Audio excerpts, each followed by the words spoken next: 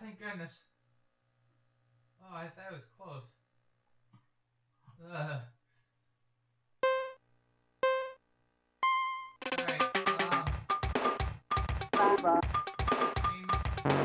this seems normal. Ball's moving a bit faster than I remember.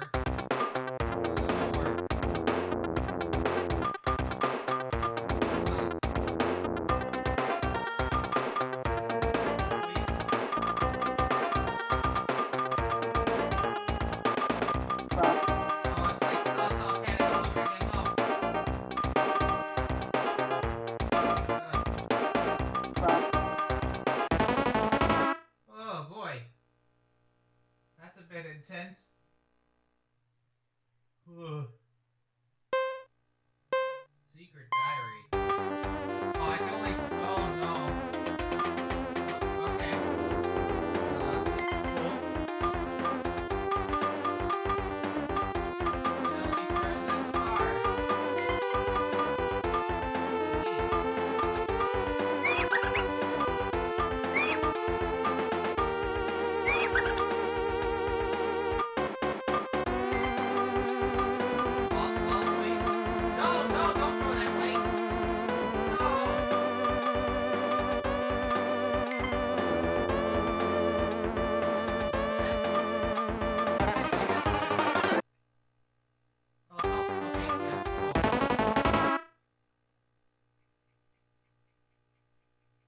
Fascinating.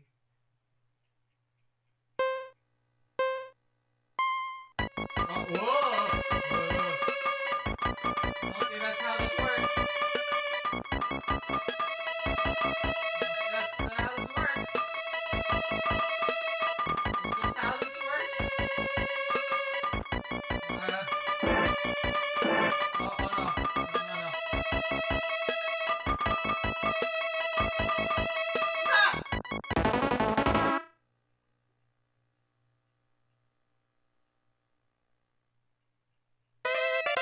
That happened. I don't know what that was for. I fell down a hole.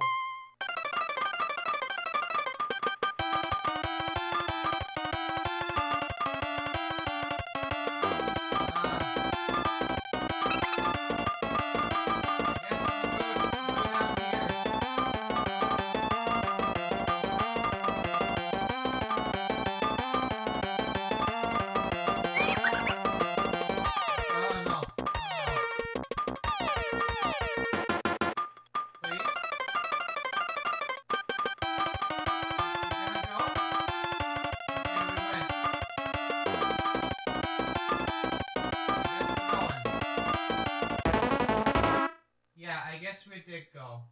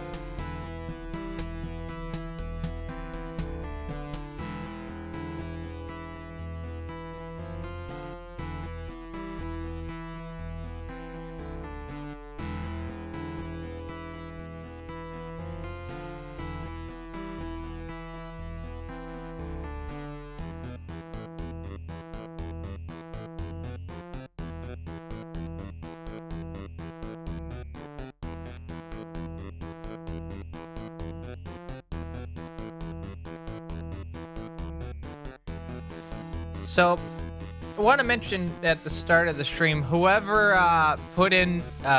whoever gave a sub to the stream during the cold open, I don't know who did it. It didn't let me know who it was. So, I thank you for it, but I'm not going to know if you did it unless you, like, mention... Actually, hold on. I might be able to tell. I think I might know who it is, considering it didn't notify me, but I still got the thing. Let's find out.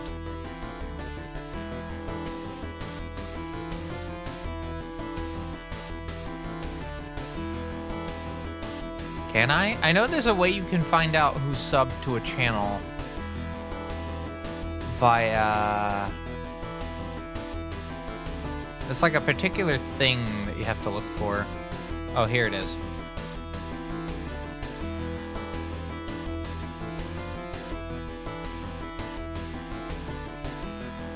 I have to open a comma-separated spreadsheet.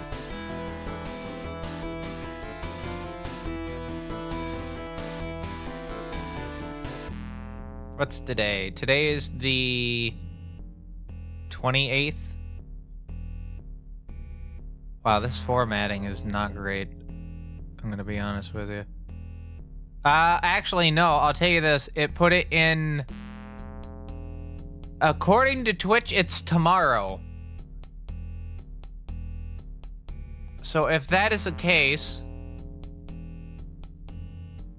I must say thank you, Chance, for the Prime resub, because that looks like who that was.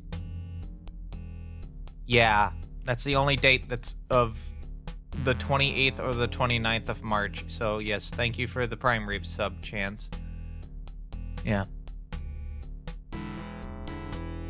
It's been a day. I spent all morning troubleshooting OBS.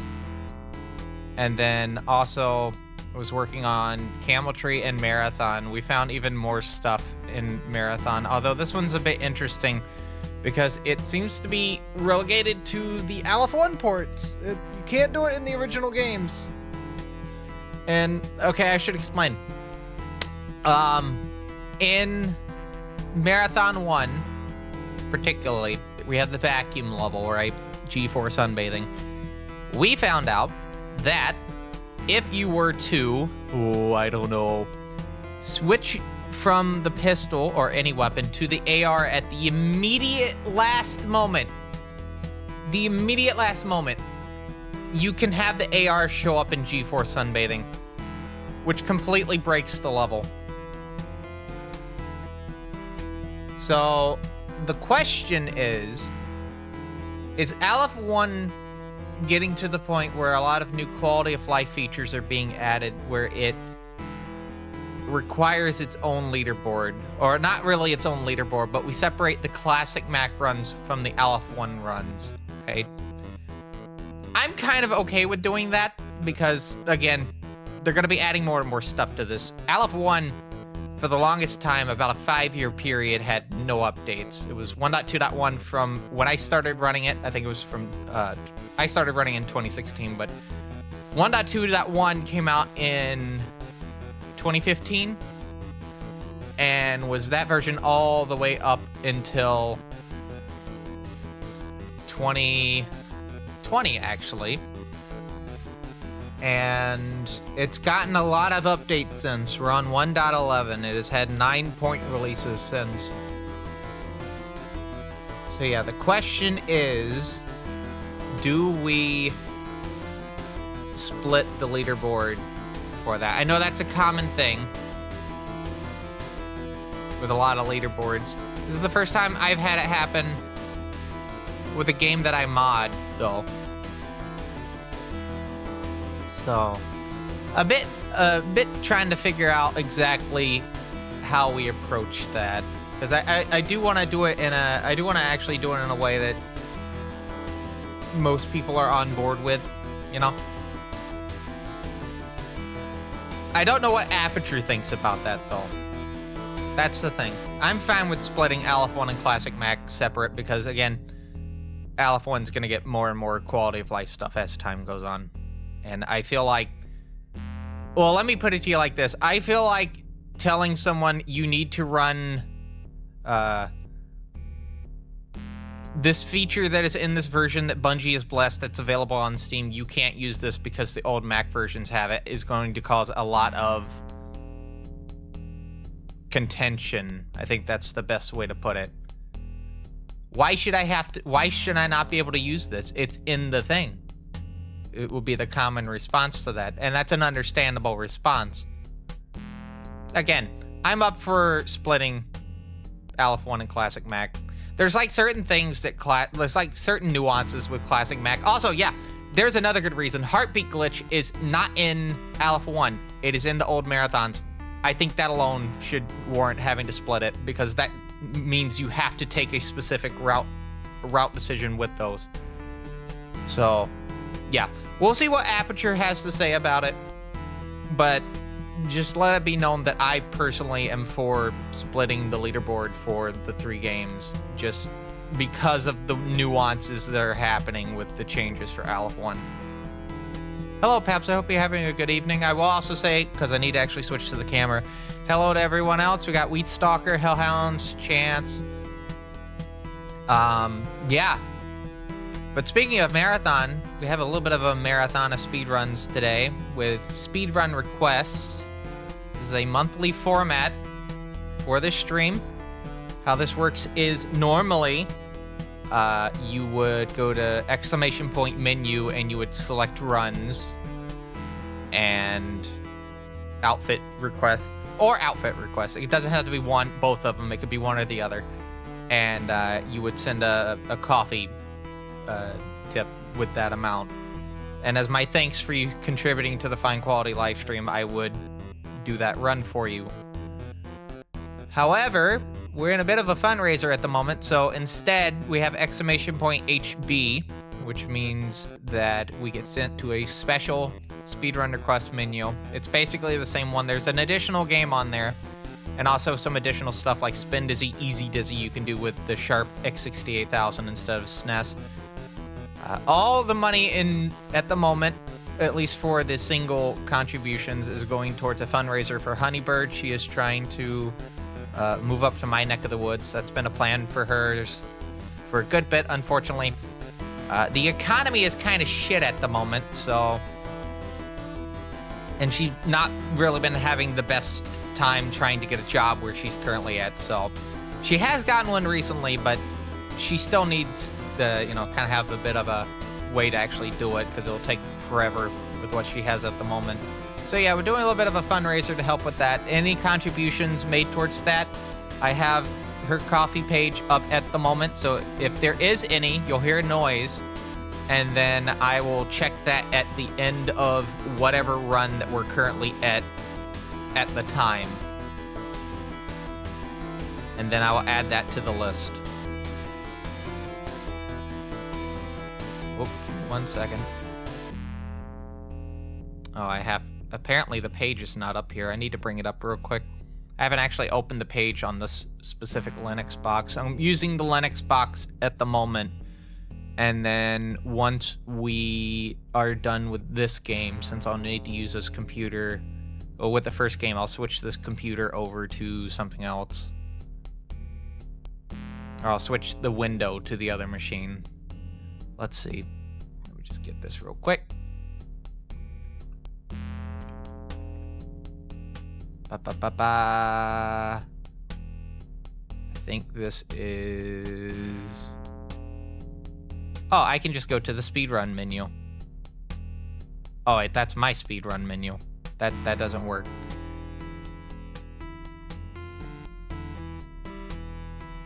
Alright. Here it is.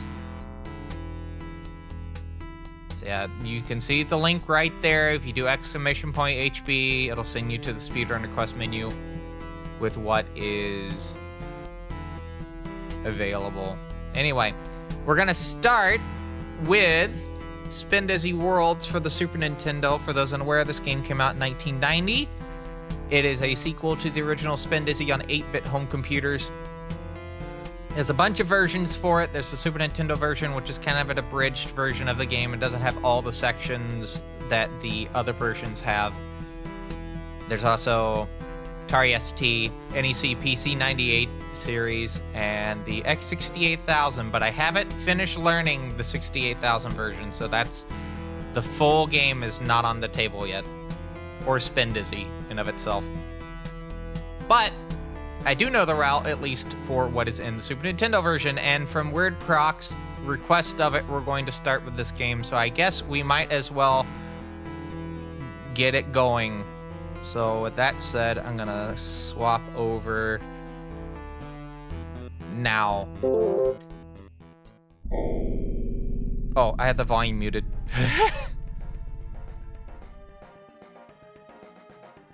Alright. That time's from when I was doing my camel tree submission this morning, so that's the X paddle time I got. The X paddle submission is very fascinating. You should go on to submissions.gamesdonequick.com and search for my runs. I usually try to be a bit witty with my submission text. I think I'm witty, right? Yeah, you can take a look at what I have written there. I have edited some stuff, including talking about the X Paddle 1 and its fun intricacies with it. Anyway, what I found out is this thing is basically on the verge of falling apart most of the time, and you have to actively fight to stop it from doing it.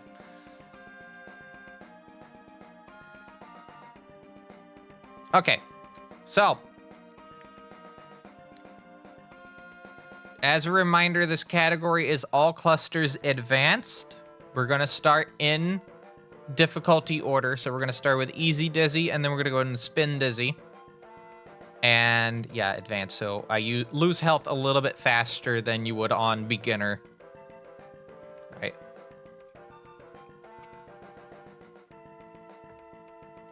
Are we ready? Are we sitting comfortably? This is going to be about an hour run, by the way. So if you need to get up at the moment, you should probably like use the restroom during the easy dizzy section, because that's like 13 minutes. The big long haul is the second half of the game. All right, anyway, 3, 2, 1, go. I have to remember what the controls are real quick. All right, there we go. I have to remember which buttons break and which ones don't. And it's A and X. Yeah, A and X. I've been playing the X68000 version too much, so I'm just used to this being kind of fast, this level. It feels awkward going back to this version.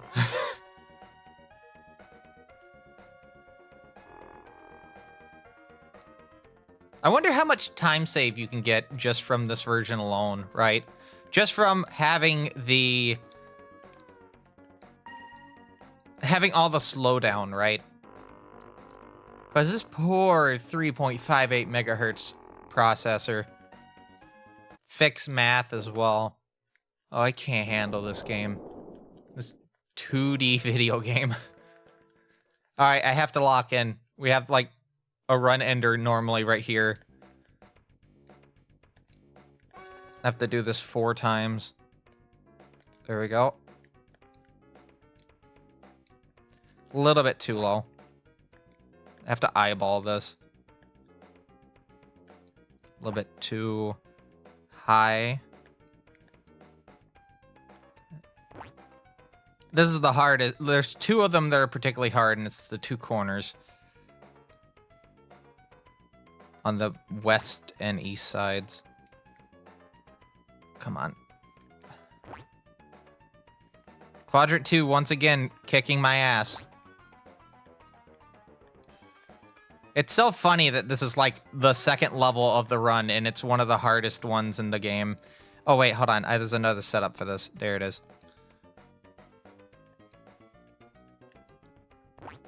You also have to contend with the fact that Gerald will naturally drift a little bit depending on when you press a certain button. So if you need to do up and left and you hit up left before you hit up, it will drift to the left a little bit. There we go.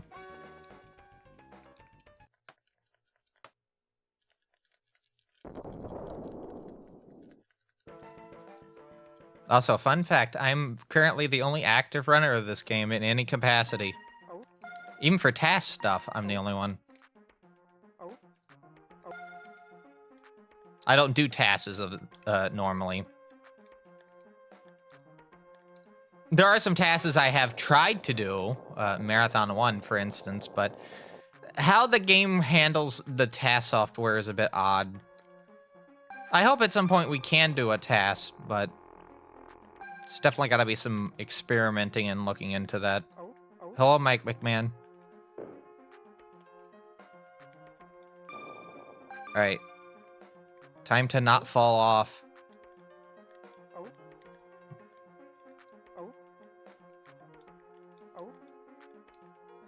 Come on. Thank you.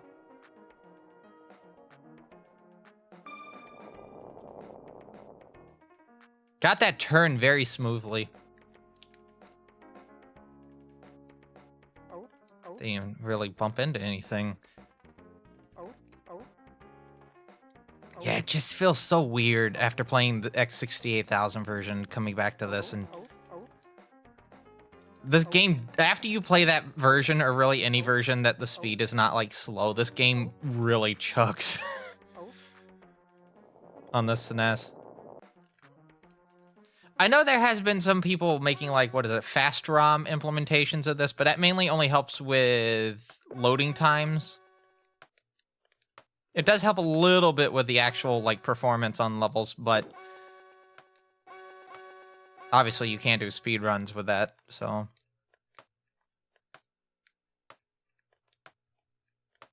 Ooh. Good for a casual playthrough, though. Definitely good for that. All right, we got to spin it around on to split up.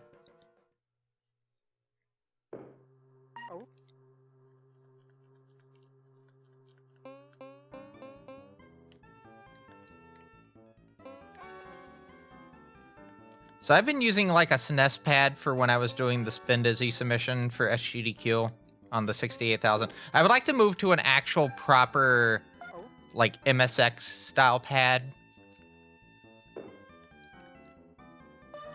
With just the 2 buttons.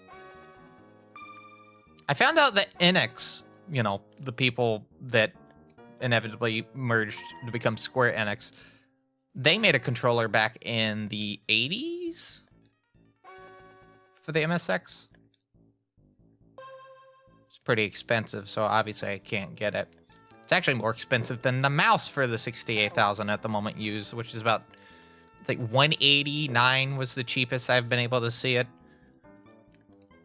I will need to get the actual mouse because, as I found out with the X-Paddle submission, the X-Paddle is also scraping off the top layer of the mouse. Because that mouse is not designed for that holder. It's designed for the more flatter 68000 mouse. So I will inevitably have to buy an original mouse.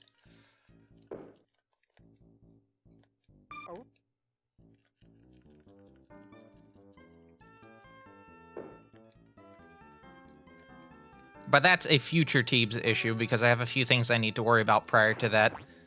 I do want to try to get an upgrade to a roomette with my Amtrak tickets up to Chicago. I also need to book the hotel rooms for Chicago at some point. I have a vague idea as to what that's going to be. And I found a pretty good hotel right near Union Station, so... About, what, 2-block walk? There's a 7-Eleven literally right in the corner. Hell yeah.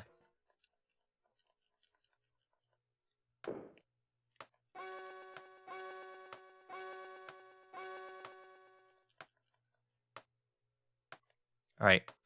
Ooh, all right. I was hoping to do the trick here. That's not happening. All right, I just need to do this normally. There's a way that you can hop across all of those and get into this, but I kind of botched it immediately out of the gate.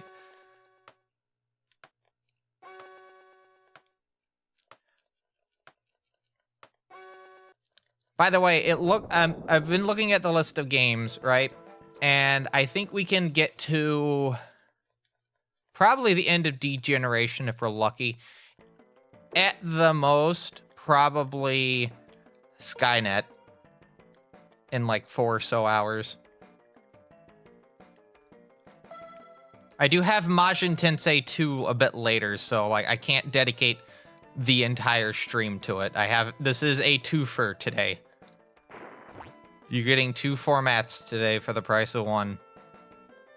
Uh-oh, something didn't turn on.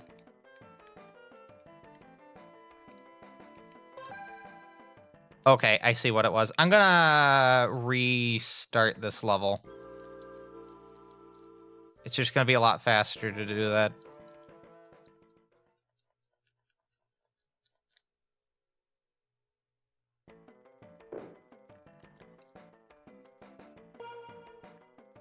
And also, I'll have more health in the end. Ah, that's the one. Yeah, I forgot about that one.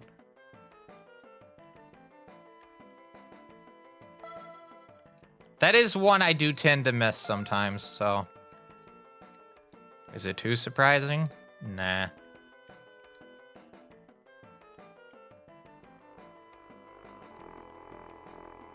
Moving Gerald. I will note with moving Gerald, a little bit of a dance with the D-pad.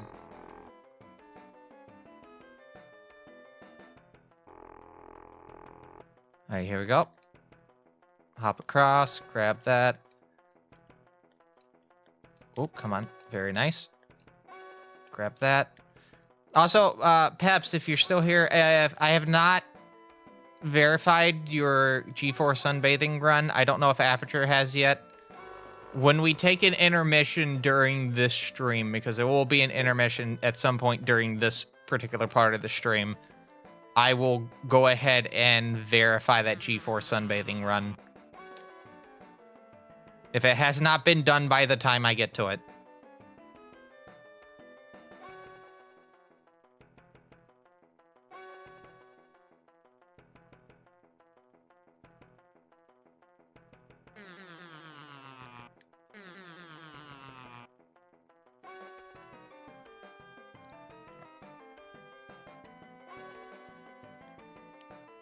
Also, yeah, everyone, I definitely recommend watching Dov's new world record run for marathon, 23:59. It is a 23 by 4 frames. If that run was 4 frames slower, it would have been a 24. But now we are in sub 24 territory with Marathon 1. This is actually exciting times right now.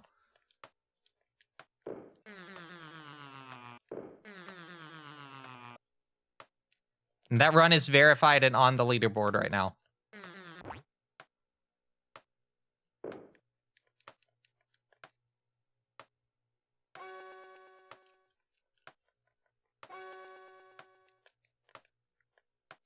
Oh, I took the wrong way. Shit.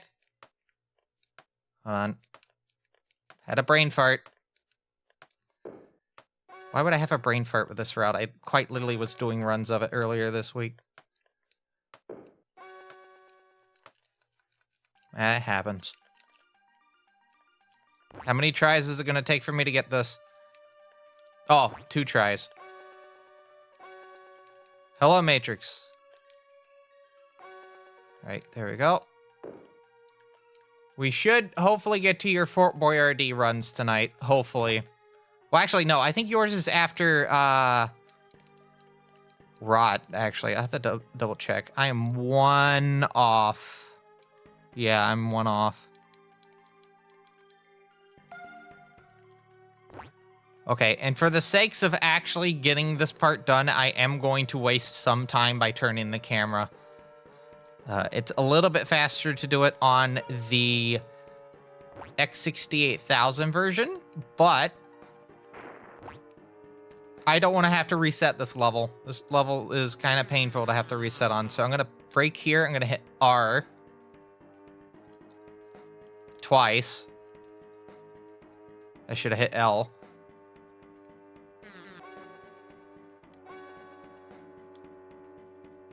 And I'm just going to reset it. Or not. We'll just finish it like this.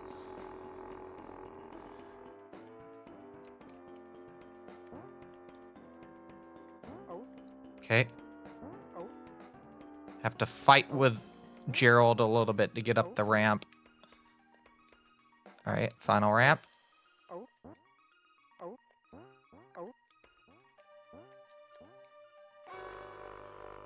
All right.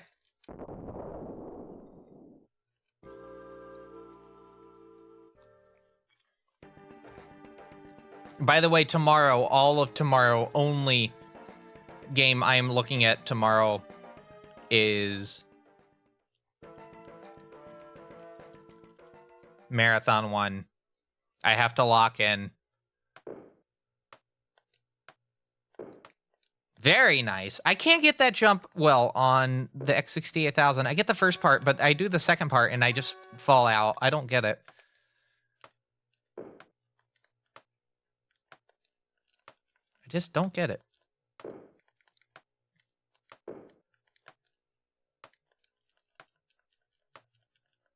How's the audio for the game, by the way? It should be at the normal settings. But if it's too loud or too quiet, I can adjust it.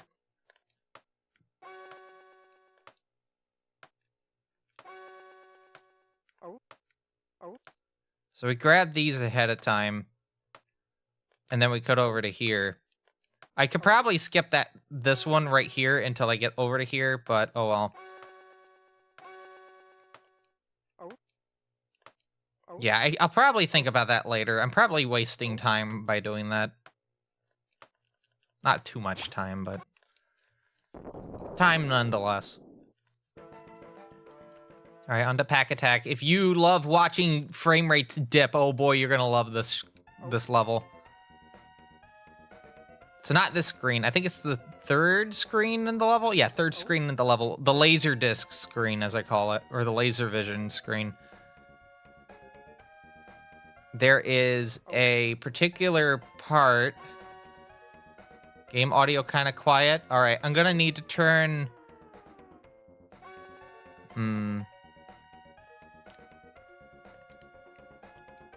What, do you have it at max volume? Because I know my voice is kind of loud.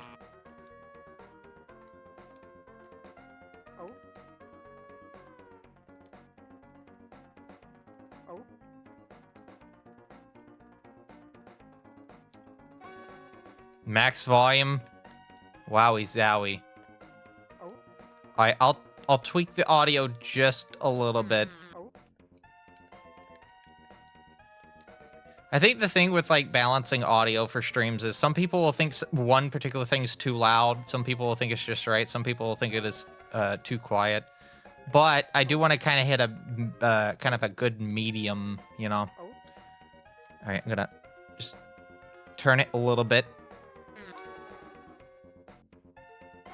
But yeah, audio engineering is hell, and I wish I did some like classes on it because it is pretty difficult to do.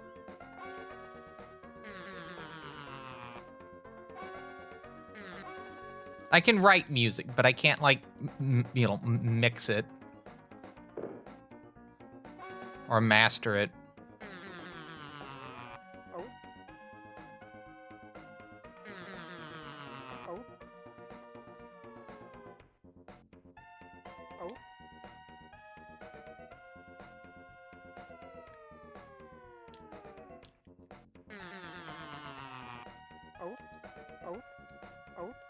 All right, so this is the laser vision screen. As you can see, the frame rate's kind of chunky, like soup.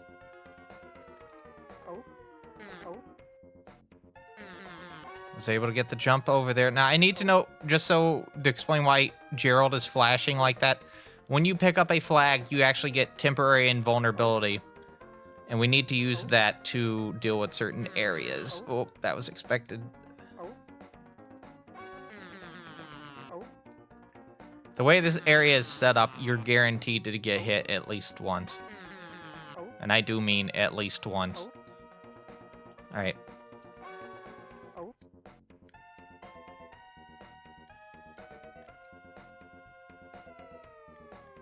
All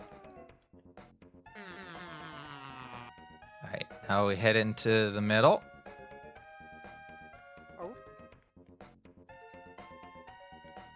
I need to remember that Tower City doesn't have that one particular section in it, so I should not be surprised when it's not there.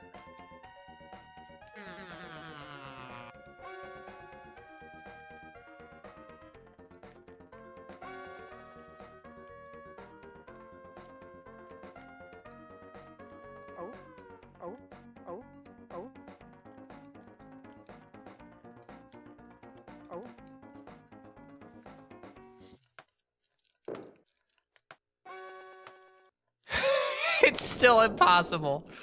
Oh, that gives me a lot of confidence. Hello, Shafe. I hope you're having a good evening. It's almost morning where I'm at. Oh, I don't need to do this. This is X68000 in Amiga specific. I just need to do this. There we go. Oh, okay, hold on. Yep. Yep. Yep. There we go. Just sounds weird because like the variance of like what 2 decibels is like noticeable. Like air pressure is weird. Okay, I need to remember with the SNES, I can actually go full blast right here and make it.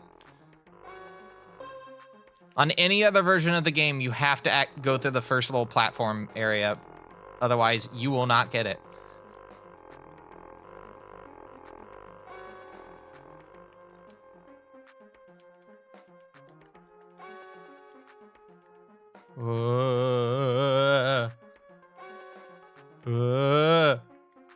Trying to avoid the slime. The slime will slow you down. I could have got that. Okay, so I need to get this because it's like 5 seconds if you don't. I keep forgetting that Marty O'Donnell is doing that.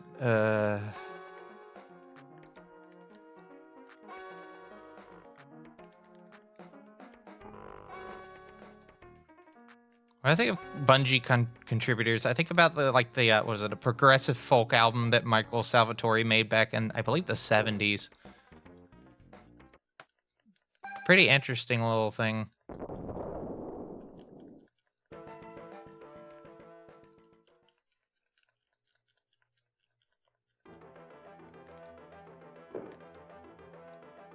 Also, there's such a fascinating sentence to think of the phrase, person that wrote Flintstone's vitamin jingle running for Congress.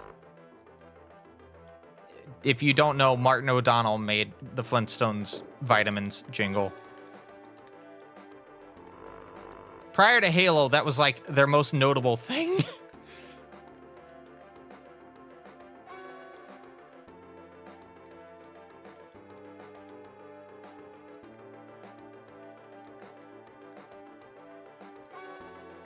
I mean, they also did music for what, Myth?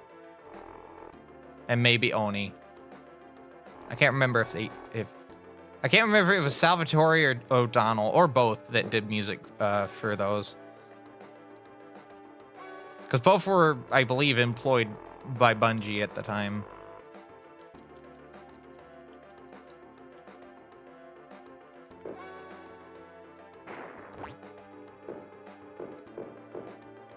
All right, so we're gonna skip that, but I do need to get over here. Now we go over here. Set it up. Middle button. Set up for this. Ba-bam. And the thing about this platform here is that you can go up and then carefully hop down and not crash.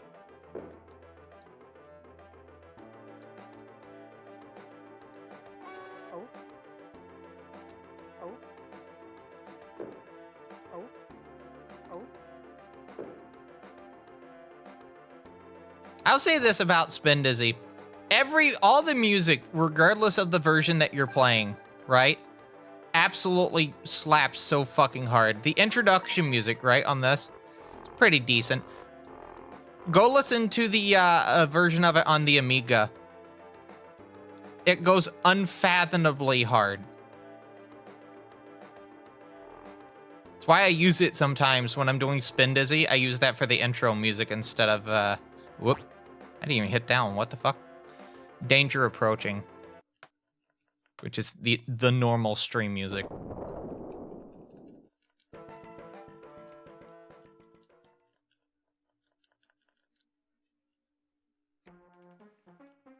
Alright, grass maze. Whoop. This doesn't have an additional section afterwards. Which I got stuck on for a considerable amount of time when I was going through it on the 68,000. It's like a bunch of switches that you have to hit in a particular order. The map does show what order you have to do it in a corner, but it's still particularly kind of hard to figure out the order or how you need to do the order.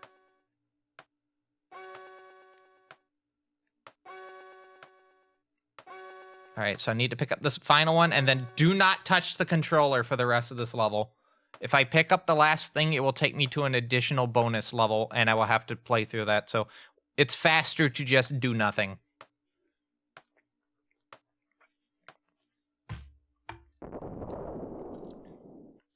Quite literally, the Luigi wins by doing nothing approach. All right, let's do a jump. There we go. Let's try that again. By the way, if you are planning on submitting to Summer Games Done Quick 2026, submissions in Tuesday at 11:59, I believe, Eastern, not Pacific. Make sure you get your submissions in before then. Don't be like me and wait until quite literally the day before submissions are due to finish up your stuff. Get them done sooner than later.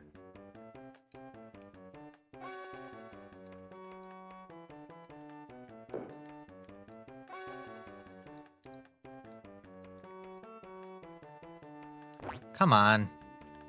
I probably need to hold it instead. Yeah, holding it instead seems to be the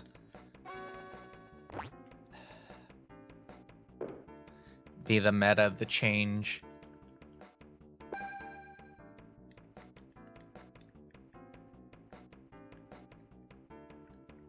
I'm never gonna get tired of saying that because it's just a funny play on words. That movie has forever ruined me.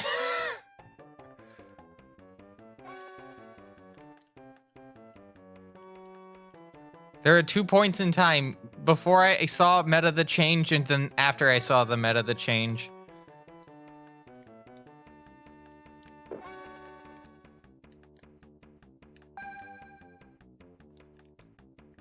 A film so obscure that I only saw physical copies of it on eBay. Once again, have to remind every single copy of this movie, physical has water damage because they all come from the same fucking, like, basement in, what is it, Port of Charles, Florida?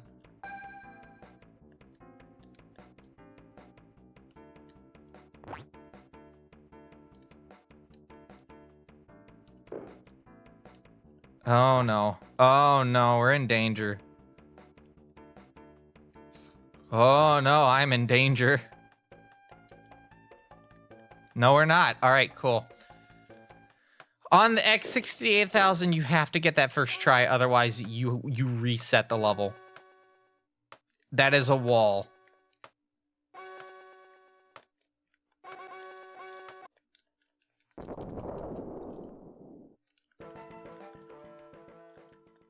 And then it looks like Canal Side, you have to do the whole level. You can't just do the part that you leave from. You have to do the whole level, apparently. Unless there's something about it that I'm not, like, noticing.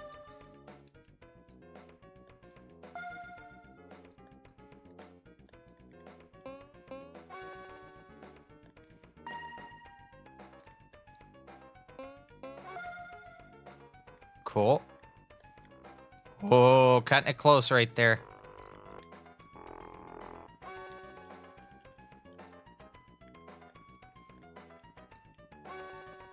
Hop across. Come on, I'm not pushing right there. Come on.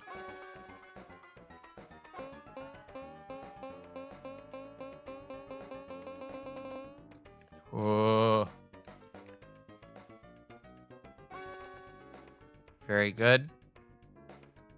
Third to the spikes. Somehow did not fall.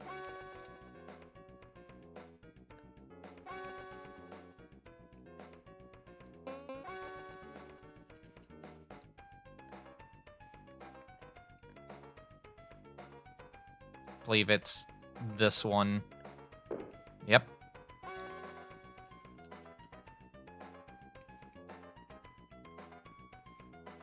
Then just slowly hover on the ice, thread the needle.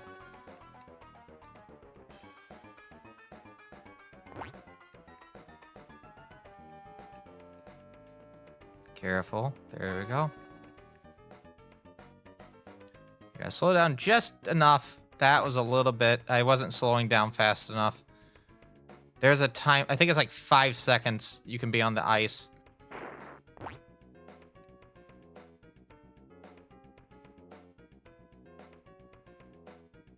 Yeah, about 5 seconds. Come on. I might need to switch controllers. This game is very trippy, but it definitely hits that itch of, like, action puzzle. You know, you have your normal puzzle games, but then you have action puzzles. I think the earlier one, like the original Spin Dizzy for, like, the Commodore 64 is a bit more trippier because it's a screen, it's like a single screen by screen type of affair. Meanwhile, this is a more scrolling type of thing. So, like, actions you do on one screen, you have to, like, know how the level setup is on the next screen to make sure that when you do your jump, it works out the way that you want it to.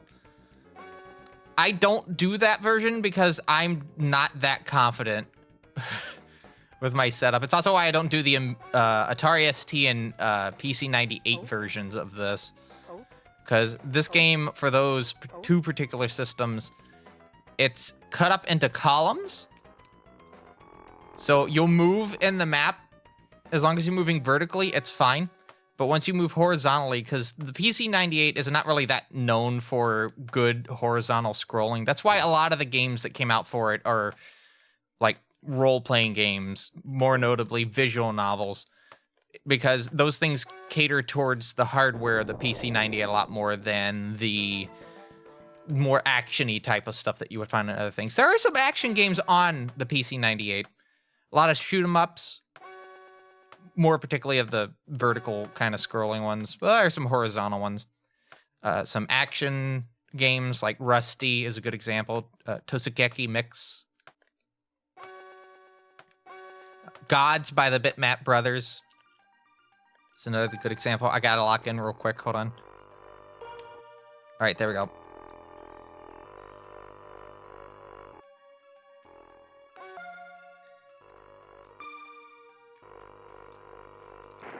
But yeah, I'm glad I found this game at East Starland in Virginia back during AGDQ 2018.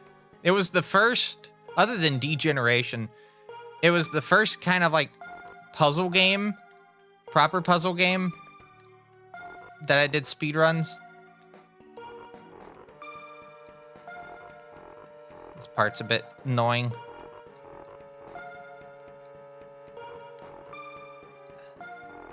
There we go.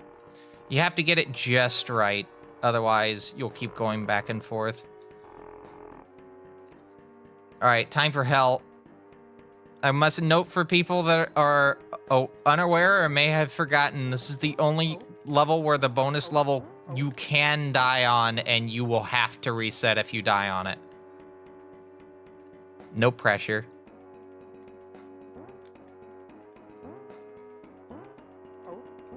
No pressure, one bit.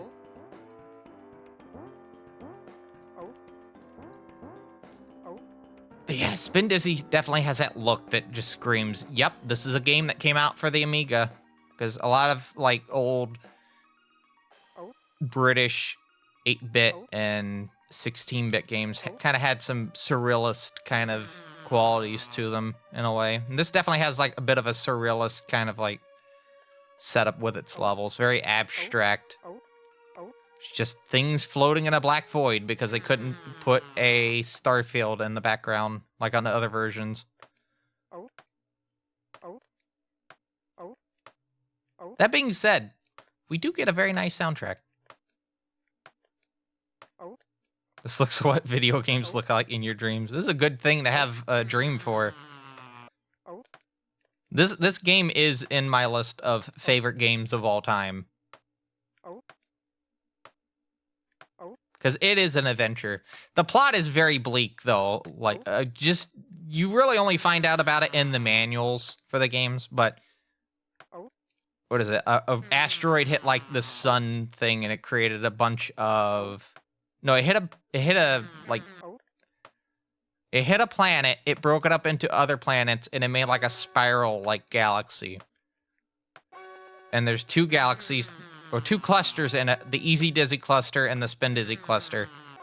And the whole plot of the game in general is you control a drone to collect energy because the Earth is facing like complete global blackout. Like, shit has gotten so bad on Earth that the whole Earth is almost out of power. And what makes it even more fucked is by doing this, going through these worlds and exploring things, right? And collecting energy, you doom this galaxy. You are the good guy and both the bad guy in this game. And you're looking at this and you're thinking, that can't be the case. But for those that remember, the final screen is, you may have seen the final screen in this game. The planet's disintegrating.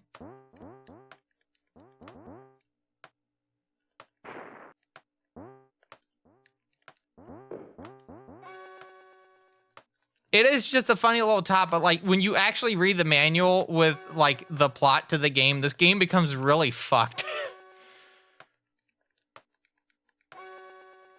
And I don't know if it was Paul Shirley that specifically came up with the plot to the game, or whether it was the other people that worked on this, or maybe it was ASCII. I don't know. Because ASCII developed the SNES version. Arsis Software developed the PC-98 version and the X68000. But as I recall, Paul Shirley and others made the Amiga and Atari ST versions.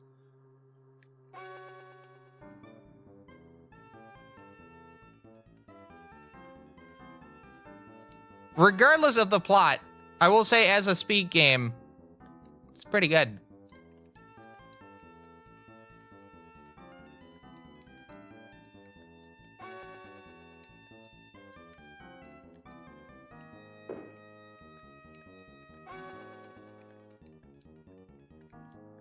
Oh, and I didn't even get the safety. The safety is getting that bottom square right there. But I didn't get it.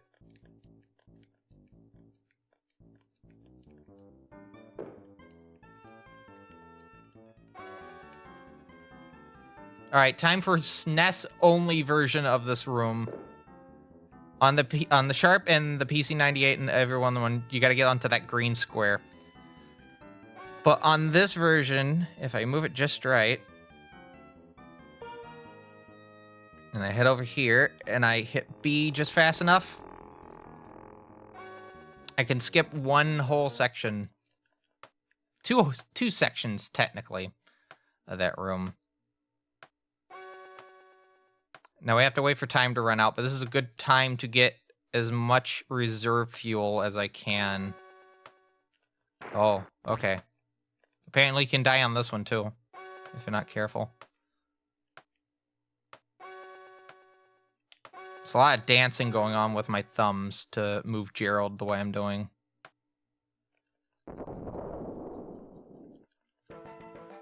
Alright, Castle Quest. We're getting near the horrible 3. Those 3 being Tower City, Waterworks, and Pyramidia. And what we also have coming up is our first ad break for the stream. As a reminder, there's various ways you can try to deal with the adding from twitch.tv. However, do note that Twitch is constantly changing their website on a day-by-day basis, so what may work for you today may not work for you tomorrow, so please keep that in mind. But there's various options you can try doing. Number one is obviously various extensions for your browser. There's even picture-in-picture mode that you can use with it. In addition, you can use apps like Streamlink, which is one I personally use for watching streams.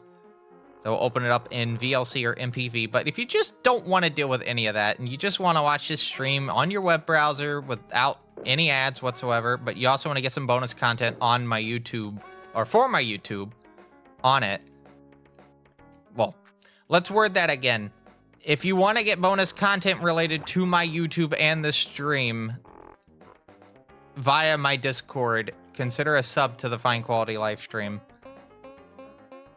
If you don't care about the ads, but you still want to get the benefits, though, there is also a coffee membership of $5 and $10 for that. And the upper tier one will get your name on at the end credits for my videos. And you get a poll for whatever I do next. I do have at least the next 2 videos planned out, so it'll be whatever the 3rd video is. Oh, come on, this works before. Stop being stubborn, video game. I don't appreciate it.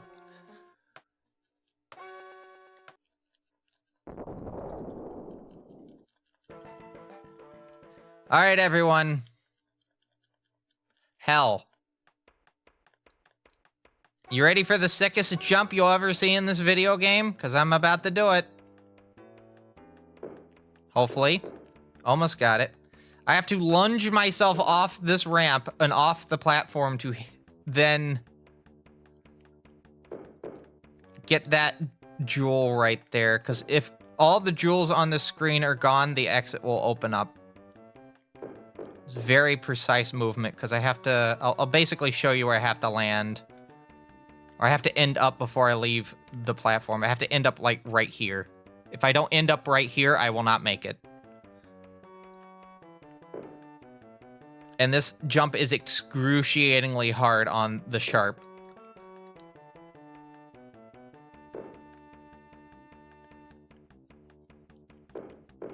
And this strat was come up with because I could not stand what was going on in the area that you go to if you go into that teleporter. I was like, I can't fucking take this anymore. I'm doing something else.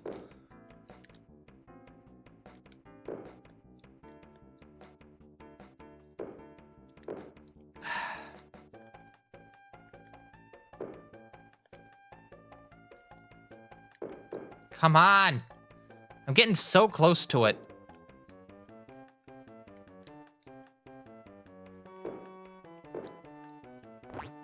Gonna have to reset at some point. Not the run, just the level. That didn't have enough speed. I'm kind of shocked by that.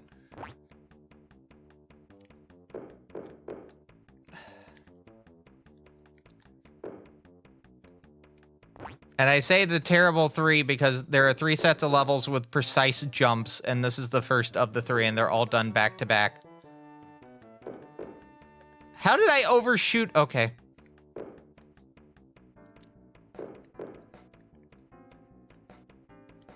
I guess we're going again. Nope, we're taking this first. That's fine. It gives me a little bit more health, but if I fail this, then I'm going to have to redo this again on the next go-through of it.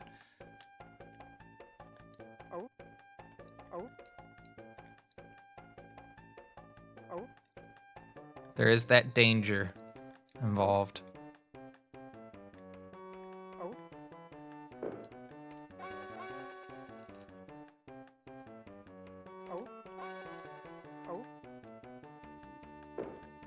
But yeah, like, the plot to this game is... It feels like a B-movie, right? That feels like the plot that, like, would kickstart some, like, B-movie from, like, the 80s, right? Oh, the Earth's running out of power. You have to go get power. I like how when I'm, like, doing that voice, I get this. Yeah, I gotta get the power from the distant planet. The crystals. The energy crystals.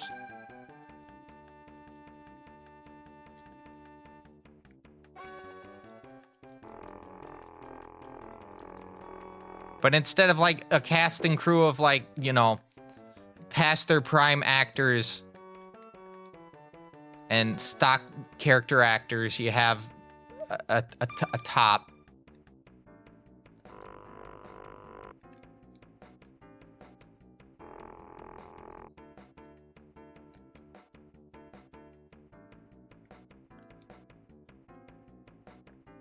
I will say this. I think it's the Atari version. They anthropomorphize the top a little bit. They give it a little face and a hat and a gun. That's actually the picture of the the icon for the server for the game on Discord, because there's a speedrun community for this game. It's not a big one, and again, I'm the only active runner currently for the game. Aperture used to run the game. And their partner, Kevin.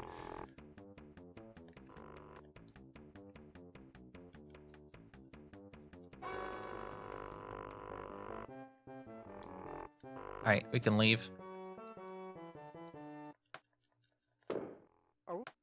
And then Prism also ran it. There's some other people as well. There is a TAS on archive.org of this game. All right. I'm going to take a quick sip before I do this. All right, let's go.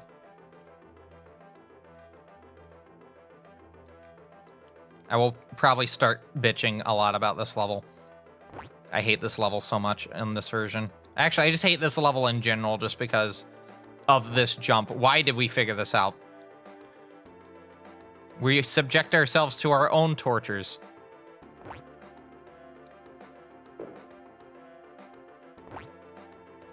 Because it's such an agonizing setup, right? You have to, like, get a good distance here. You have to do multiple hops. And then once you make it across, you have to... Come on. Why am I not getting that? Chat, we may have to actually change controllers mid-run. There we go.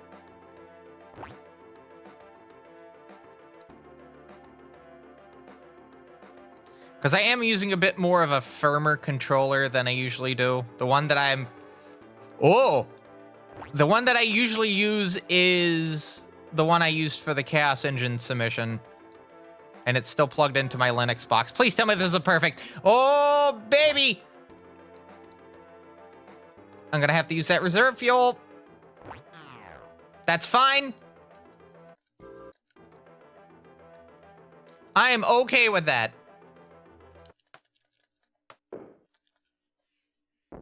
I am okay with that. All right, we'll take a little bit of a break with Tripath from this hellscape. So the way I got that is I hit the corner, and I'm not aiming towards the right. I'm aiming towards the left, and I bounce off of it, grab the jewel, and then I basically try to wait for my speed to dissipate enough to be able to leave. More often than not, though, you'll just crash because you're on the ice for too long.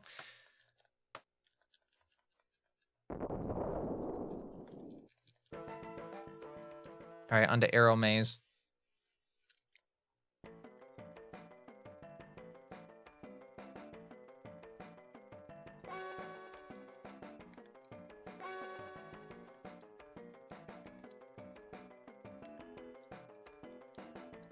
It might actually be faster to just go back the way you came to get back to that. All right, there we go. This part is a little bit of a tricky thing. Because basically I'm fighting the ice. Not the ice. I'm fighting the arrows when I do this. So we set up here. Oh, wait, hold on. We got to grab this. We're going to set up here.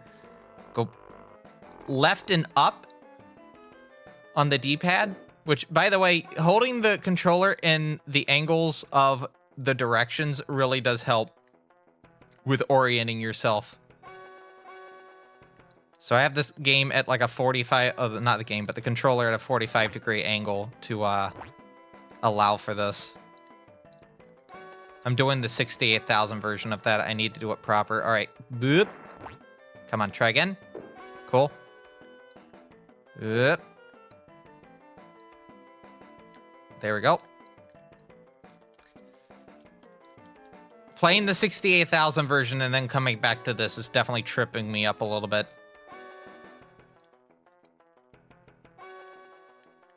Oh, let's try that again.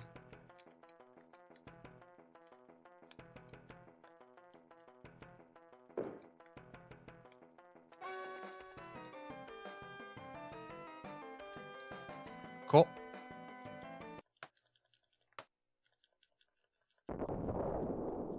Seven levels to go. And now back to more hell. And welcome back to the Fine Quality live stream if you're in the ad. Hope you're doing well. This is Speedrun Request for March 2026. We're currently raising money to help with Honeybird moving to my neck of the woods.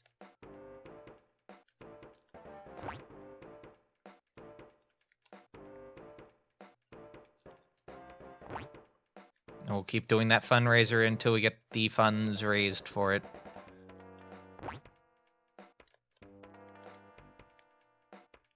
Oh, I forgot to mention with the coffee membership. I don't know why I fucking forgot to mention it. It's relevant to this format.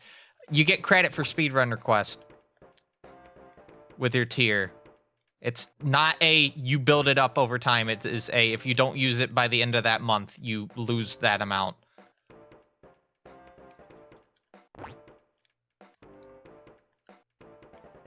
So if you want to subject me to 5 runs of wheels a month, you can do that if you want.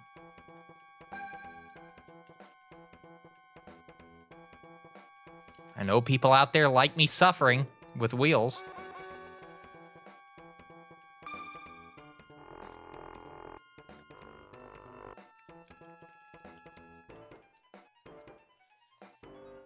I like how I've made both of those when I'm not intently focusing on them. Like I'm like going off about something else and I make them first try. Very silly.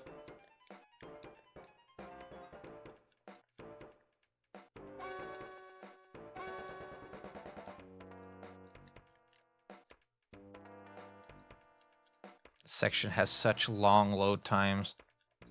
Oh.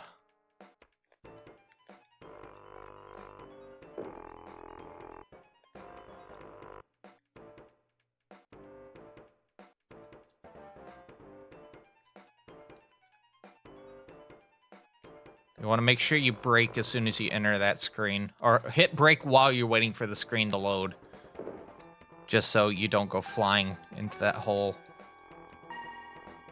Alright. I wanted to grab those first. Cool.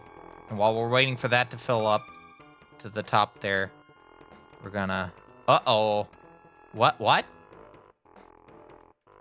Huh? Fascinating. And then I go into here and hit that. You can't take that with any speed, basically. You have to go into it very slow. I keep leaning forwards. I'm not trying to.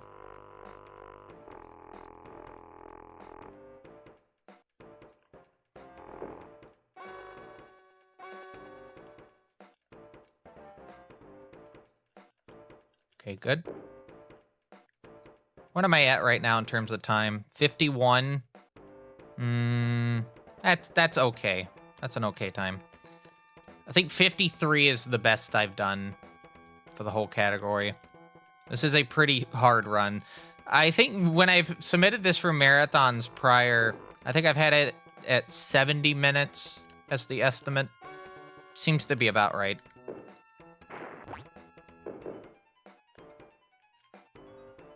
Yeah, 70 minutes I think is a decent time frame. Try to get this done. All right, on the ball race. The hardest level of the last set is Bendizzy itself.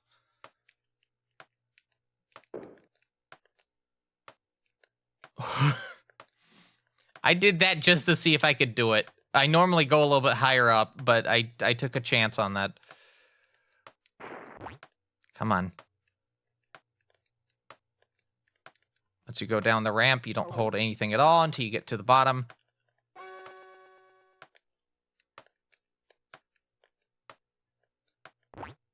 Come on. Well, I guess I'm not doing that. Yeah, I need to swap. As soon as I finish this level, I need to swap gamepads. This is being a bit of a nuisance. This is a bit too firm of a gamepad.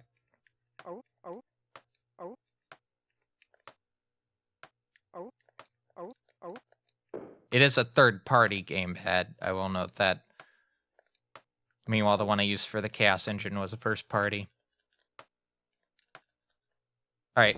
Quickly swapping controller.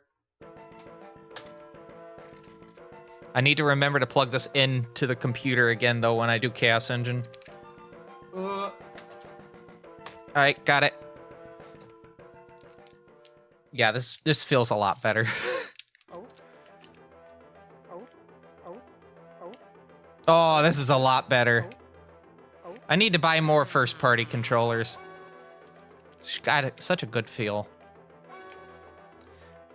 Now, a bit of a firmer controller is good for certain games. It's just not this. You do need something that feels a little bit loose.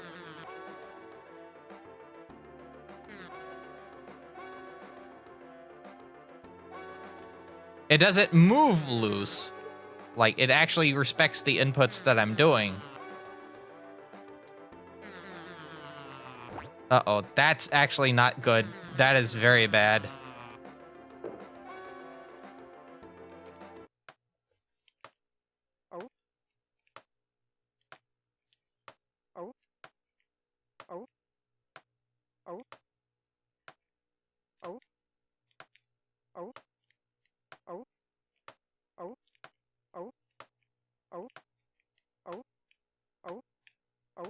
So this level speeds up the more I pick up, so in order to make it finish faster, you have to pick up everything. Alright, taking a sip break.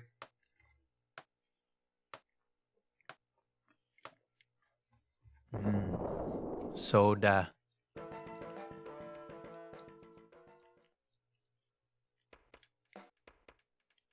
It's still funny how this is the quickest loading level of the whole game.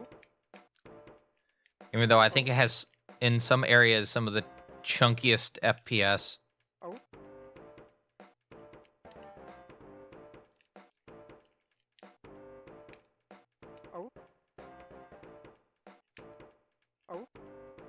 Good cycle right now. I'll say that.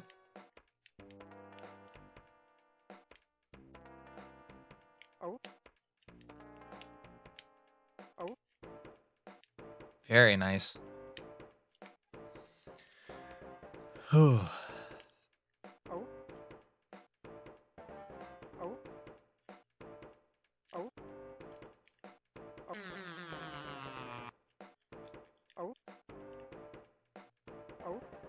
I think this version on the 68,000, or this level, does have a bit of slowdown. Also, one area in the back half of the level also has a different layout as well.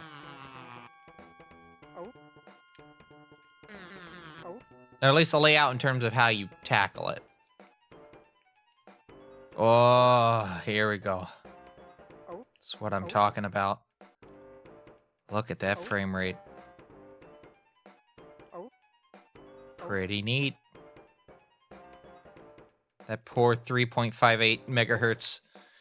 What is it? I think it's a MOS 5102, I think is the name of the processor. It's the same processor as the NES, but it's a 8-bit 16-bit variant. The original one for the NES was solely 8-bit. And a similar variant of it is also in the PC Engine as well. But the reason the games like in that console look so fantastic is because it has a 16-bit GPU instead of a VPU, not a GPU. And actually 2 of them.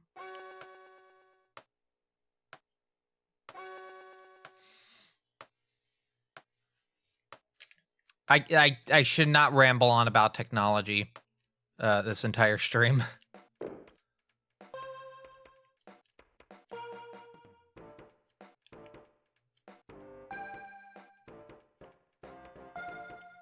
But yeah, it's neat to think that the Commodore 64 and the NES and the PC Engine, and even the SNES in some capacity, use variants of the same processor type.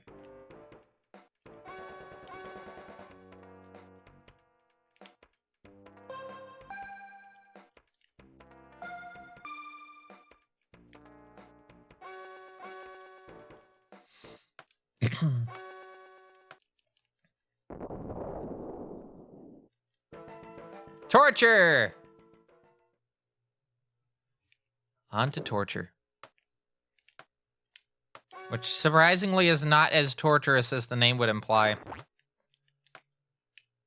In fact, I don't even think it is torturous. I went 2 squares too early. I might be cutting it close. Whoa, speaking of cutting it close.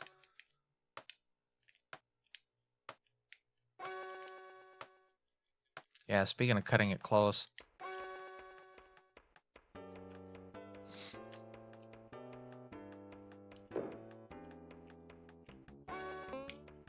First try. That is pretty tricky jump. Speaking of pretty tricky jump, I need to veer to the left a little. Otherwise, I will not make that. Because the space directly in the middle actually leads straight to spikes.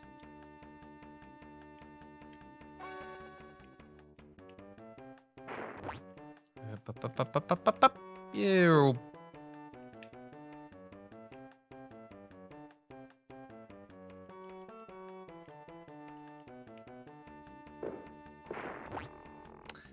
We're gonna take this up. I was supposed to land up here, but we'll take that up. It's just a lot faster to do that and go over here than to go through this.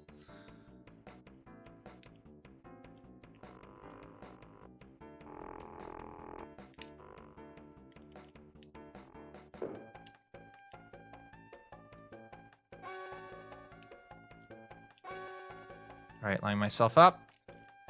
Cool.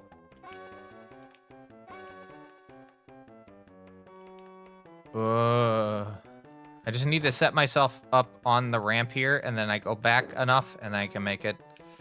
If you run out of energy and you touch that teleport pad, you will soft lock the game. If you have reserve fuel. Highly recommend looking at the clip on my Twitch for that. That shows that behavior in action.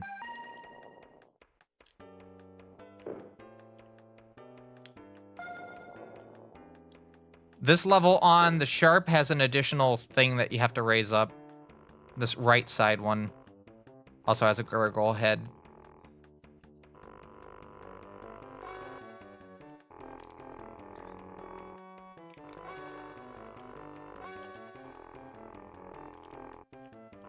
All right, don't touch anything. And then we head into here.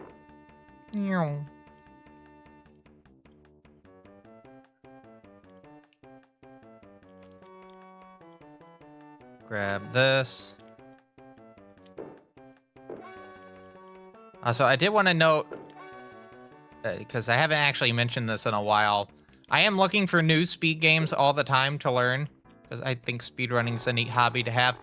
If you know of a game that you think I will particularly like as a speed game, make sure you mention it in the feedback channel on my Discord. Case in point, Chunks is why I do Camel Tray now. Chunks suggested it as a casual playthrough on the stream, and it ended up becoming a speed game that I'm submitting to this next GDQ. Upcoming one.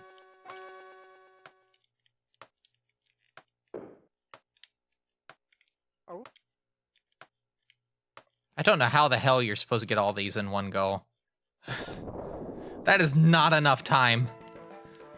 All right, on to Spin Dizzy.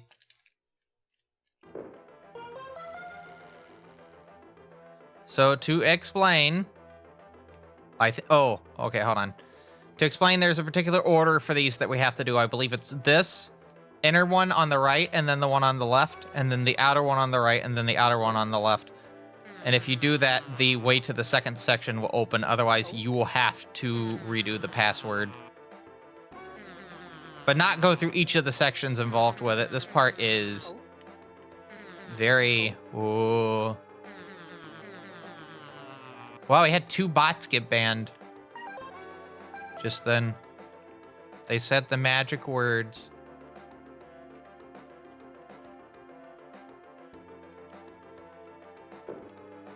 This one bot has a fascinating name, Twisting Commendation. The magic word is cheap viewers or top viewers. Say the magic words.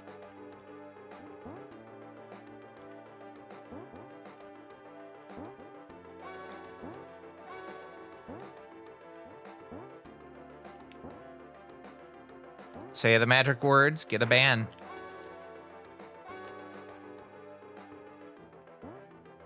And that rule is specifically for bots, because bots are the only ones that normally say those magic words.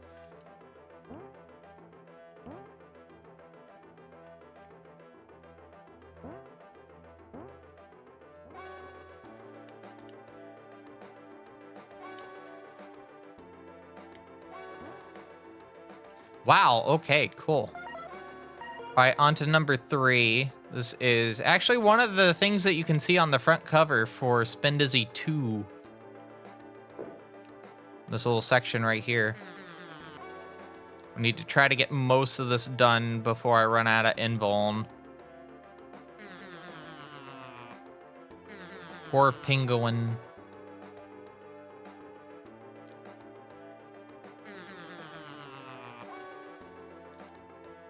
Ooh.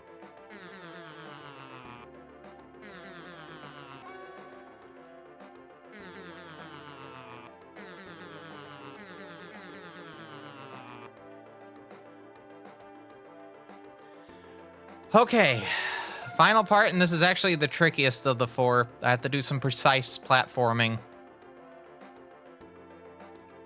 with a top. Nope. Nope. Nope.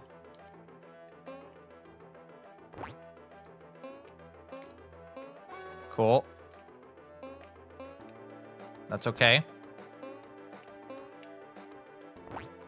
You think I would have enough momentum after that first one, but no.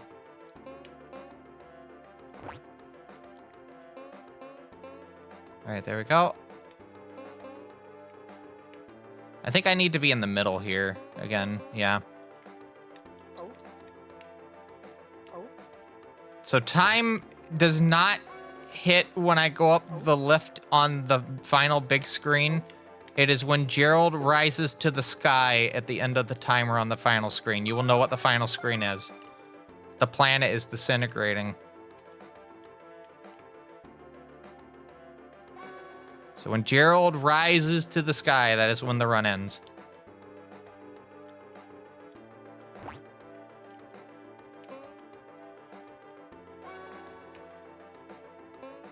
This is a pretty good D-Rust for this category. I think the last big marathon I did it for was Aki's Speed Timber marathon.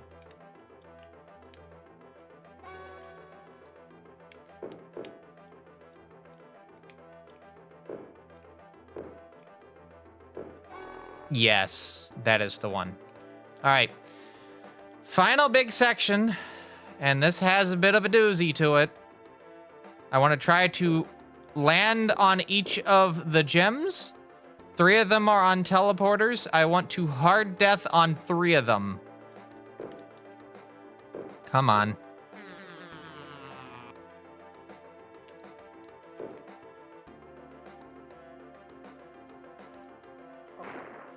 Like that.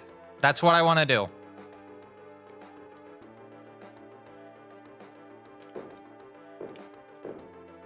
Which I think by me doing this... Nope. Okay, let's do this one. Remember the order. Remember the order.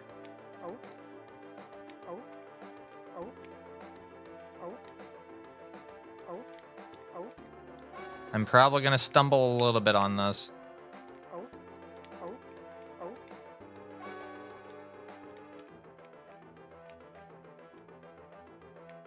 That is not that one. It is this one. No.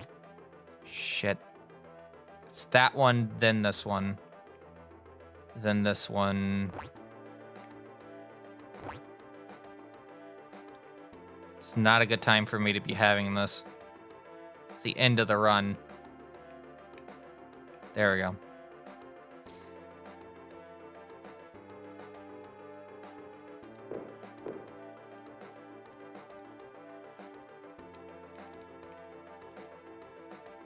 Please. Shit. I'm a little bit too much right there. Just want to be kind of poking it out just a little bit. Oh. Fuck!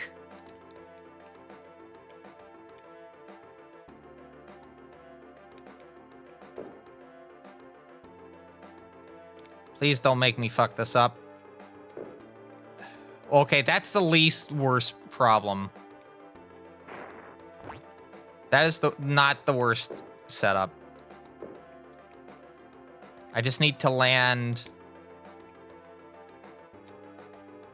on the yellow part. That's all I need to do. That is worst case scenario. Although I think you can technically pull this off. I may have to do this normally though. Yeah, I'm gonna have to play this properly. Unfortunately. That is the worst case scenario. And we're too far into this for me to just reset.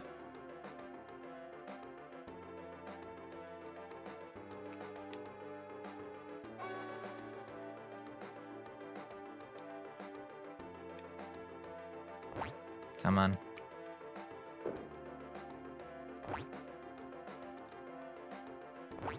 Please, come on.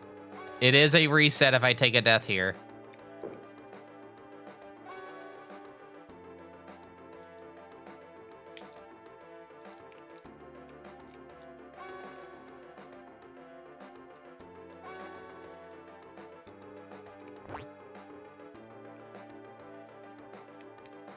All right, I'm gonna try this again since I'm back here.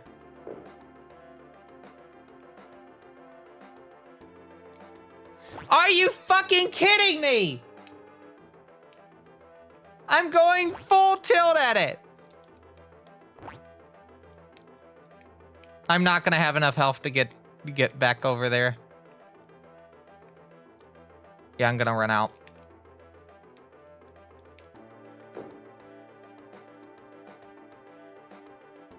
Yeah, I'm gonna run out.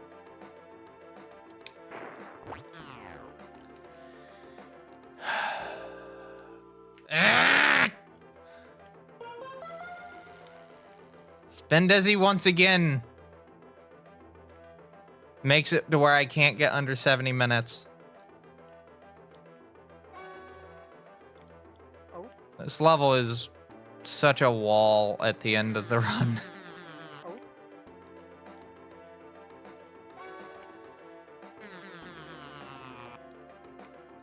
Oh. But I'm determined to finish it.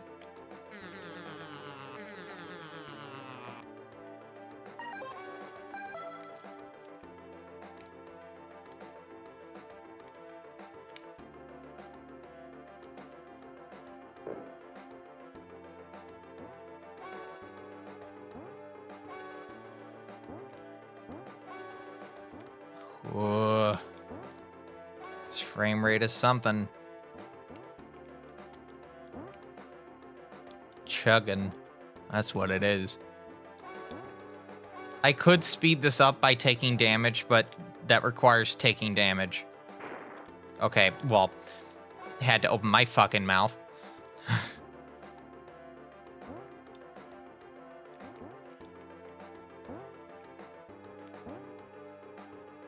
The problem is by doing that, it also makes the level a little bit harder because, you know, higher frame rate means that enemies can bounce up and down a little bit faster. It's actually faster for it to be slow as molasses.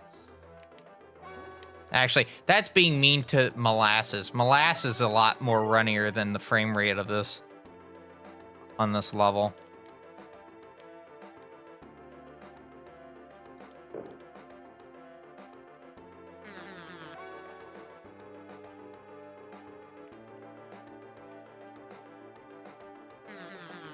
Ooh, hold on there. Yeah. Cool.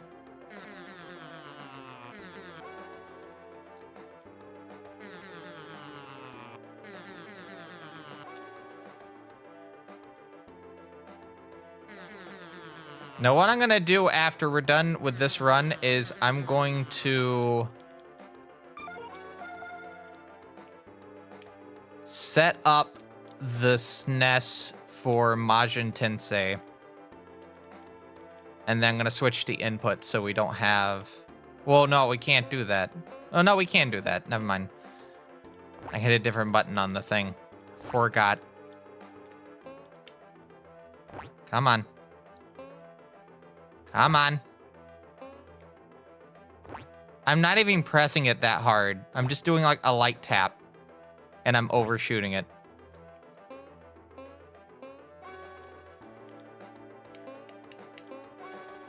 There we go. Oh. Oh. Oh. Oh. Whew.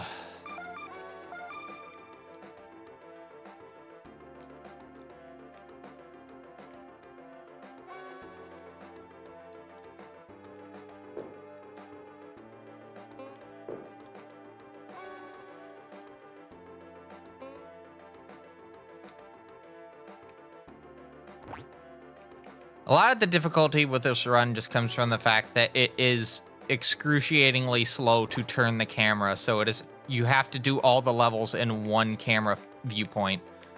Sometimes certain things would be easier to do by turning the camera, but tough shit. You want to get a good time in this, you gotta kind of like do it like this, unfortunately. I wish that was not the case. There is a lot of sections in this game I feel like having it at a better angle would be a lot more helpful. Oh.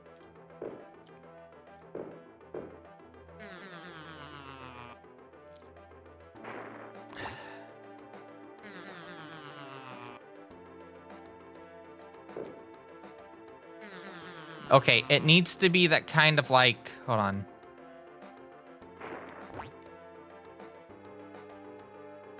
Is this it? No. I'm going to have to pick up the flags here to get a little bit more health. That one I don't want to do. I really would prefer not to do that one. I'm probably going to be forced to do that one.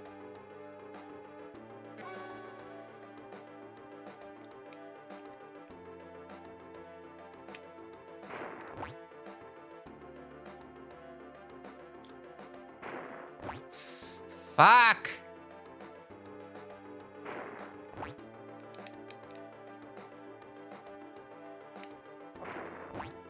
Okay, cool. I'm going to have to do one of these, though, because I do not have enough health to actually finish the level at this point. Oh. So I'm going to do this one. Oh. Oh. Oh.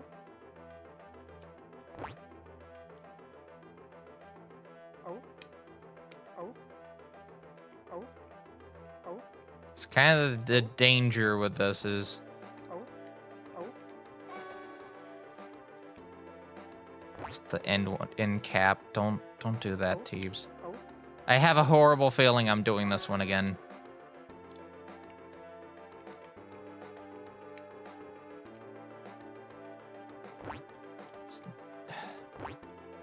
Teebs.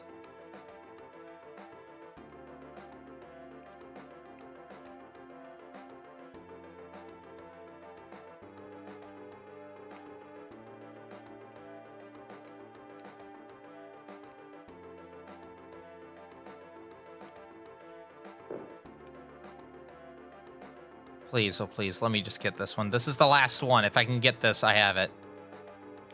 Oh. Okay, I'm making a safety real quick. I am making a hard safety right here. Because I would like to actually be able to have a fighting chance at finishing this.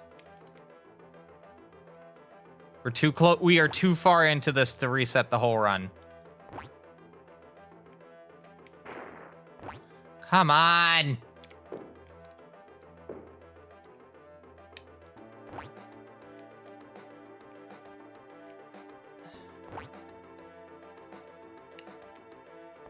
Come on. Thank you. All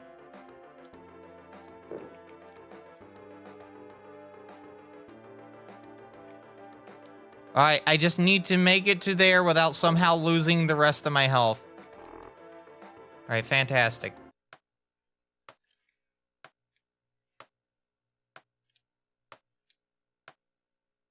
And?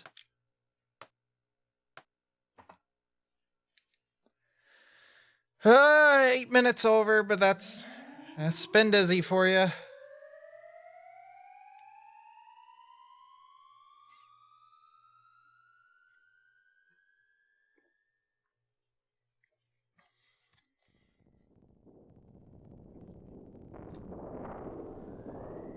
All right. We're gonna, as always, we're gonna let the credits play out until the end. So for people that have seen this run for the first time, what do you think about this run? I think it's a pretty neat little speed game. Am I dizzy? We could say that. We could say that.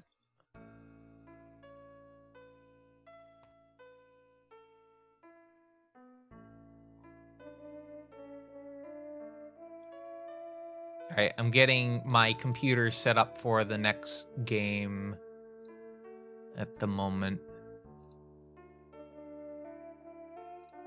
While we're doing this. Next game is Chaos Engine. The category I'm actually submitting to the event, which is Preacher Mercenary.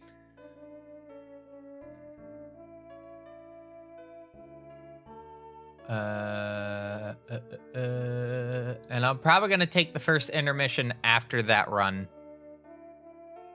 If I had to wager a guess, yeah. Next, after the end of the next run will be intermission. That intermission will be 7 minutes.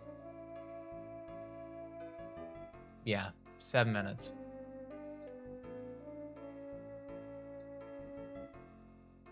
Okay, I'm like dragging windows out to like make a new window and they're disappearing. Are they going into the bottom monitor?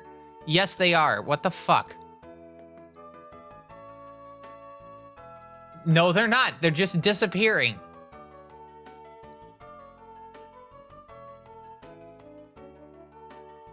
Are they under Discord? No. Where are they going?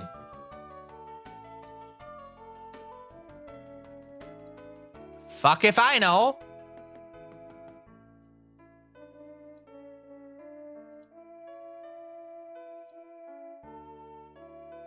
I just don't get it. Is this like a weird thing where like the... No, it's just making windows disappear. It's opening up new windows, but then not telling me where they are. I sure do love technology. Oh no, they're making the full... What? Okay, get this. My browser, right? I'm moving windows out, dragging them out, and then it's supposed to just pop a new window open with that tab, right? No, it's putting them in a completely separate window, full screen. And because of how Apple does the full screen thing with Mac OS, you have to click on the app thing enough for it to swap over to the full screen window. So I was like, where the fuck is this going? Oh, it's going there. Okay. All right, so I'm gonna swap over to here. I'm gonna turn off the SNES. I'm gonna get the right game in now for later. And yeah, next time we're hitting the SNES is for the Majin Tensei section of the stream.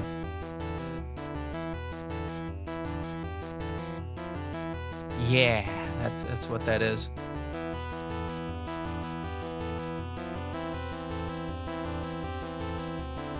One second. Oh, I see why that did that. Yeah, that would explain everything. Alright, anyway. Let me just quickly get this set up. Very cool. And then I'm just gonna not touch the SNES for the rest of Speedrun Request. What I do need to mess with, though, is the SNES to USB adapter. Because I need to plug in my controller as we move into the Chaos Engine Remastered.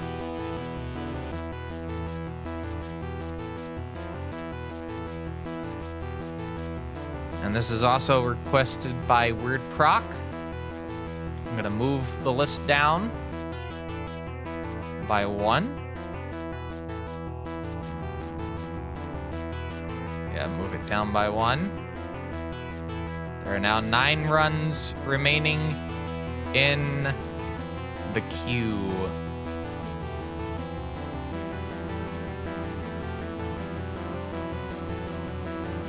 Yeah, 9 runs remaining in the queue. After this will be Skynet, and then we'll head to Semi's runs of Rot and D-Gen for the Amiga. After that is Fort Moriarty, requested by Matrix. 2 of them. And then we have 5 runs of Wheels. We'll see if we get to those tonight, because I can't be on this for too long. I will just get, my hands will get very, ugh, if I go for super long. Right, anyway, I'm just waiting for the game to open up. Actually, I was gonna say I could open the standalone version, but then I remembered it doesn't work correctly on my Linux box for some reason.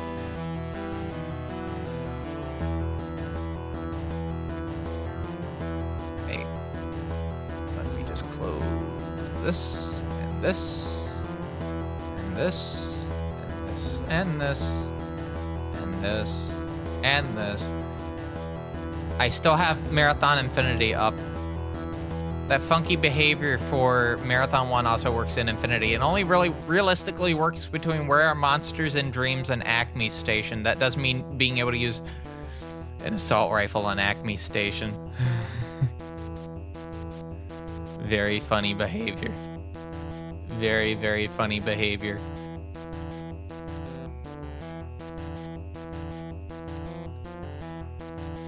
Alright, let's see. Whew. Don't know why I'm yawning. I slept for 7 fucking hours.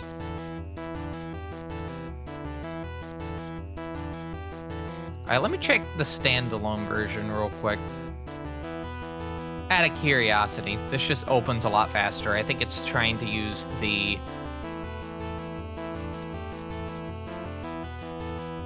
game.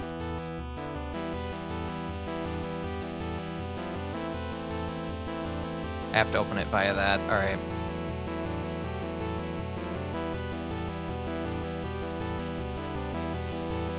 No, it looks to work right. Yeah, it looks to work right. Alright, I need to change the volume real quick, and then we will get to this.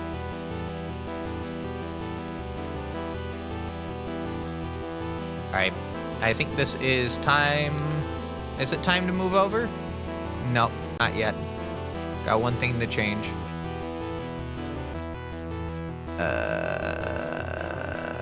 It'll be turning this off and turning this on. Yep, that's it. And now, a game.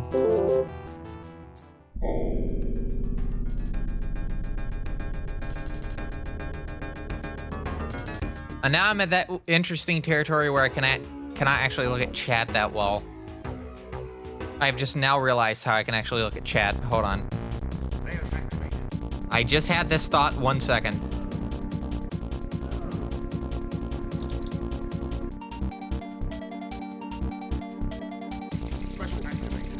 Had light bulb go off in head.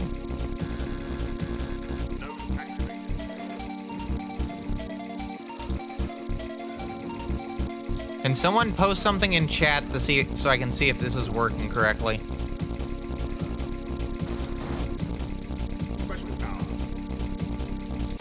Could be anything. Could be anything. something in chat. Holy shit, that is so tiny.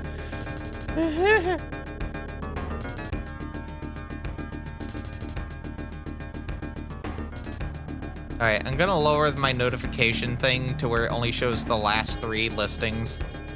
And I'm gonna scroll this up. Alright, cool. Alright, so yeah, we're doing Preacher and Mercenary, and this is on the native Linux version of the game. It is not being ran through Steam, which I think that may be causing some of the problems that we were having with the Steamworks stuff. I think I was playing the Windows version on Linux, despite there being a Linux version of the game, but that version doesn't have Steamworks co-op. Neither does the Mac version. You have to do it on Windows specifically. But for single-player playthroughs, you can use any version that you want. All right, so we just gotta get through the game. That's the route. Yep, that's the route. All right. So we're gonna start, hopefully, get through this in one go. A reminder of the rules for speedrun request. I must complete the run. A run of the game. If I reset, I keep going until I finish that game. So if I have a hard luck on this game, tough shit, I keep doing it until I'm done, or if the person requesting wants to swap it out with something else. Anyway. 3, 2, 1, go.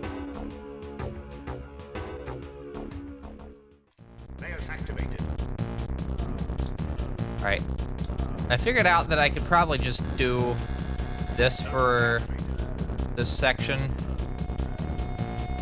Just grab as many of these, or destroy as many enemies as I can to make up stuff. Money. That's the stuff I need to make up. Kind of figured this out while I was doing the stuff for the co-op submission.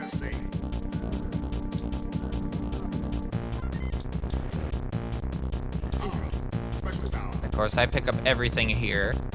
Flashing lights, by the way, in this game.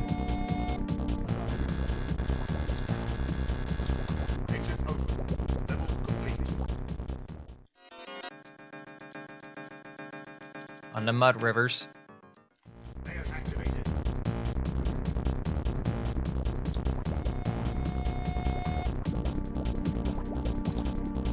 Oh, 2, 3. Get that.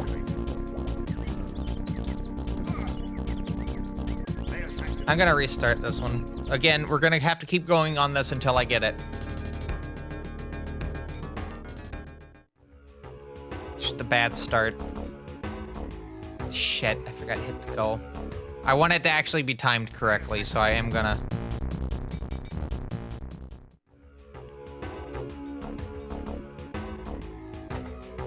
Alright.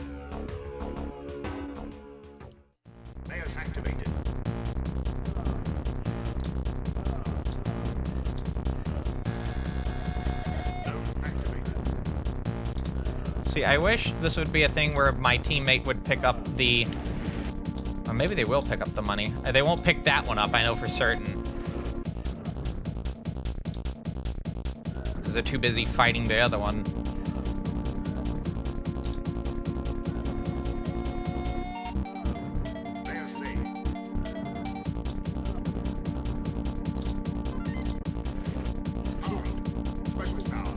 Alright, flashing lights again.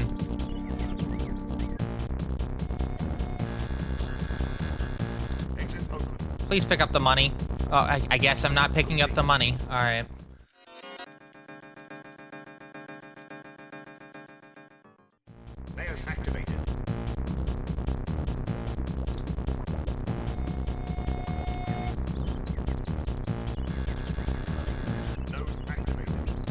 Alright.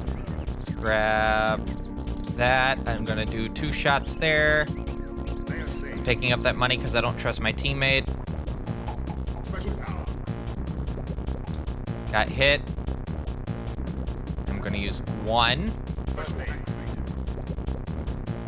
It's fine.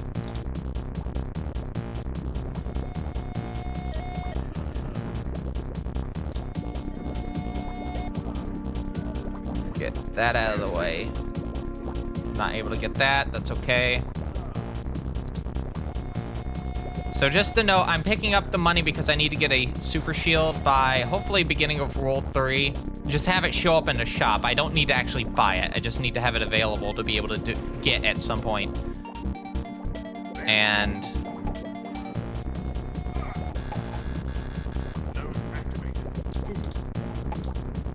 then we can try to breeze through World 4.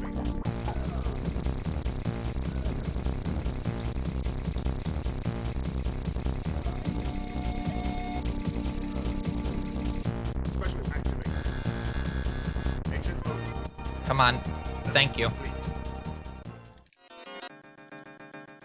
Alright, so I should be able to do bop, bop, exit, bop, bop, exit. Yep. Onto rings. Layers activated.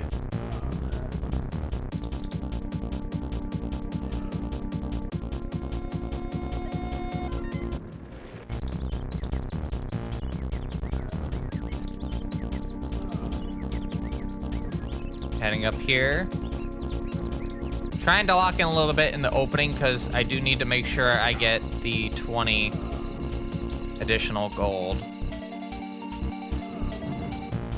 And also need to make sure that I get specific actions done in this level. There is a specific alternate exit that you need to do specific things in order to get to.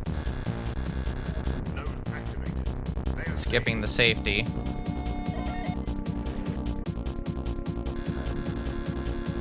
And unfortunately, on the solo version of this, I cannot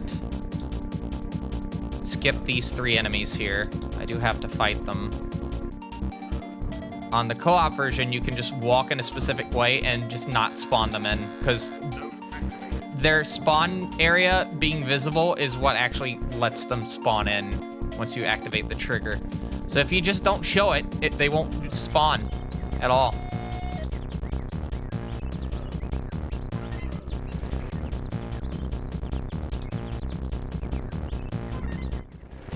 That's okay, because we get full health here.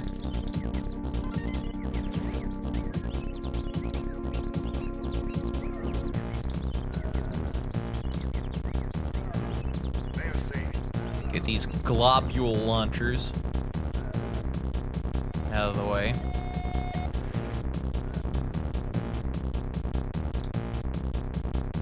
Heading down. I've started calling this section Frog Town because there's a bunch of frogs.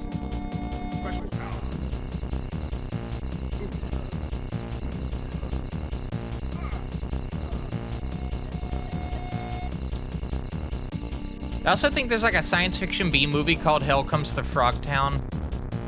I believe that's the name of the film. And it's an in-name reference to that movie.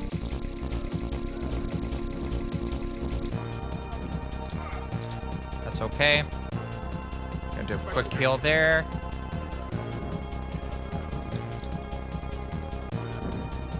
Gonna get these and that. I'm so glad that my teammate doesn't automatically head towards the exit.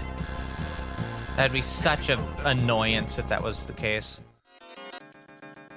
All right, onto the Rockies.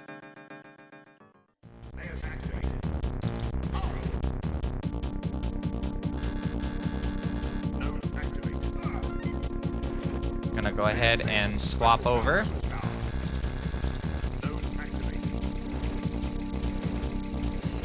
Grab these, head up here.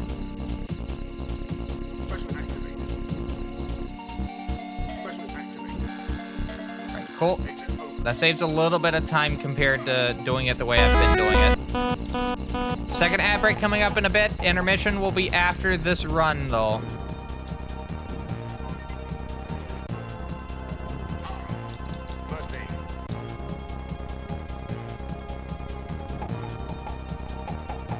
Cool. And then my teammate somehow still manages to get hit despite having a clear opening.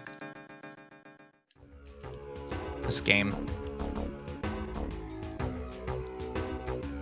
This video game. Alright, on to maze. The change special weapon button is the select button now instead of B. So I have to kind of work around that. Oh, that's kind of bad, but kind of okay as well. How did you not? Okay.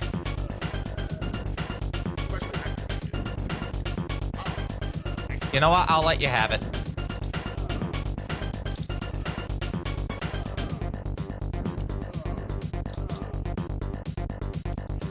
The teammate in this game on the solo is so unreliable.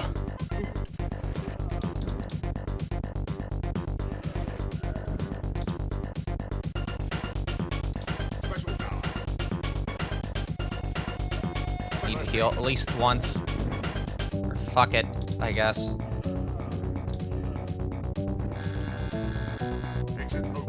God damn it.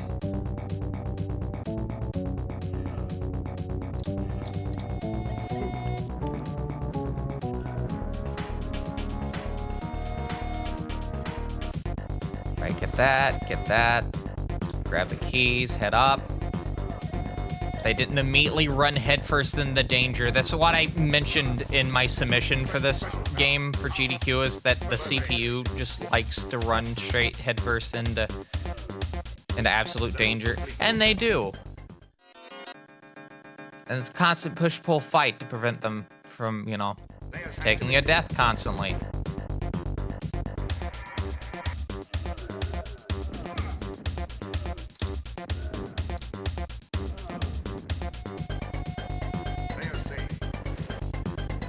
Alright, need to move like that. Do not take the food. This is another good section for what I'm talking about. I need to prevent them from activating the node, so I have to hang down here until both of the enemies are dead, because otherwise they will just activate this ahead of time, and then I can't take the specific exit that I would like to.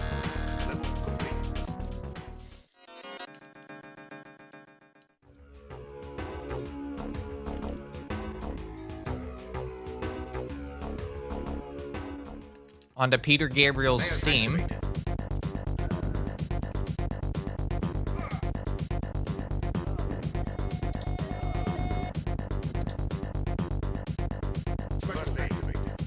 I won't need to use the bomb power-up anymore. It's just for the first two sections, really. I'm certainly gonna take a death here. They didn't, I'm shocked. Notice they ran straight into that enemy. They didn't hit it, but like they ran straight into it.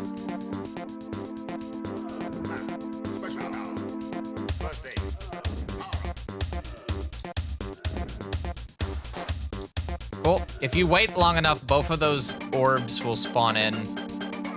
And I kind of like having it like that because then you won't have to deal with two spread shots. You only have to deal with a cluster of one, essentially. Oh, cutting it close there.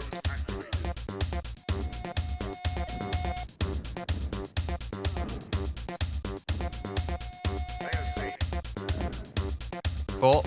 Set up on the rock. There we go. We're heading towards the exit. We do not take the left route now. We take just the right route. And since I have enough health, we're just going to...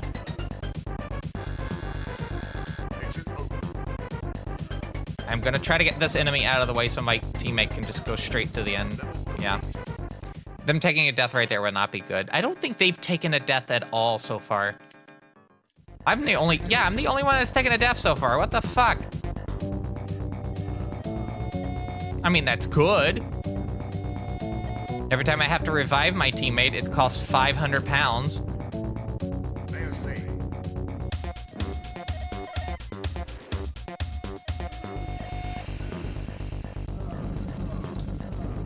Was that 4 enemies? No, that was 3.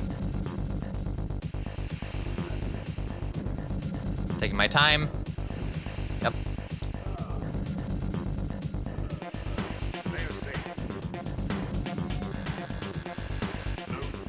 Getting that. Doing a bit of a twirl there so I can time that just right. Ran straight into the steam jets.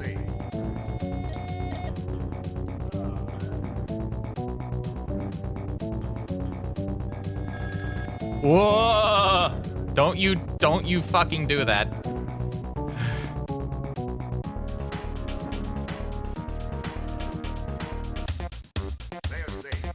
I'm doing that as a safety.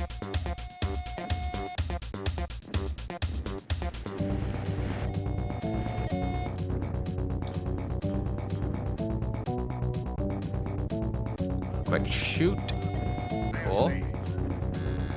I'm actually gonna grab... Oh, wait, no, I need to get this before I do that, because that'll disappear if I don't.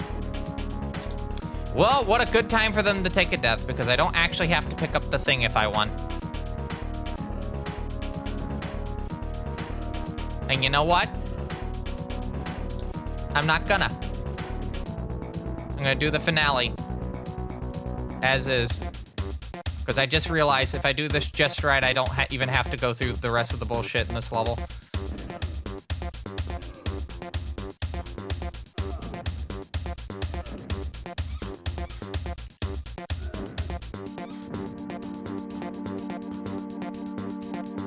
Alright, so I have to do this just right. If I do it just right, I can just skip having to deal with the rabbit. Yeah, see, this is a lot nicer.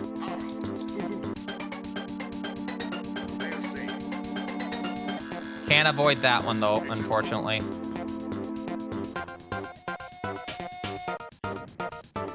And then you can apparently do this. So it's good for co-op, though, to do it the way I've been doing it. Other than that, whew.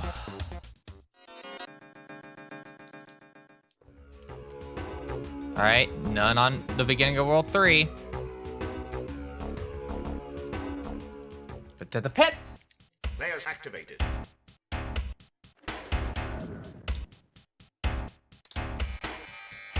Node activated.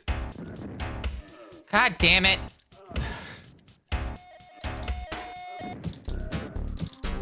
First aid. Special power. Layers saved.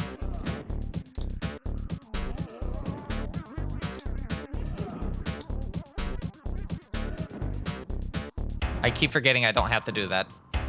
I can just go straight through. That's fine.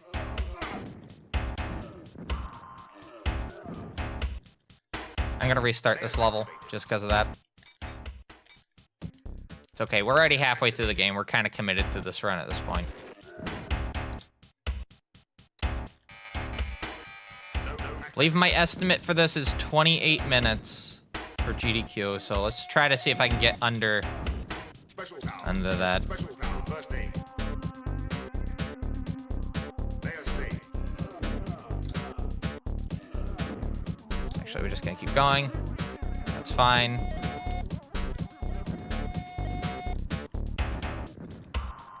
One more, I'm just gonna take my time there just so I don't have to deal with the bugs. Layers saved. And we're gonna try to get immediate destruction of that spawner. Didn't work out. You can get that though. I need to heal. They're gonna activate the fucking node. Because of course they will. And that's what happens.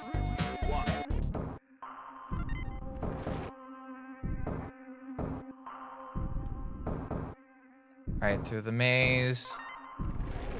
I have contempt for my CPU companion. Layers activated. Special power. Because the thing is, the healing does not heal the companion, it only heals me. Exit open.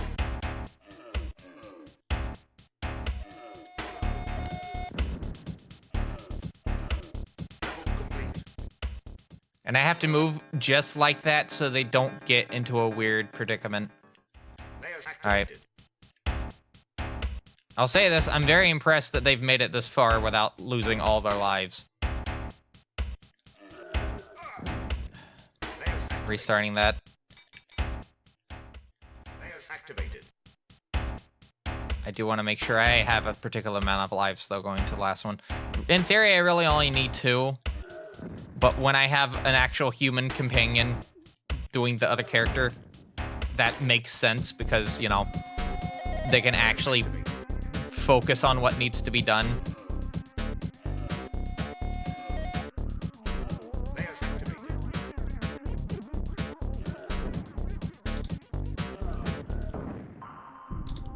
Like, if I didn't take those 2 out right there, my companion would have taken a death just then. Exit open. Right, heading up. Exit open. Power. Special power. And right here, if I didn't do that, they would have taken a death right there. And they wouldn't have gone through the exit. They would have just hung out with that one hand and just utterly condemned themselves to it.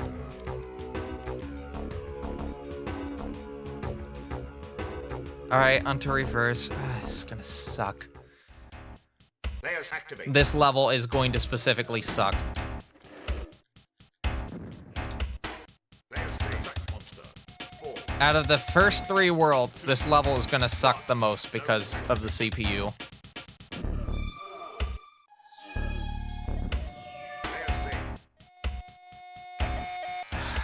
Exit open. Come on.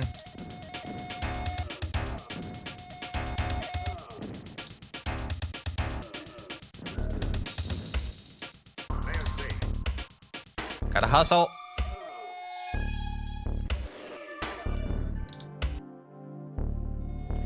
Notice they were just still there hanging about.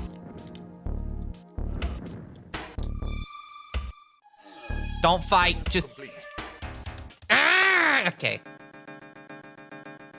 On the way out. Layers activated.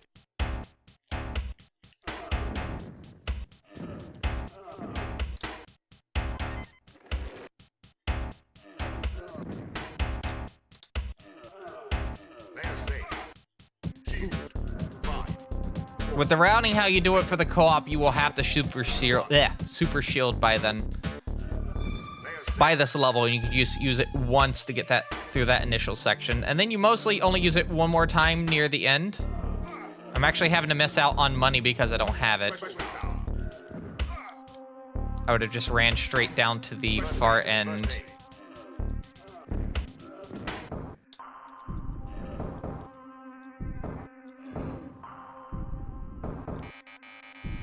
Node activated.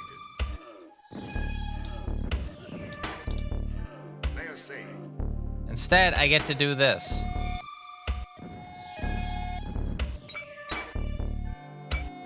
Layers saved. All right, I can take a death here Layers to activated. do that. Node activated. Exit open. World. That's like one of the few intentional deaths in the newer routes that I actually think is kind of nifty to go for. All right, we should be able to get the shield by mid-World 3. Oh no, that means I have to play Pump Room. Node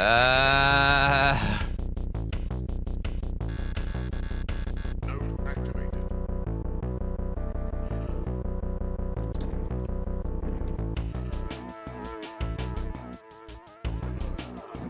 Layers saved.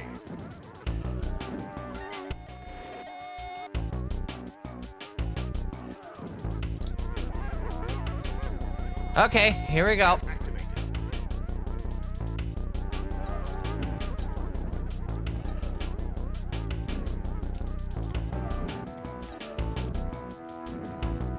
Trying to line myself up. There we go. It's a good way to line yourself up, and now I have to pay the price for my teammate just wandering around, doing nothing.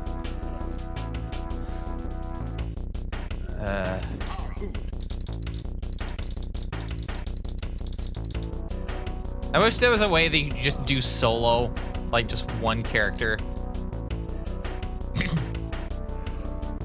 But you can't. Other than let your teammate die at the beginning of each level, but that's pretty costly. I have enough to be able to get the shield, hopefully. Layers activated.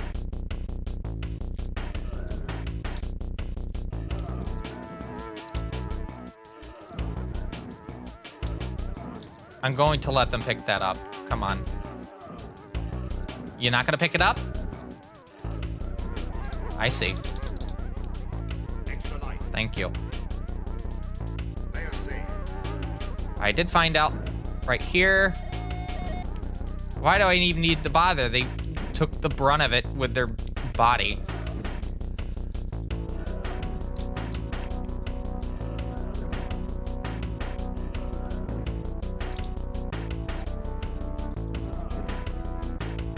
Special power. Alright, anyway.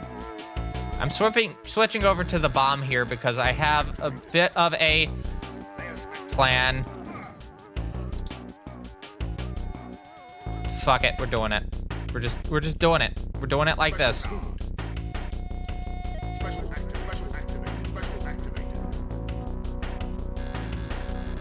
Node activated.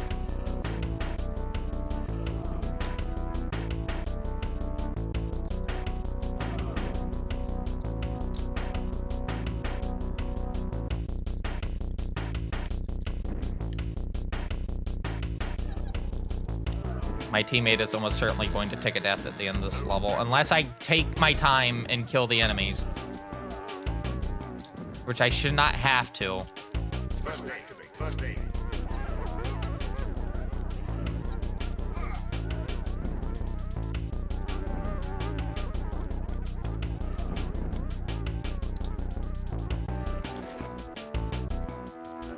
Alright, got those two out of the way.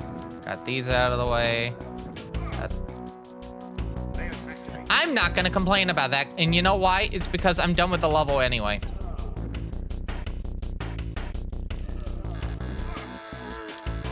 Exit open. I am going to complain about that, though. I do have to replay it now. God damn it. Ah! Layers activated. I do not like the teammate in this game. When it's not a real person. It's so fucking unhelpful. It's just running around the whole fucking time. Maybe fires like 2 shots that are not even remotely near where it needs to be.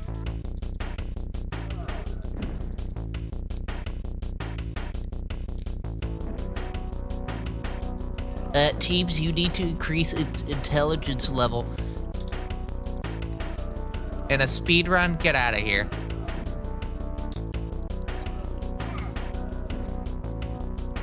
Special power. Node activated.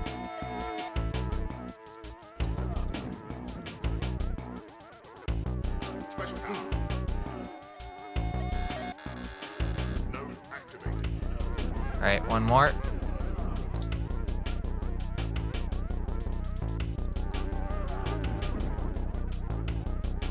And watch, it's gonna go head first into this, and then what'd I tell ya? Node activated. This is what I mean in my submission text by it just running headfirst into danger. Come on, be useful!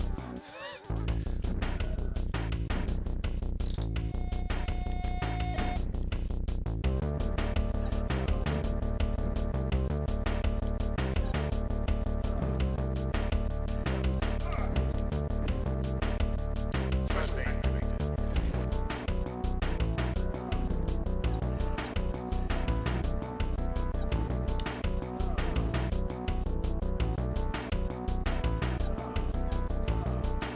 All right, hold on.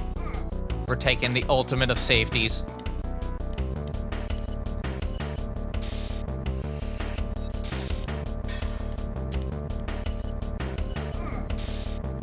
And even the safeties don't help, do they?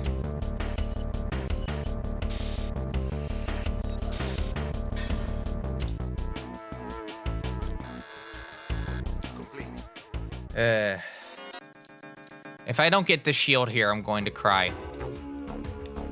Thank goodness.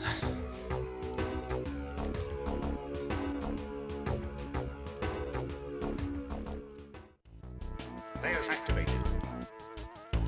Right, there we go. Special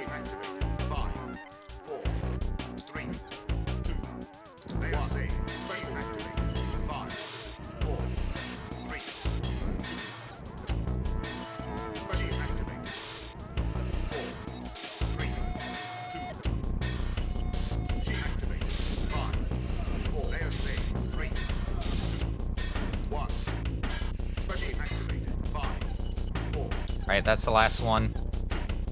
1. Because I would like to save some for the next level.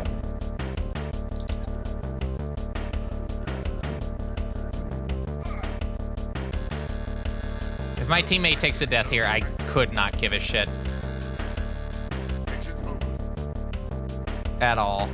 Because I can do the last level by myself. That is a known thing, even in a co-op setup. Layers activated. All right, we'll just be a little bit under, or a little bit over 28 minutes, but just because of the unfortunate C. Special activated. 5, 4, node activated. 2, 1. Special activated. 5, 4, 3, node activated. 1. Special activated. 5, node activated. 3, 2, 1. Special activated. Cool. Exit open. 1. Layers activated.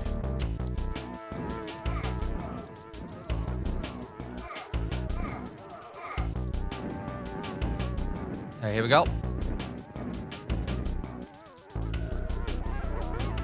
Game forgot that we're at the boss.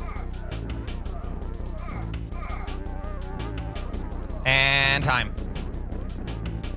Yeah, only 35 seconds over. That's fine.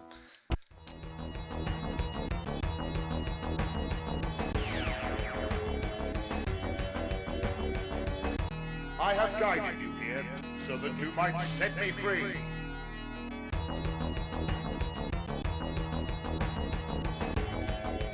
And yeah, that's the Chaos Engine.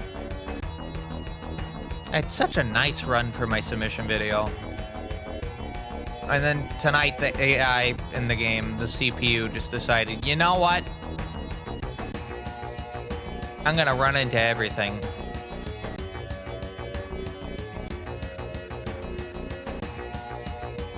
Every single thing.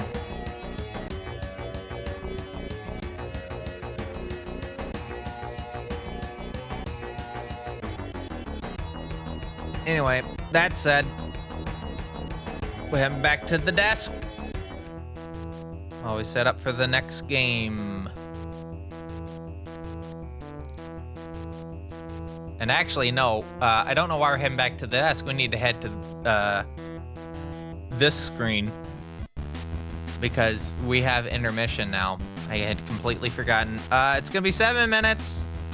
Please take this time, if you didn't do it during the ad break earlier, to get up, get something to eat, something to drink.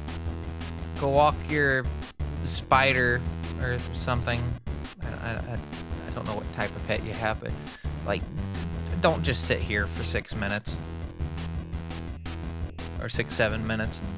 I'm not. I'm going to the restroom. So with that in mind, we'll be back in 7 minutes with more of a fine quality live stream from TVCR Productions. The next game after this, after the game we just did is, let me just look it up real quick for you. I believe it is Skynet, so we'll be back with Skynet in just a bit. So join us in a bit, won't you? I know I will.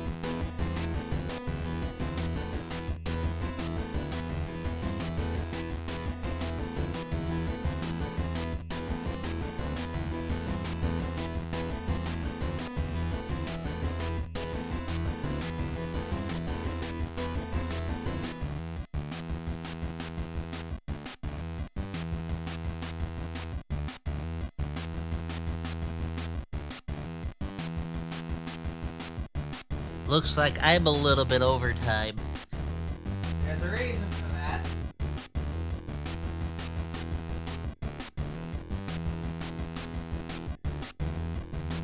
And it's probably due to the fact that, my stomach kind of hated me when I actually went to go use the restroom. So, yeah, I only got back just now. So I haven't set up for Skynet yet. With our pacing, at least for tonight, I think Extreme Rot's gonna take up a good portion of the first part of the stream. And I still need to quickly watch that G4 sunbathing run that I said I was gonna do real quick. So let me just quickly review that. But while I'm doing that, let's just talk. How's everyone doing? You doing well? You doing well? Time to brush your teeth. Floss. Don't lie.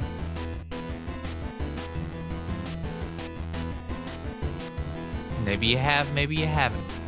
I can't really tell. Alright, anyway, yeah, I gotta quickly watch this one G4 sunbathing. Shouldn't take too long. About a minute and a half. I'm also getting DOSBox up while I'm doing that. Got this run in picture, so it's not taking up the whole screen.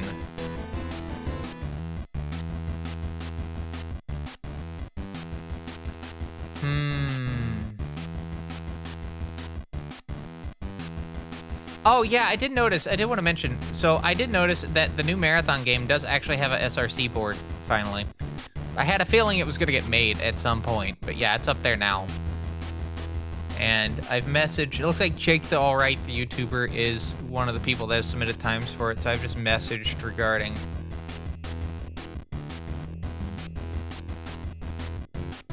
just to see like how things are working out for that.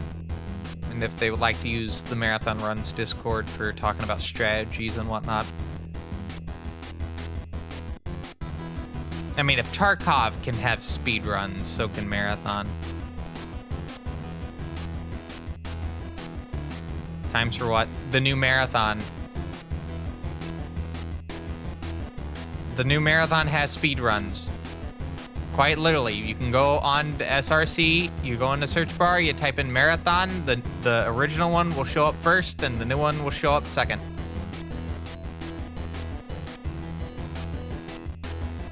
And you can take a look at some of the times that are listed for it. That would, like, speedruns for that game is inevitable. Also, yes, this is a 127. If Peps is still in chat, congrats. Your run is verified.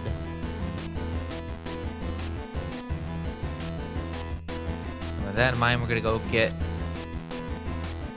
this game set up. Whoa! Why am I yawning? Also, I went to my local cookout earlier, and I bought me a 2-chicken quesadilla tray because I haven't had anything for a good bit. And I ate the fries, and I fell asleep. And when I woke up, I noticed that I had not eaten any of the quesadillas, so that tray cost me $10. But I didn't even I mean, for the fries. But I spent $10. I'd spend $10 for those fries. Those fries are pretty good. Had Cajun seasoning on it. Whoa, so good. But I didn't have the quesadillas. That being said, I do have enough sub points that if I was to go buy a sub tomorrow, just a half a sub, I can also get a full sub on top of it. Do I want to do that, though? No, I want to get a full sub. Bit of a predicament. Bit of a predicament.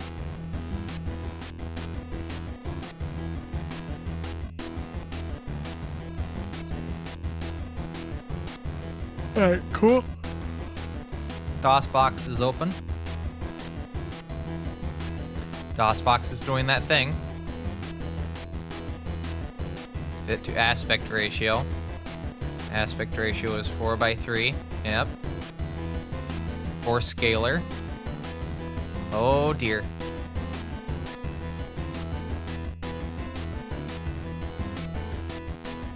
If I was to do full screen, will it work? I need to double check what the thing is for this. It is...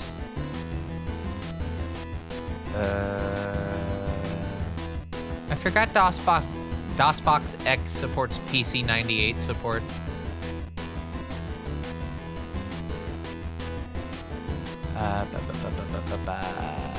It's F12 and F. F12, F. Okay, I have to swap keyboards because, and here's why. I'm using a 65% at the moment, right? In order to do functions, you have to hold the function key and then hit the button that you want to hit. Can't do that easily with the keyboard that I have. So...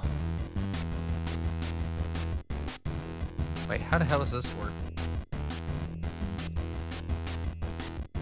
Hold on,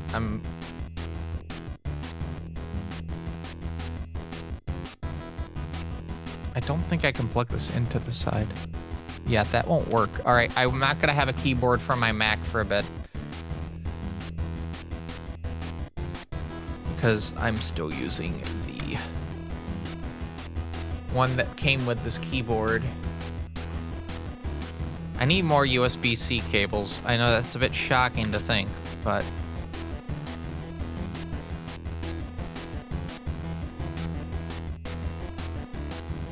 No, that's for the Mac. So that goes here. Yeah, okay, I'm in a situation. I have to disappear off the screen for a second. Yeah. So the problem is the Razer, because I bought a used Razer at a used Books and More store, right? Not a used Books and More store. I bought this at a thrift store. And the problem with the keyboard is it has the square kind of like base for the USB-C. And that base is just thick enough that if you were to try to plug it into, say, like a Keychron K2, for instance, you ain't plugging it into a Keychron K2, I'll tell you that right now. So what I have to do now is I have to come over to the Stream PC.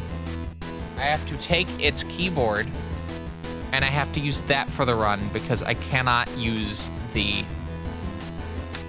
one that I would like to use. Which is a bit of a sad thing because the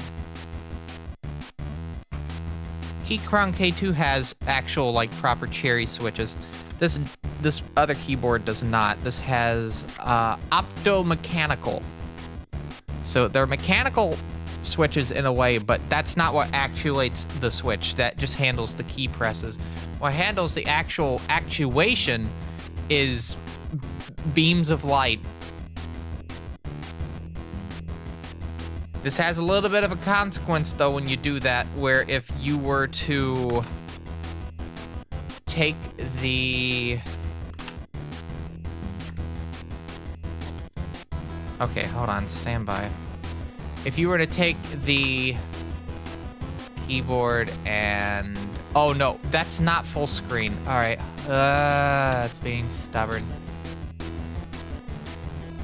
If you take the keyboard and you were to just slam your hand down on the table, it would actually actuate keys if it's hard enough of a hit.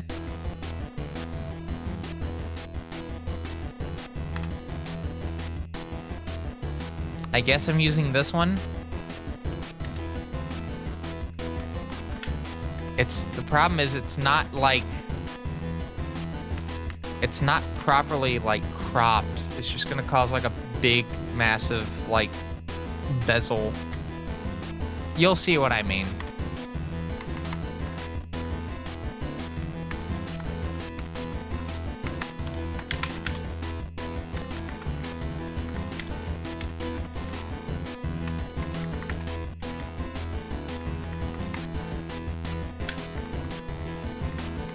Let's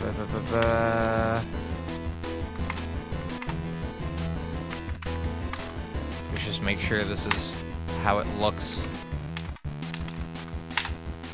It's gonna be a comically large bezel. Right? Right? Is this what I'm thinking of?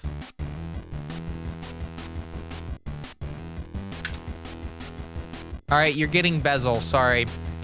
I don't want to go through the hassle of trying to crop this. I'll get this fixed at some point in the future. Anyway, Skynet time. Ha!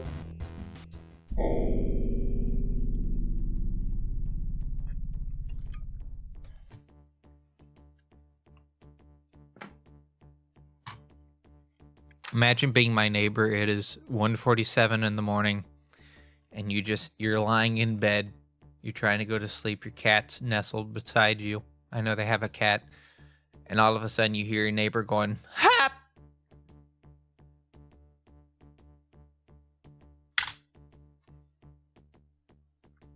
It must be a pain in the ass to live next to me. You tried to go to bed and your neighbor's like more active in the like overnight hours than like the daytime hours. Especially on the weekends. It must be pure hell.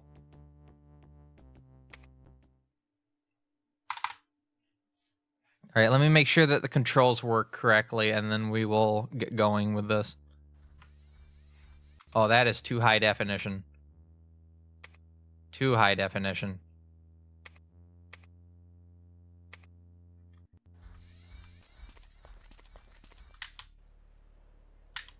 That's what I'm talking about. All right, cool. That is what I'm talking about. All right, so this is the third and final run requested by WeirdProc for the speedrun request.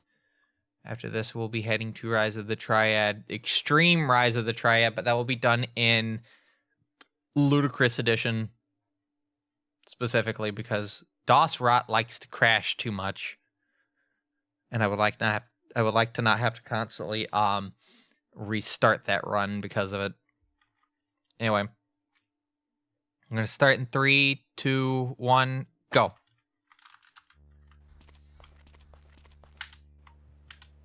right, and then just do a good kind of slide over to there. And now one of the hardest parts of the run is right here, which is trying to get onto this ledge without going through the building. Very nice. Also, the reason why I did not want to use this keyboard is because you can hear every single key press I do with it. I like the more silent types of switches for that reason. My mic is on, right? Yeah, it is. Cool. That's fine. Let's hopefully not go flying out into the distance. Cool. And hopefully the landscape isn't glitchy by the time we get out. Oh my god, it's a nuke. HQ, hold tight. I think I found something.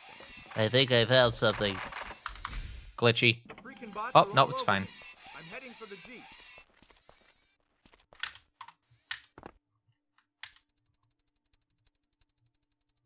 Ooh, come on. Come on. Thank you. A little bit of a slide over to there. Let's roll. And we're done. And to explain how I'm doing the sliding, I'm just quite literally holding the Q button and moving the mouse. That's the strafe button in the game. The true Bethesda experience. Thanks, Todd. This is Todd Howard's first, like, lead game, by the way. Just to make sure you're aware. When I say thanks, Todd, there's a reason for that.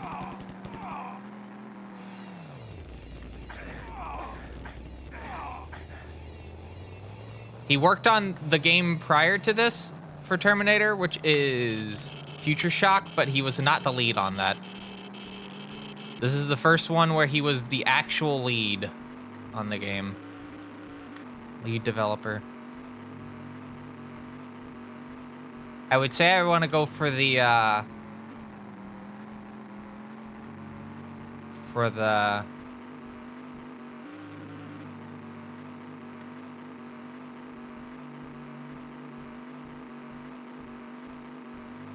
go for the moon, but I'm not out of safety of making sure I can actually finish this damn route.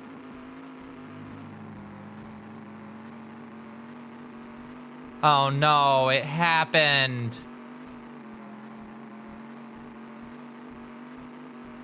Chat, it happened. It happened. Do you know what happened? It happened. What that it is that I'm gonna have to take a death here.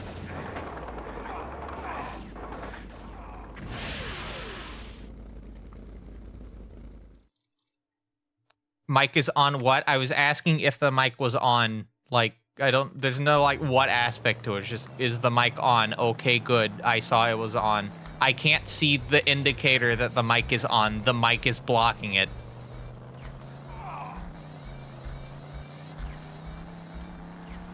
Because, you know, I have tiny desk and I have to fit everything into this tiny desk. I'm surprised this thing hasn't, like, fallen down from, like, how much weight's on it.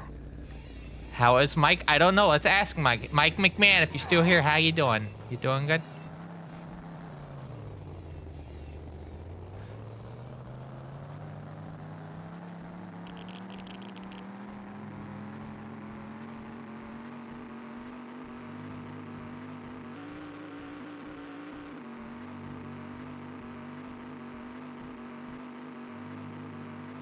I have no fucking clue if I'm on the right track or not. This is usually why I go for this.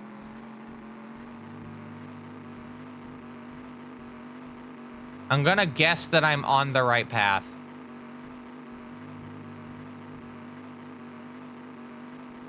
Yeah, I'm gonna guess that I'm on the right path.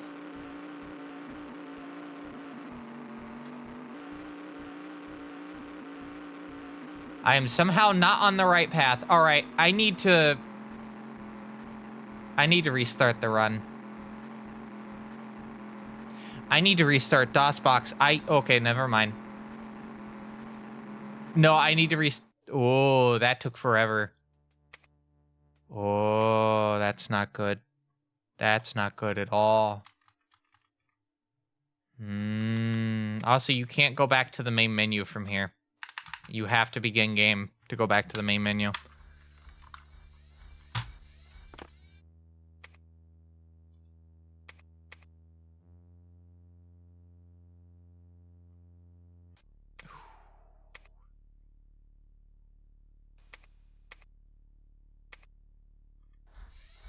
Yeah, I need to be able to see more of that. I think that's like the issue that I'm having is I'm not able to see too far ahead of me, so I'm just going into like wherever. Wherever, yeah, just wherever the fuck the vehicle's going. Want an abandonment of the route, not by choice.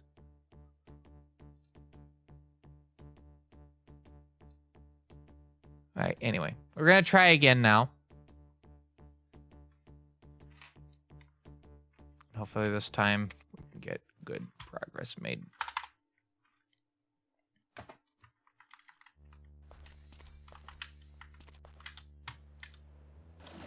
Yep, come on. There we go. Oh, a little bit off. Searching for a way inside. The reason I don't like usually having this at high detail rate is you notice the frame rate. That's why.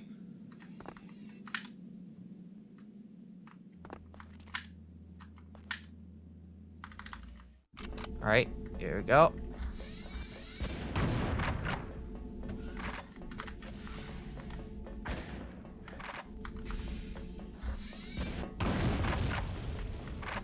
Going through.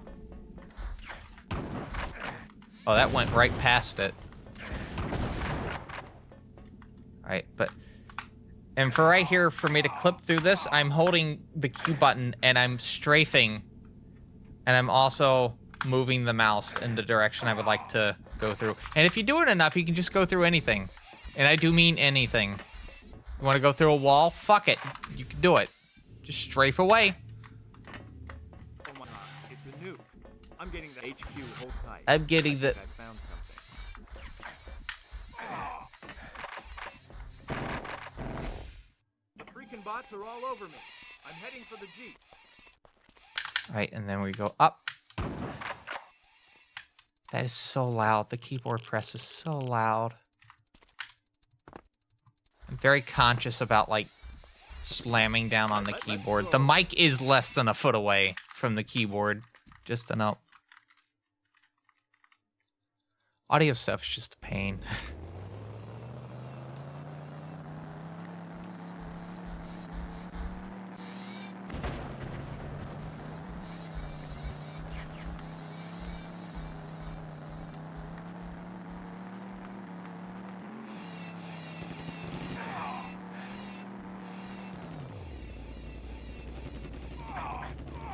Alright, we're making our way up. There's supposed to be a thing where you can, like, pause the game and it would, like...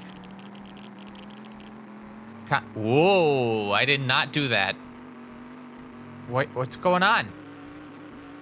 You okay there? Don't know why I'm expecting a response. It's a keyboard.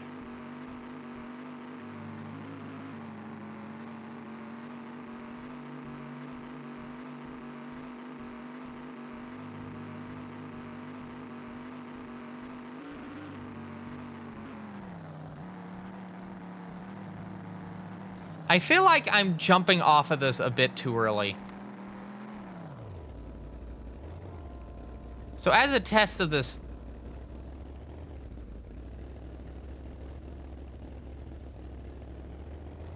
I think I'm getting off of this way too early. Okay, now it's just completely changed. What?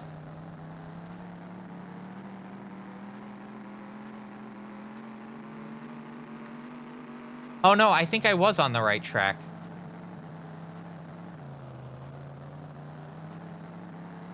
Right? Yeah, I was. Okay, but this was...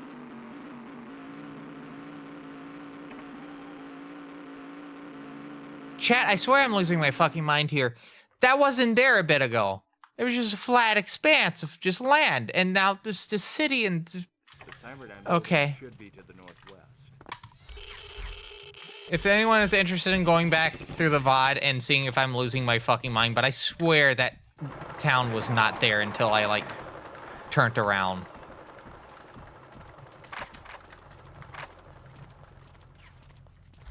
Because, like, I did it the other time.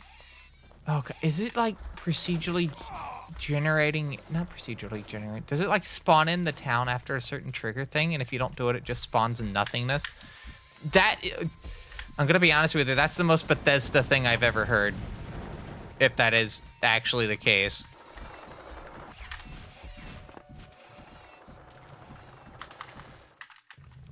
I'm inside the Cyberdyne building, HQ. Maybe I'm just losing my mind at the moment.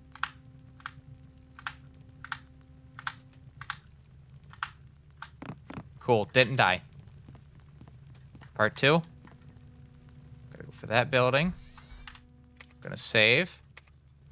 Load. And by doing this, all your fault speed is negated. I've reached the basement and found the testing center. And for my next trick, I'm gonna go through a door.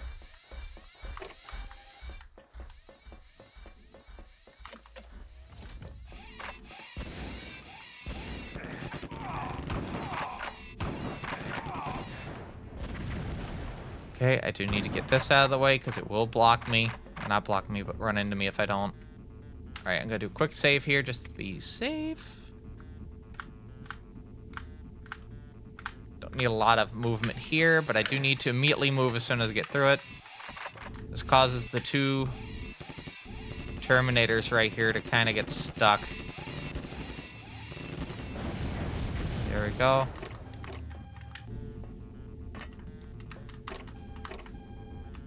There's the obligatory THX 1138 reference. Designated the lost cruiser. I'd better get out of here. Cool fun fact, if you were to load your save here, it makes all the enemies in the map disappear.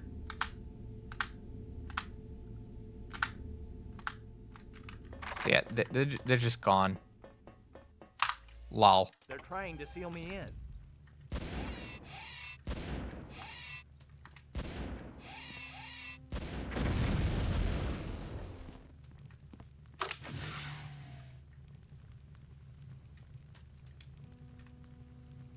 Toss it. Hit it. Come in, HQ. That's They okay. clean out the elevator. They're everywhere. Oh, I didn't want that. Here, we're sending help. Get to the Other cool trivia about this game, if I take a death during this dialogue, I will die as soon as the dialogue finishes. Can you exploit that? Hell no. Because it'll just wait a bit of time and then the dialogue just finishes and you still die.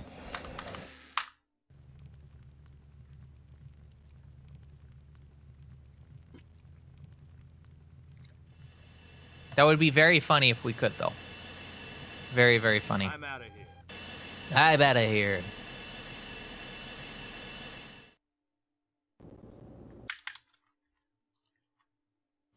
The harbor should be to the southwest. The harbor should be to the southwest.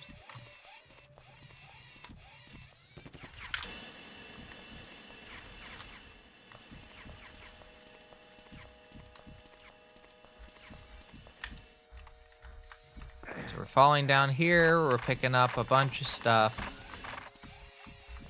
And then as a safety, I'm hopping over to here so we can do this. Certain angles let you do the strafing a bit better than others. HQ, come So in. I do need to take that into account. All right, going towards the objective. Excellent. Combo to the...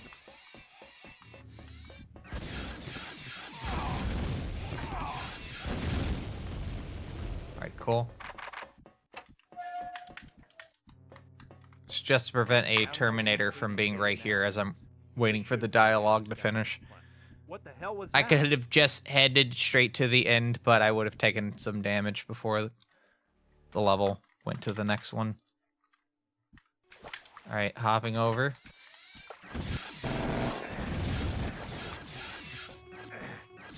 Come on. Thank you.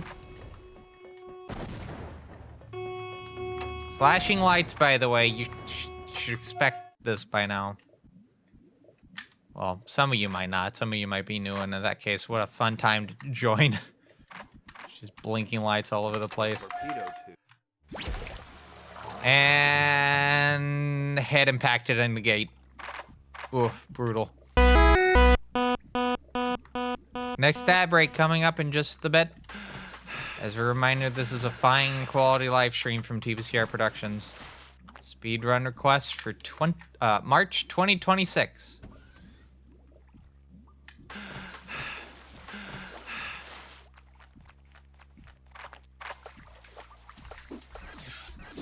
Alright, I'm gonna deal with that one just so I don't have that messing with me as I'm trying to do this gate clip.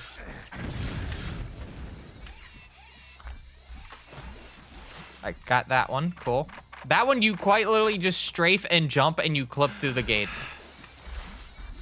Is very funny how effortless it is to do that one.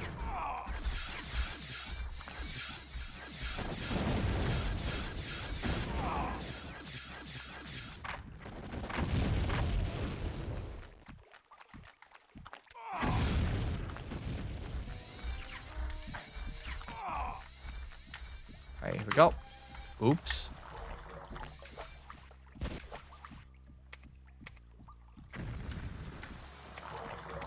Reload the save here. Oh, the water just disappears. Oh, you could just do that ahead of time. Fascinating. I'm learning new stuff about this game I've been speedrunning for almost 10 years at this point.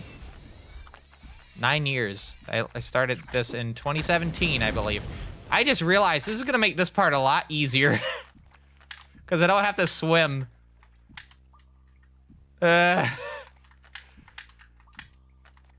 so funny. I'm out of the sewer. Looks like the sun's coming up. Gotta get my bearings and find the Jeep. Alright, I need to make note of that for the future. If I ever decide to come back to aggressively speedrunning this game, I need to remember that you can just, after the water drains, you just save and load before you drain the water, and it just gets rid of all the water and the rest of the map.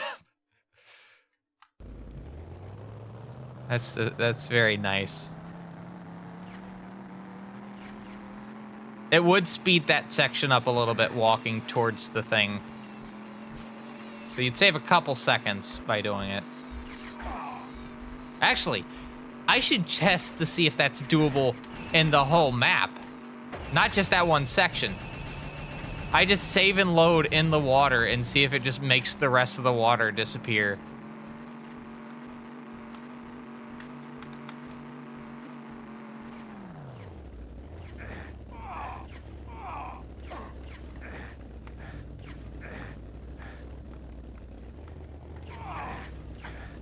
Having a bit of a time getting up here. But this prevents a potential crash in the game. There's a bridge, like a little ramp over there, and right there, you can crash the game by hitting a specific spot in the road. So by doing this, we skip the crash trigger.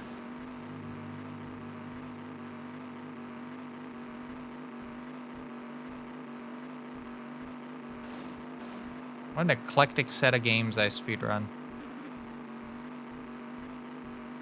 Got a Bethesda game, got a game about a top. Got Marathon.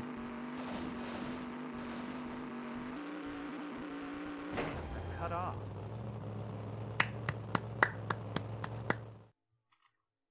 Very nice.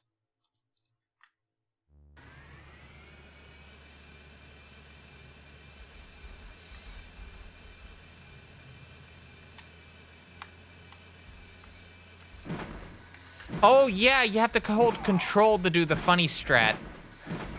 I'm stuck in the... Chat, I'm stuck in this. Okay, cool, I'm back out. Yeah, you have to hold the... You have to hold that, and I think the strafe... the other button. But there's a way that you can make the ship or the car go a little bit faster than it's supposed to. And in this level, if you do it up against the side of a hill, you can actually go out of the map. Very dangerous though if you do that, because this map does a lot of has a lot of outside landscape. A map and a game that I think of when I think of this game is Dagger Force. It's Delta Force Task Force Dagger. That game has a comically large map, and I think it's like you have to walk for like half an hour past the areas that you're supposed to be at before the game just kills you. And I tested this. I got a regular keyboard, I got a bunch of coins, and I weighed down a key, and I just let the player character just walk, and I timed how long it took for the player character to take a death. And yeah, it's about half an hour worth of walking. That's from the devs of Alcatraz, Prison Escape, and ZPC. Which I would like to bring ZPC back onto the fold for speedrun requests. I'm still trying to get a decent deal on a ATI Rage card.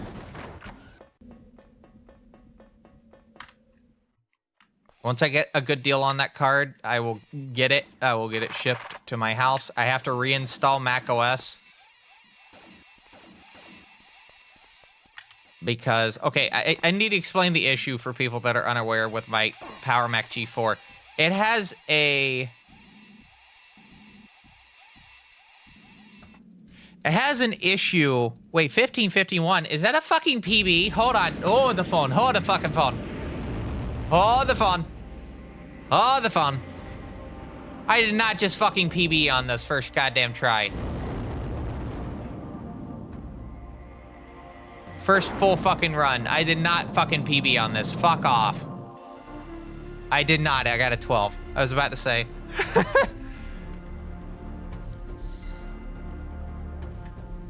That is a pretty good solid third place time though if you get it.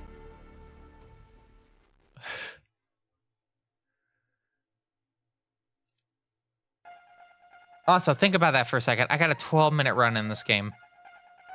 12 minutes.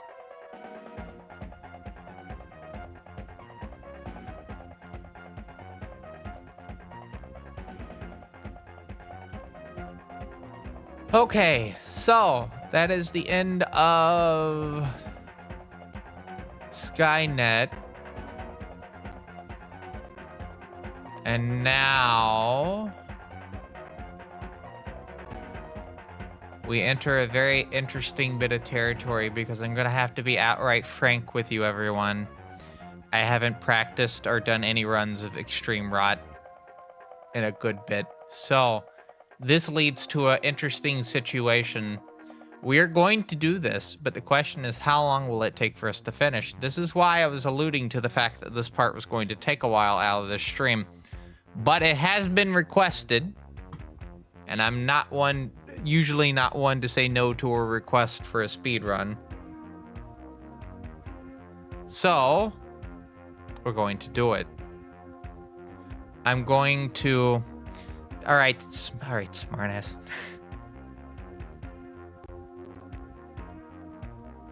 Anyway, I need to let the person... I should have let Weird Proc know that I was doing their runs. Let me let Sesame know that I'm about to do their runs. Oop, wrong keyboard.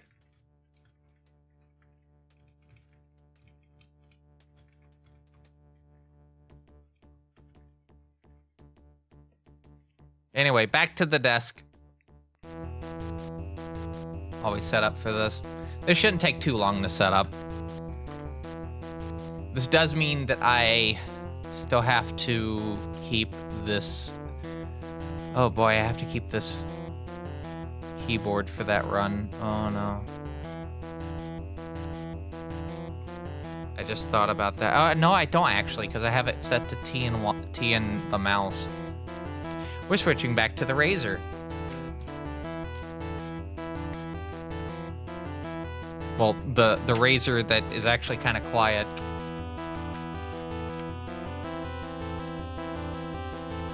This USB-C cable is having issues plugging in.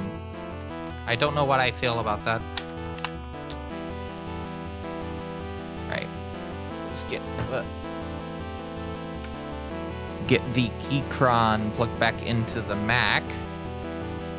Because its keycaps are set up in a Mac configuration. But not the other keyboard. Actually, no, this isn't set into a Mac configuration. I'm going to change that real quick. Won't take too long. These brown switch keycaps do not take that long to get removed. Yep, already done it. There we go. Then I just gotta flip a switch on the side that says Mac OS. And with that, it's in a Mac OS configuration. There we go. Alright, so next run is Rise of the Triad Extreme Rot. Hello, Sesame. I hope you're ready to watch me kind of suffer because I have not done anything for this game since GDQ. Oh boy. I have a lot of games. I probably should have practiced this while I was down home, but I was more kind of focused with submissions. So, we'll see how it plays out.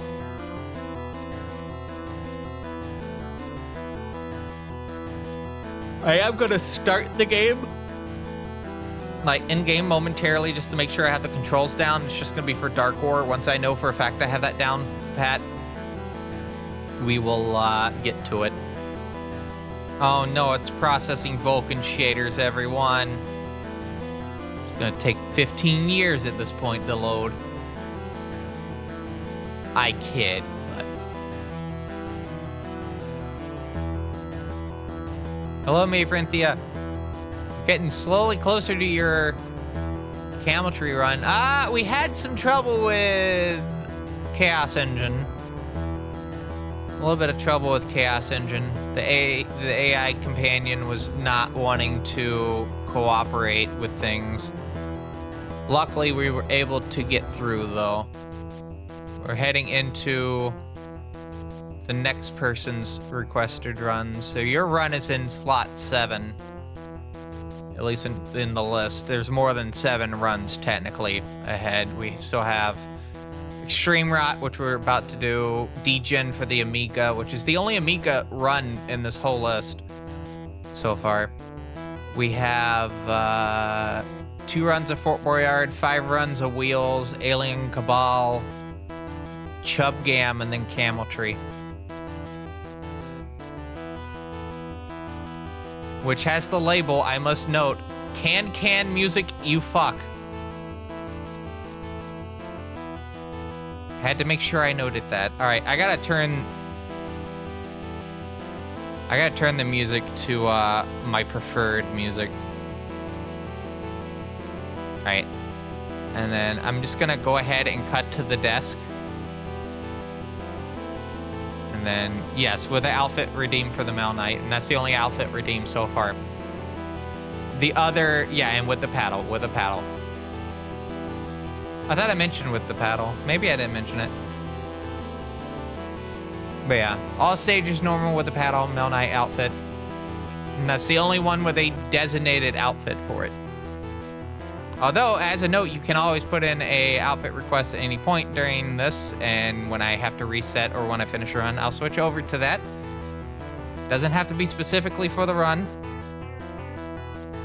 And with that, I'm gonna swap over to...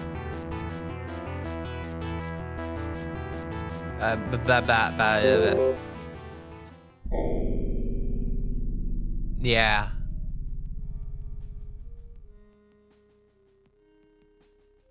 Bunch of babble. All right. So again, I'm going to quickly just test. We'll use Hunt Begins here. And I'm going to be using Ty Barrett for this. Just want to make sure that my controls haven't got fucked in the meantime. Save. Quick load is up. Look down is down. Since I am using a high refresh rate on this monitor, it'll say 240. When I head over to here. Oh no, it says 60. Fascinating. If I do vertical sync, watch this. That's true, Hellhounds. This is familiar. If I do new game, do this again, does it do the same behavior? It shouldn't. It should take forever to come back up now. Yeah. That's the preferred behavior. Let me take a quick def just to make sure that the spinny end thing doesn't take forever.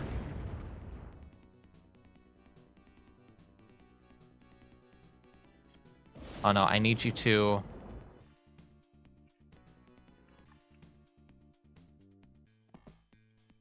Okay, I guess it's not doing that. Normally... Oh no, I know what I gotta do. I know what I gotta do.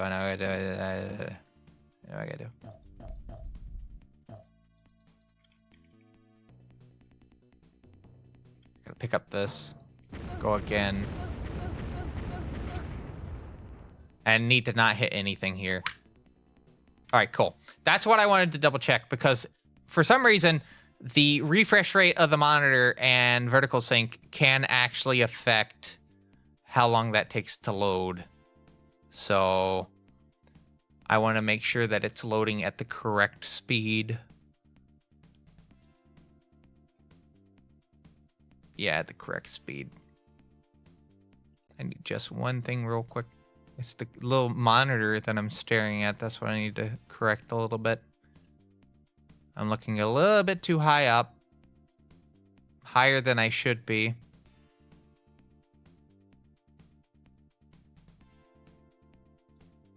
I'm still looking too high up, and I don't understand that. Telephones. Alright, that works out a lot better. Alright. I guess we get to this then. As a reminder, I have not done anything for this game. So we're just gonna do this and hope I finish it sometime this week.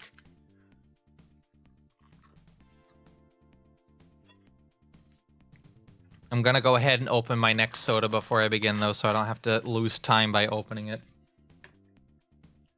I'm I'm gonna lose time regardless, because anytime I go to take a sip, his hand's off the keyboard. Come on.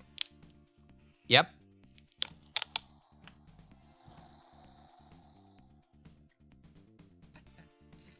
Cool. All right. Stream rot. Yep. It's not my first rodeo on this. Go. Tomb with a view. Do you want to grab that and that?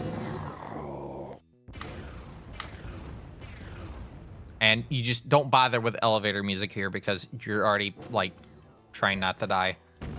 Oh, yeah, I forgot. That shows you that I haven't played this in a bit. I forgot you have to do your jumps like this. Let's try it again.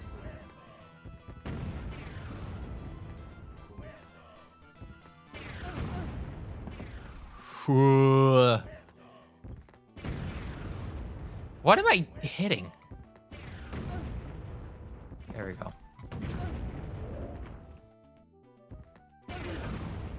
This is like the worst part of this. Is I have to deal with all these enemies. Until that one. Alright.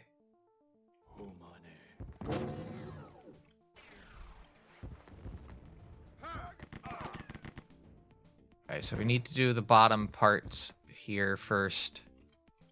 Yeah, bottom parts here first. And then we can try to do the skip. We do have to get these done.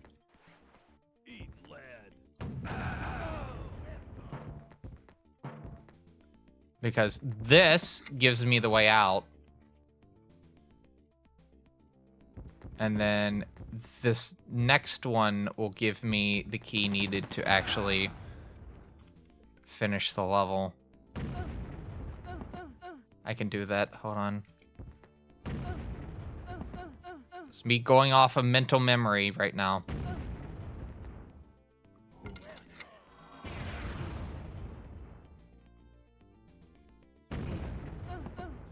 This is the tricky part of this one. Yeah, there we go.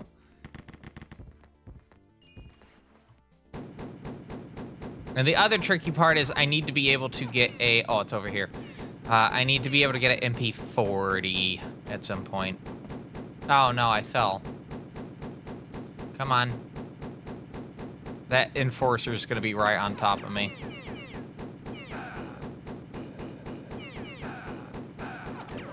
I don't have enough rockets to be able to afford to waste. In fact, I think I only have the one. All right. Here comes the pain, everyone. This is the pain.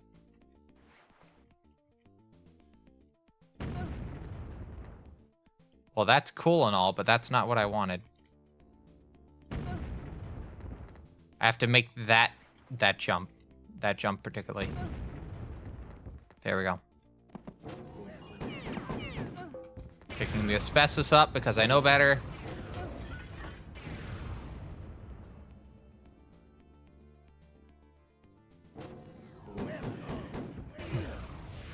Cool, on Triadagio. There's a whole bunch of enemies that are invisible. And by doing that, we get most of them. Why was the xylophone so loud right then? Alright. Thought I hit that.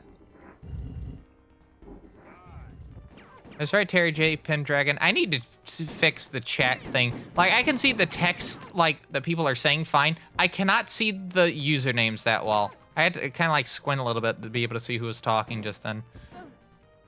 But yeah, I hope you're having a good evening so far.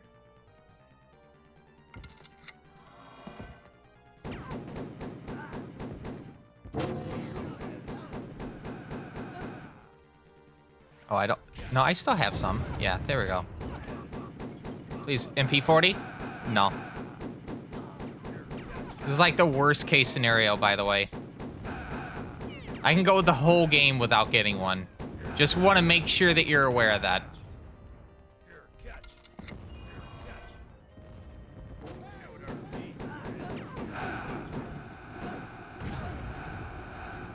And I do mean I can go the entire game without picking up an MP40.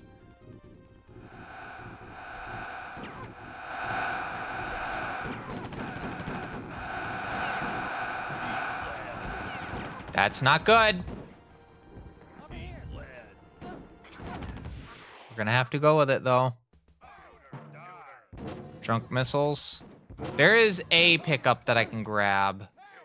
I believe right here. There's some enemies. This might just be health. No, it's another drunk missile. Fuck. I wouldn't have been disappointed had that... Wait, hold on. Spin to win? No.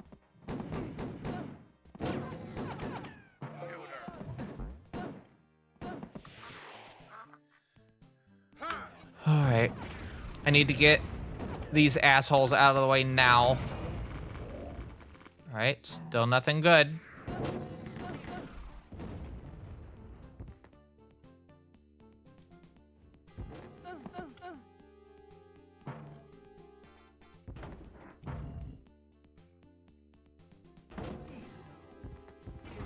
Oh no, it's the opposite side.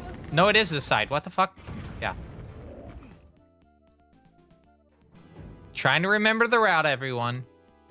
I have not touched this in a good bit.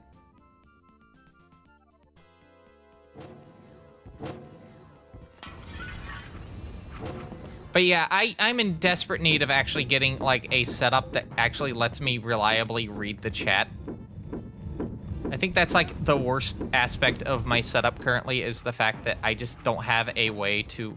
Did I not pick that key up? Oh, no, I didn't, because it's right here. What am I doing? If I get this, this will be pretty good. Ooh, alright, I got a backup strat.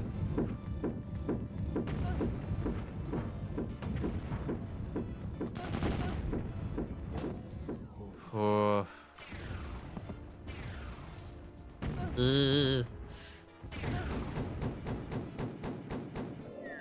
I'm doing a lot of risky shit right now. I really should not be doing that heading into this section.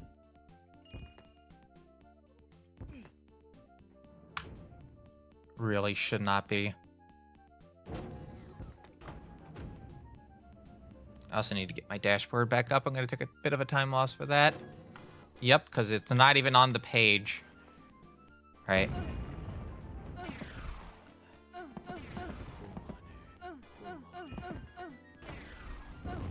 Alright, cool. It's fine. That's not fine. That asbestos armor is right there, though. It'd be very nice to get. Alright, I'm just gonna go for it. Yep.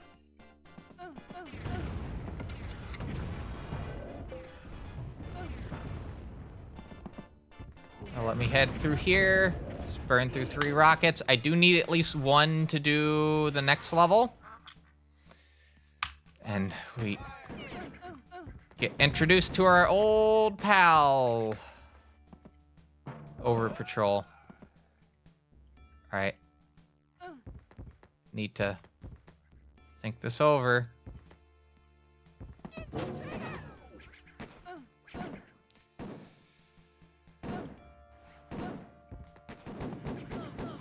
I need to take them out. Take them out. Take them out. Is there any food? Yes. Cool. Alright, once you grab that, we can do this.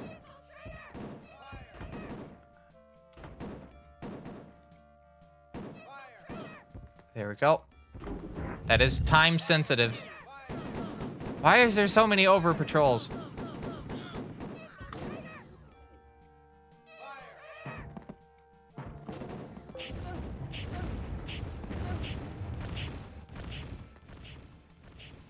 Why is there so many over patrols?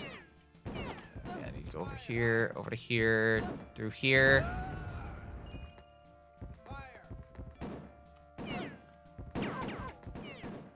Gotta head up here. Oh boy.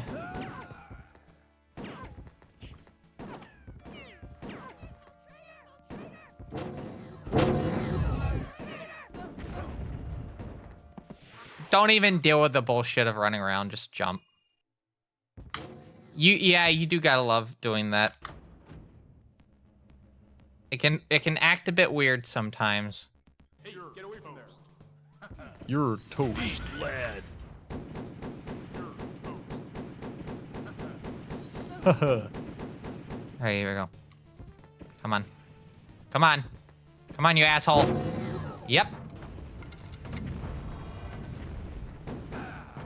Don't you fucking go teleporting. Alright.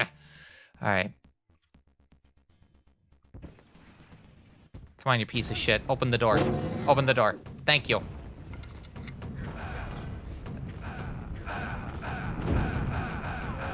Alright, I need to grab another one. Oh, that's not gonna put me in a good spot. I think. I mean, I think there's another one in this map. But I want to take the high road. I want to take the high road.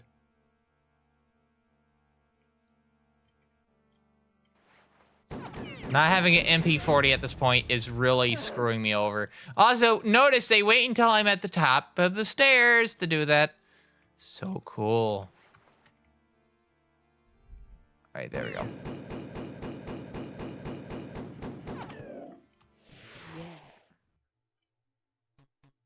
Oh no, I need to go take the low road.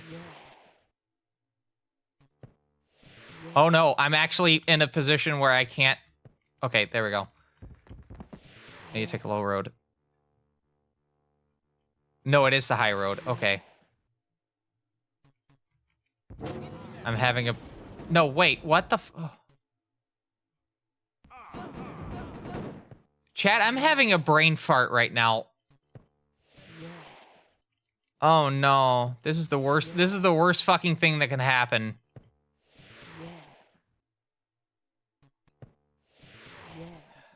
I'm sorry that keeps happening. I need to... Come on! I'm holding A and S.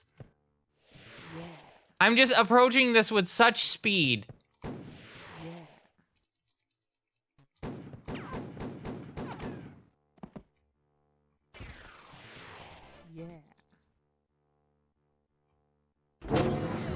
I'm having a brain fart. Is it not supposed to be a different level? It's supposed to be Moto Road.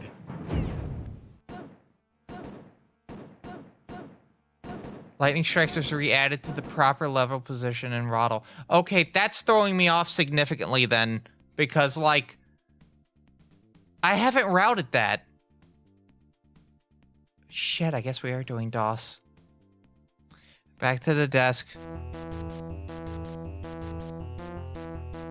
Yeah, I've not routed that level at all.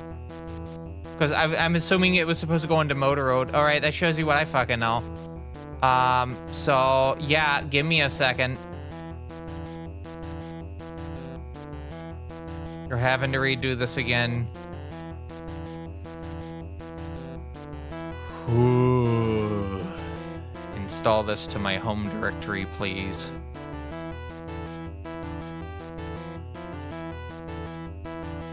Well, that was quick.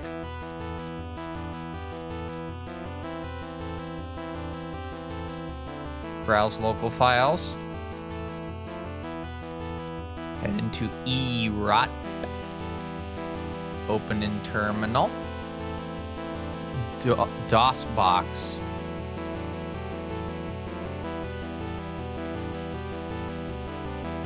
Alright, so just as a note, this game may crash.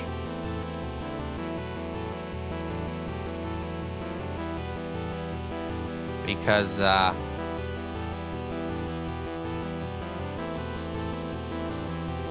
DOS Rise of the Triad just likes crashing a lot.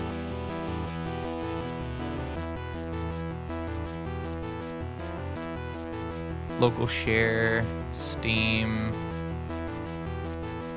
apps, common. Oh no, I need to put this in.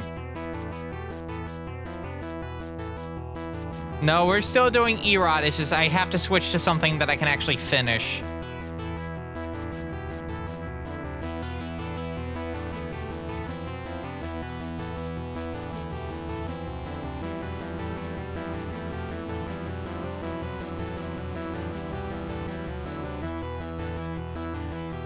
Why is this all in...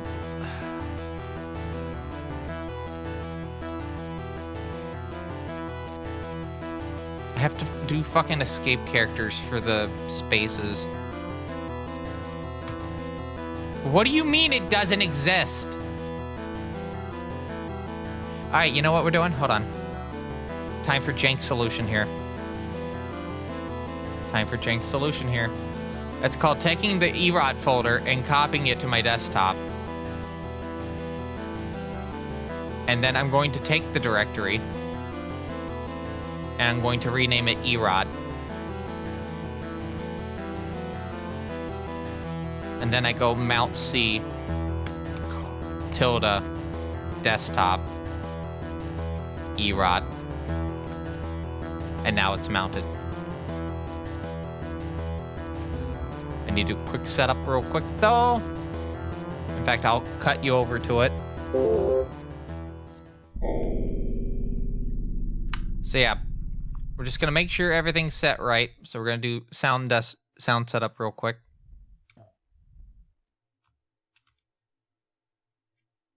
That's a frame rate.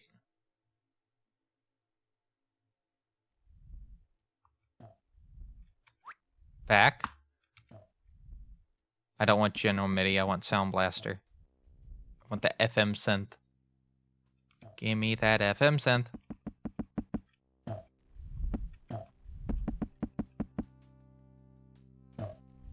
I want to make the sound effects a little bit quieter than the music. There we go.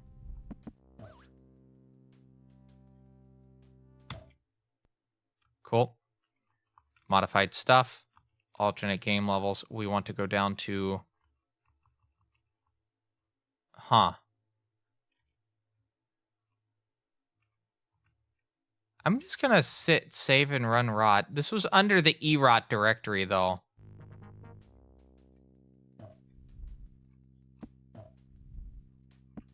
I don't like that frame rate. That frame rate is not... What is it? Cash money? Yeah, that's not that. Why is it so slow? Is it just... I forgot how this game... How, like, stuttery this game is? Probably. Mouse sensitivity, I need to set to fast. Custom controls. Alright, we're just gonna have to set this up real quick. Sorry.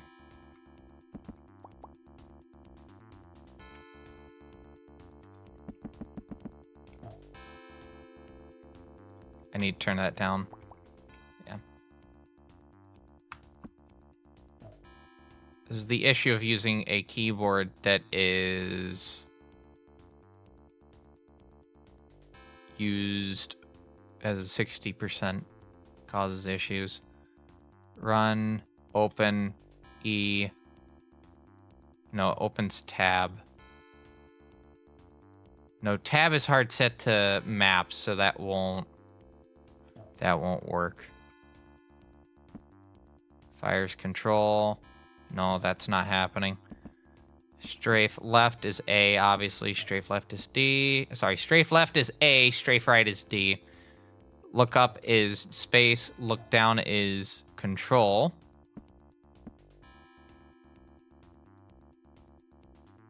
And then I think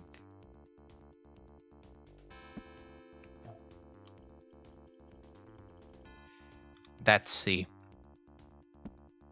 Like we have in Marathon. And I won't ever have to look up for anything. FPS players looking up. Yeah. Toggle weapon, drop weapon. Auto run. Okay, that should be sufficient enough. I need to figure out why it's being so... Bleh.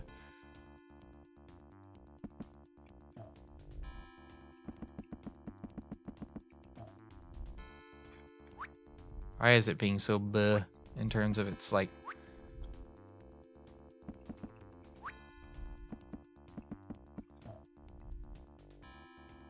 Oh yeah, I forgot I can't change graphics like that. All right, I guess this is what we're doing. Let me just make sure all the controls work right, and then we'll get to it. Huh?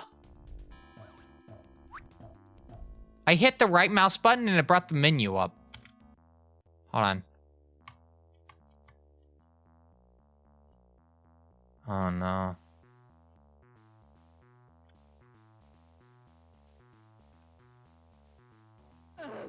Perfect. Perfect. All right. Okay, everyone, and you're gonna get the cropped kind of bezel window because I don't want to spend 20 minutes trying to fucking crop this shit. All right. I'm just gonna deal with it like this. If I didn't realize that, you know, this wasn't gonna run in the full frame, I would... Or if I knew ahead of time I wasn't gonna run in the full frame, I would have cropped it before the stream, but I didn't, so... Anyway. We're gonna start. 3, 2, 1, go. Alright, I need to get that specifically.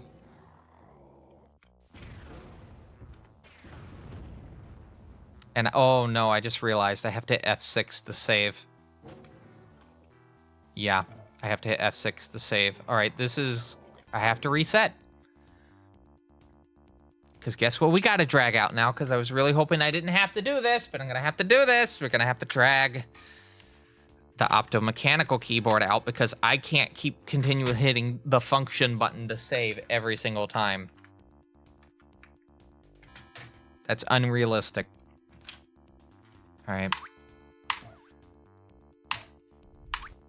Now we're properly starting. Now. Thank you, game.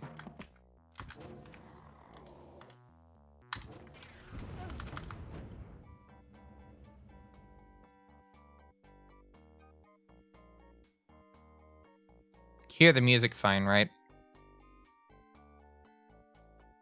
I can turn it up if need be.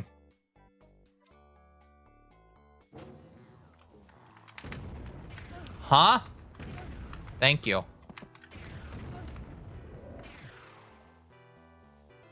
I've lost... Okay. Can this game explain to me why I have auto run on and I'm going up the stairs and I'm not running? Huh? You want to explain to the class, game?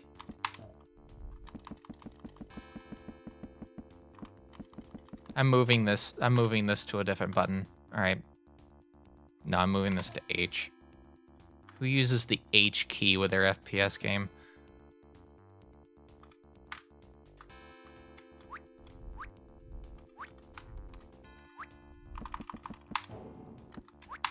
Don't end the game.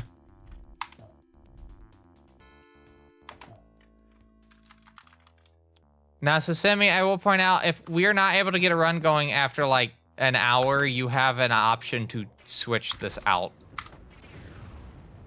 with something else of the same value. Okay. What? If I hit... Okay. If I hit W and S... Hold on. Hold on.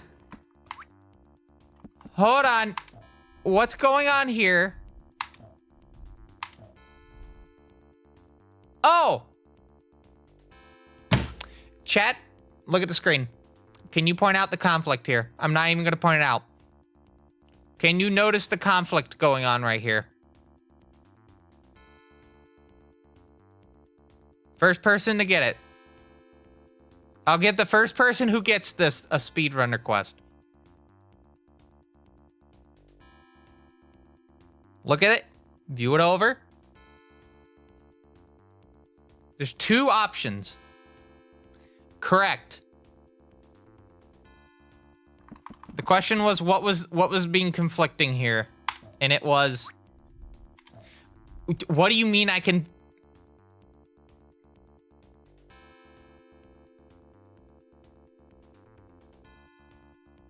That's not a button. It is a button. The A button is a button.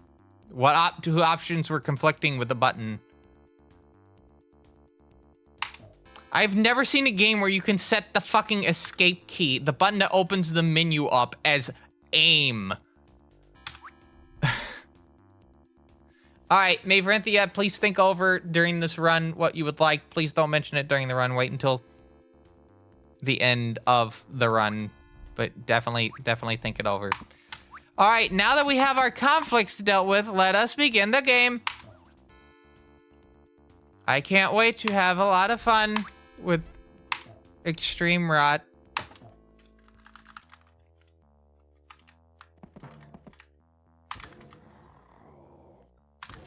See, most games would, if you have a conflict, it would set the new key as the key and then also make the other key not, like, you'd have to set the function right. Not this game. No, you have to actually go in and set it. You want a speedrun request for that.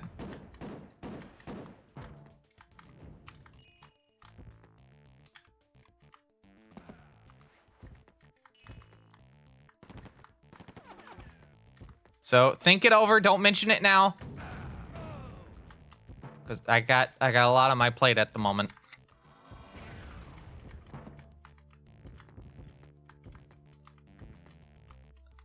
All right, I need to actually save here.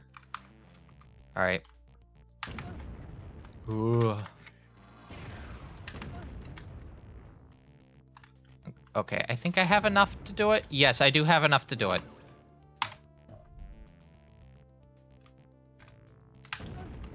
I just need to do this, and every time I have to quick load, it's gonna have to do this. All right, you know what this means, though? If I submit EROT to GDQ, I'm gonna have to, like, use the original DOS version, just because it's quicker. It's actually quicker to do it on DOS because of that one level.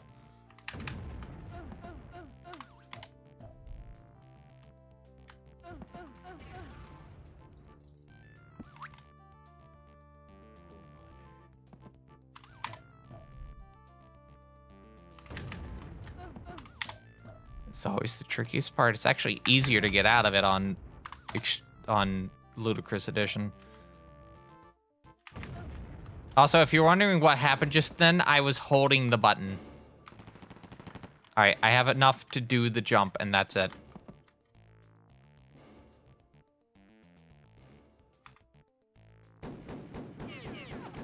I only have enough to do the jump, and that's it. And of course, there's an enforcer. Why would there not be an enforcer? There are two of them. Cool, we're resetting that.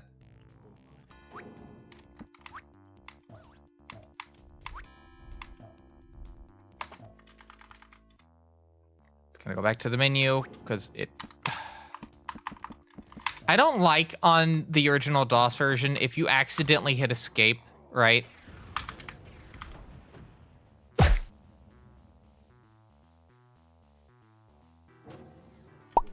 So anyway, if you're on the DOS version, you have to, if you hit escape, you have to go back to game. You can't just, like, you know, go into the thing, hit escape, and get back to your gameplay. No.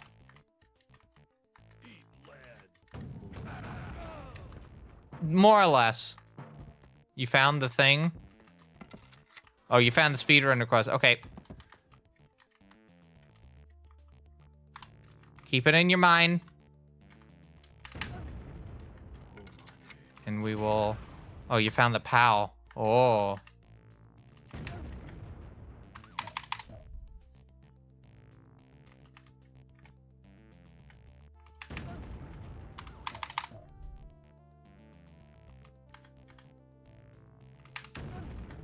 Ooh, come on. There we go. That jump is so hard. Also, since we're doing the DOS version, that also means that the MP40 drop rate is abysmal. There is a very high, very high potential for me to...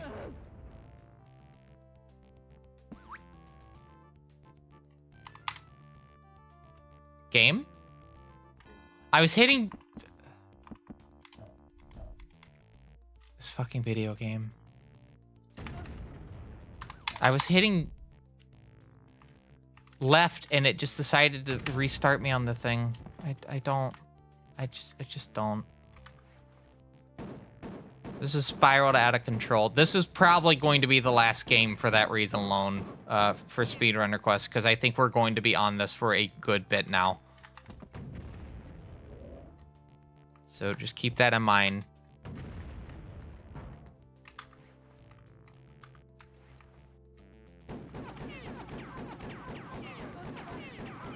Oh no, it's just none of the enemies decided to walk down.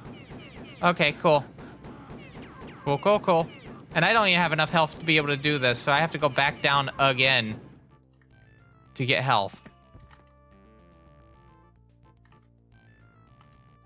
Cavalcade.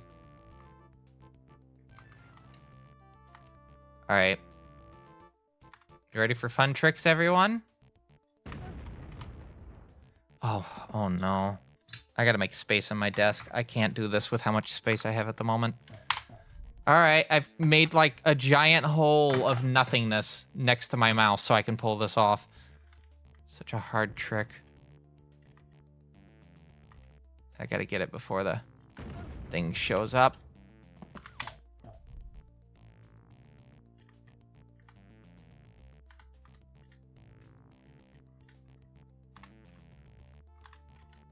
Can't hold the mouse button while I'm doing it. Not the mouse button. I can't hold any keyboard buttons when I hit the save button. It is one input only. Let me try the other way.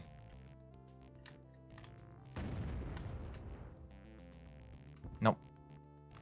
I think we're gonna have to do this the old-fashioned way. This is gonna suck.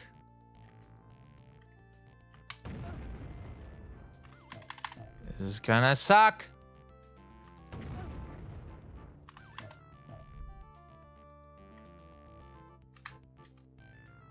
And I know what you're thinking. Well, Teebs, why can't you just land on that thing here and then go for it? And that's why.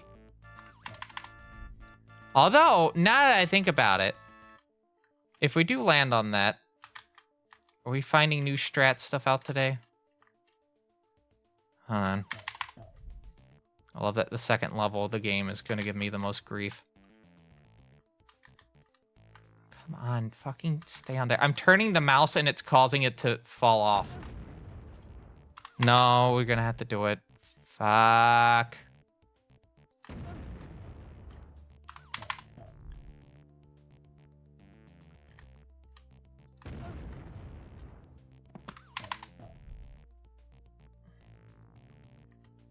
Yeah, I don't think we're finishing this. I don't think we're going to get anything past this tonight. We're going to move to Majin Tensei probably after this game.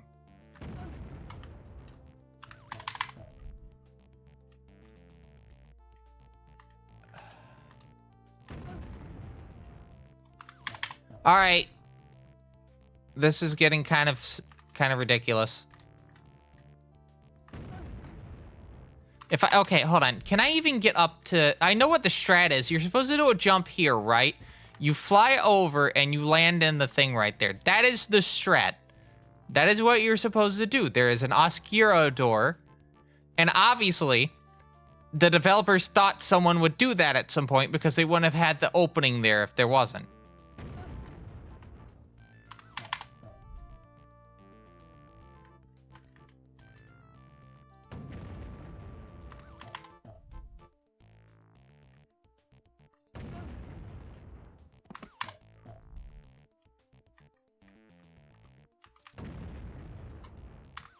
All right, so Semi, if I have not gotten a run going by 3:30 a.m., 3:30 a.m., you have the option of swapping this game out with something else.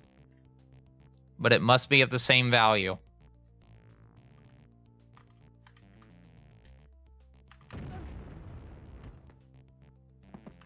All right, well, we got through that.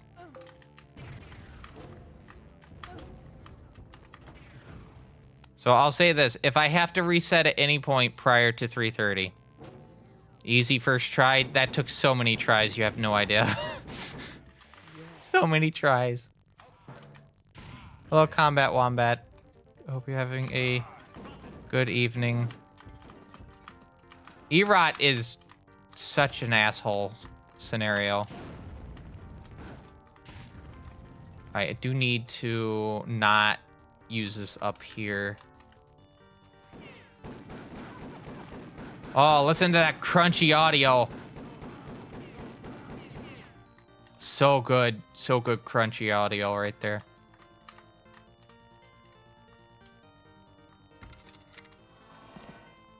All right.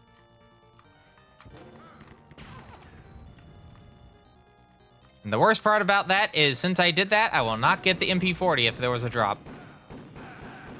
But of course, it won't matter, because I'm not getting an MP40 one bit. Oh, I got the one there, too. All right, hold on. I gotta get some of these. So yeah, the struggle with this version is that it's going to take me a while before I actually get an MP40.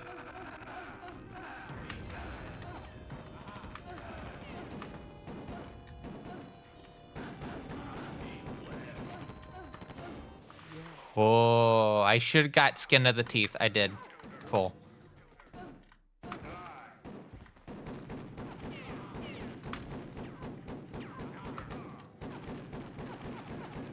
I'm gonna make one gameplay option change real quick because it's too fucking dark.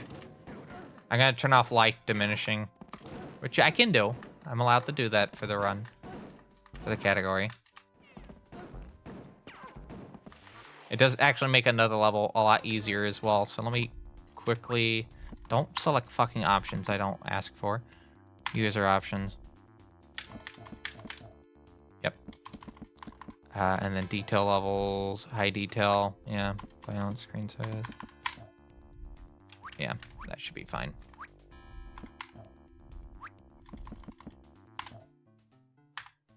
Oh, okay. I take that back. What the fuck happened to the floor? Oh, I turned off floors and ceiling, that's why.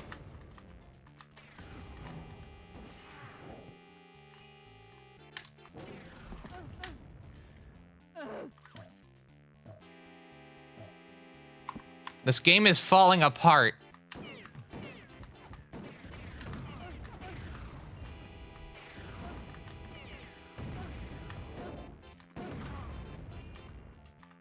This game is quite literally falling apart at the seams right now.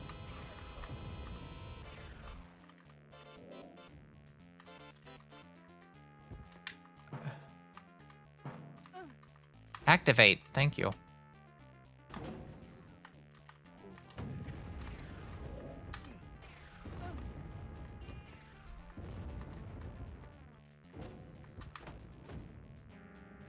Alright, quickly, because we're already in the elevator, I do need details on floors and ceiling. Cool.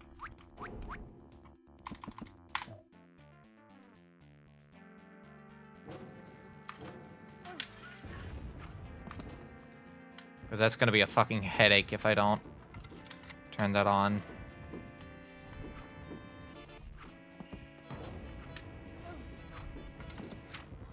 Cool, head down.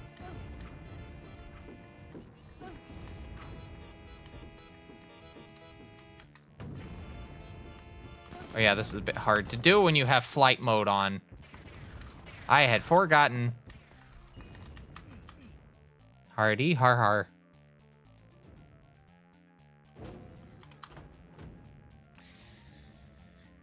I keep forgetting. Save is not my hotkey. It is F6. I'm going to get fucked over at some point for that, me forgetting that.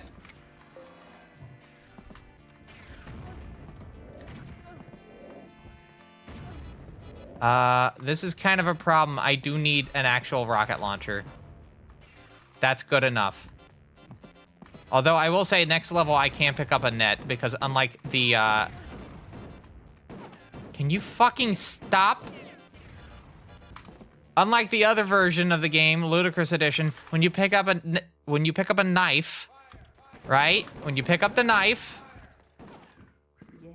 I will never have to pick up that knife ever again until I exit the DOS.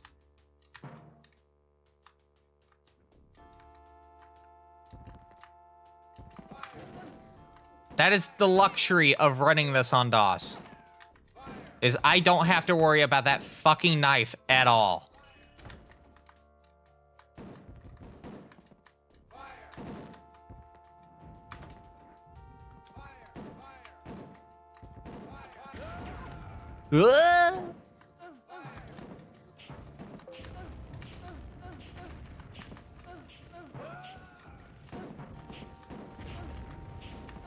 Huh? Thank you.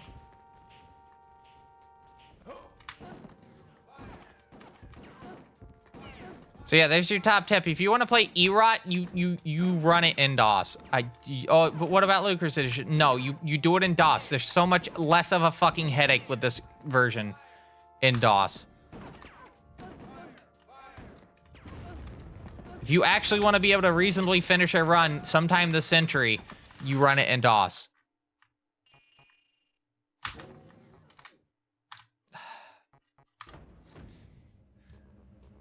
I hate muscle memory so much. I hate muscle memory so much.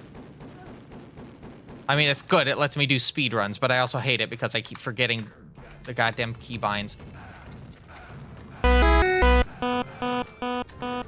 There we go. And I got my rocket launcher. And then the game crashed. Fuck!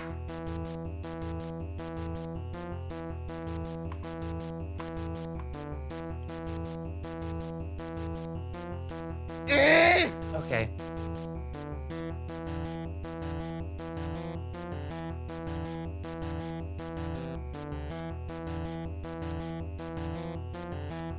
We're going again. We are going again. I'm just very salty about that.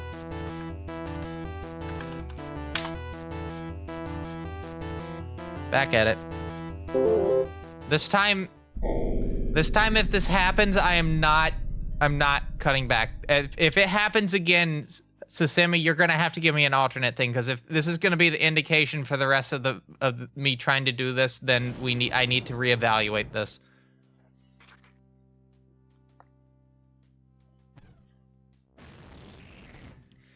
Or what I can do is I can push this run back, and I'll just give you another one. So I'll just push this to under the next game that Maverinthia wants to add to the list. We'll do it in the future, but we'll have you do another. You pick me another run for me to slot in instead. Timer's still going, by the way.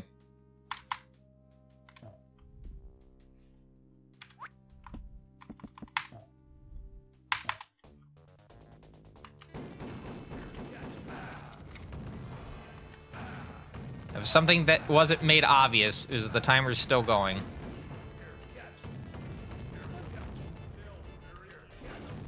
Oh, good.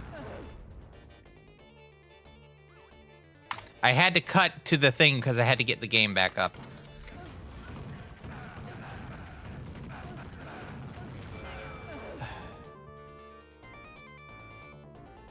It is, because you save time, at least in the levels. There's less levels that you have to play because they swapped levels around.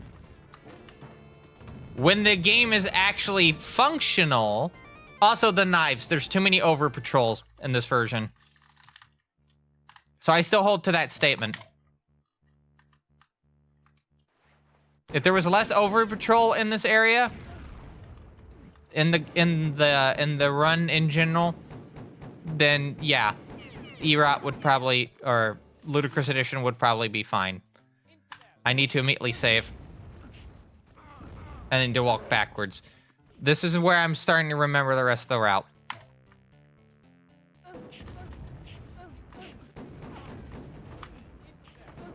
Alright, there we go.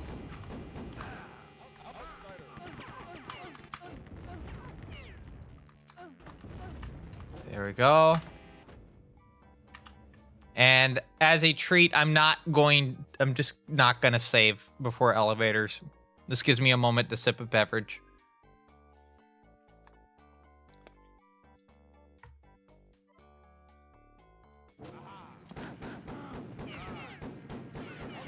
I believe I need to go, yeah, through here. What's making this also harder is just the fact that I don't have that fucking MP40. There it is. This is gonna make this part a lot less of a pain in the ass.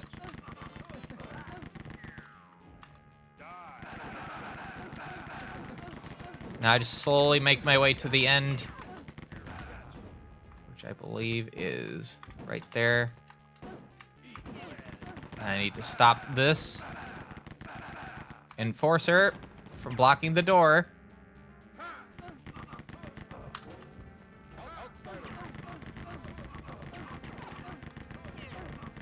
This is so much easier when you have an MP40.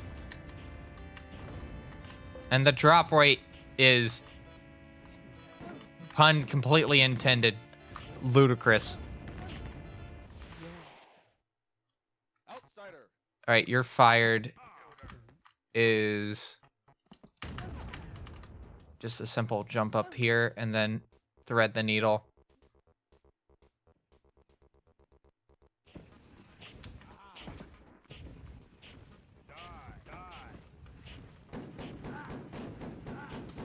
All right, I need to lock in real quick. There's like a specific movement I can do here.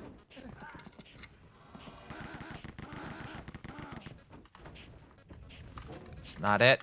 It's fine. I need these columns to move particular. There we go. Can you?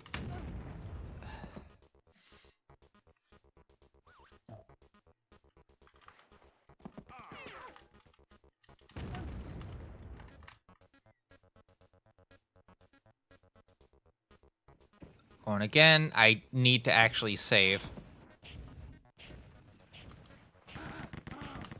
I really need to save.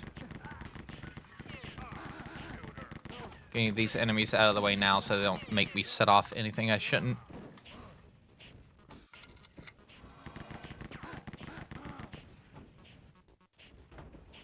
Cool. Oh. What fun. You know what? I'm gonna play this out. I probably should reload my save, but I'm gonna play this out.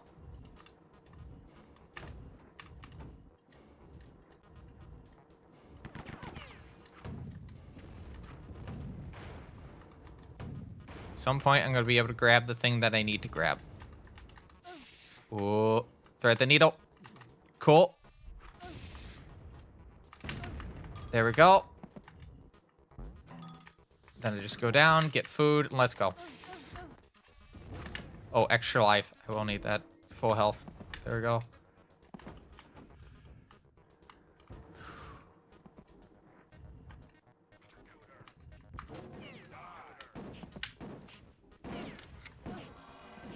Yeah, there's a lot of things that go into, like, consideration when I say this version's a bit more preferred. It's just, if a level just takes longer than it would be to just, you know, do it on the other version. Because, yeah, lightning strikes goes straight to Motor Road. This is not the door.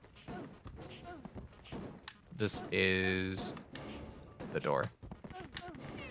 I'm having a brain fart. Also, I got netted. How? Well, we'll find out in a bit when I redo this entire section.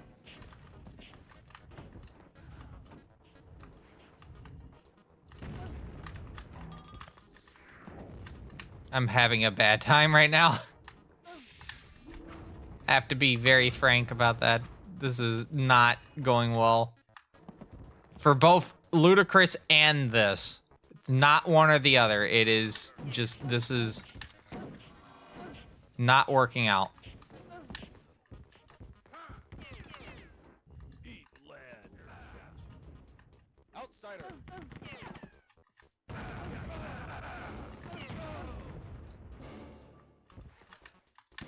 My brain is having a brain fart as to where I need to go. This is why, you know, having a big range of speed games that you do is kind of also a good and a bad thing, because sometimes you're just not going to get to a game. And then when you don't get to the game, it's a bit of a doozy. Especially when it's one that's intentionally asshole-ish in design, like Erod. And I do mean it is intentionally asshole-ish. I think I'm supposed to come back out the door, yeah. After I go into here. No, it's... the fucking exit's right here. Ow. Of course, the enforcer doesn't die. I'm feeling like resetting.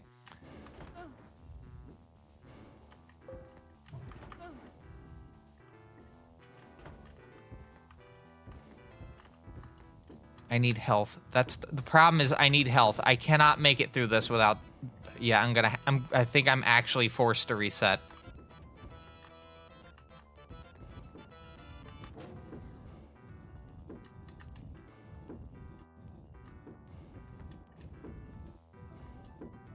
In fact, no, I think I am 100% kind of forced to reset. Because there's no health here. It's either I do the platforming or I get killed from the hit scan. All right. Yeah, that's a reset. That's a wholehearted reset. Ah, fuck! I know what you're gonna say, Teams, you could have done it. You just could have tried again. No, I'm just gonna fucking reset. Too much fucking headache.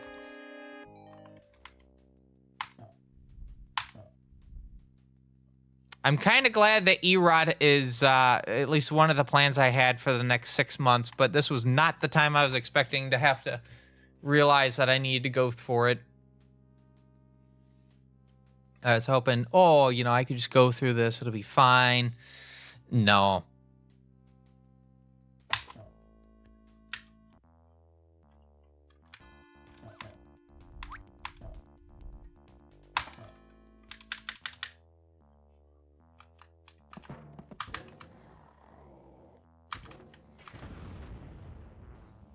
So we're just going to do it again.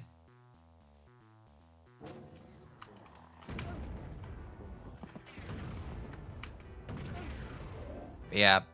3:30 is the opening point for if you would like to swap it out. Why is quit the default option? Why is quit the default option? I still don't understand why they do that. Why is quit the default option?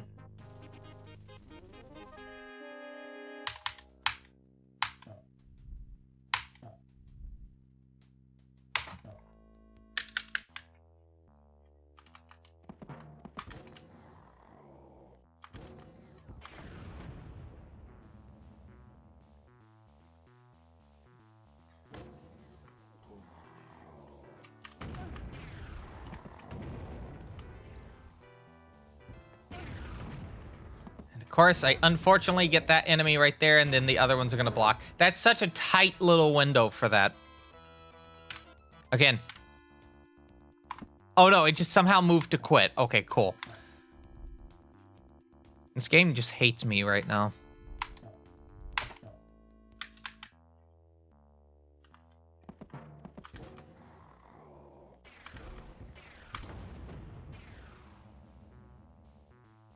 It's very funny when I get to, like, the Chaos Engine, and I'm like, yes, this is a game that is going to give me no issues whatsoever.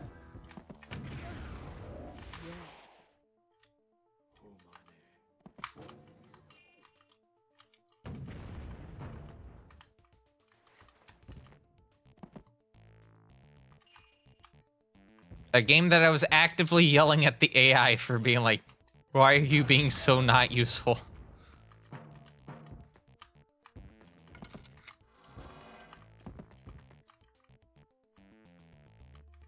All right, I only have 3 shots. This is not good. Oh, what? That save right there was actually farther back, and I could have went into that the whole time. Forget it. I'm so mad. This is making me mad. Notice, none of the enemies have showed up yet. And they won't show up until I do this.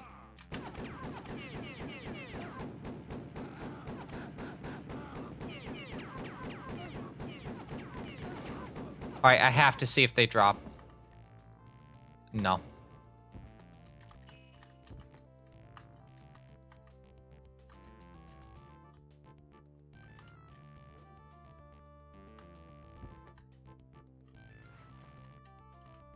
Alright, F6.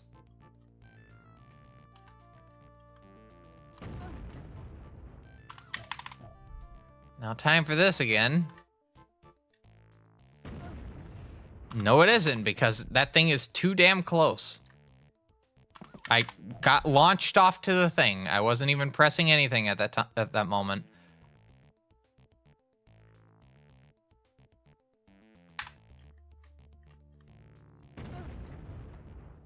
There we go.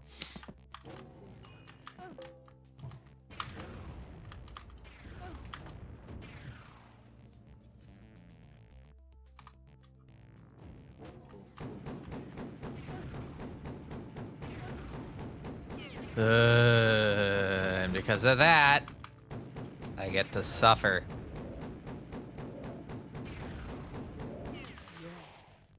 Not the tree adagio.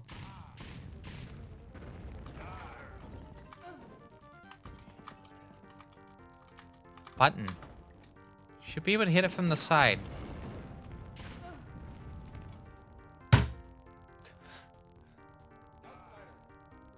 Let me guess. F9 goes back to the jump.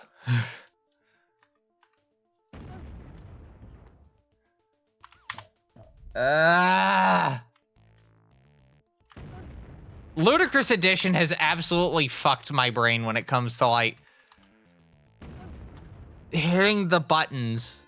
All right, you know what? I'm making an executive decision right now. Sesame, I need an alternate game. I cannot do this on this fucking version right now. I need to just come back and do something later. I apologize for that, but like, we're gonna be here for too fucking long.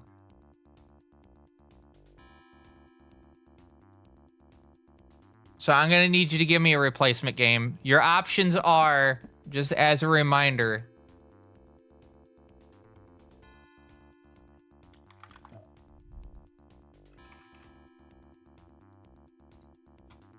I believe you have Spin Dizzy, Alien Breed, 1 and 2, Radiaki, the Marathon Trilogy, or Eternal 1.2. Those are your options.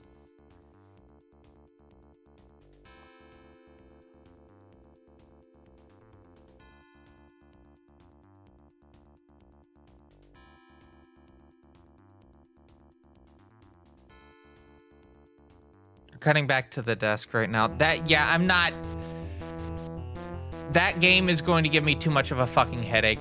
I'm not gonna just throw myself at a fucking wall for, like, another fucking hour. I know that you would probably find it interesting, but, like, I do have another thing I have to do for the stream.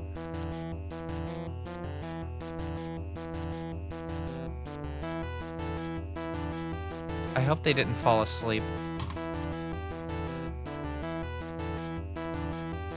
No, online.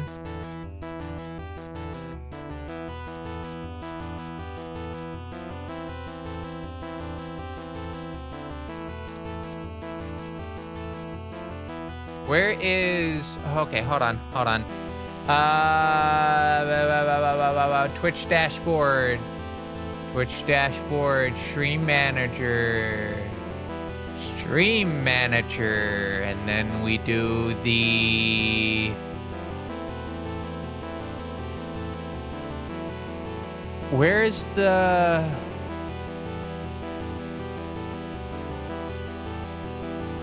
Yeah. But yes, Sesame, I need an alternate pick. We're not throwing ourselves at the wall for another 10 minutes. I have a feeling I know where this is going. And you know what, Maverinthia? You are completely correct on that earlier. You know what? You know how this game makes me feel right now? Or how it just makes you feel? You know how it makes you feel? It makes you feel like this.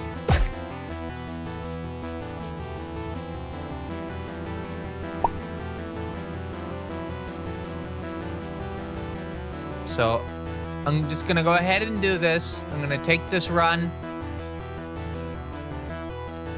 And I'm gonna move it down.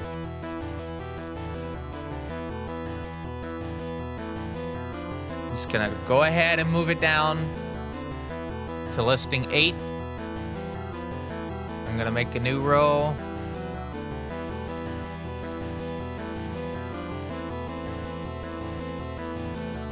Oh no, I don't have to make a new row. Go back. But yeah.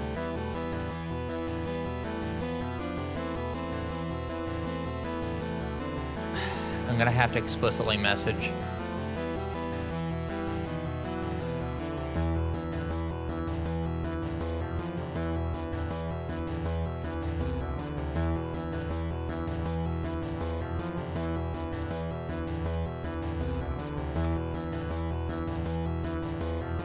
All right, I've messaged. If I do not receive a word back in the next 5 minutes, we're gonna have to get someone else to pick it.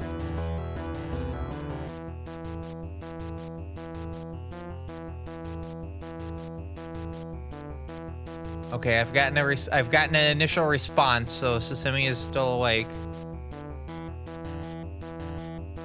Because it is, again, 3:30 in the morning.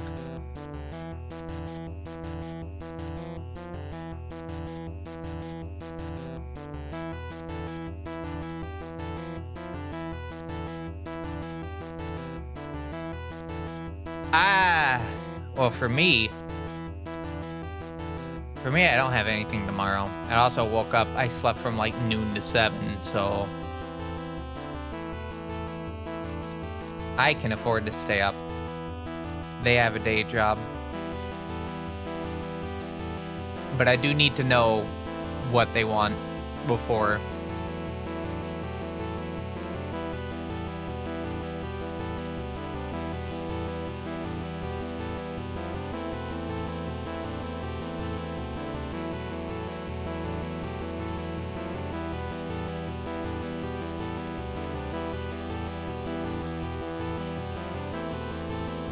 All right, have a response coming in. I have a response coming in. What are the options?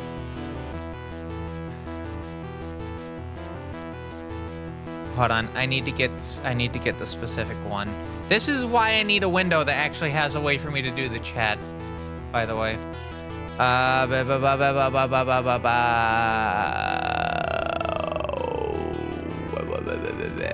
we go.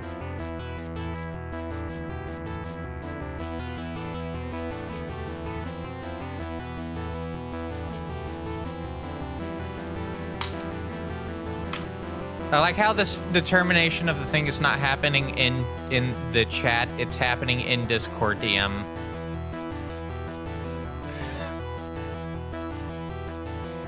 Anyway, that's why there's like a bit of dead air at the moment. It's just because I'm waiting for a response on Discord. All right, I need to reset this timer. I feel like the next game pick's gonna be Radiaki. I have a feeling. Go from one game that can give trouble to another game that can give trouble.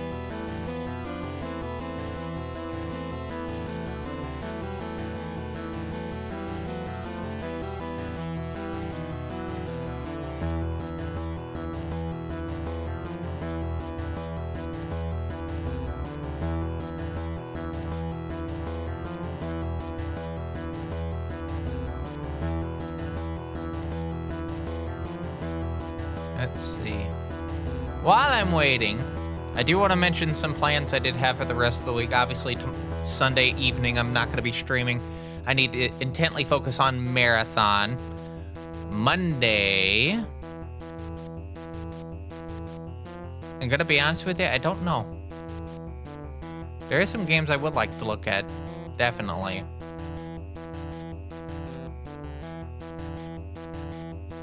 Eternal? Sesame wants Eternal.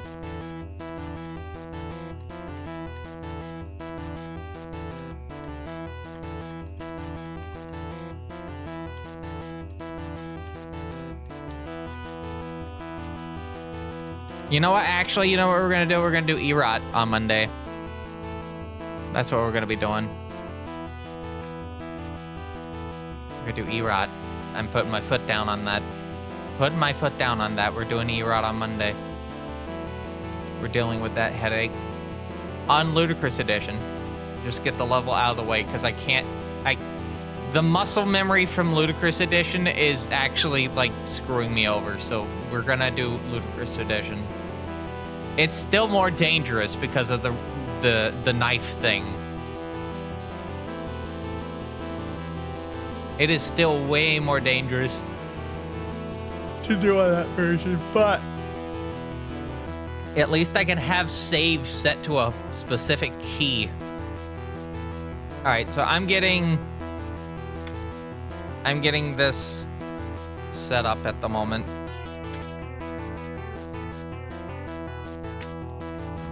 So Eternal is probably the last game for the speedrun section. It seems to be how this works for some reason. Have a couple hours for the speedrun stuff. If I didn't have a second game that like a second segment to the stream that I needed to do, which is Majin Tensei, we would go a little bit longer after Eternal. Because with D-Gen, I would have to set up the Amiga, and that'd take a bit. And I'd rather start with that than end with that, if that makes sense, because then I'm gonna have to take it off the desk and whatnot. Because that's the only game that requires getting, other than Camel Tree, it's the only game that requires getting specific stuff out. Also, Mayfrenthia, if you have your speedrun request, this is a good time to mention it. Lunch, etc. tomorrow. Tomorrow's Monday. Are you talking about lunch today, Sunday? I can do that. I'm gonna be up. Well, it depends on when you want it. Are you working tomorrow or today? If you're not working today, yes. If you're working and you're wanting me to pick you up at like 4, I'm gonna be dead ass asleep. All right, if you're fine with us doing it as soon as I'm done with this stream, yes. Just let me take a shower and whatnot. But if you wanna do it in the afternoon time, no, because as soon as after I eat lunch, I'm going to bed. I will know I have enough sub points to get a well, I have to get one more half sub, but then I can get a full sub. And I don't want to do cookout. I'm already disappointed from when will that be? Well, subs open at 10, so it'd have to be 10 a.m. and I would like to order them ahead of time. So by the time I pick you up and we get there, they'll be ready to go. If that makes sense.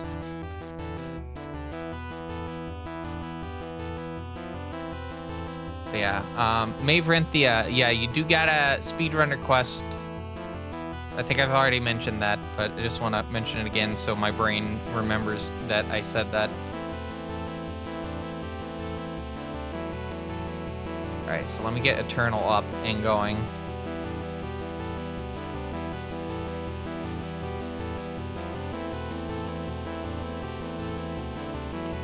And then I never update Eternal.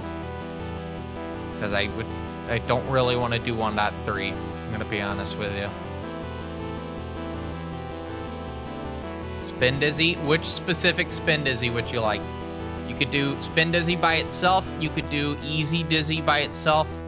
You could do the whole game. The whole game and Spin Dizzy specifically are going to be for SNES. You do get the option for the just Easy Dizzy to do the Sharp X68000 version, because I have at least routed that and have done runs, because I'm submitting that to GDQ, so you do have the option for that.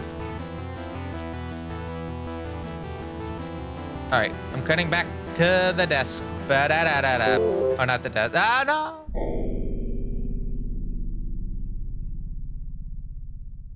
Sharp version? All right.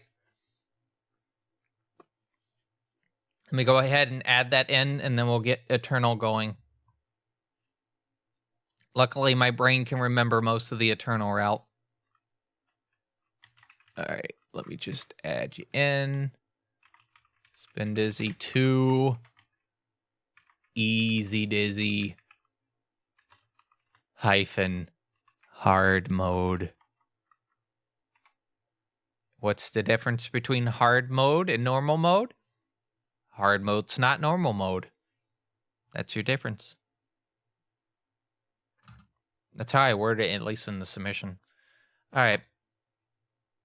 So yeah, this is 1.2 specifically. I have no plans of learning 1.3 and some of the stuff, or doing stuff in 1.3. There's some choices, some design choices that I'm kind of like, nah. Could do 1.2. So, with that said, we're going to begin. And this is about 70 to 90 minutes, so keep that in mind. Oh, where's the music? I guess we're not getting music.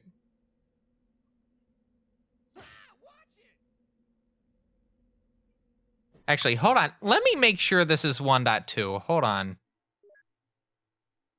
Yeah, 1.2.1. All right, cool. Cool.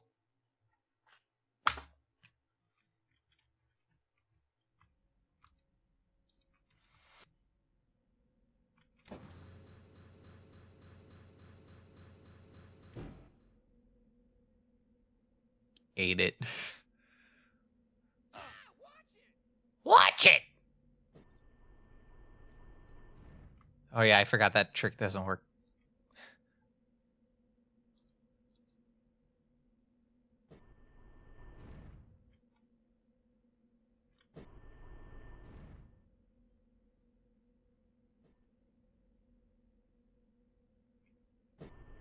At one point, you could go through one of these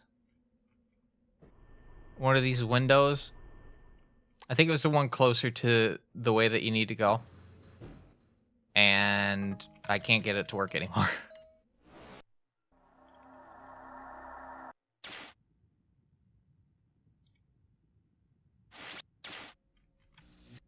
Cool.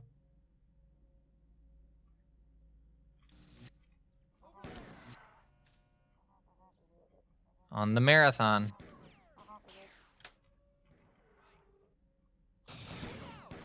Cool. Want to get that force staff.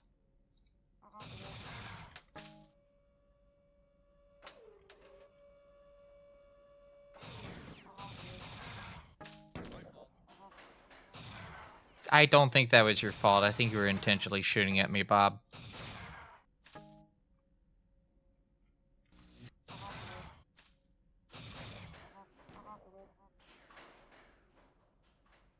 All right, I believe it's this one. No, it's the other way around. This is an easy set of switches to get mixed up on. Waiting.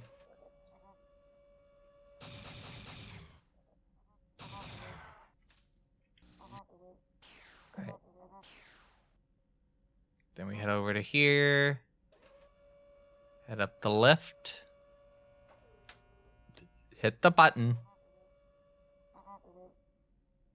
And now I'm going to have to be very crafty here with this.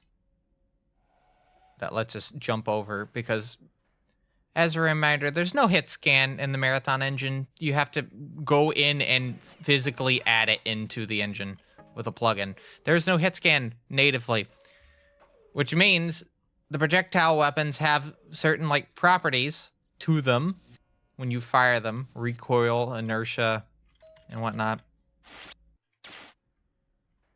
So we can use that to our advantage to do some hovering over certain sections. Not like big hovers, just tiny hovers. And with that, if you use the alien weapon in this, which a alternate fire empties half of it, you can cross a very tiny little gap.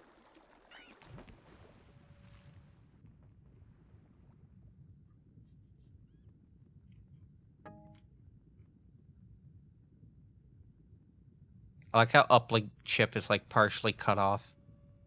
And I have a pisto.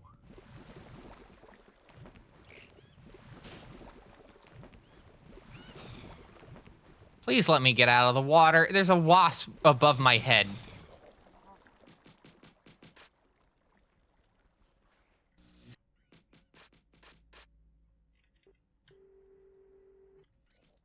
I only need enough to deal with this. Next level has a 3x behind me. Yeah, 3x right there.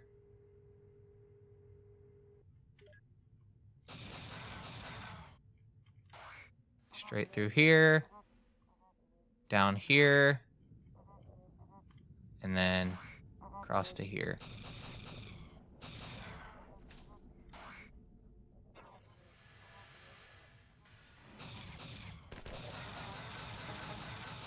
As long as I keep firing, it will not auto-switch over the weapon. There's your top tip, marathon speedrunners out there. You want to not have it automatically switch your weapon, you just don't have it out, you silly. You just keep firing. And then it won't switch it out because you're currently firing a gun.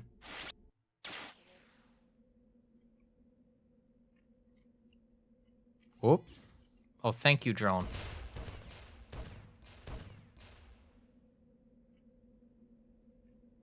Oh, I was almost there. Almost there.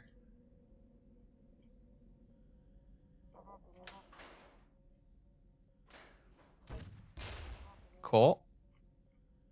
That's also a change between 1.2 and 1.3 is that the switches become not hittable with grenades, so you have to play it properly. I don't have to... There's nothing that says I can't play this version as my main speedrun.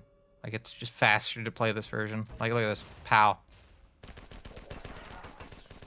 So I'm going to keep doing 1.2. Okie doke, me friend. I hope you have a good evening. And... Let's see if we can get this done. I have a high faith that we'll get this done compared to Rot. Very high faith we'll get this done tonight.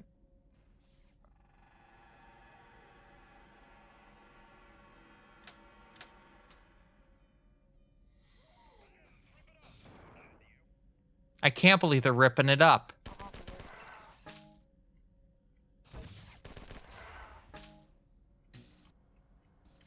Can you believe that, chat? They're ripping it up.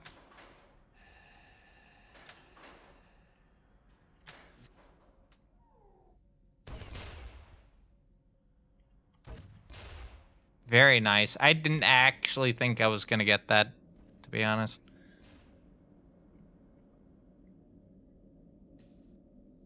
There's something about playing Eternal with no music on. There's just something about it.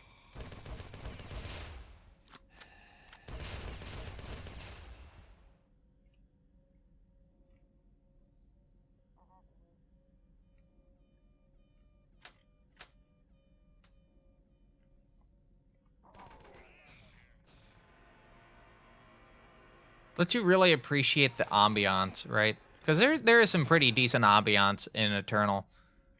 Oh, got the cycle. Very nice. Got that cycle. Do you want to get some more of these? Okay, my HUD is, like, fucked if I can't even see, like, how much ammo I have for this gun. Okay, I'm gonna save real quick. We're gonna keep the timer going. I need to fix this. This needs to be fixed. The problem is that I don't think there's a default HUD. Okay, there we go. I just need to be able to see how much ammo I have for these weapons. Oh yeah, I gotta hit this first. And then we head over to here. Then we hit this.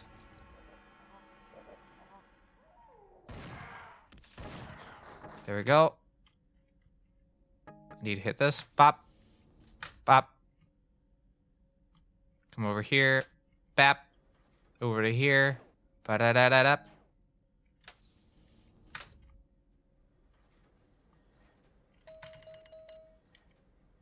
Now reading that opens this up.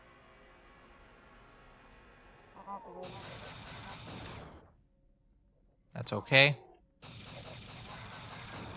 You do want to kind of be advantageous with your hits of the hunters in this, because since starting in Marathon 2, I believe starting in Marathon 2, they hard death on fusion pistol deaths. Used to, I think you had to kill them using the grenade launcher for them to do a hard death. But in Marathon 1, it was... Oh yeah, Marathon was grenade launcher, and then Marathon 2 onwards was fusion pistols as well.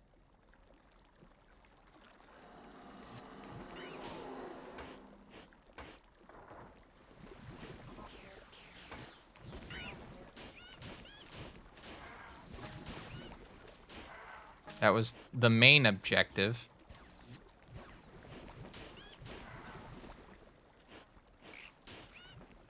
Get the wasps out of here. Come on. There's wasps everywhere.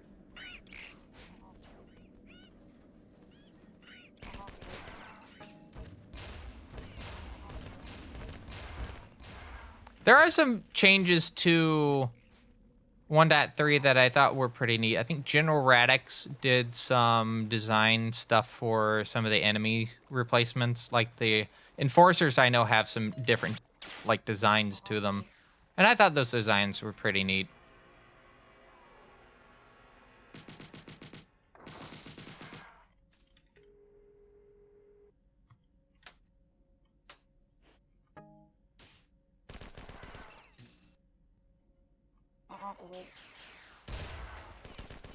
That's fine. I am gonna heal up again, though, before I keep going.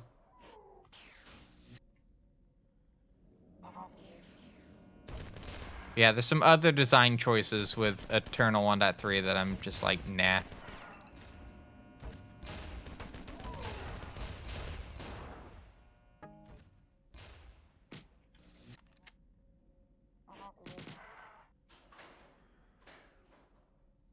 Alright, so I'm gonna heal real quick, and then we'll go for the exit.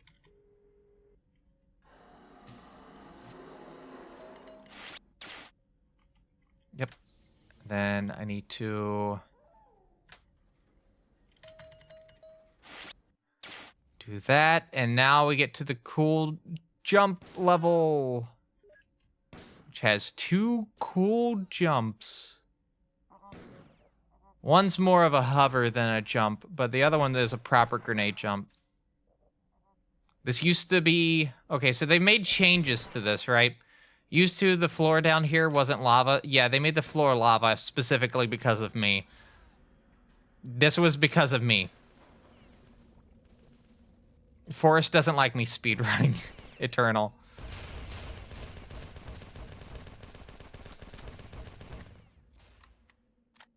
But that's not going to stop me.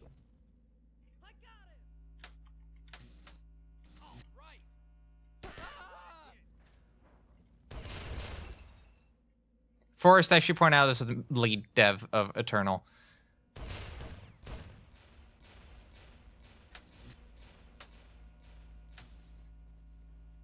All right, so cool, fun thing. If the Mads didn't stop... Okay.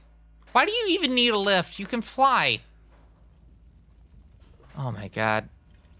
Yeah, we found out that you could just walk up to these and activate them. And it'll just break them. Oops, I broke it. Oops, I broke it. Oops, I broke it.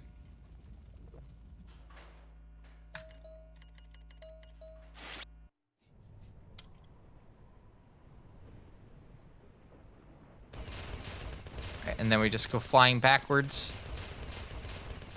Frame rate's gonna take a dip, like, right now, because holy shit is this map huge.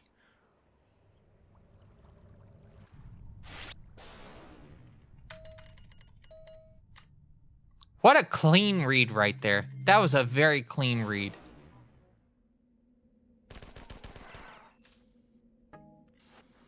Very clean read.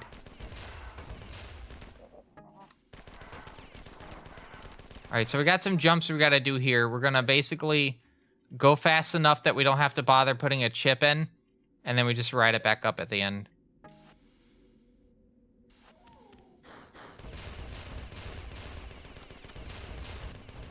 There we go. Blink and you miss it. Oh, no, that was the correct spot. And we went pretty far down. Need to know, we did not go like a little bit of distance down. We went pretty far down.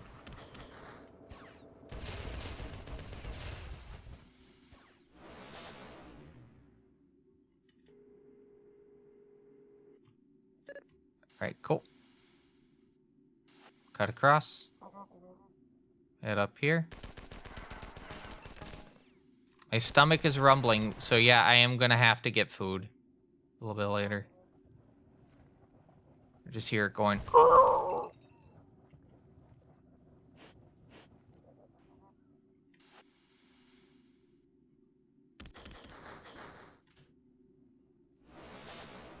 We'll come back to that spot a bit later.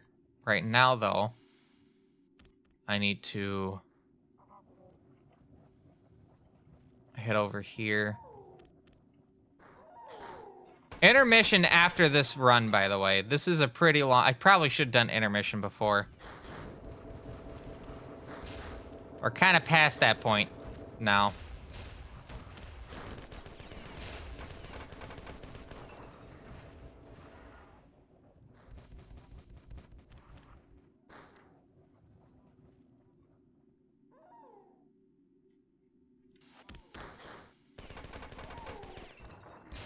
Oh, hi. That's okay. We're still in it.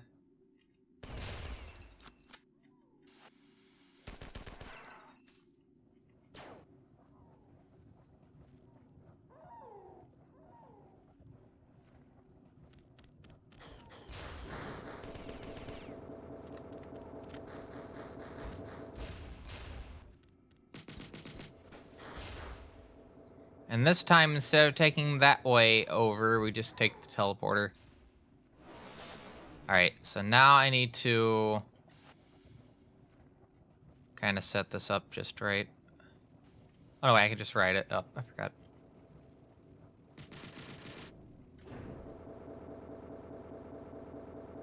You need a chip to lower it the other way. Alright, heal.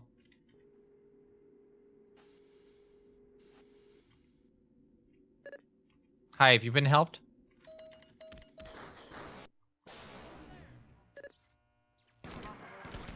Alright, tricky time. This is where Leela comes into the story. Of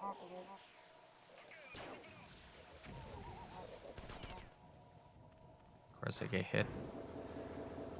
We got a pretty tricky back hover right here, which does require the lift, kinda. Or not really. You can pull it off. You're gonna lose health. Big floaty thing that kicks my ass is right there.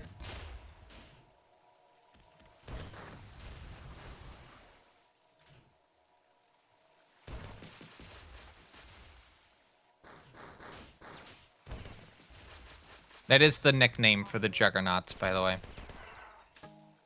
In-game nickname for the Juggernauts.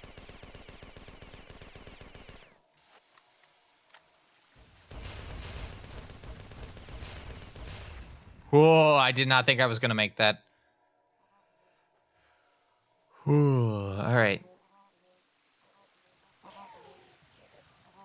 That's not the one. It's this one.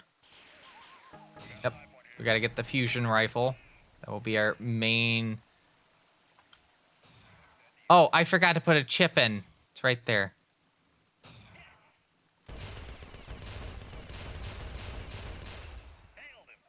Hold on.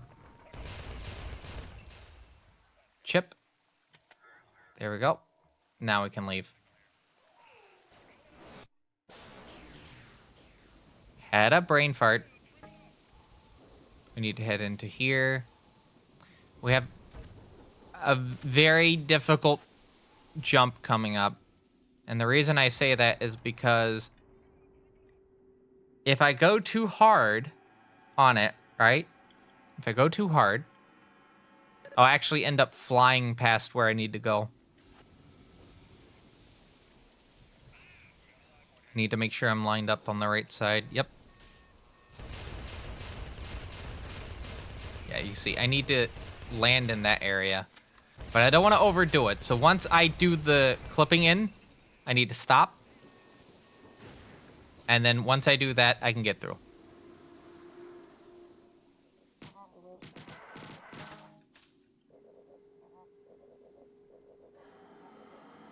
All right, and then I'm going to hit this.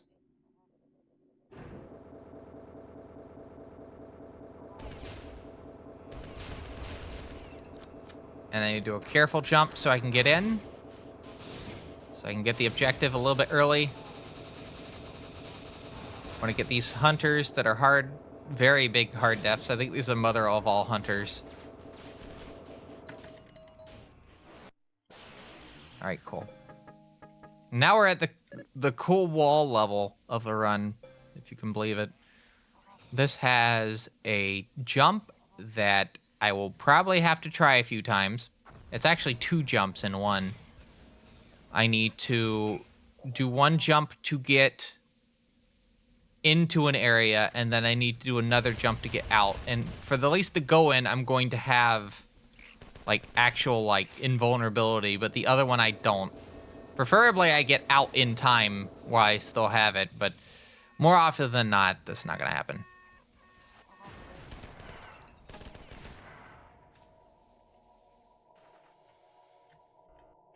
Oh yeah, I gotta put chip here?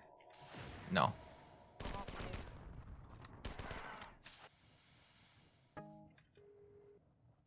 I'm gonna make a save now.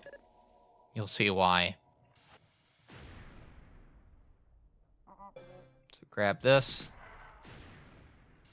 Because I only get 60 seconds for the invuln. So I quite literally have to do everything that I'm about to do in 60 seconds. If I want to get it without taking damage.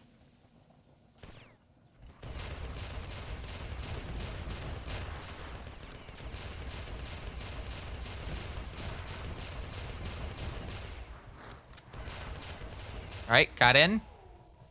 That's what I gotta do. And now...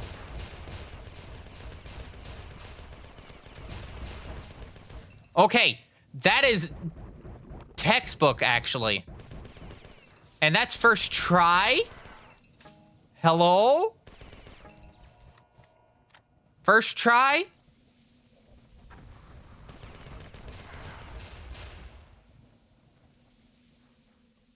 Absolutely shocked by that. All right, I think there's like 1 more chip.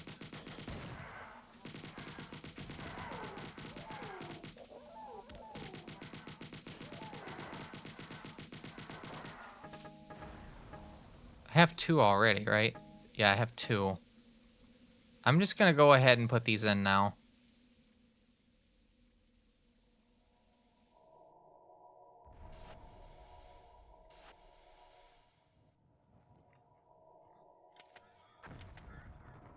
I do not exit out of this area, though. I have to go a little bit further in, and I have to open up an area in order to get to a particular spot. I will note, if you are in the Marathon Runs Discord, there is discussion on this version of Marathon Eternal. This is the main version of Eternal. This is main fan scenario I do. I don't normally do speedruns of fan scenarios, but this is one of them.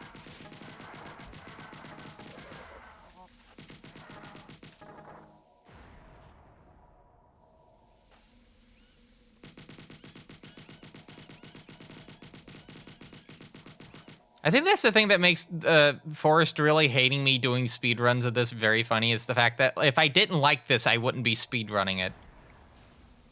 I don't normally speedrun games that I hate. There are certain games that have an exception for that, but more often than not, if I'm speedrunning your game, it's because I think it's interesting, right? I think it's neat and interesting. I wouldn't speedrun something just because, you know.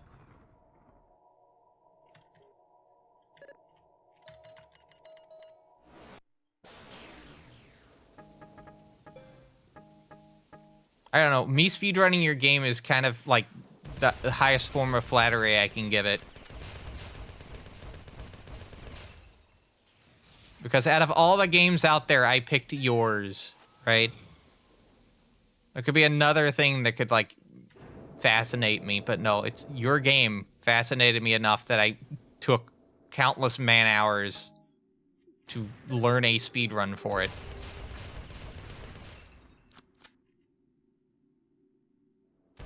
And I know there's the whole argument regarding, well, speedrunning is just... There's not even, like...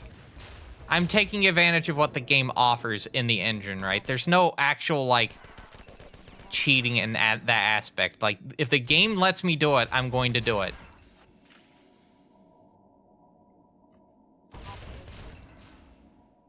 But there are definitely people out there that think if you don't play the game exactly how the developer intended it, you're cheating at it. Which, I think that's a very narrow-minded way to think about stuff.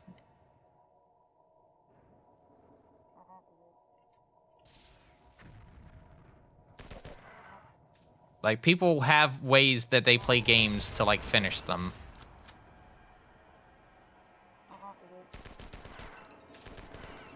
There's a name I haven't seen in a long time.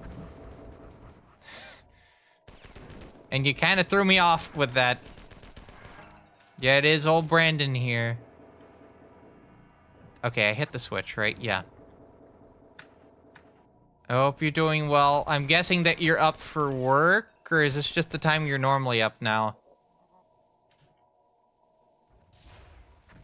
Okay, hold on. I don't have to hit... I only have to hit the middle switch. All right, cool.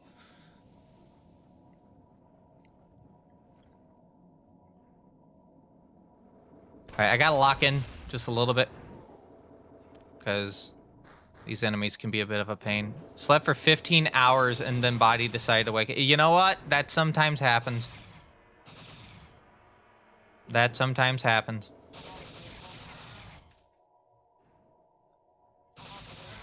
Well, you've joined on an interesting format, because this is the people ask me to speedrun certain games format.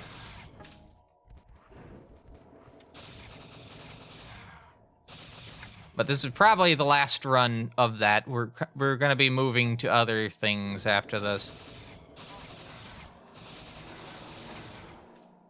Hopefully this will be pretty interesting for you.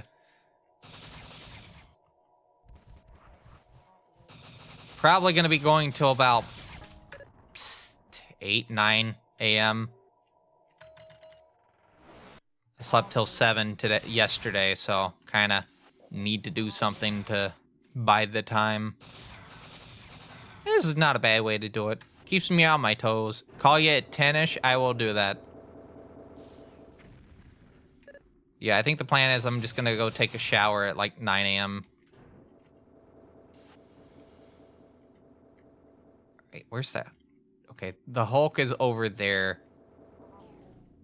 So, as long as I don't wake it up, and it'll probably get woken up for me doing all this.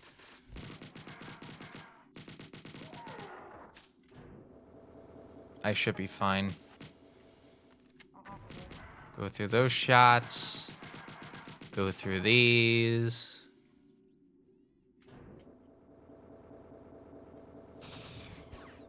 Whoop. Making a safety save here. I don't trust this level. I can trust some things with this game. I don't trust this level. There's one reason.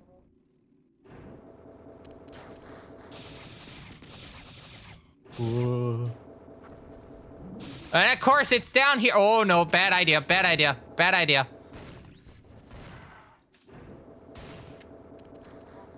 Oh, there's a second one! They clone themselves.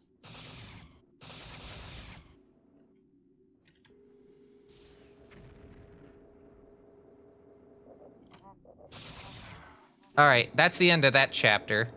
We just got the big fly thing where my frame rate suffers, and then good and gold. It's actually kind of good that I'm also practicing marathon stuff, because I will have to be working on nothing but Marathon 1 when I wake up later. Because it is crunch time for GDQ submissions. My plan is I do not have anything left to do on Monday. Actually, I've just now realized I've kind of condemned myself to doing marathon on Monday instead of EROT, because, again, if I don't have it done tomorrow, I have to get last-minute stuff. Actually, I'm just going to say this now. If I don't have it done by Monday, I'm just going to work on marathon offline. Went flying across the map. Yeah, the recoil on this, because again, Marathon doesn't have hit scan, like the recoil on it is pretty intense. Do I really want to do the trick here? You know what? I'm doing the trick here. Hold on. I'm doing the trick here. Need to get some space. Oh, I don't need to do the trick here. Lol. I keep forgetting on this version that the lift just works. You don't actually have to, like, do any sort of, like, speed tricks to get by it. I'm gonna make a safety save here. And knock back. Ooh. Yeah, it has been a good bit since. I think you're still... I forgot. I think the last time we talked, you were in not the area that we did the last moving thing. I think you moved a bit more towards... like the northwest area of the triangle. Maybe that's been different. I don't know. It has been a couple years. I've been mostly going at just mainly in terms of work, just doing the usual.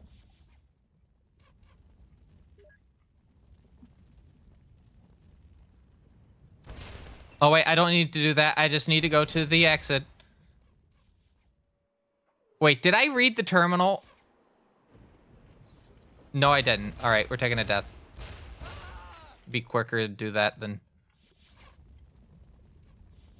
walk all the way back. I forgot, you have to read the terminal, and then you get a failure state, and then you can continue with the map.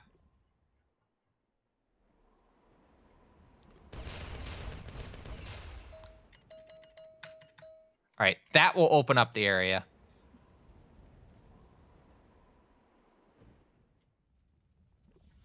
I'm actually going to do this. Oh, I love the AR in this game, or in this scenario. The AR in the scenario, I think, is the best part. It lets you do some of the silliest things in the engine. There we go. All right, now onto the hard stuff rules section.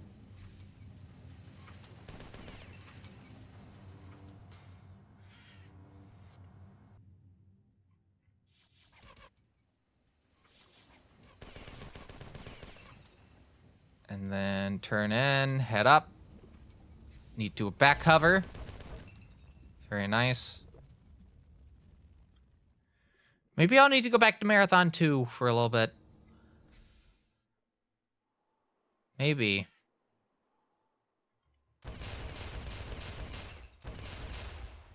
Probably after GDQ submissions. Not immediately, but at some point after it.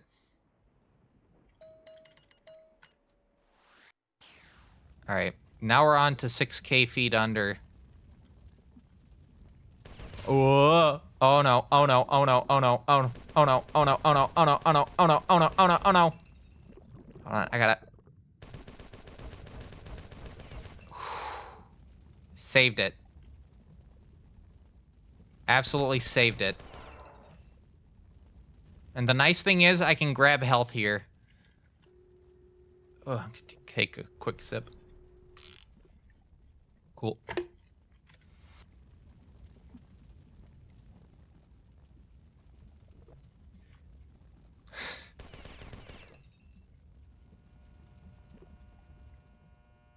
I think the hardest part about tomorrow is, again, for those unaware,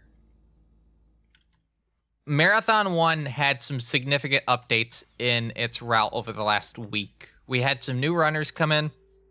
We've have a new world record in the 23-minute range. The longest time it was 26, but we now have one in the 23-minute range. And I now get to, as a 25-minute range. As someone with a 26 time currently, I think 2606, I have to now figure out what things in that new route to learn, get a PB with, but also record a new submission with it. Can you fuck off? Yeah, the lava not taking too much damage is kind of nice on this version. I'm so glad that Sfit was right there. I would have had some problems. It also helps that I'm playing on Kindergarten. But Kindergarten is a lot more trick-intensive, so it's right up my alley. I like the more trick-intensive stuff. Combat's fine, but, like, I think the tricks are, like, the neatest part of Marathon's whole, like, game engine. Like, Bungie engines have good gunplay regardless. And apparently all the engines are based on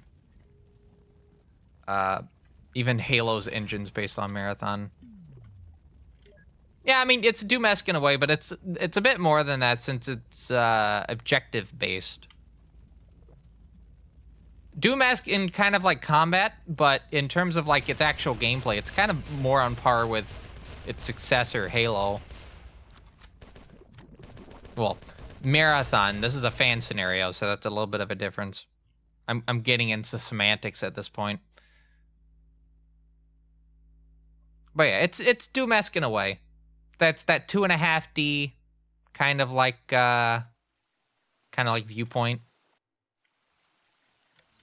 I agree with that. Like, Marathon stuff, anything Marathon related is fascinating for me. Because, like, this original Marathon came out in 94, and it was ahead of its time with, like, what it had compared to, like, other FPSs in the immediate area. Like, we had true auto-aim, dual-wielding, and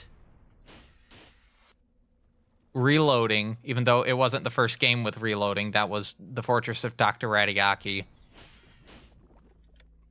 Let that simmer in your brain for a bit. And then, what else is there? There's the, I'm trying to think of what else. No hit scan.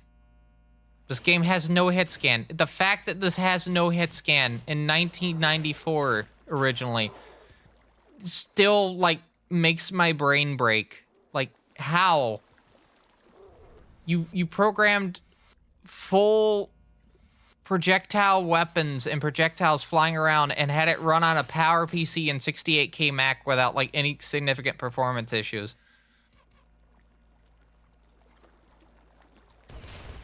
Also, hello, Simon Novak. Hope you're doing well. No, this isn't a demake. This is Marathon Eternal. This is a fan scenario. It's just one of the few that I actually do speedruns for. It's a pretty neat fan scenario. I keep forgetting they blow up.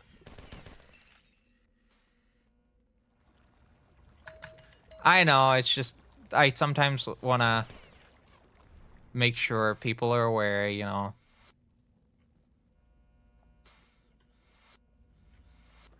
All right, I'm gonna be honest with you. I'm a little bit lost.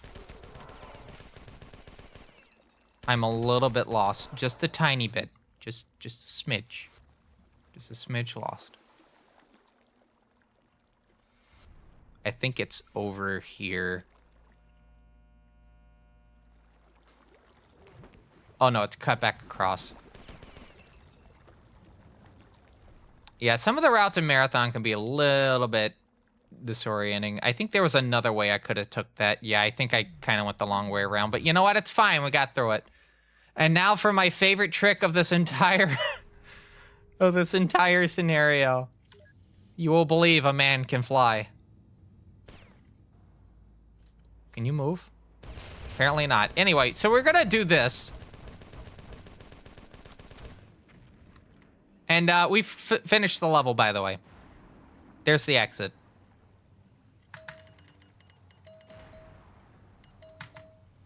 Oh, I keep forgetting how long the terminal is. I think that's like one of the longest terminals in this scenario. I think it's like 20 pages?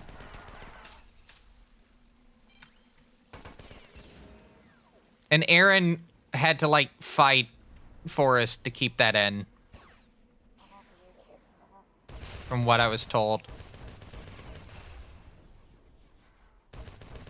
It's a good thing. Oh no. Okay, I'm gonna have to restart this.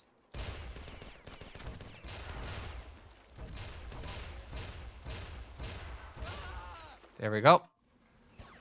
Try it again. She just fucked me up on that. I hope you know that.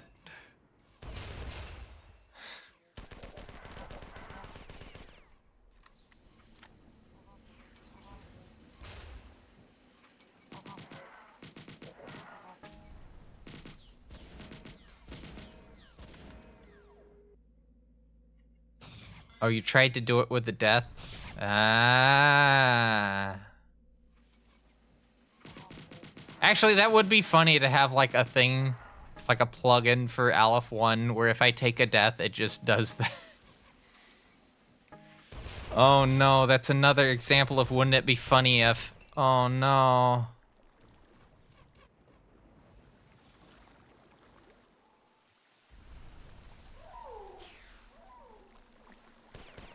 To give context for people unaware, a lot of things that happen on this stream happen because the sentence, wouldn't it be funny if, and then something else alongside it happens.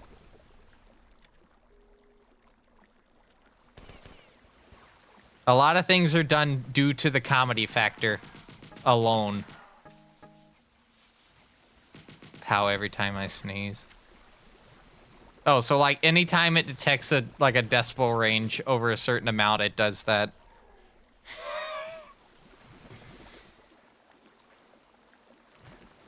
That is pretty funny. That is pretty funny.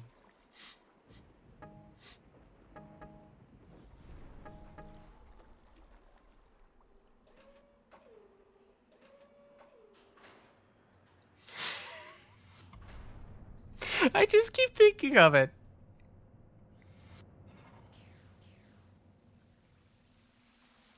Oh no. I would like to have more stuff related, like physical comedy things. I think that would be pretty good.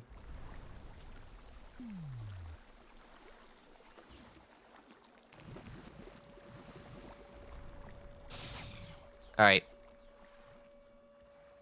All right, go. I think this is the private Thermopylae level. Yes. All right, so we're gonna have to go here. Do this. Not to do it yet. I do need to come down here. I just wanted to open it up ahead of time so I didn't have to wait.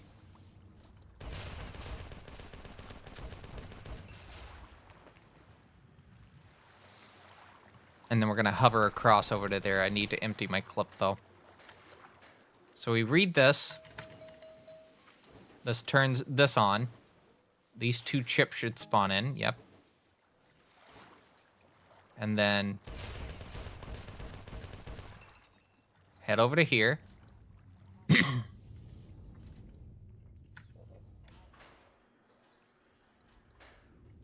And we're going to here first because it's just closer. We come down here, make sure we're topped off, and then gonna try to sleep, enjoy speedrunning. Hell yeah. This is my main series. We're gonna get a lot... Huh? There is no way they planned for that. You're fucking kidding me. They planned for that to happen, which implies they knew that would happen.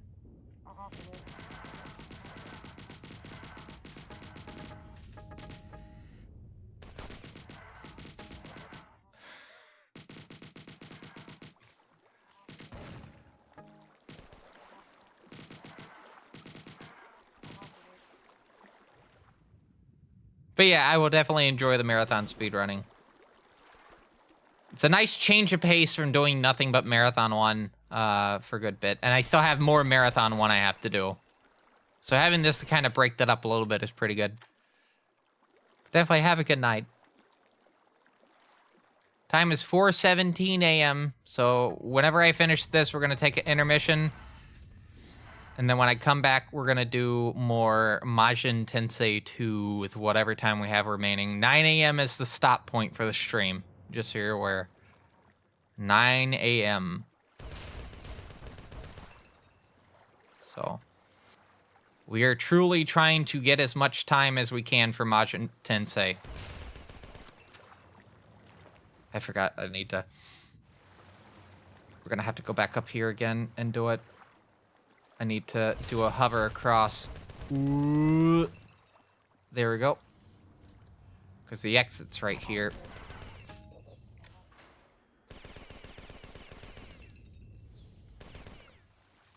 Gotta avoid the Hulk. The Dranul, depending on how you want to pronounce it.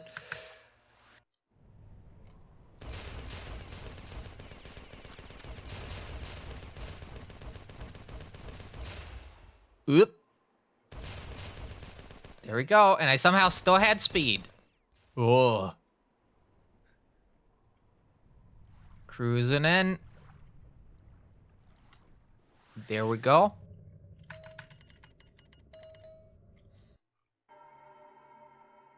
Chapter 4.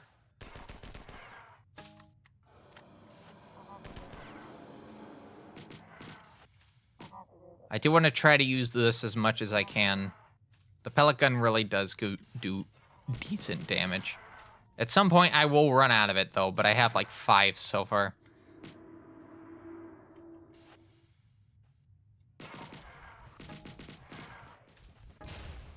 Alright, so we head over to here. And if I do this just right, I should be able to land in front of the door. Nope, I was a little bit off from the door. That's okay. Because we have low gravity in this level.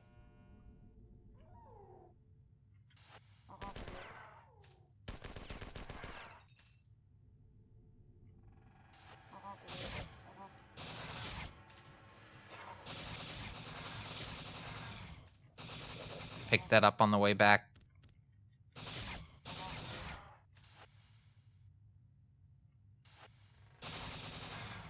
I forgot. We gotta go over to here. So a thing to note with this is there's really only one extermination mission. Oh, come on. I'm gonna have to go in there and hit it. It's not responding to me doing this.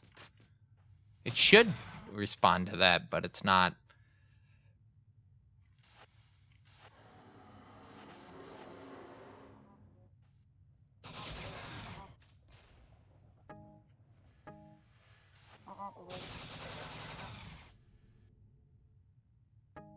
Heading up the stairs. Going across. I need to get this back out so I can do a hover. Also, everyone, let's hope I can get Marathon 1 into SGQ. I really would like to complete that trifecta. Really want to complete that trifecta of getting all 3 games in. If I had to guess, though, if I didn't get Marathon in, right? If I was to just guess what other games I could get in from what I've submitted, I have the highest hopes for the Chaos Engine with the co-op run. I think that co-op run is really cool. It requires a lot of thinking over things.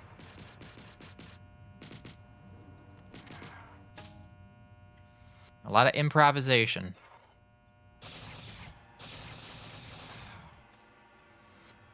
And maybe camel tree. Spin dizzy would be a nice cherry on top.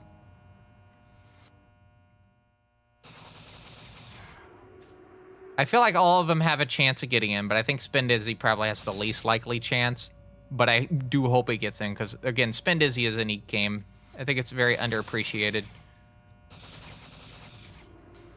And I intentionally picked a category that was short enough that, you know, shouldn't be that many qualms about it.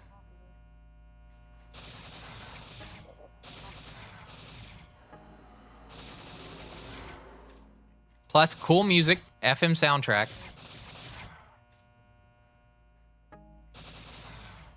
Do want to get these both ahead of time. And then I believe I'm going to save. I need to double check to make sure I'm doing this correctly. I believe it's this one. And then we do a trick to get out. This should be the one that has the... Yeah, okay, cool. This is the one I need to do. So I have to come up here to hit this switch, right? And when I hit this switch, I can hit over here. This jump is pretty difficult. Yeah, that jump's pretty difficult. But you can make that jump. It just, I need more health. I have, like, no health. All right, I'm going to make a safety. I'm going to go heal to 3x here. And there's going to be a whole bunch of hulks behind me.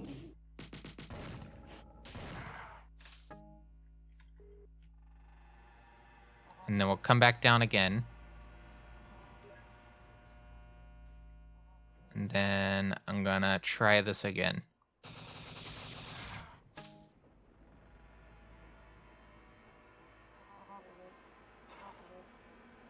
Wish I could hit the switch from down below, but that's not doable. All right, I'm going to jump on this side. So just to remind people how clips and marathon work, you have to build up a ludicrous amount of momentum and speed. And then from you doing that, this happens. And I made it. I'm just stuck in something.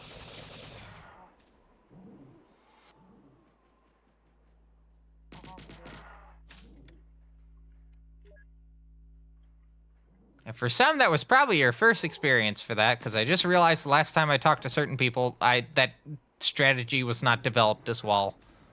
In fact, I think at all, to be honest. So, you got to see something pretty neat.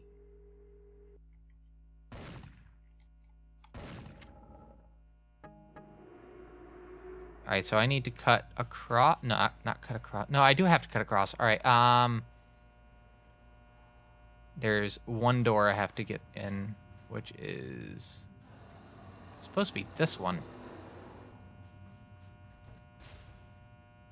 I hit the switches. Hold on. What am I missing? I'm clearly missing... It's this. And then this should open.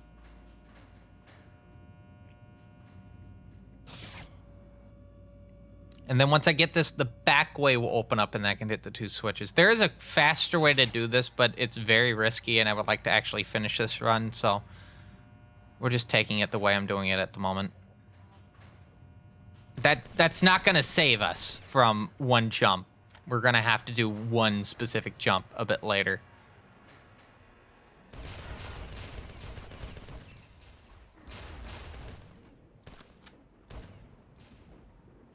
All right, I should put us right in front of the thing. Right beside it, close enough. Good timing on that. Hit that. We're gonna use the recoil on the gun to get down a little bit faster. And then go flying. Because you can do that.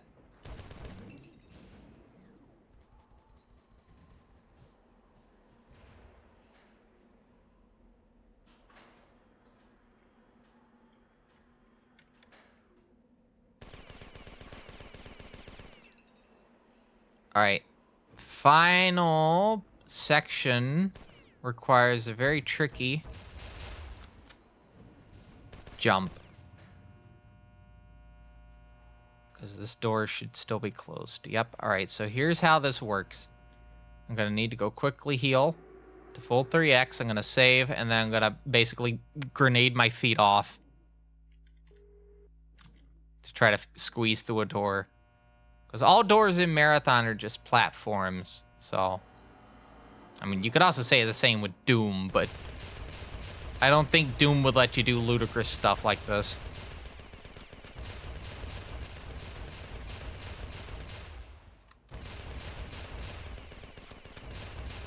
Come on.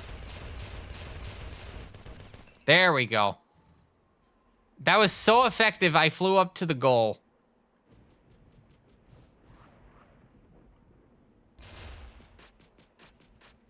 And I have to come back down here for a reason, because there is a item I need to pick up, and ammo for it.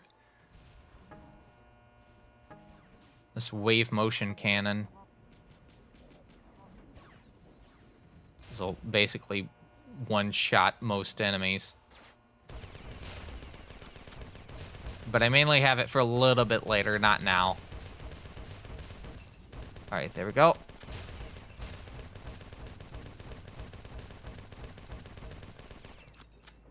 And with that, I just need to run onto the platform.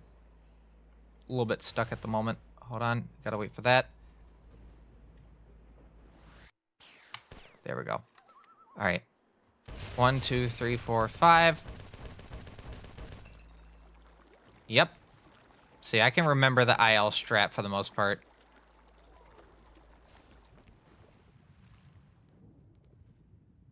I think it's technically 3 shots, not 4. But 4 definitely puts us across the line.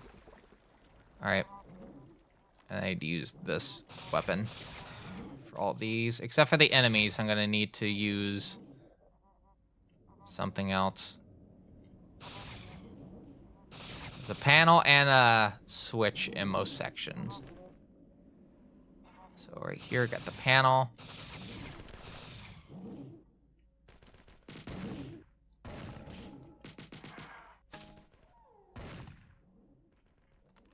I'm in danger, by the way.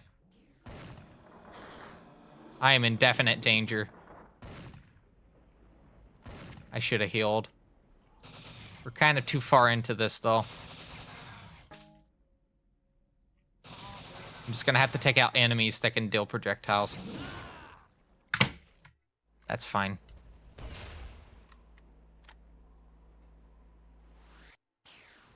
Alright. Line up. 1, 2, 3. 1, 2, 3. That is not far enough. Alright, it is 4 hits. Oh, okay. I could just do that instead. Yeah.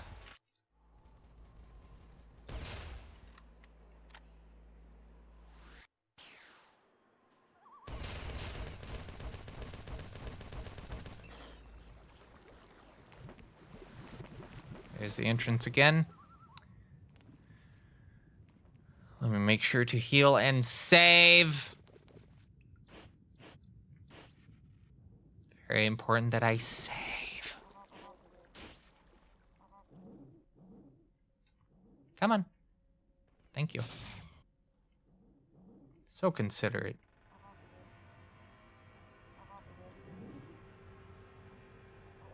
Take my time here just to do that. Get that, and then that.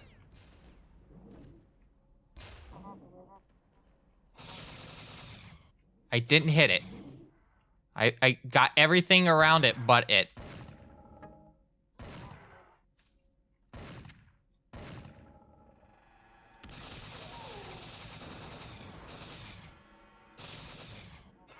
Cool.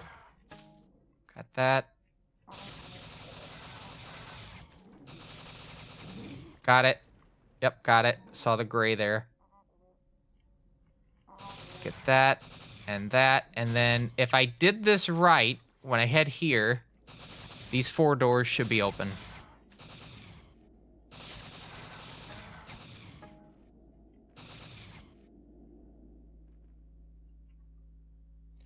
Uh-oh. Did I miss something? 1, 2, 3, 4. I did miss something. Because that should have... I know what I missed. I know what I missed. I missed one little area. Where is it? Gonna come back into here. You'll see what I mean. I need to retrace my steps. This is the part. This is it. That's the one I missed. Now if I go here.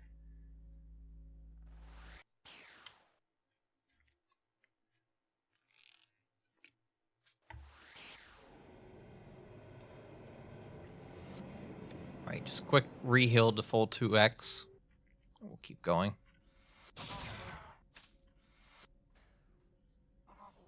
Probably wasn't gonna get the cycle anyway here.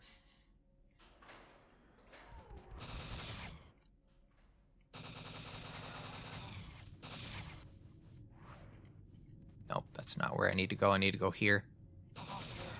This side has less enemies.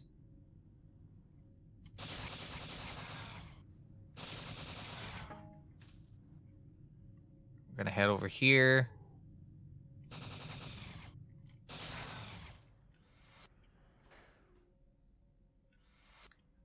And this scenario can be a little bit cruel, everyone, because in order to do the objective correctly, you need to hit this button here, get these 3, but then hit the button again.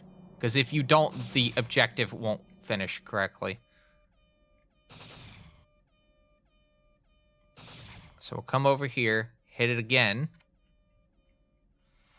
and read this, just to be safe. And then make our way through.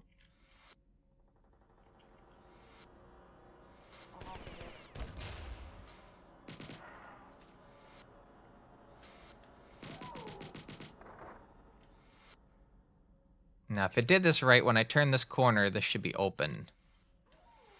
Yep. Cool. Getting that, and that. One of these, one of those.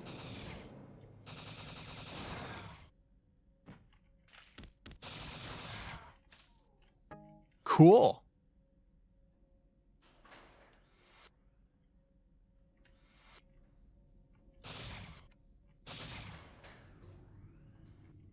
Also, cool thing is save terminal behind this.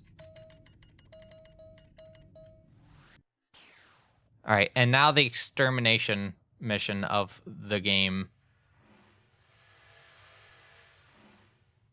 And I'm dealing with this part first because it's got problems.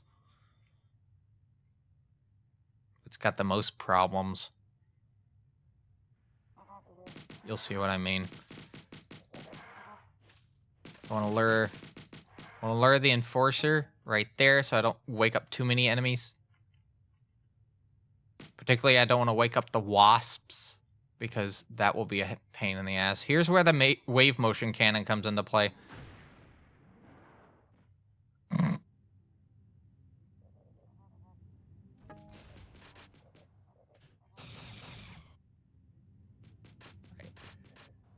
And this is where I get to basically do a fancy shooting gallery. But yeah, reminder, those shots are traveling through the air. If we were to put a little sprite on the shots, you would see them fly through the air.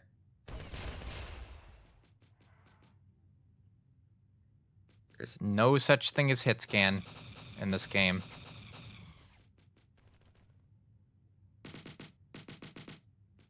Come on. Almost. Got it. It's like the hardest part of this.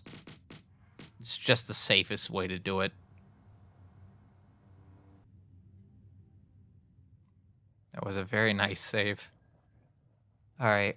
So we got done with that. I think I need to do this next. Yes.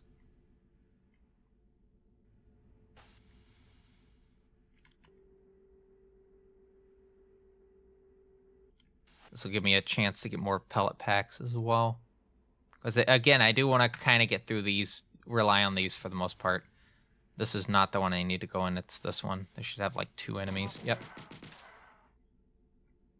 The pellet packs are the most effective against the Journal.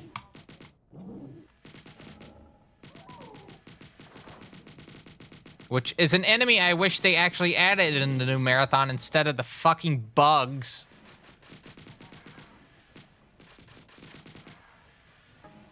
Why did they have to add lookers? I don't understand. Why couldn't you have just added the Journal? The big hulking figures. I mean, they added the compilers. Why couldn't they have added the Journal? I'm fine.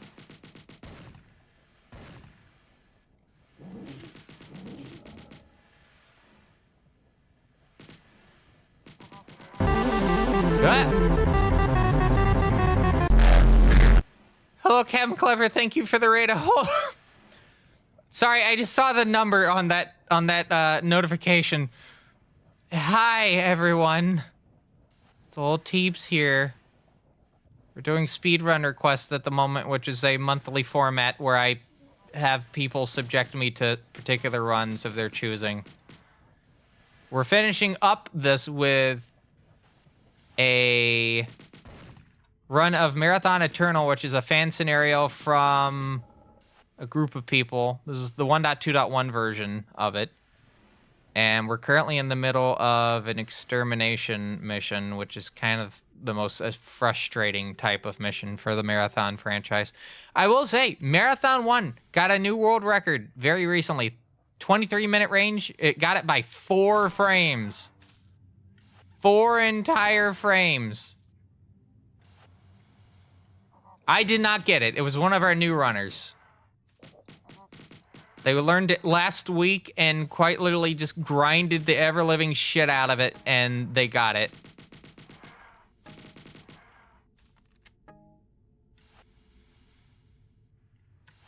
But yeah, we're gonna finish up this run, and then after this, I'm gonna be taking I'll probably take another 7-minute intermission. I usually try to alternate between 5 and 7, but we have been at this for a good bit now.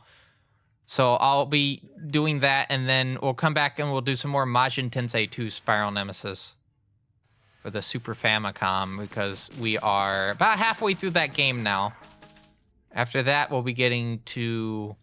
Well, after we're done with that game, we'll be moving on to another Bible for the Game Boy in the Megami Tensei franchise, which is another strategy role-playing game. All right, let's see. I have to ask Captain Clever, just because I'm curious, were you planning on submitting anything for SGDQ? Because submissions are due on Wednesday. I understand if you're not interested in doing that, though. All right, understandable. Just curious, wanted to ask. I got a good stack of games coming up for me. I got 2 games for the Sharp X68000 and obviously Marathon 1, especially with all the developments. I'm actually dedicating tomorrow specifically just to get everything prepared for that and hopefully get a recording done. I don't want to be worrying about submissions on the day of them being due.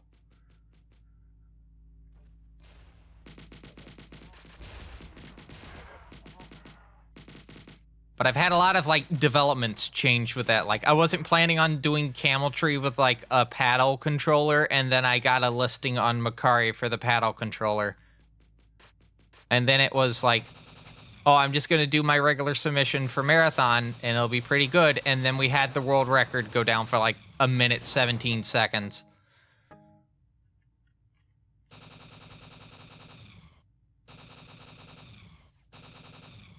That is one pesky enemy. They didn't die. Can I complete, though? Yes. Yeah, very busy. I've been very busy CGI man here.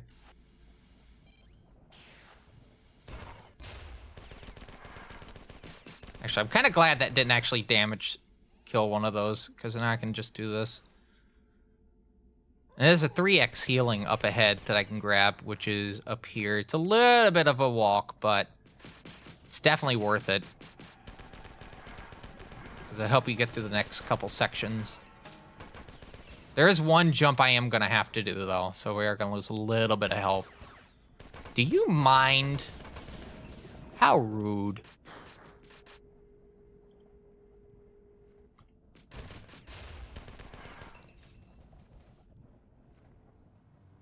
All right, so we got to go up here. I believe that is where we got to go. Oh, there's stairs. There were stairs the whole time. I never knew that.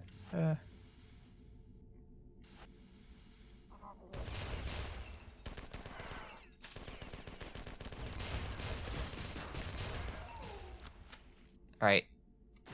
I did not want to do that. You just saw how much my health, like, plummeted from me doing that. I should not have done that.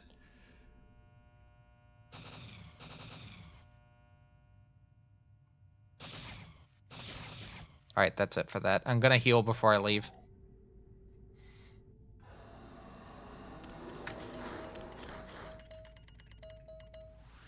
Why are the terminals so long in this scenario? They're very long. Alright, so I want to kind of aim just right. Cool. And now we wait for the frame rate to dip, which lets us know we're at where we need to go. Oh, please. Thank you.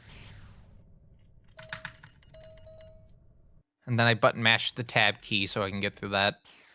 All right, we're heading into the final stretch. I think there's like maybe 5, 6, 7 levels left of the game. We were trying to do Extreme Rise of the Triad earlier, but then the game was being very uncooperative. Oh, wait, I don't need to do that. Hold on. I don't need to activate that. I forgot. There's a reason I don't activate that. I haven't done a run at this in like 2 months, so I'm trying to recall the route as I'm going along. It's been working for the most part.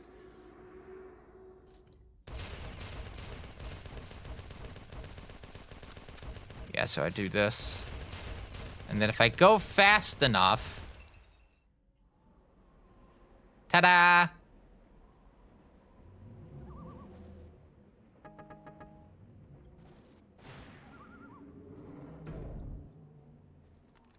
Yeah, welcome to the Marathon engine.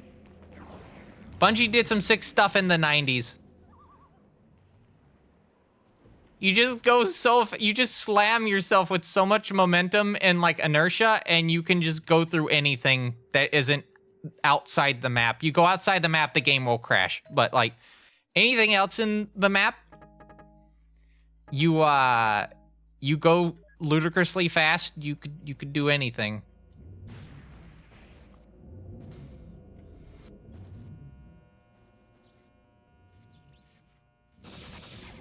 I love this engine so much. The Marathon engine is so underappreciated compared to like the other engines by Bungie. Obviously Halo. There's some neat speed games to be had with the Marathon engine. There are, I believe, 7 retail games that run on the engine. Obviously the Marathon trilogy is 3 of them. There's Wheels, ZPC,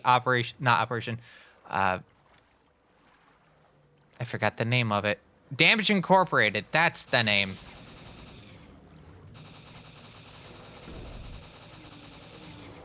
And then Prime Target, which is the only Macintosh exclusive at this point. You can't play it on anything except a Mac. And yes, I do have a speedrun for that game. I think the only game in the engine I don't have, at least in terms of retail releases, that I don't have is Damage Incorporated, and that's only because it is a tactical tactical FPS game. There's a lot going on with it.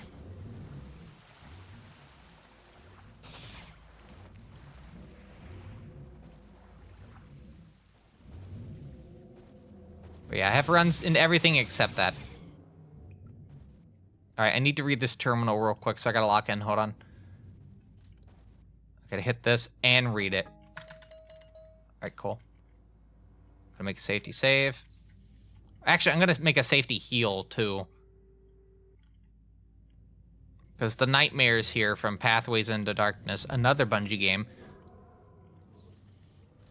deal some pretty bad damage.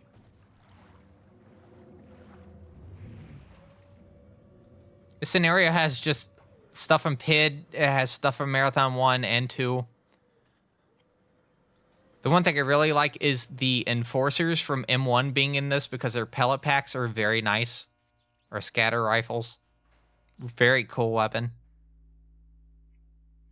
A little bit broken in terms of like the recoil and whatnot in the actual Marathon 1. We're looking into it right now. If there's any questions anyone has regarding the Marathon engine or even the speed runs, I'm glad to answer any of that. I like to be a bit of a spokesperson for the Marathon speed running. Oh, is Eternal? Yeah, Eternal is, though I'm kind of like doing 1.2. Oh yeah, the mechanics. Yeah, I absolutely adore the mechanics.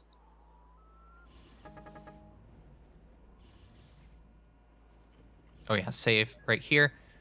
Let's do another grenade jump, shall we? I'm gonna do one right here. Hopefully damage less, because you can do, okay, maybe we'll take a little bit of damage. Just a little bit.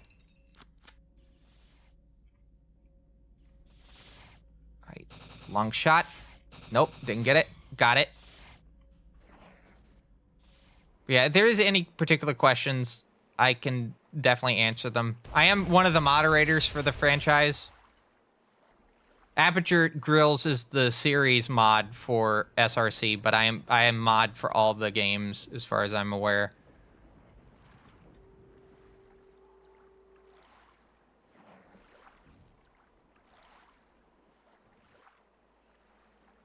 It's weird. You have series mod, but then you have a mod that's also the mod for every game, but not be a series mod.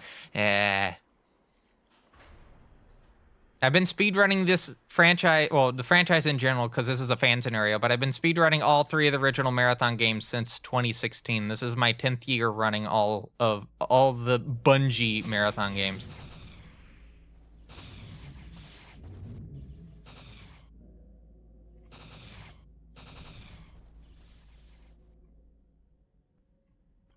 And I haven't gotten tired of it. But I've also learned that it is definitely worth taking small breaks with Marathon, because there's only but so many games. Marathon 2, well, if you want my opinion as to which one I think is the best to do speedrunning for, it's Marathon 2 is a good way to start, especially on Xbox. I really love Marathon 2 on Xbox, because it has that cool forward base grenade jumping that Marathon 1 has. In addition, you can... It's a little bit faster as well in terms of its movement speed. It's not the fastest version of like overall, but it's pretty good. All right, I need to lock in a little bit. This level has some tricky things about it. This is not one of them. The tricky things are coming up. But yeah, Marathon 2, Durandal. There's also the original Marathon. That has a little bit of an uptick in terms of people learning it. We have the new world record holder, Davutz, who got a 23:59.875. Which, once again, highly recommend watching that at some point on the SRC board.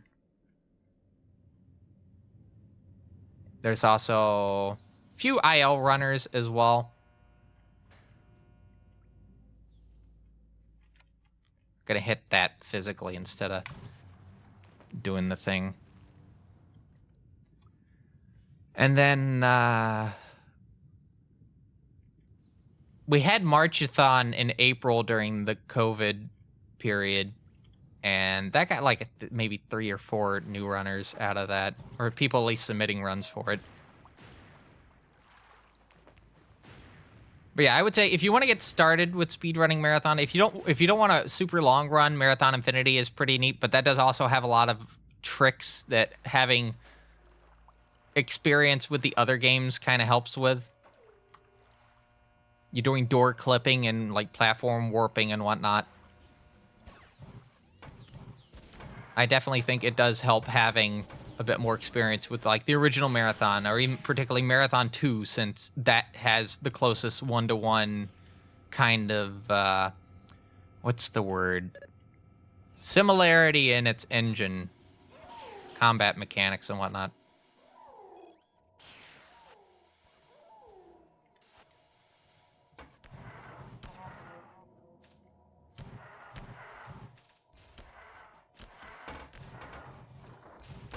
All right, so we have a jump I have to do here, and I need to make sure that I have, like, nothing particularly stopping me from doing it. I found that if I use these blades on that, it will fall down.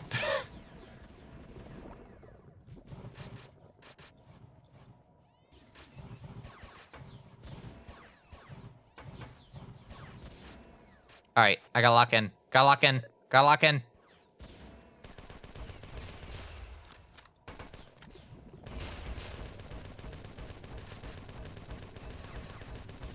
Come on.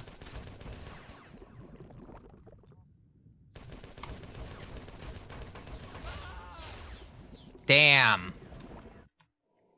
Let's try that again. This is a rather tricky jump. This is also the last notable jump in the run before we get to the final stretch.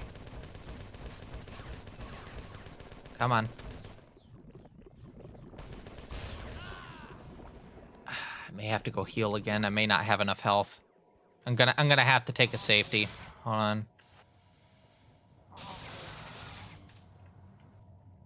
Yeah, I'm gonna have to go take a safety. Ironically, there's not enough purple in the way, because we do need the full purple shield. It looks like. Luckily, we can get to that. I believe right here. Nope. Right here. Yeah. All right, go again.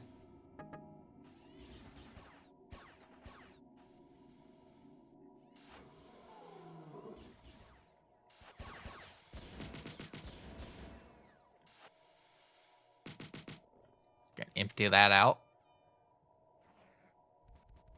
And then, since there's less enemies now, this shouldn't be that much of a pain. We're not trying to beat an estimate or whatnot. We're just trying to finish a run.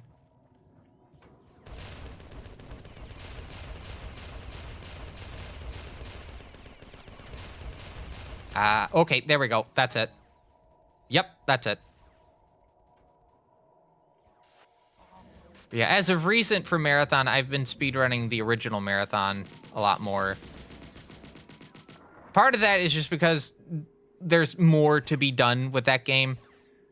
But also, it's the only game in the franchise other than 2026, which looks to have a bit of a speedrun community going for it currently. I know what you're thinking. How the fuck do you speedrun a extraction shooter? Ask Tarkov runners that question, not me.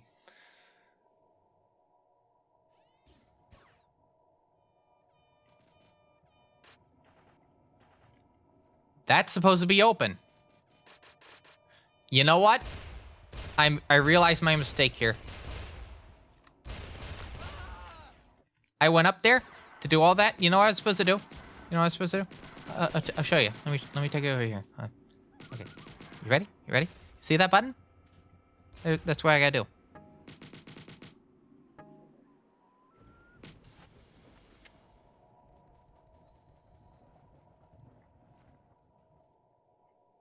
I feel so embarrassed.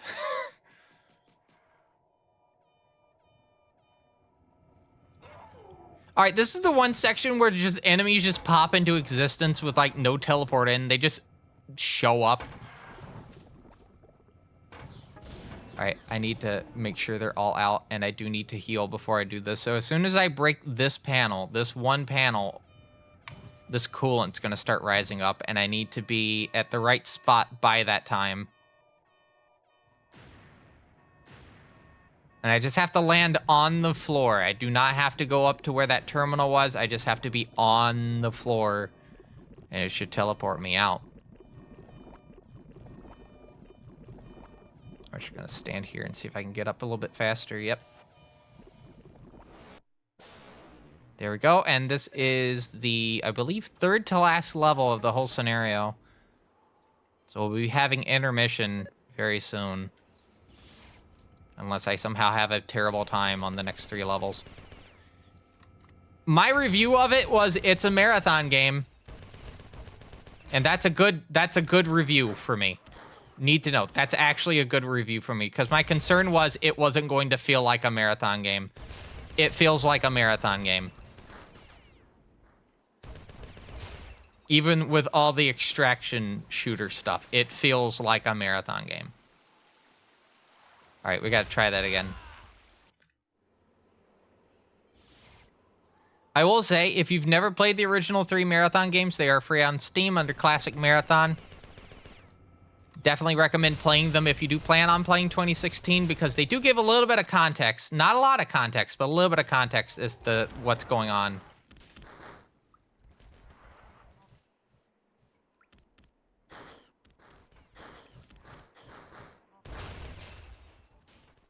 They give enough context as to what's going on.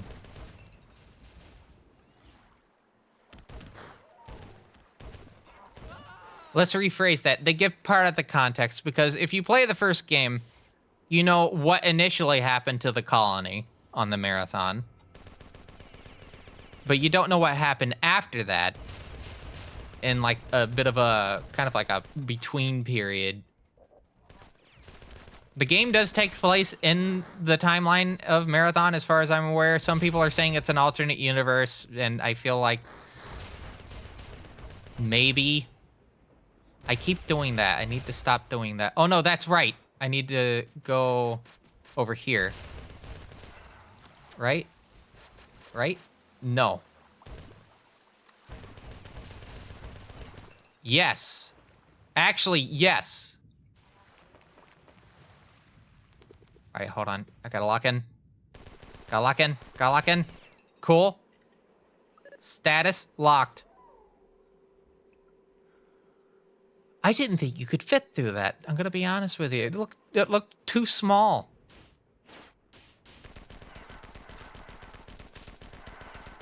But apparently it was just large enough for you to be able to do that.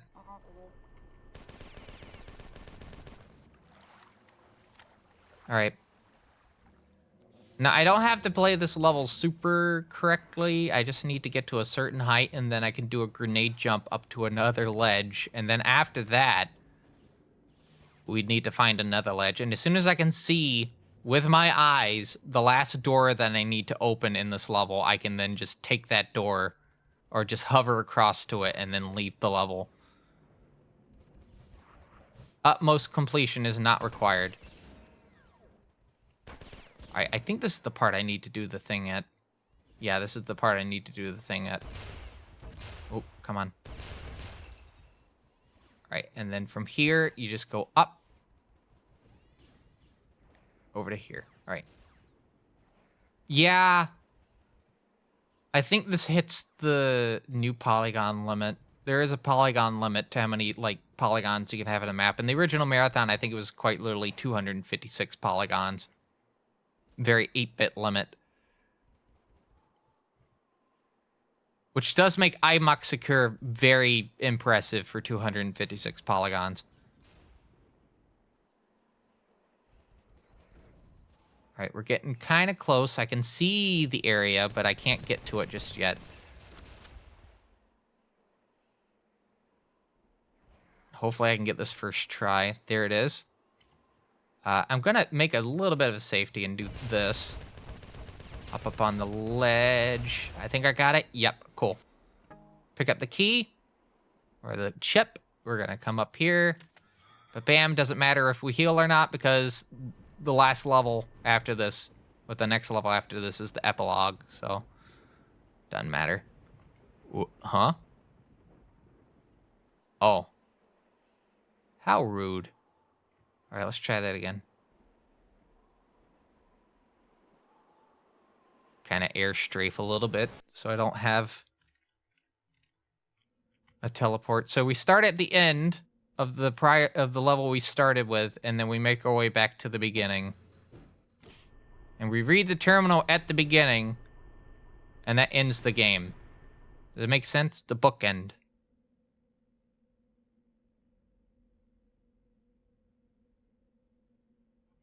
All right.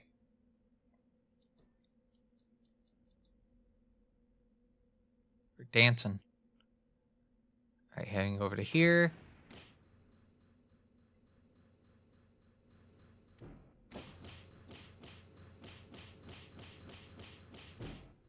And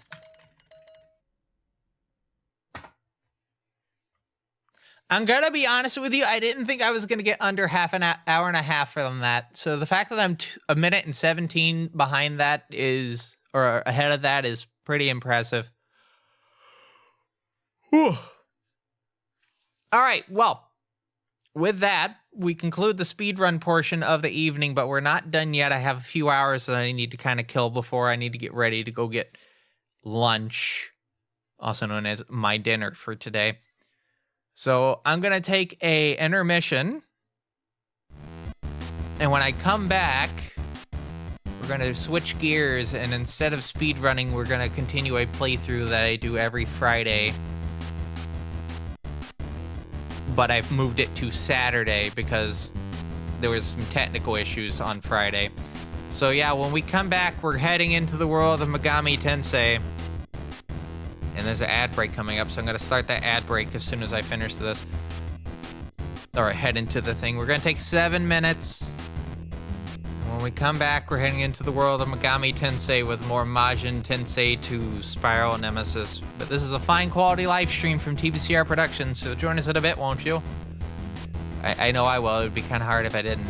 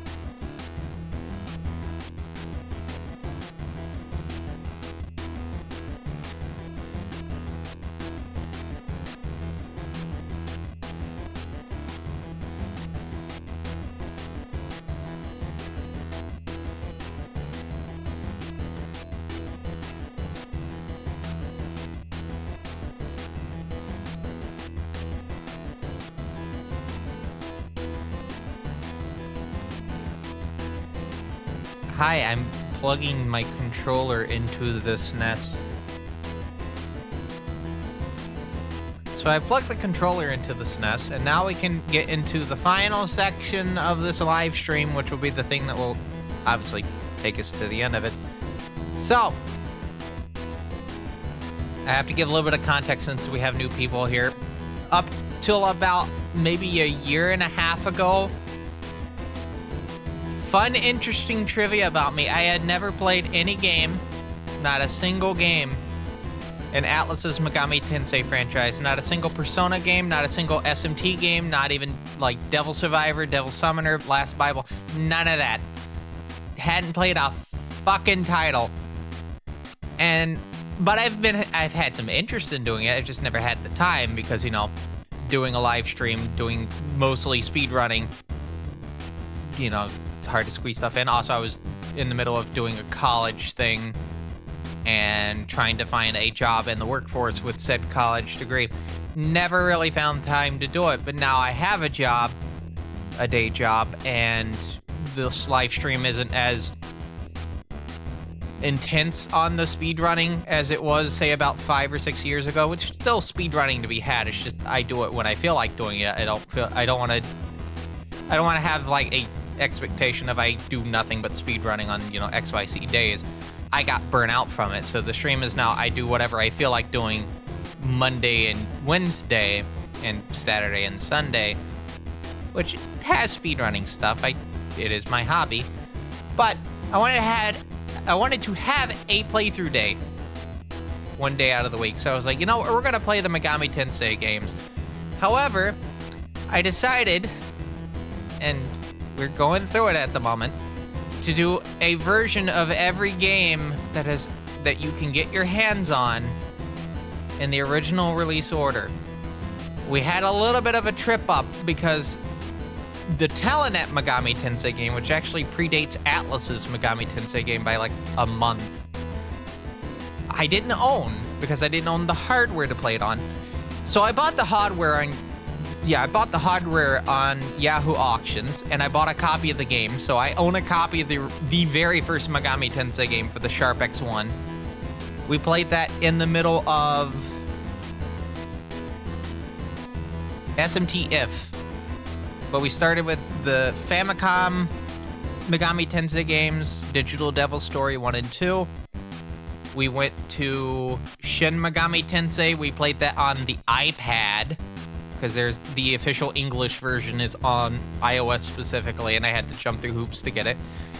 We played SMT2. We played Last Bible 1 and 2. We played SMT If, and then we went back and played, well, half of SMT If. We came back and played Telenet Megami Tensei, and then we went back to SMT If and finished up the second half of the game, because we did 4 whole playthroughs for that. And we even played Majin Tensei 1. Now, obviously, there had to have been a sequel to Majin Tensei, right? Well, of course there is. We're playing through it right now. Majin Tensei 2 Spiral Nemesis, which I think is the better game. That being said, Majin Tensei is still better than the third game in its specific series in the Megami Tensei franchise, Rond for the Sega Saturn, which we're kind of a bit away from at the moment. But if you would like to see my current progress in playthrough of the entire series, franchise as a whole, you can do this command. That spreadsheet will show you every single game that I own a copy of, either digitally or physically, and what order we are doing them in by their original release dates. And if you know a release date is different and you would like to correct me on that, please do, because I want to make sure that list is as accurate as possible. With that said, though, we need to get to the game, don't we? So I'm gonna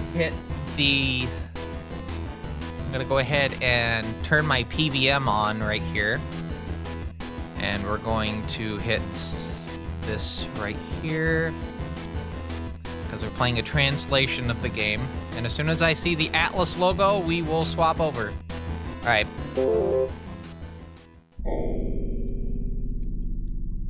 I got that speedrun timer down there. Get that shit out of here. Hold on. No? Fascinating. There we go. Anyway, I'm gonna let the introduction play. I need to actually have a sip of beverage. I've been talking a mile a minute for like the last 6 hours. Holy shit, 6 hours? 6 hours. Oh no, I said this was gonna be a 10-hour stream and I wasn't joking.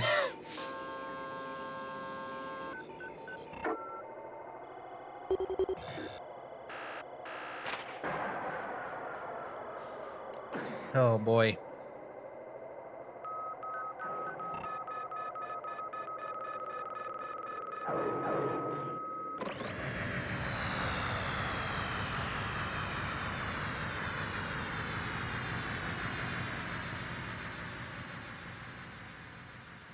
This is such a cool intro.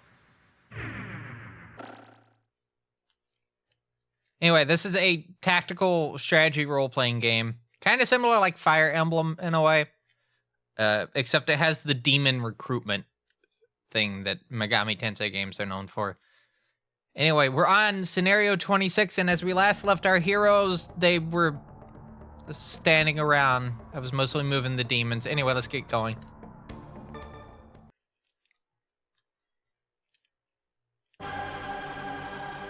Oh, I gotta turn that down. Hold on. There we go. Or maybe I gotta turn it down up a slight bit. There we go. I don't want to turn it up too much and turn it down too much. Alright, so we have a bunch of enemies that we have to deal with here. We have a manticore here. We have another one right there, the spawning from the summoning circle right here. We have Yurlinger, which can attack pretty bad from pretty far. And we also have another one right there. The key is we just need to get one of our demons close enough to hit. Although I think this one is close enough to this one that if I'm standing right here, they can still attack me.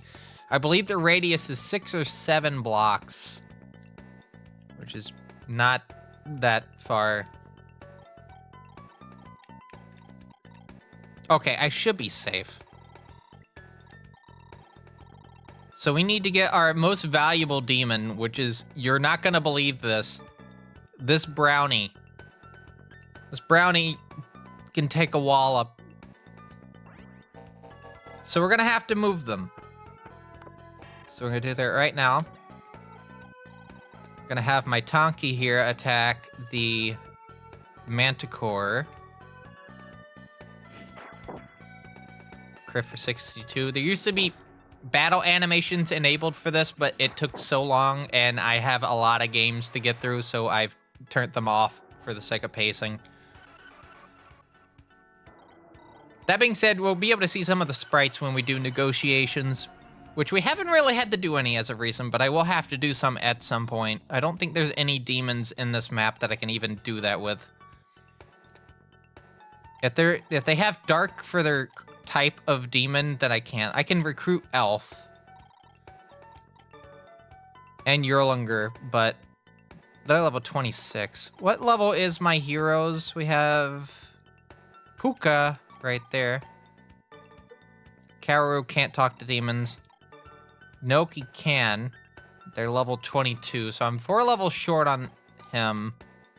Tomoharu is level 21.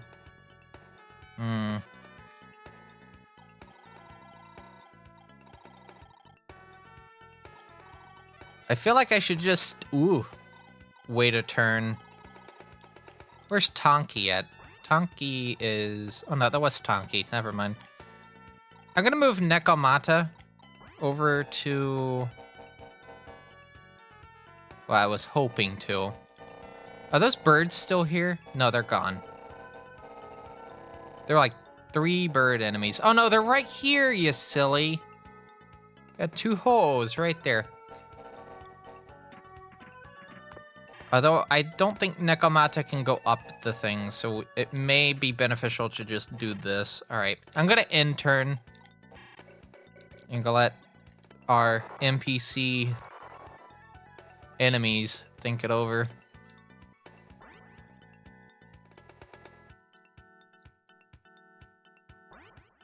I need to double check real quick.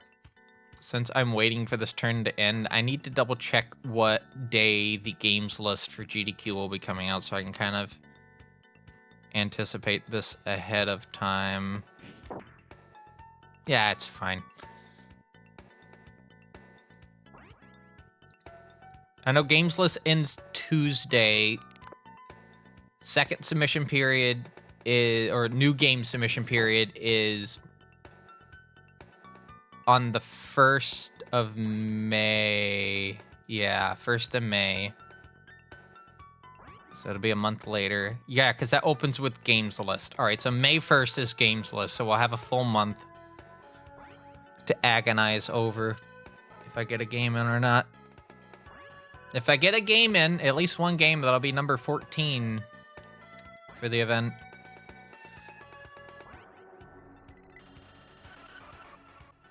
I should probably talk about what I, what I have.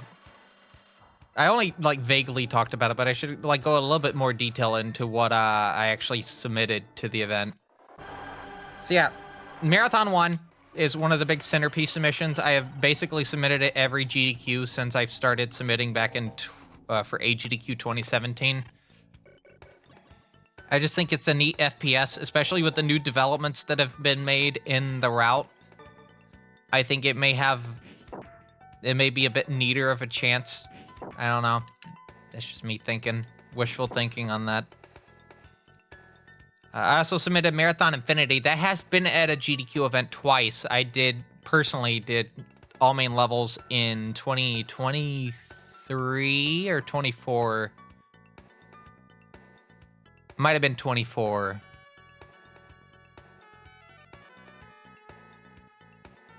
No, it was 23 because I did 24 was Killing Time and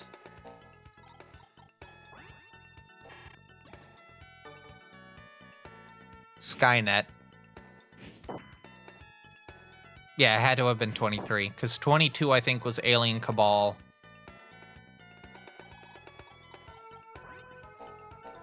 Which one was the first one back? I'm trying to remember. I need to not move Puka. Puka's in for a bad time if they move. Oh, boy. I guess I'm just going to leave them be. And then I get to find out how bad of an idea this is.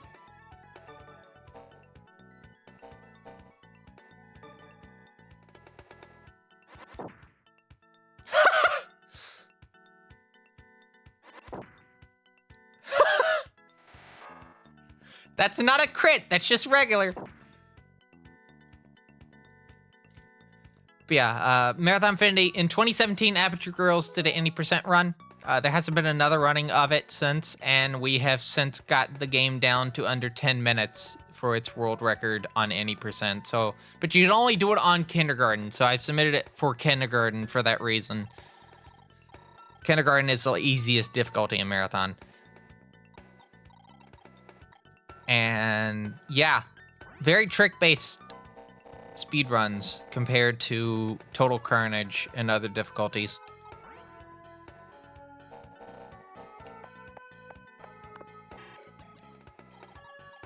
I'm gonna have Tomoharu go all the way over here. We're gonna have them capture. In terms of other speed games that I've done for submissions, in terms of the non-Sharp X68000 speedruns, I've done a submission of... Oh, I should have moved the MVD. No, I did move them already. Never mind. I've submitted the Chaos Engine from 93 from the Bitmap Brothers, except this is the remastered version for the Windows, Mac, and Linux. And a lot of people say that it's not a great port, and I can see where they're coming from in that aspect, but it's still pretty neat to play. I'm submitting both solo, which we did a little bit of a run earlier, and that NPC companion was not being helpful at all, so it made the run a little bit harder. But also the co-op. I'm doing that with Slighton 101. And that had a pretty neat run. It was, what, a 2805 We had an estimate about 32 minutes. Originally thought 35, but we lowered it down to 32. I'm hoping that gets in. That run is pretty sick. I will note, if you go on my YouTube, which you should be able to find a link to down below, you can actually see one of the runs prior to our submission for that. Of that 2805. And obviously, all my speedrun submissions for GDQ with their new submission site, if you just click on the category for that run on the page, you can watch the submission video if you like to just see example of the commentary for that. What the fuck is that? That's new.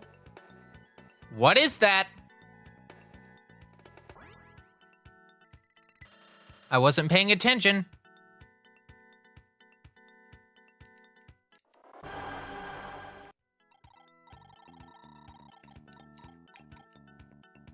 Basilisk.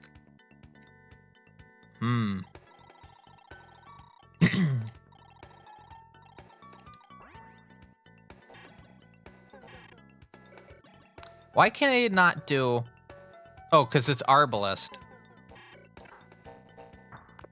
That just means I gotta do this.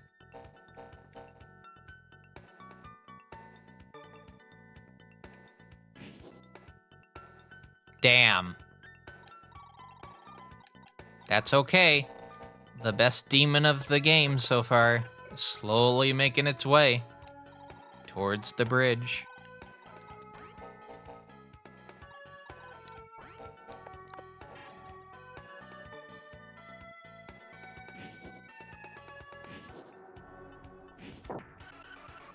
$58.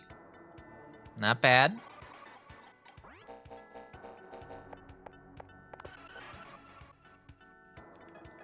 Mahazan. That's only 100% affinity. I don't want to do that. Aggie? I guess, why not? Yeah, only down 12. That's what I thought. I probably should have just used regular gun. I can't move Kaoru off of here because if I do, then if an enemy takes that space, it's game over. So I'm kind of forced to keep them right there. Let's try this.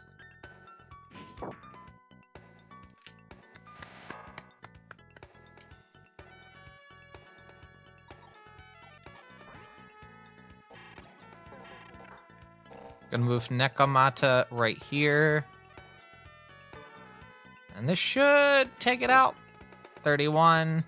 So it's 62 unless there's a crit. Then it would be 62. So it would be 93 at that point. Ton of games in the series because massive popularity, because of dedicated devs. It's kind of both.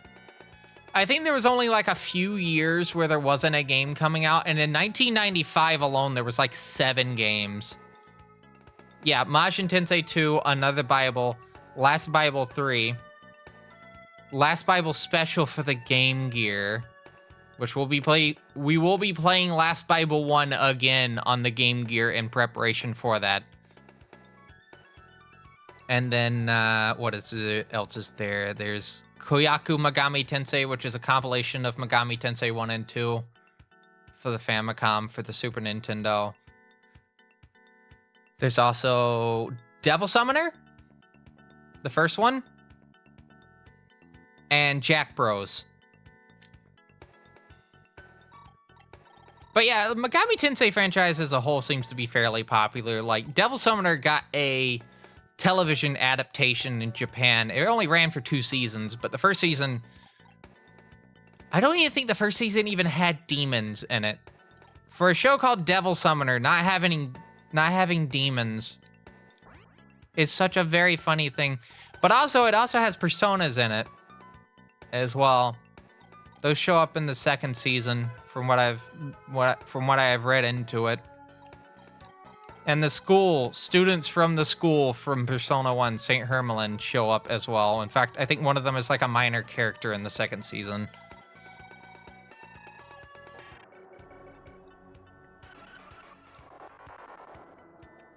There's also like just a big tree in terms of like the plot line stuff for it. So, okay. How do I explain this? Okay, so the entire Persona franchise series, right? And Devil Summoner and Shin Megami Tensei, specifically 1 and 2, right? Those are all part of the same specific universe, but 2 separate timelines. Technically 3 timelines, actually. Because the original split happened with one of the Devil Summoner games, I think one of the Raito games specifically. One of those paths led into SMT 1 and 2. The other path led into SMT If and Devil Summoner, and then the Persona games immediately afterwards. And then Persona 2 had another split in the timeline, which led to the newer games. 3, 4, and 5.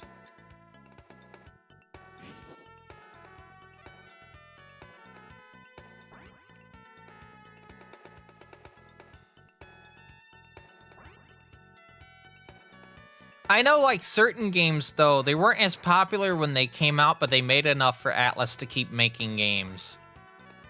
And I think that's, like, the notable thing, is they sell enough to get by. And obviously, Persona 5 put, like, a whole big spotlight on the franchise as a whole in 2016.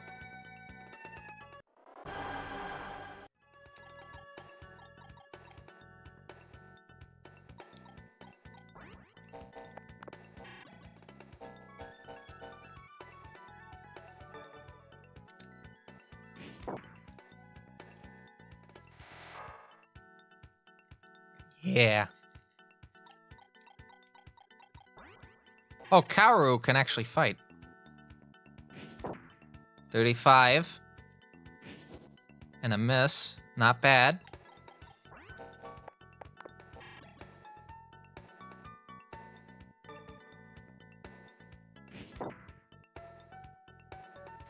The nice thing about this is that the humans can get some experience points. Enough to get a character in Smash Bros. True measure of success.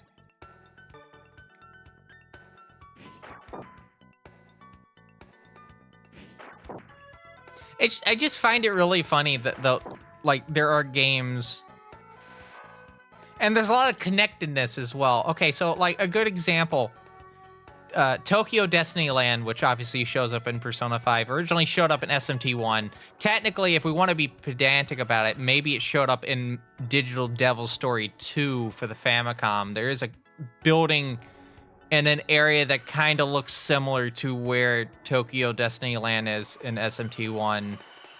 So if you want to make a stretch for that, maybe it showed up in that game. Maybe.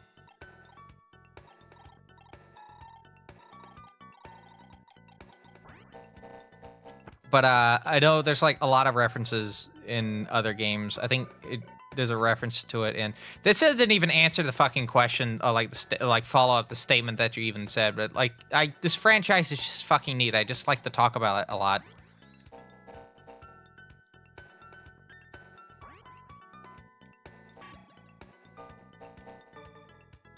Please get the Solano. There we go. Thank you.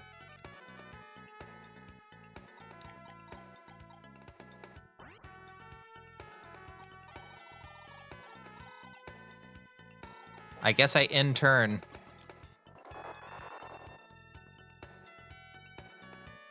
But yeah, like Tokyo Destiny Land also is mentioned in. Actually, no, it shows up in Digital Devil Saga, but it's not explicitly called that. I forgot what it's called. I think it's like Coordinate 148, I think. I would hopefully like to get to at least like SMT 3 before I turn 40. It's a couple of years away, but like, we gotta get a good pace on these games, you know? We're only on game 9. We've played 10 games, but we're on game 9 of almost 100. Okay, I have to pay attention. Hold on. Whew. It's pretty close.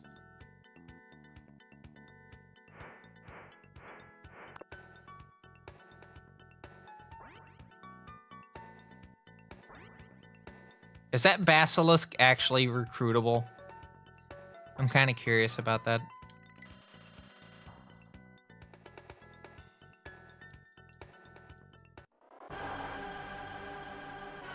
Are there any known full series players? At least in America, I don't know. Because, like, the first... Okay, so the first game that was supposed to be in the US, but ended up not happening, was SMT If. It was supposed to be released in early 95, as simply known as If. There is evidence to point towards this. There is the Nintendo product catalog for fall 94, early 95. And, or was it late 95? It was one of the catalogs from 95, but it mentions Atlas releasing a game called If. It had to have been SMT If. That never happened. So the next game was supposed to be Devil Summoner. That didn't happen. But Jack Bros got released, and that's the first game in the franchise. And then after that I think it was Persona 1. That tracks. It had to have been Persona 1 at that point. Need to close some windows on my stream computer real quick. There we go.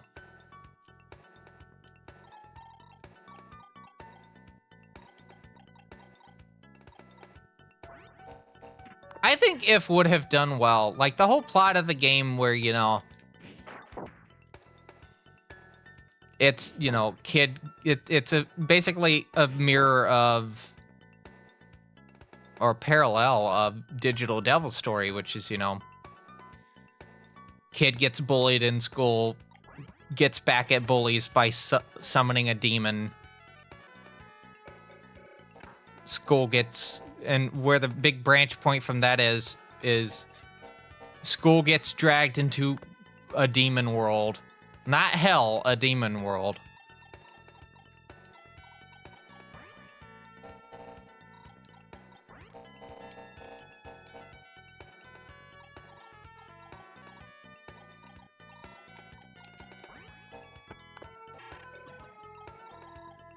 All right, getting closer. Forgot about my bird demon here. Kokokucho. With its 61 health going against this demon with 116.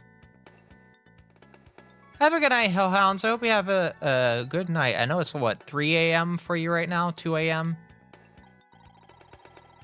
2 a.m.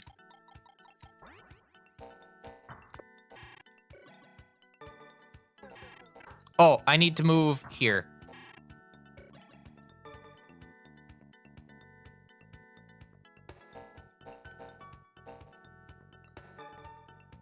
$2:40 a.m. Yeah, definitely get some sleep.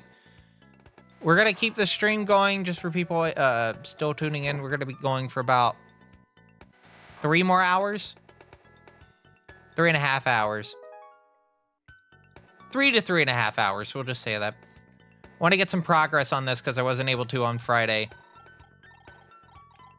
And then after that, you won't see me back on here until Monday with Marathon. If I don't have it done, my submission done by then.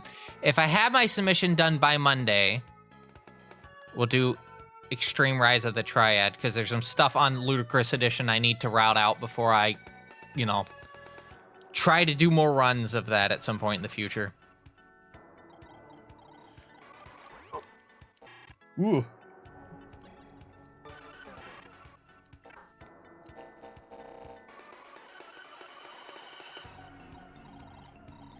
Yeah, I do know the route to Extreme Rot. The route to Extreme Rot. It's just, it's pretty difficult, and I haven't touched it in a good bit, and I had a brain fart during the run, and we had to resort to DOS because I forgot that there was just a complete level that I've just not learned.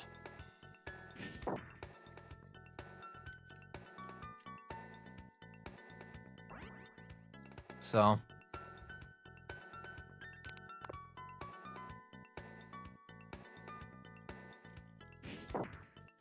Tonki. Get It's fought for 6.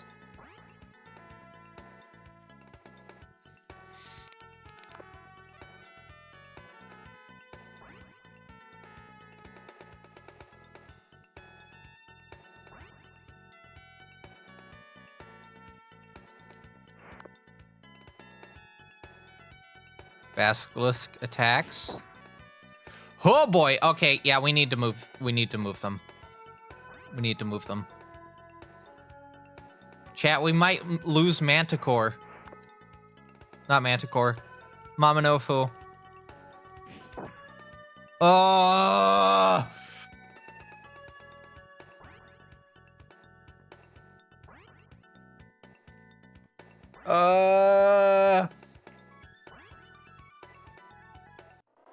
Oh no.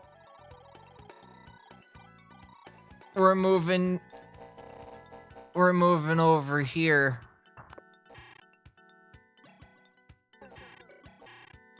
Use Jewel.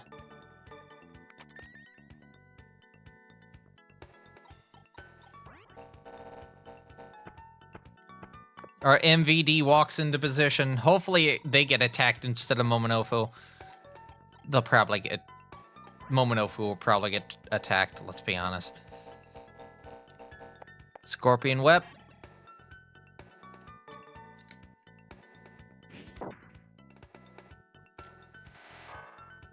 Level up. No. Alright, I'm gonna move Kaoru a little bit closer to the front line here. We're gonna have Naoki take the spot so they can heal. You do heal a little bit when you're on that space, about 20%, I believe. I think the numbers on the thing do tell you how much you, like, lose or heal.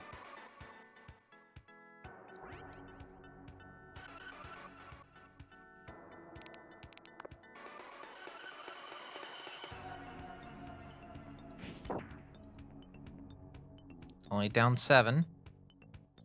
Not bad.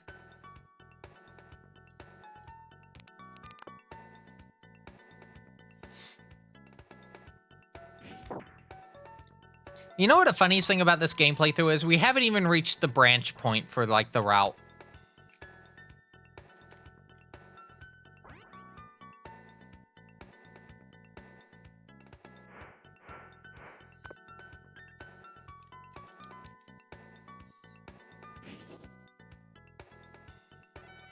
Alright, that's a problem.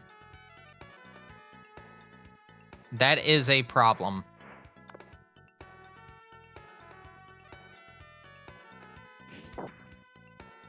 Oh boy. In this playthrough, it's only one. We're doing specifically neutral for this. I did law and neutral for SMT2. Specifically for another game later on, but I did neutral because it had the most stuff in it and also tied into other things in the franchise. SMT if I only did everything because there was a special ending had you completed all 4 routes on basically going between saves. So you do a whole playthrough on one save, and then you start another playthrough on the other save, and then you're done with that one. You play the third playthrough on the first save again, so that the first 2 playthrough, like, bits are marked on that third save, and so on and so forth.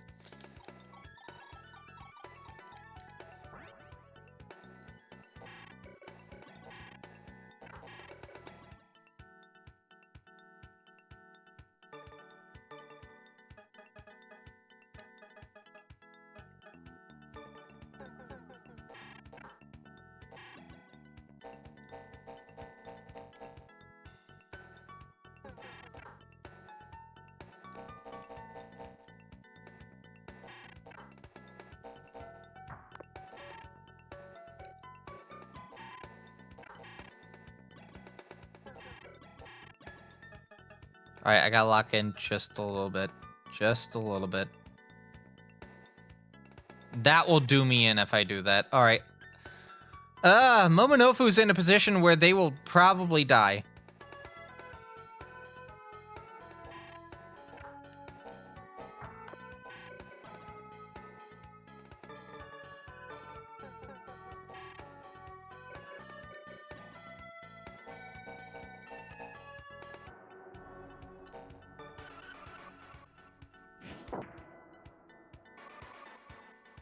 Momonofu's dead.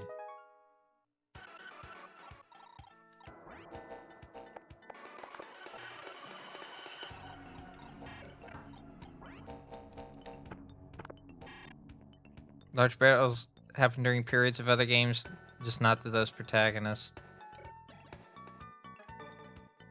What do you mean no attack? Oh, hold on. Thought occurring. Shit.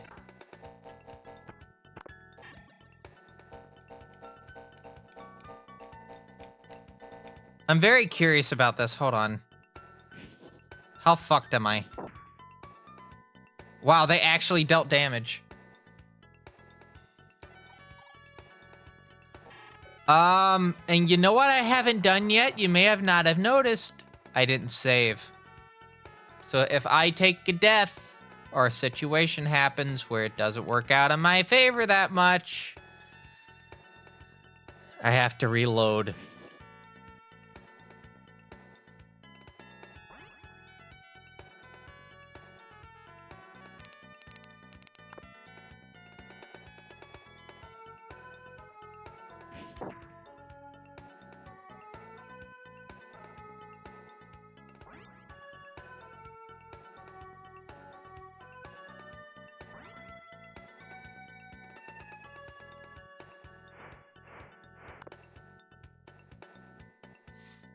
Okay. That's a game over. Instant game over. Even I can't die?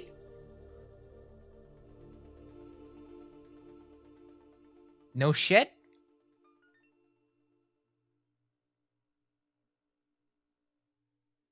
All right. We may have to use a smoke bomb. We have to use a smoke bomb.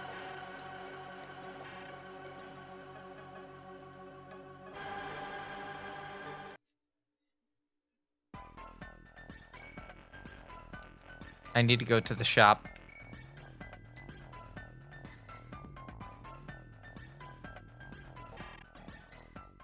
You'll see why. I need to buy... I have no smoke bombs that I can buy.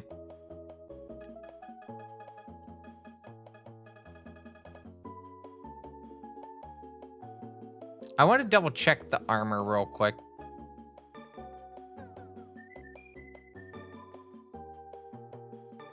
I just want to make sure I'm not missing anything. I can give Puka that.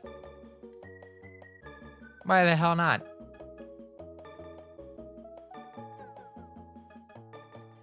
Ooh.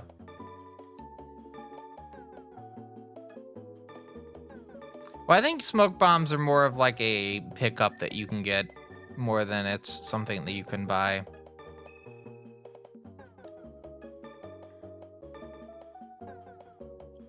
Oh, that is true. I do need to get armor. I think I can equip all those to Puka. Let's find out.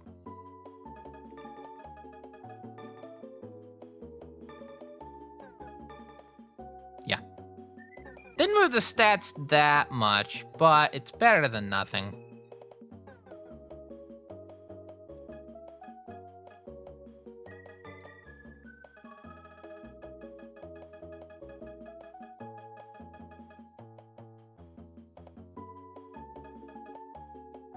What do you mean I have one of each?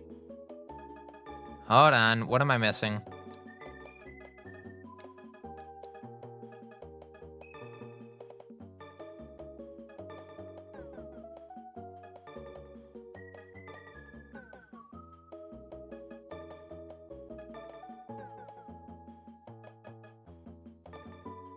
Nekomata can't have anything except the gloves. Kokokucho can have a... Oh, the bugle! They can use the bugle. I didn't know that. Fascinating. Bird has a bugle. How do they hold it in their mouth? In the beak? These are questions we have to think about every day. Okay, maybe not every day, but, you know. Alright, let's go to Rag's shop real quick. I want to see if I can get something. Anything. I have some jewels that I can give.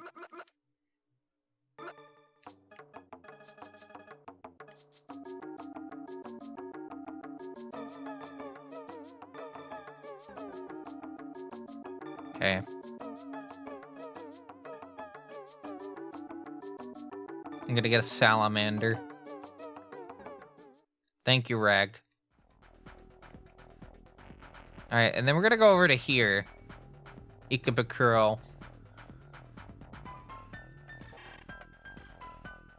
What do you mean format?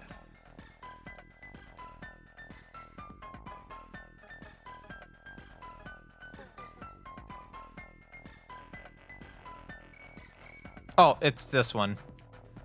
I need to go to here. So this specific area, noted in purple, is unwinnable.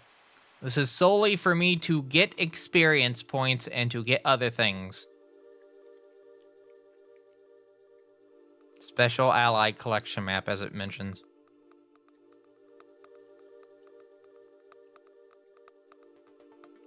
This is why I got the smoke bombs, by the way. And the reason this is unwinnable is there's one enemy off in the distance, a devil summoner, that you cannot attack at all. Yep, see right there. There. There's Tokyo Tower. Alright. So we're gonna spawn... No, actually. It's just you get through the enemies that are there, and then that's it.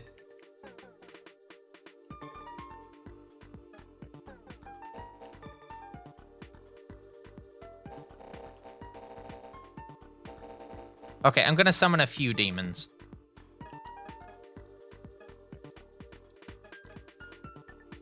And Puka.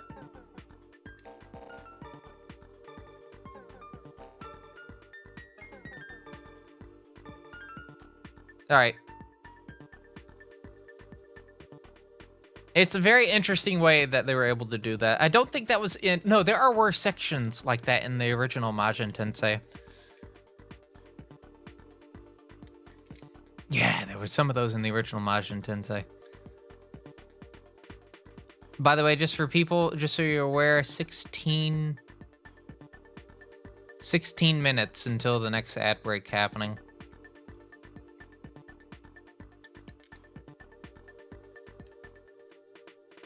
Alright, I've already done this level 4, so I'm not going to bother reading the text. I just want to get to the combat.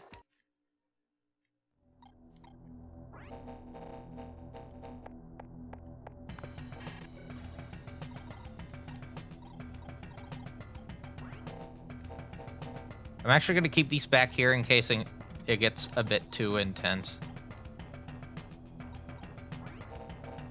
We need Tomoharu and Naoki. They're the only two that can actually talk to demons and do negotiations. And hopefully they don't just 1-2 everything. I believe so.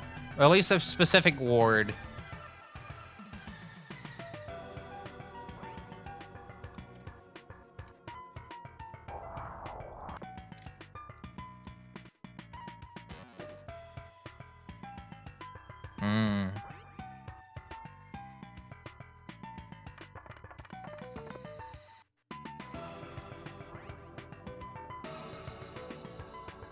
There's Kazuki. I would like to actually recruit Kazuki, so hopefully Tomoharu doesn't take them out. Nope. Did not happen.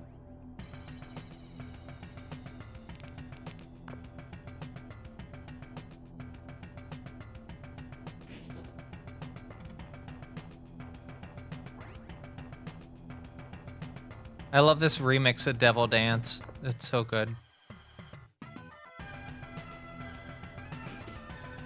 No damage, as that should be the case.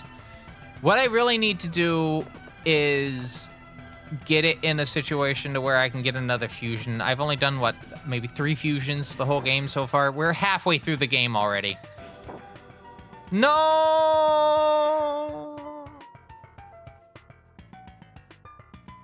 It also just helps that it's very jazzy. The soundtrack is very jazzy as all get out. Fuzzy.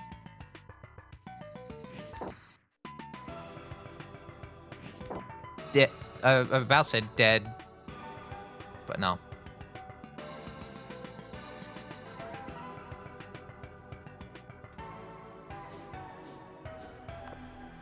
Who are they attacking? Kaoru. No damage, but attack for 22.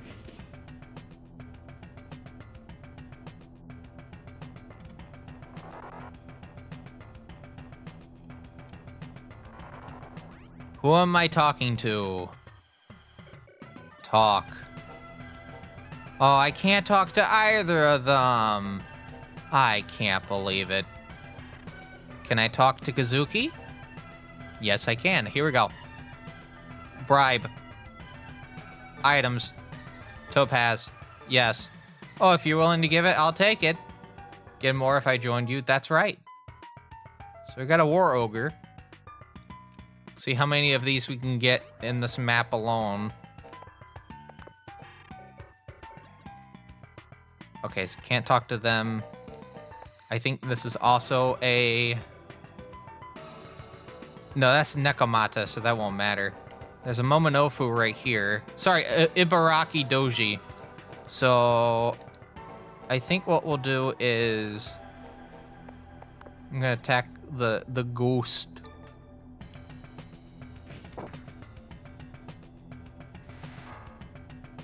Dead.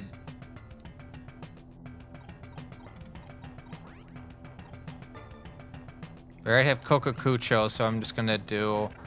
Actually, I'm gonna give Puka a chance to do this. Puka needs some stats up.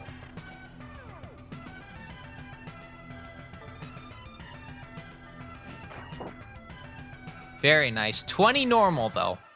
20 normal damage.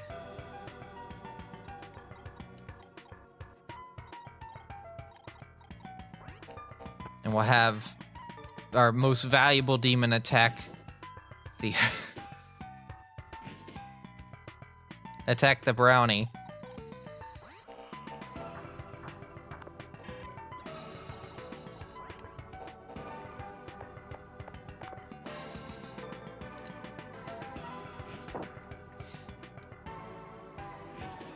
No damage. Mm-hmm.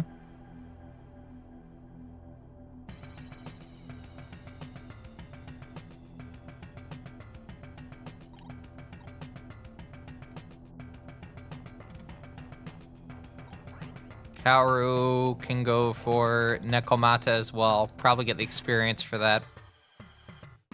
Not a lot of experience, but...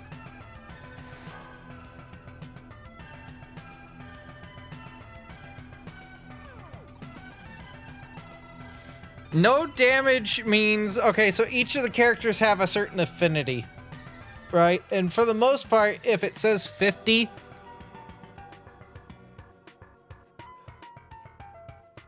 For their attack, you're probably not going to get damage taken. But in that case, yeah. So here's the affinity. So if the demon on the left, highlighted, which this game also classifies humans as demons. Don't think about that too much. You can, okay, think about that all you want. But, yeah. So, for instance, if the... Oh, hold on. Let me get back to that screen. If the wicked god at the top left there attacked another wicked god, it would just do regular damage. If they attacked a goddess, they would only do about half the damage they would normally do, or nothing at all. Actually, not half damage. They probably wouldn't do anything at all. And 200 has a higher chance for a crit, I believe. So when you actually go to attack things, although it is very funny a lot of the times to just go up to a random demon and just attack them, you know? Most of the time, you want to try to just go for a specific, what's the word? You want to go for a specific demon with a specific type of affinity. Also, thank you to whoever followed. I don't have the dashboard up at the moment. I have a lot of windows open, but I do thank anyone, to the people that followed just a bit ago. Ooh, look at that.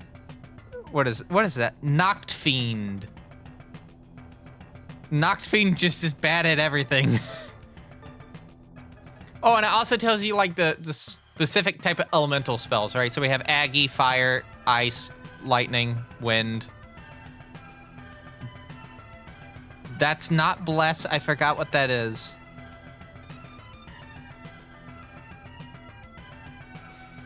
One second. Hanma is Forest, which I think is...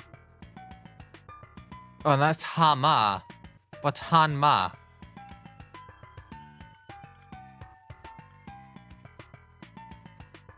Oh, I have to do Majin Tensei 2 and Roman numerals, or else I'm not going to get the page I'm looking for. It'll just give me the first game's list of skills. Yeah, all percent. Okay, so I'm looking at this right now. Giga is... It does not tell me jack shit. Almighty is Megiddo. Is Hama Bless? Expel. So that is Hama. That is Hama. And then Mudo is in the game, but we don't have anything with that yet. And yes, Mudo is instant death if it's successful. So I can't wait to get fucking Mudo'd.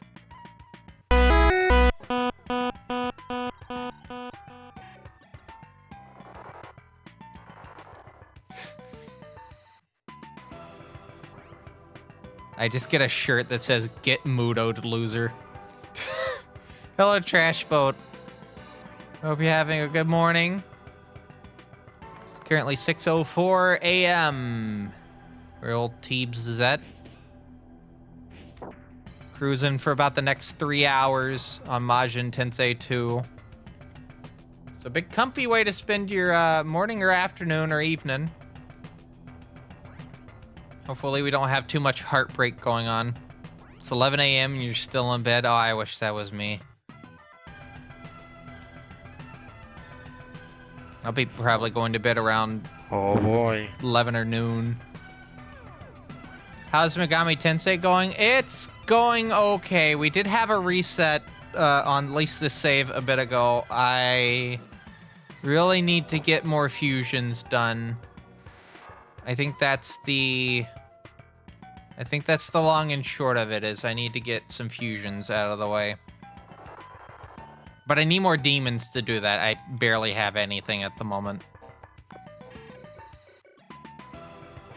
I think the main problem is the fact that I think this is the last one I can go for in this map, and then I'm gonna have to smoke bomb after the other two are gone. Yeah. Talk. Matured well, pleases greatly. Tell me your wish. Whatever your desire will be yours. Your choice. State desires. Maca Magnetite gems. Ensure to be my ally. Won't settle for anything less than that. Incarnation of What is avarice? Avarice? What the fuck does it... Hold on. Extreme greed for wealth or material gain. Desire's lifeblood took 1 damage. You liar. You told me what I wanted, didn't you? Do I have it in you to grant any wishes at all, do you? Nonsense. There's nothing I cannot do. Oh, yeah? Prove it. Fine, watch me. Oh. Huh. Okay.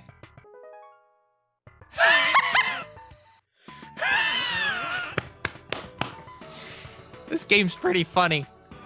So thank you to whoever else just followed a bit ago. I did hear the noise. It's just...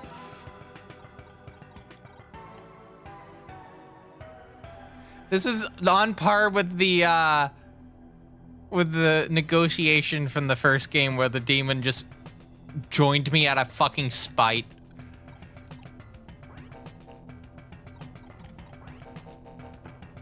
Like, fuck it, I'll join. Quite literally the words, fuck it, I'll join.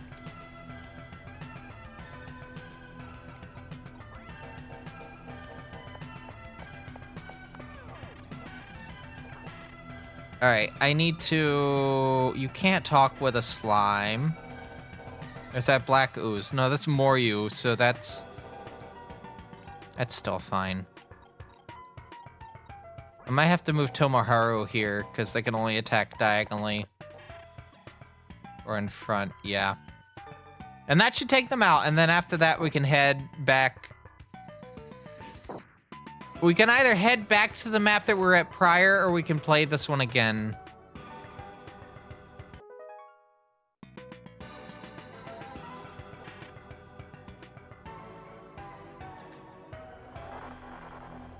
I don't know why I did that. Why did I do that?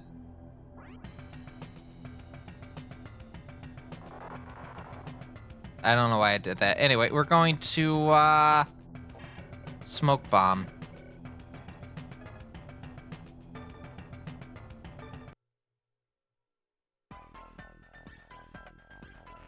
I guess we should,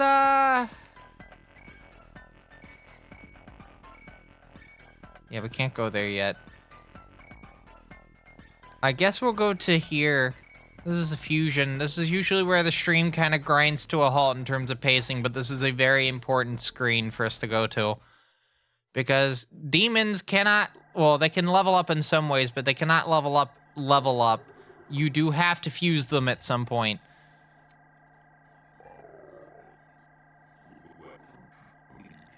Never seen this either. I missed so much when you played this. Use the D-pad. It goes faster when you do.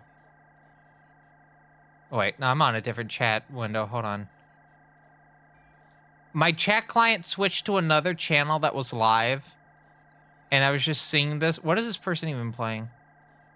Various Wii titles. Oh, they're playing... What is it? It's the fucking... humongous game. The superhero. I forgot the name. But yeah, I had it on my channel, and then it swapped to another channel that's live as well. It was very weird. Anyway, we need to do a fusion at the moment. So here's what we have so far. We can have up to 15 demons. And they can go up to level 22. Oh, actually, thought occurred. Let's see if I can do... a triple fusion with a question mark. No. I'm gonna go back. Go back to double fusion. I should probably get a calculator out for this, but... Meh. Then I have... Yeah, I have Salamander right here. Alright, so Salamander can give me... Get Mizuki. Well, Guzuki and Salamander will make Wasalka. We already have Puka. Seleno is level 23, so if I was to do a little bit more grinding, I could probably get a Seleno with Kokokucho. which that would be 95 health, but 30 attack. And then we have 2 skills. Well, 2 extras, I think. So we hit rank 3. So yeah, demons can go up in rank, but they cannot go up in their actual level. So yeah, fusions are important. I will say that this is part of the stream where if you've played these games before, you have maybe you have a suggestion for something. This is the time that you can do that. More often than not, this is no backseating, but this is the one part where you are allowed to give suggestions for things.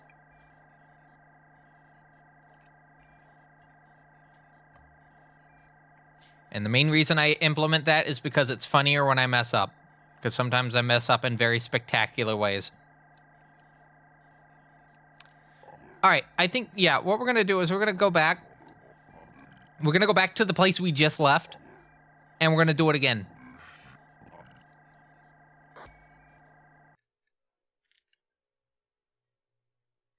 But we're going to have Naoki specifically attack. And only Naoki.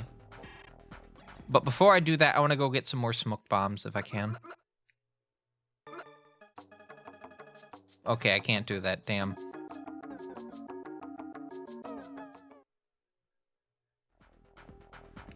I do have 1 remaining, so I'm gonna just go back to here. I'm gonna just have Naoki specifically attack. We'll get to level 23, and then we're gonna get that Seleno.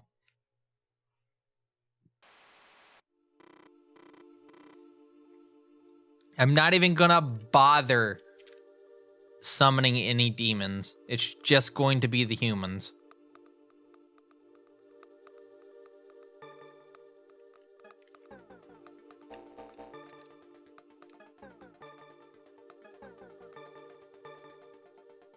Nope. All right. Opening play. And then, more importantly, we're gonna have these we're gonna have these 3 watch from afar.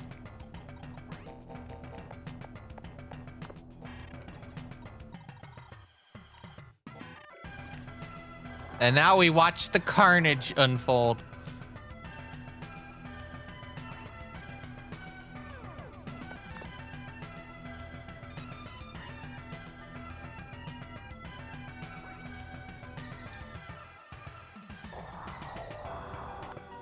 Have Morio.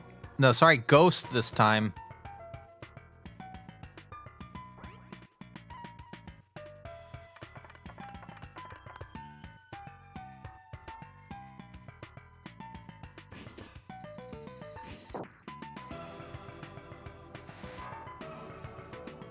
Hanya.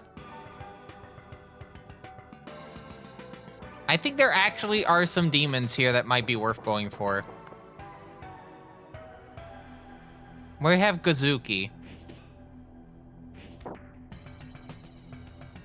Right in the kisser.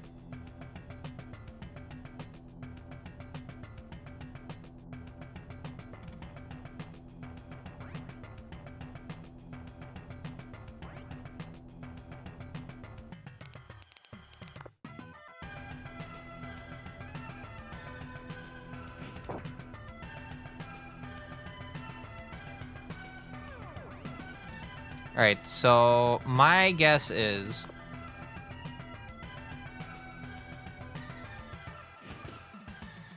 it'll probably take me about 3 or 4 of these demons to actually get to level 22.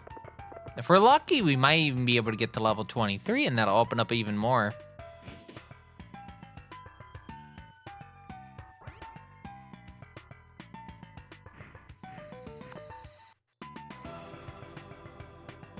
We'll have to see.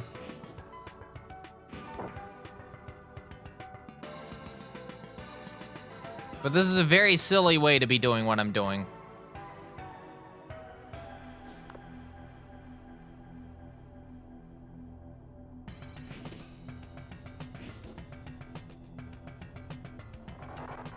Alright. What demons can I talk to? We have the Dongo. Fuzi, which is dark. Ghost is dark. I don't even have to look at that. Nekomata, which we already have one. Hakutaku. That's one that we can go for. We already have a Kokokujo. We already have Ibaraka Doji. And more use right there. So I guess we're going to go... Oh, we're stuck. Oh, because the tower is right there. Oh, that's not a tower. That's a building.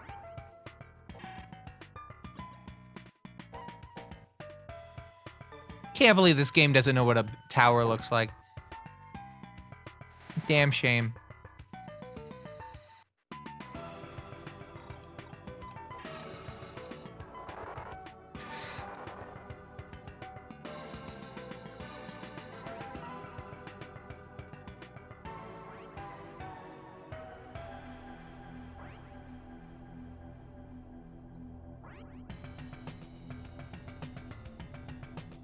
Okay.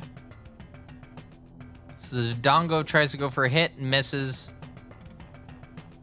And then,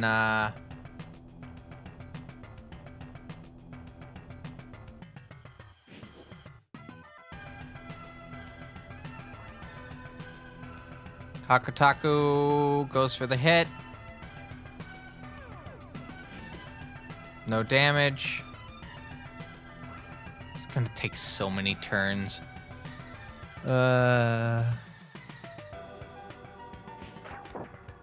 Oh, crit of 4. I'm not gonna recover from that.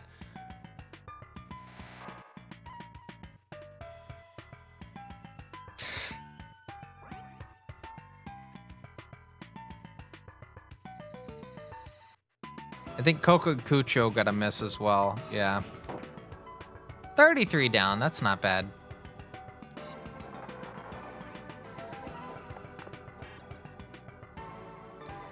We'll attack Nekomata for 67.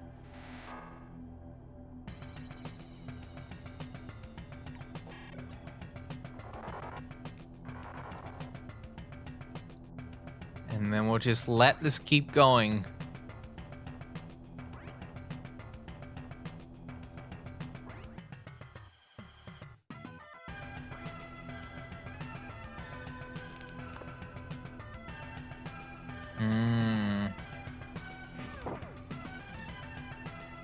Oh wow, the Dongo actually managed to get a hit. I'm shocked.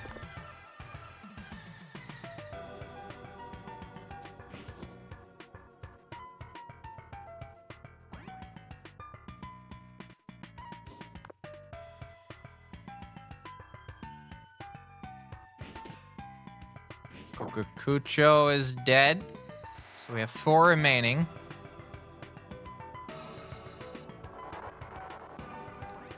Actual damage. Alright. Crit is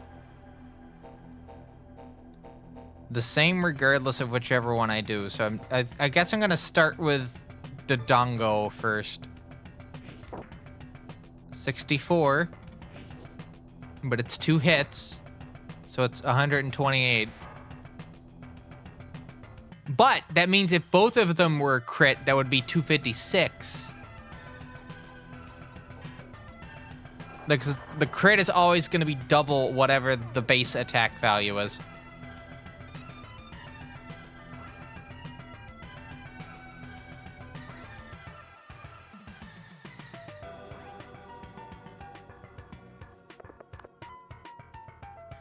I'm just very also enthused by the fact that none of these demons are going towards any of the other human characters. Hello, Jua. I hope you're having a good morning or evening wherever you are. It's 6:20 a.m. currently. Where old Teebs is at.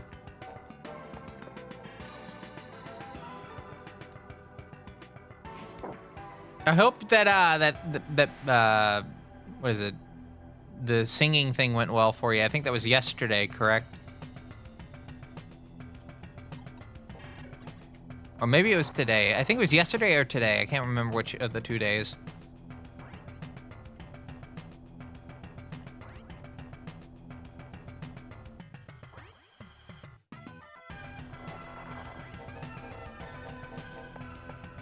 Hell yeah.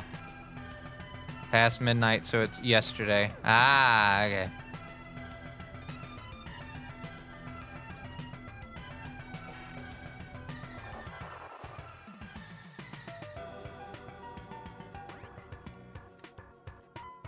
Still, hell yeah.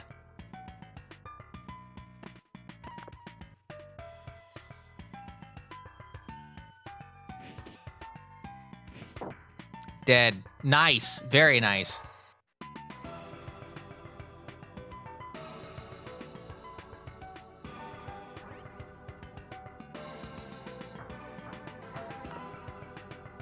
Ibaraki Doji attacks. For 66. Oh, no, sorry. Naoki attacks for 66, so it's 122. Wait. Or is that 118? Hold on. 66 and 66 is 122.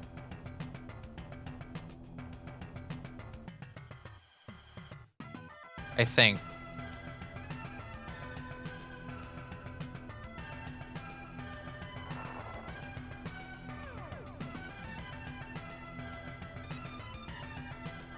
My brain is like trying to remember.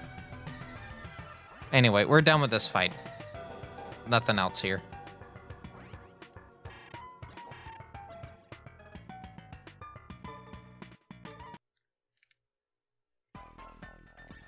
Okay. I guess we head back to our hell.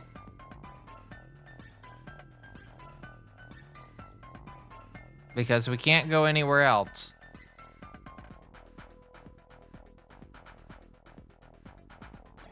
Yeah, I guess we go back to our hell.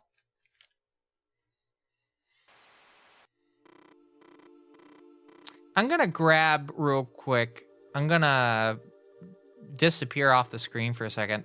I have a somewhat thin blanket that I've been laying on my legs right here, but I'm gonna go grab a bit more larger blanket. It is pretty cold in here considering that it's gonna be pretty hot out there. So, yeah, let me go do that. What's it supposed to be today? High of 62.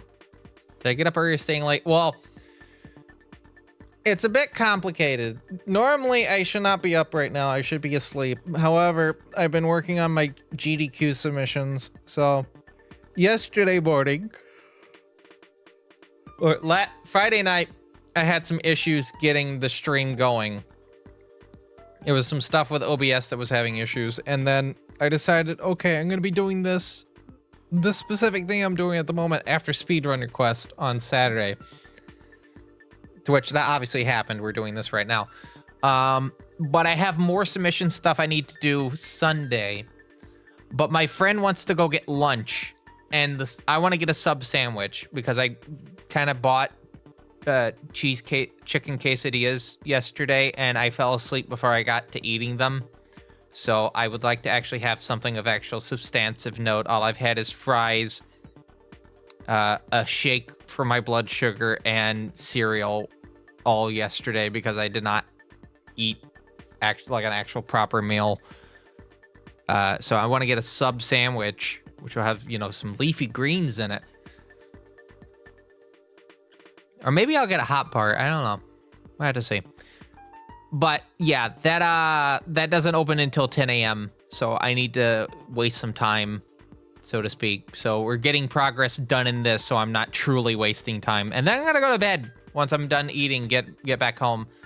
And then probably like 5 p.m. Eastern, I'm gonna wake up and I'm gonna work on Marathon 1 because I would like to get the submission done tomorrow night. Or tonight. Tonight. I would like to get it done tonight. There is a lot that I have to look at, but I would like to get it done tonight. And if you've not seen the new Marathon speedrun, highly recommend going over to SRC. Marathon _1 is how the game is listed on SRC. It used to be just marathon, but then they implemented a page for showing speedrunning marathons, and it conflicted with that page. And then I went to them, and they're like, okay, we'll fix it. And then they just added an underscore and a 1. They could have just named the marathons page marathons, and they just kept marathon. It's fine. Anyway, I'm gonna go grab a blanket.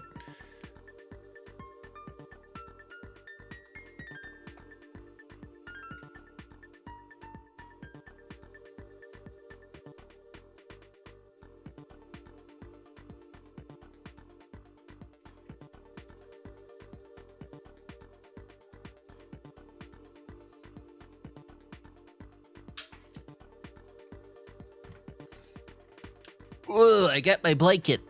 It's right here.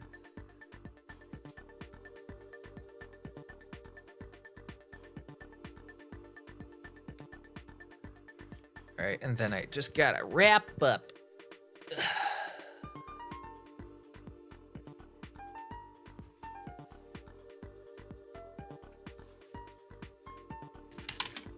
Oh, not my controller, no.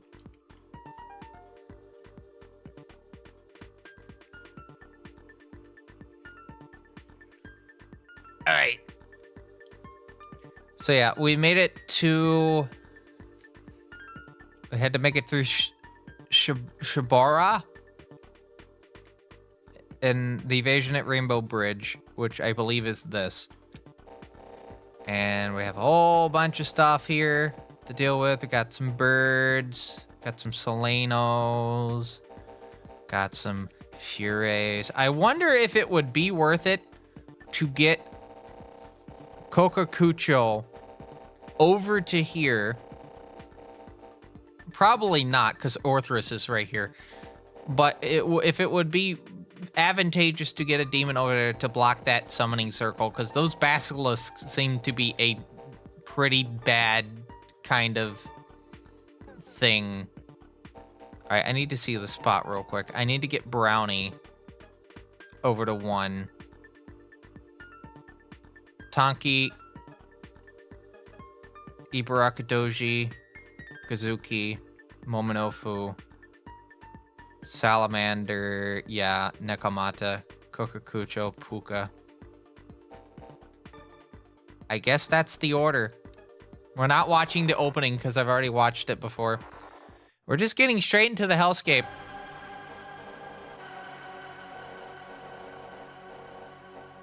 And it's a new moon.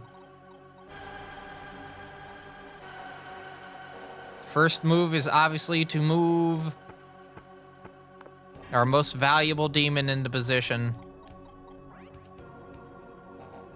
And Tonki. I believe that is Tonki, right? Yeah, that's Tonki. We're gonna move Tonki also into position. Just get them into the fray as soon as possible.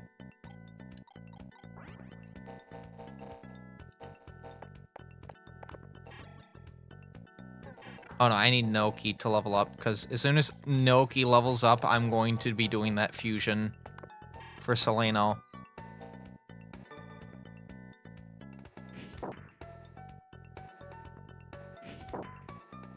Cool. Never gonna recover from that. Want a bagel sandwich? There are some places I can get a bagel sandwich from. Oh, there it is. All right, what are we raising? What are we raising? Magic is not important. Wisdom can help with spell guards.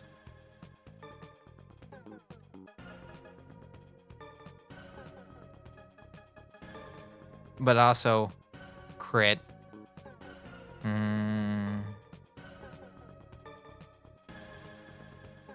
I think I'm gonna raise vitality. It's very low. All right, and where's those 2 demons that I need? Kokakucho into Salamander, correct? And that makes Solano.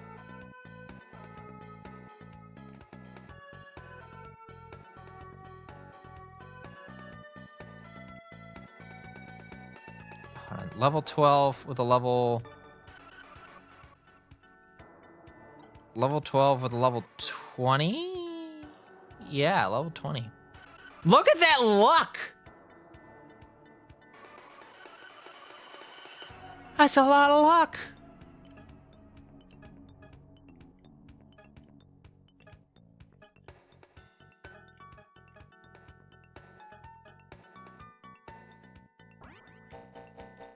The problem is that demon is entirely designed to be used for, like, fusion fodder. So, like, do I? Okay, before I do this, hold on. No.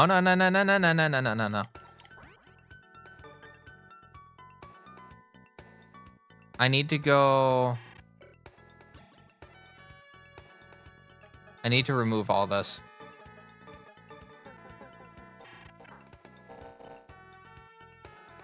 I know what you're saying, Teebs. You could just quite clearly go over there and... I need to do this in 2 moves.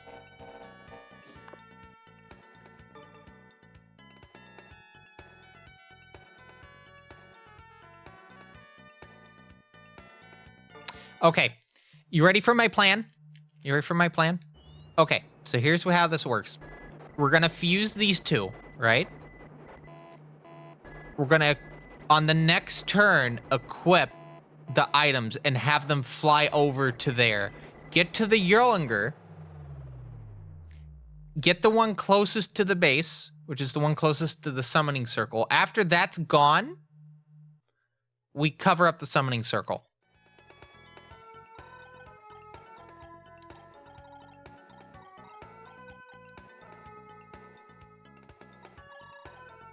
This is a multi-step plan, but it starts with the first step, and we need to get the first step. I need to also reappear on the screen. Doot. I don't know why I went doot.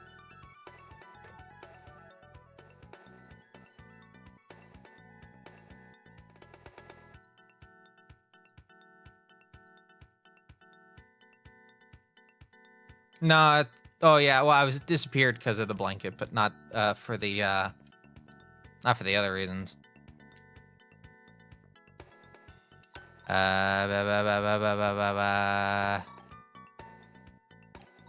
We'll move Ibaraki Doji right there.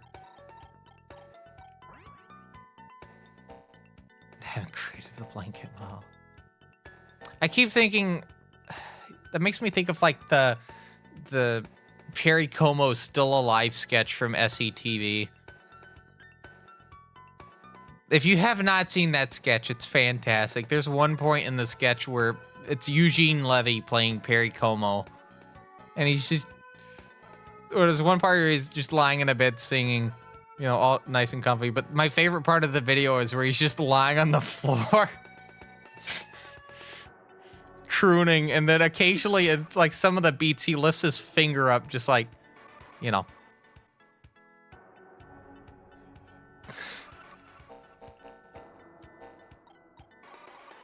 Again, there will never be a show like SCTV ever again. SNL doesn't even hit like the same itch as SCTV.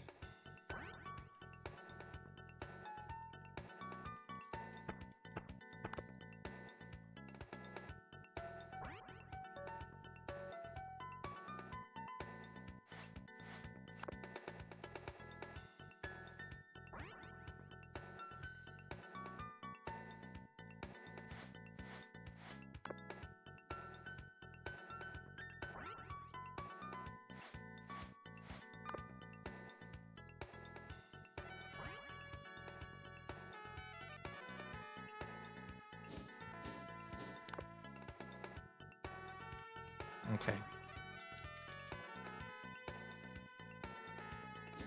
So we got some Selenos moving. My stomach is tearing up.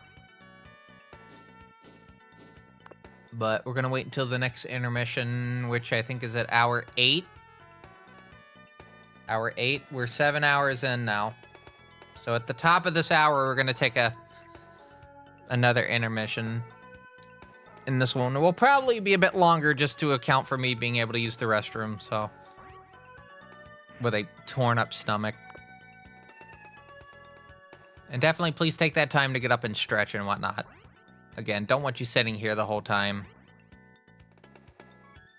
Don't want to get that DVT, deep vein thrombosis. Please don't. Please don't.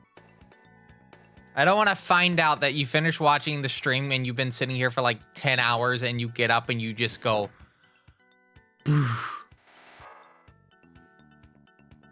I don't want to know that. So please, during intermission, get up and stretch.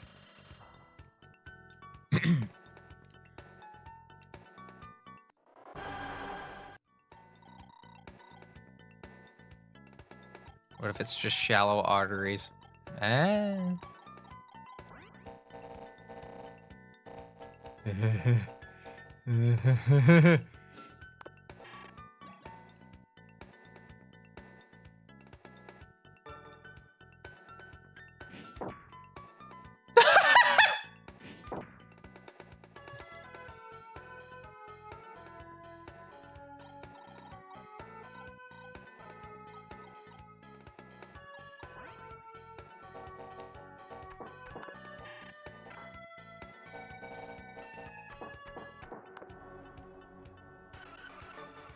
I have a terrible feeling something bad's going to happen. And Pusa, it's level 19, 77.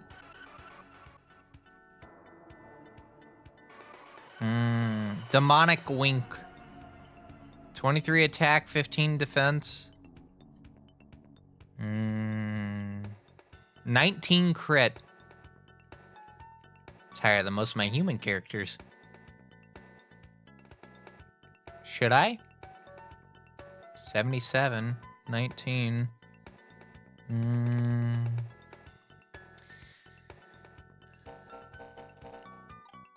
It's a good question. However... Oh, wait. I'm silly. You know why this didn't work out? I forgot to equip.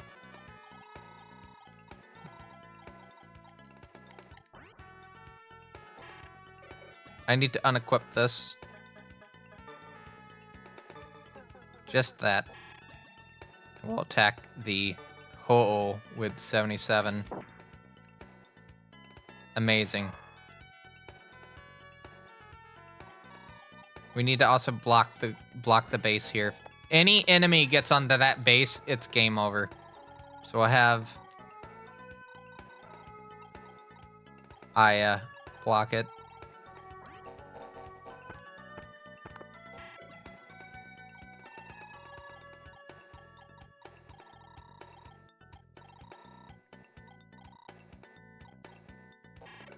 I guess we're gonna intern.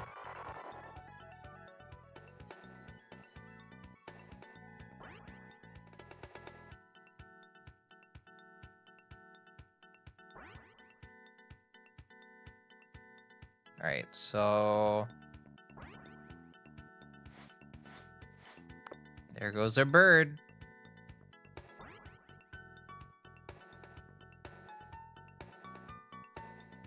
Should have that bird, the Soleno, probably go towards Tonki. Yeah.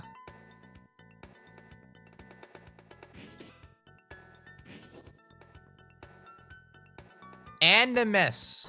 And a miss. Soleno goes towards no one.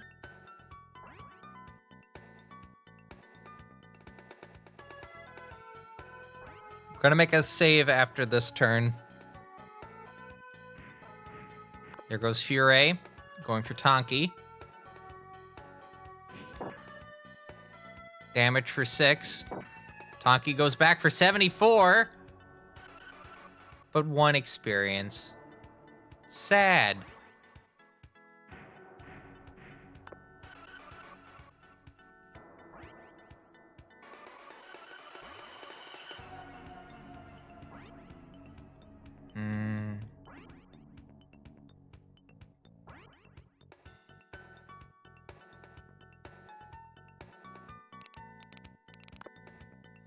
Manticore going for Soleno. I can't wait to see how bad this is.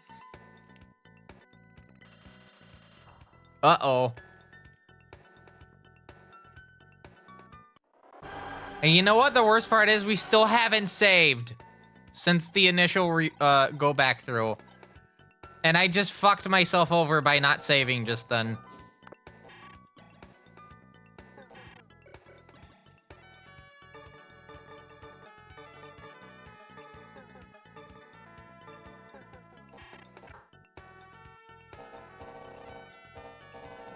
We're kind of committed to continuing this. That's the problem.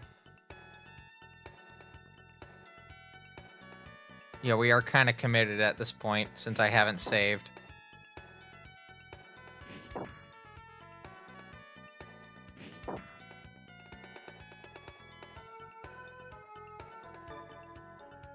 Actually, you know what? Since I haven't saved, it doesn't really matter if I do this. Because there's no consequence for doing it.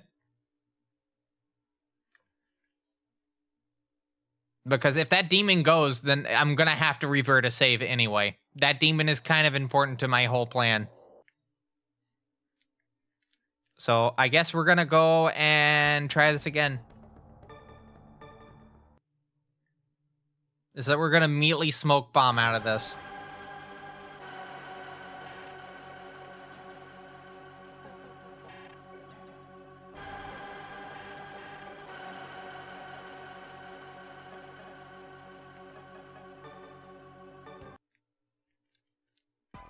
And then we'll just go ahead to Rag Shop and get the 2.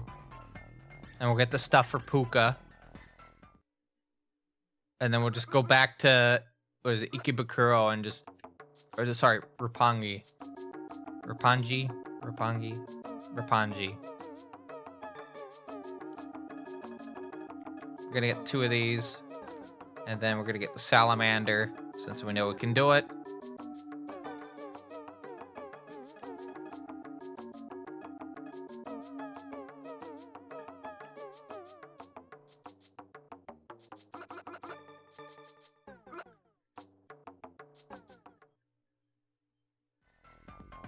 And then we'll head back over here. Actually, no.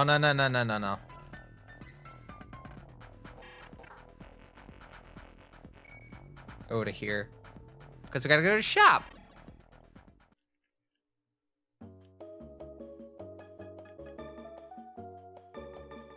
So we get the light glaive.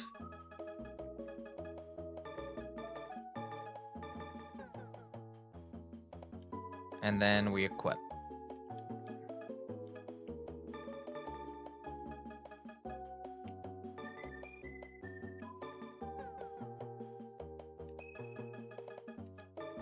Kokokujo. Kokokucho. Nekomata has everything. Brownie has everything. We'll give Salamander can't have anything. And then Tonki. And then I guess we'll just, instead of having,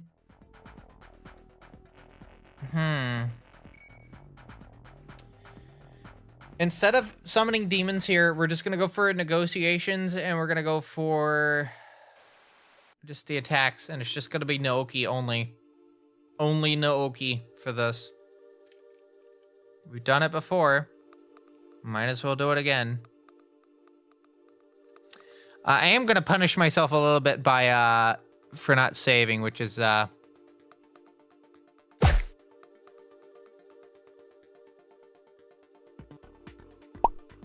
yeah.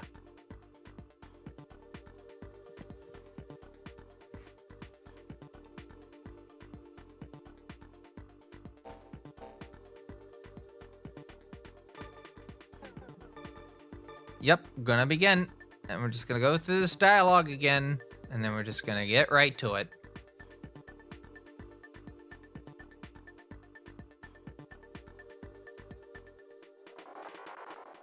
All right.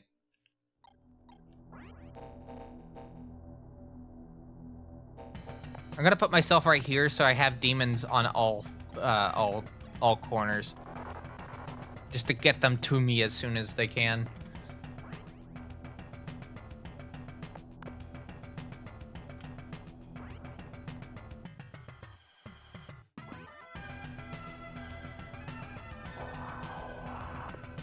You check Discord real quick for something while I'm waiting for this to happen.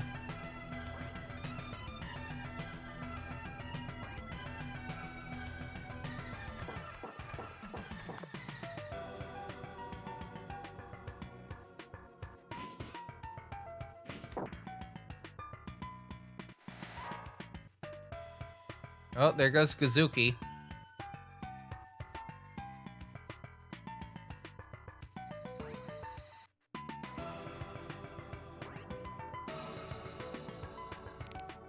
I have to get that on the second try.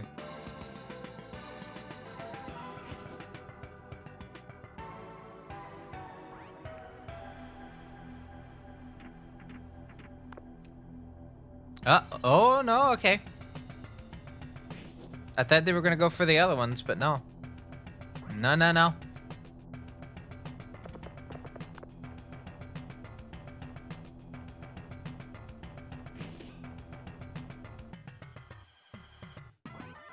I love how on paper this sounds like a silly idea for me to be doing, but it actually works in application.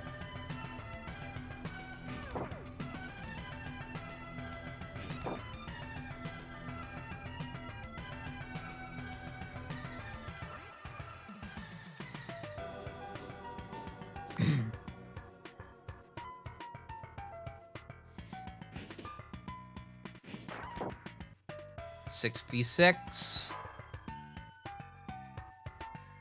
with 5 experience from that, and then we could try Hakataku or not.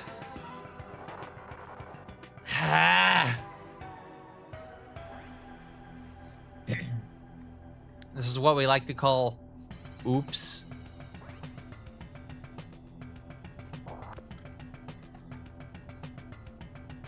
How to shoot yourself in the foot in one easy step.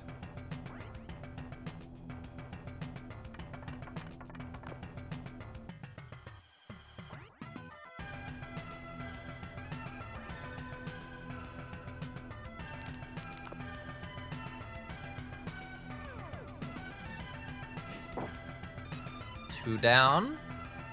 Obviously can't attack back.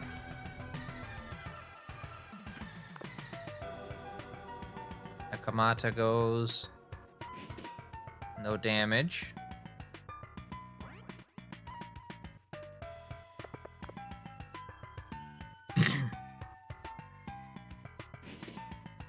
I think this negotiation will go well. I do want to try the other one again. I want to see if it actually happens again.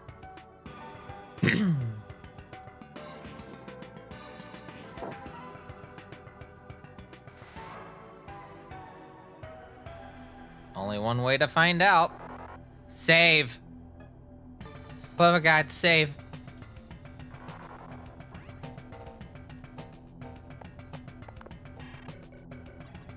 Talk. Talk. Human, choice, explain. Don't say anything I already understand. Hand it over to Maka. That's not what I wanted. Get some food for your family. Don't even start with that.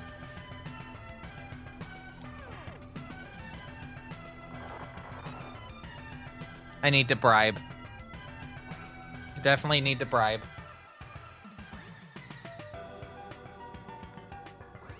How much do you think I need to bribe this horse with? 1,000 Maka? 2,000 Maka? Maybe even 10,000 Maka?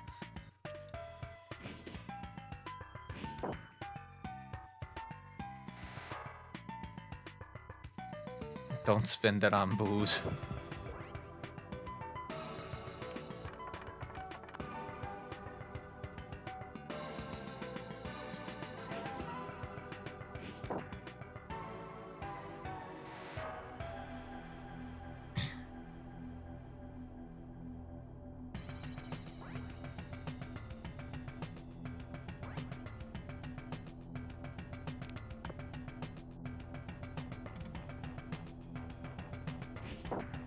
I just kind of realized with the position of my monitor, the game monitor, you know, it's about on par with where I look at the camera.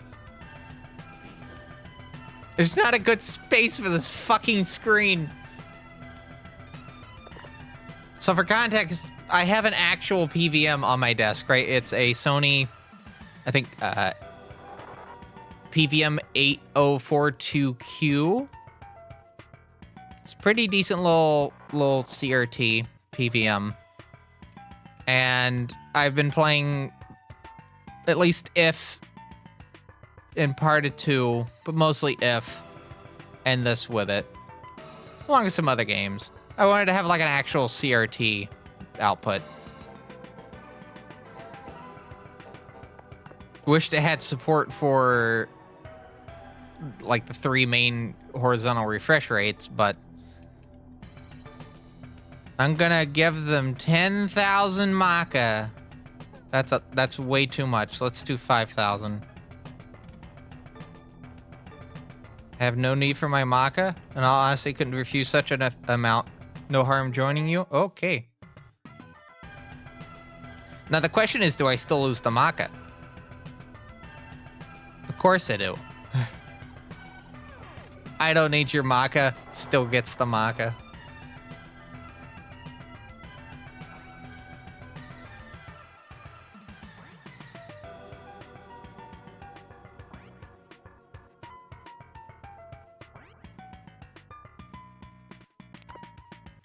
Must have eaten it.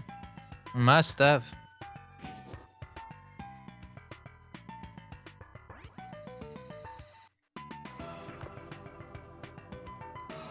Now, the irony is of me doing that, I have less experience points that I can get.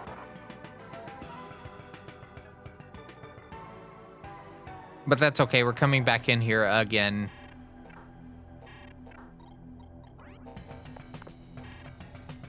Eeny, meeny, this one.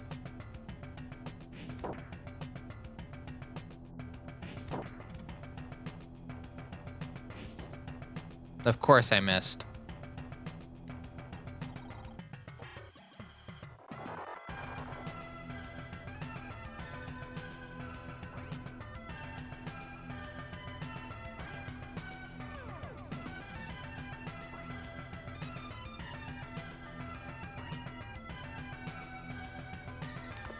Okay. Here's the dongo. Missing an attack. Because, of course they do. I mean, it's good.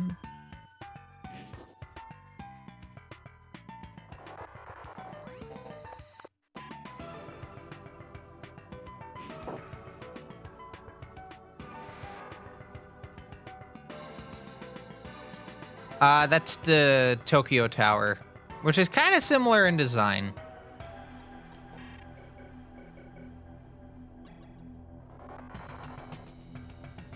You do actually go in it in Megami Digital Devil Story 2.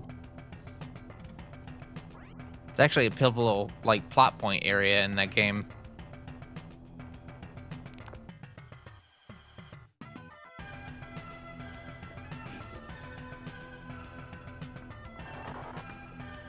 You know what's really shocking? Megami Tensei 2 is still so far high up on my, like, favorite game list. I think so far it has unironically been Megami Tensei 2, at least in terms of, like, top 5. Megami Tensei 2, SMT If, surprisingly, SMT 2. Actually, I take that back. This game's also pretty high up there. So if I had to put that, it would be Megami Tensei 2 if this SMT2, SMT1 on iPad. Specifically on iPad.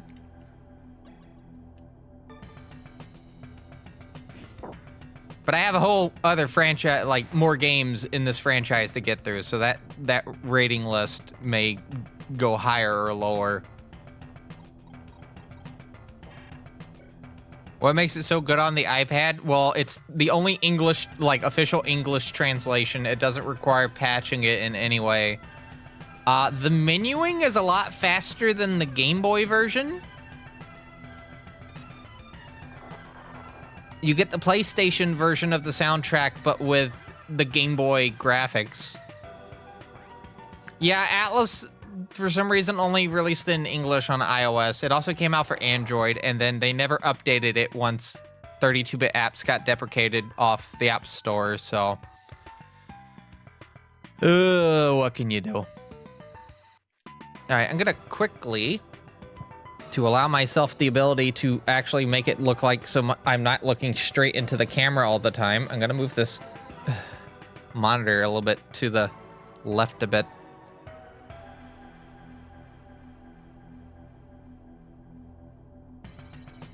There we go. It's a bit too far to the left. I can't put it any farther towards the right because there is a pole on it. Now, I could also just take the next route, which is just use my, you know, my regular computer monitor, but it seems to have issues sometimes when I switch displays too often.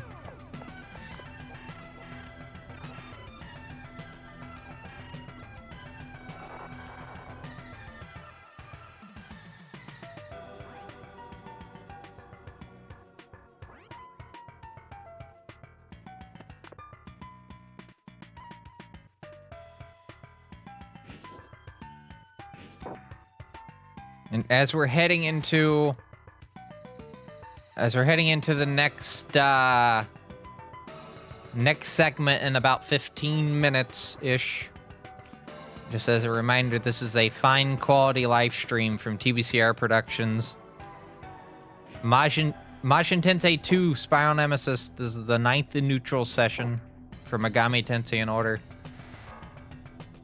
Well, mostly in order.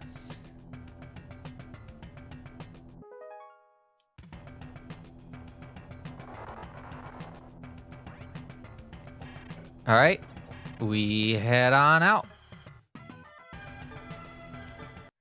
And then we come right back into it.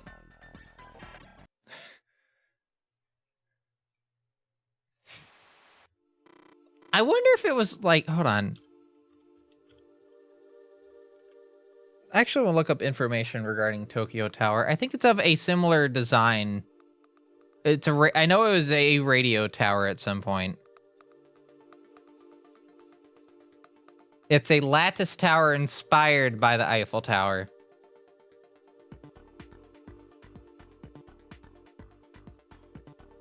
Yeah. And the antenna on it is still actively used for broadcasting and radio. Like television broadcasting and radio.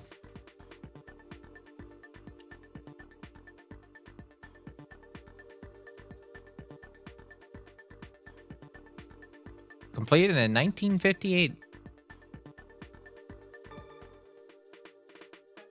Will I deploy my allies? No. Will I begin? Yes. Will I watch the opening? Hell no. And then we do this all over again.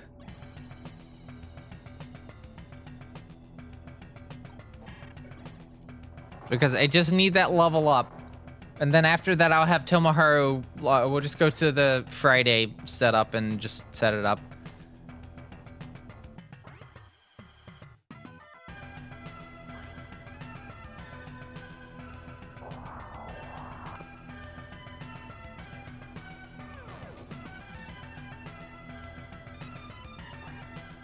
Okay, terrifying thing about Tokyo Tower is it has glass flooring.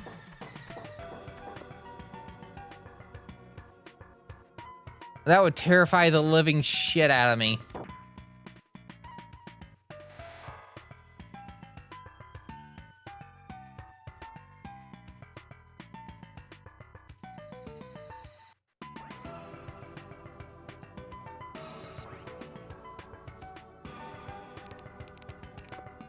There's a Guinness World Record Museum there? Fascinating.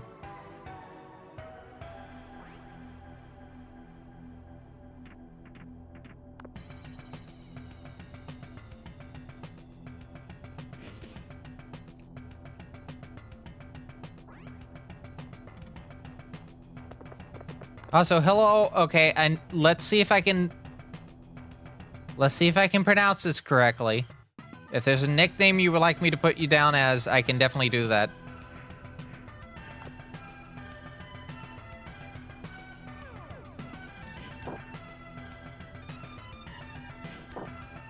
Dalisos?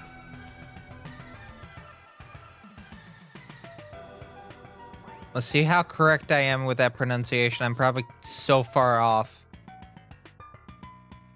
It also just doesn't help. I do have an actual, like, speech impediment as well. It sometimes doesn't, make itself apparent, but there are, like, certain, like, syllables that will completely get butchered.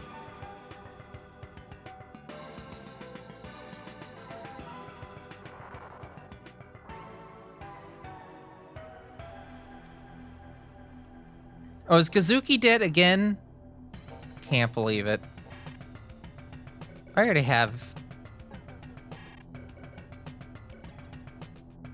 Okay, I already have that. I guess we're just gonna attack. Might as well just attack.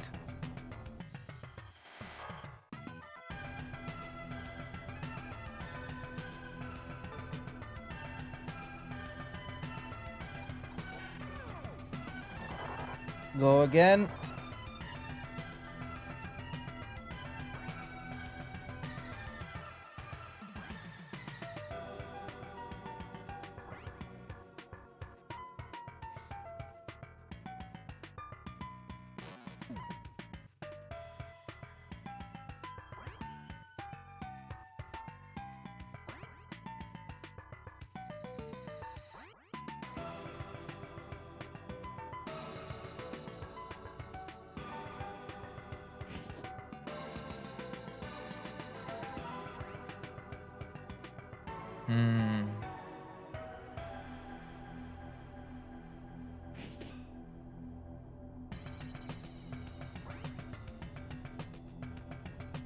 Not to really comment on it at the moment. Like, we've seen this before. I've seen this movie before.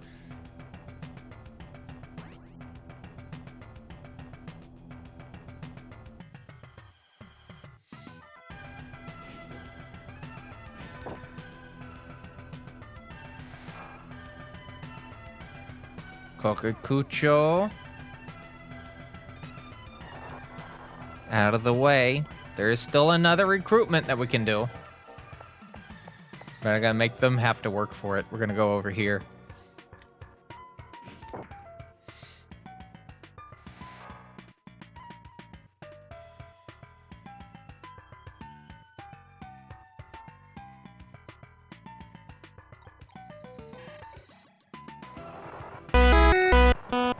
There's the notification. I don't even know if that, like, played. Did you hear a notification just then?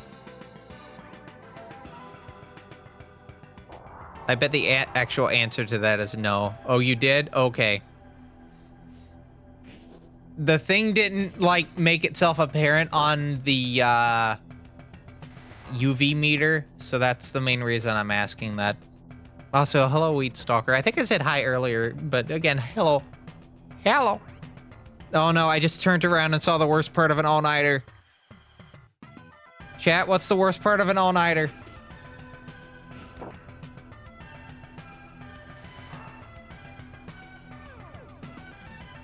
I had to go to bed as soon as you went live. Whoa.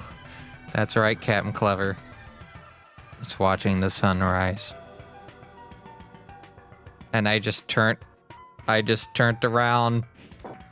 And I just saw that it's fucking daylight outside, and I'm like, oh no, I've done the second all-nighter in a row.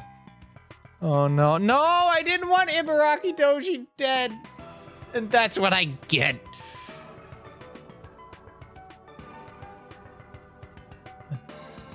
Feeling like shit the next day. I'm just exhausted. I'm just tired. I still have 2 hours, though, before I can do anything. I'm gonna go take a nice hot shower afterwards. I'm gonna then go to my iPad on my couch, and I'm gonna compare my look at my notes that I have for Marathon at the moment, and then I'm going to when I get back do a final check over of the new world record for marathon, and then I'm going to go lay down for a couple hours, and then I'm gonna wake up probably 5 p.m. And then I'm going to get started on grinding the ever-living shit out of Marathon 1. Get a couple runs done with the new strats in it.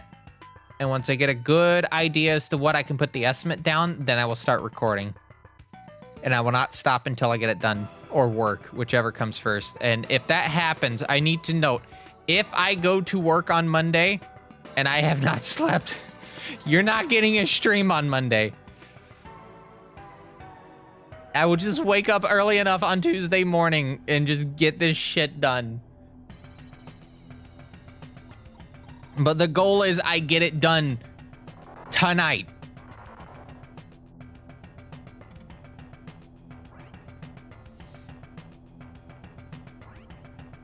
But yeah, we have about a couple minutes until the next ad break, and this will be the last intermission for the stream coming up.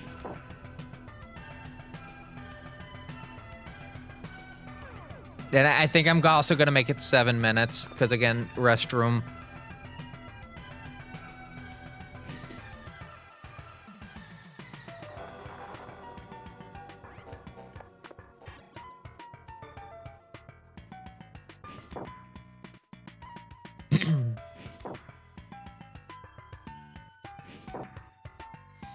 You're surprised you're still awake? Do you have work today?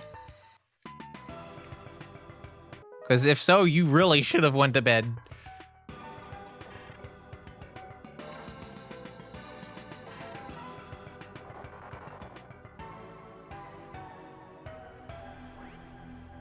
Definitely take care of yourself. You don't work on Sundays? Well, I mean, at least you have a stream that you're winding down with then.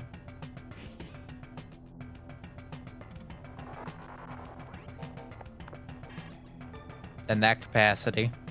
All right. And now we leave. Because we have gotten what we needed. And needed what we gotted. Something like that. All right, now to Friday.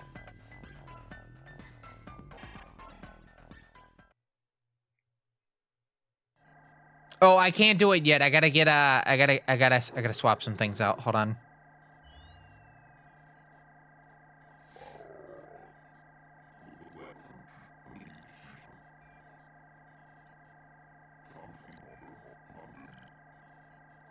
Sorry, Friday. I forgot. I actually have to unequip items. Hold on. Go to bed. Go to bed, Matrix.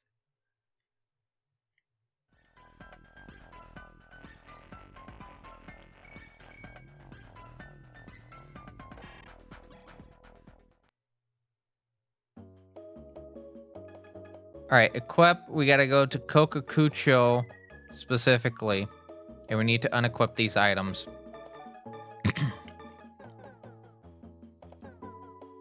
Because I don't think we get to keep them after a fusion, so I need to actually make sure.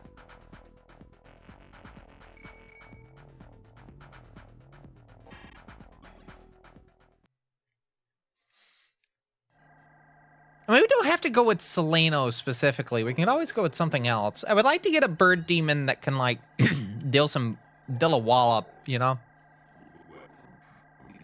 Oh, we got the ad break? All right, you know what? We're gonna deal with this when we come back. Right now, let's do this. We're gonna take that BRB. We'll be back in 7 minutes, and then when we come back, we'll figure out what the fuck I'm gonna be fusing. Anyway, 7 minutes. This is a fine quality live stream from GBCR Productions. Join us in a bit, won't you?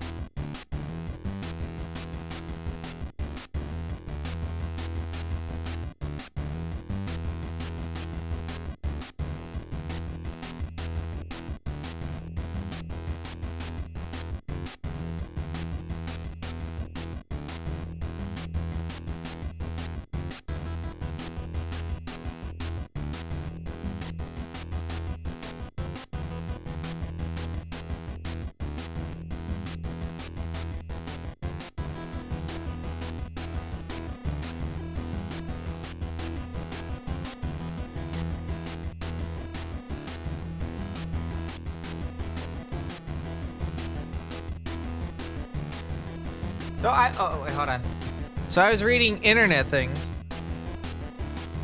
and I didn't notice until I actually went to go double check this.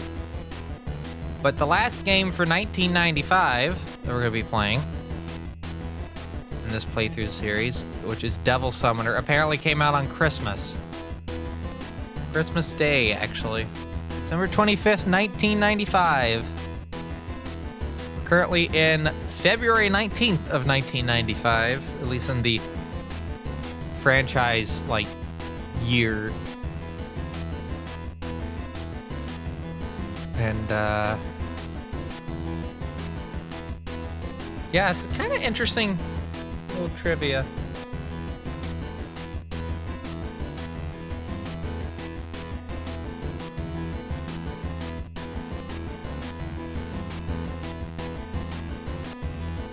All right.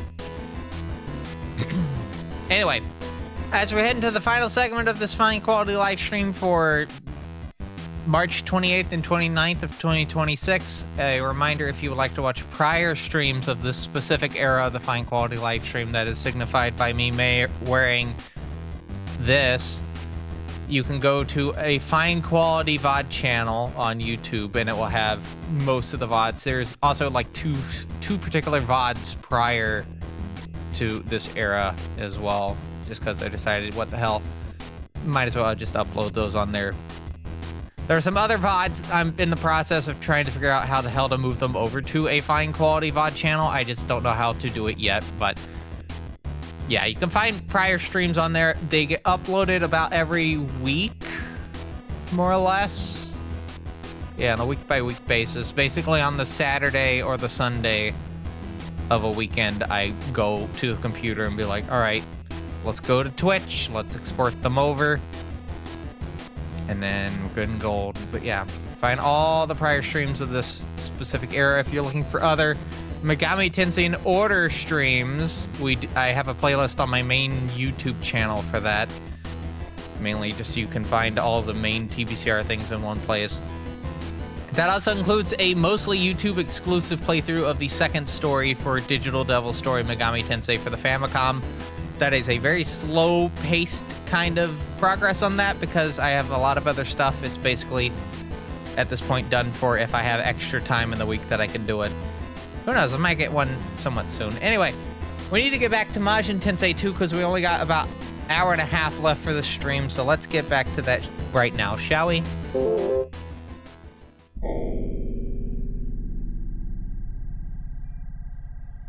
And I'm down to my last soda, even.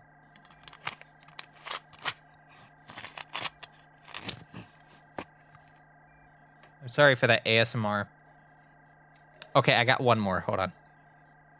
Got a can of soda right here. Hell yeah.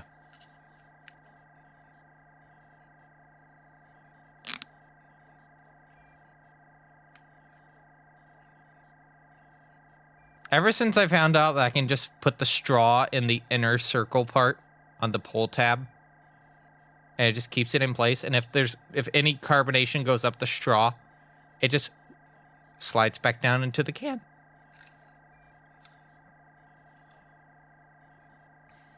Such a neat life hack.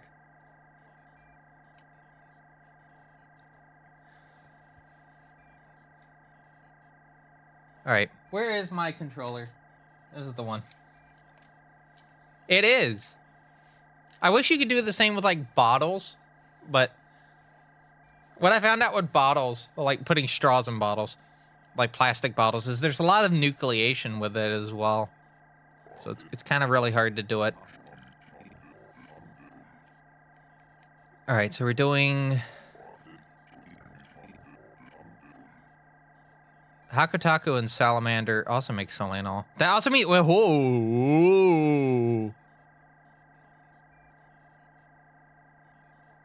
Let me make sure I'm reading this.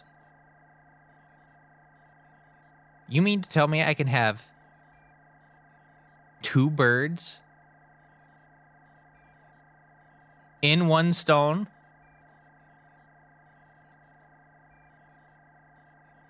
Why not? Fuck it.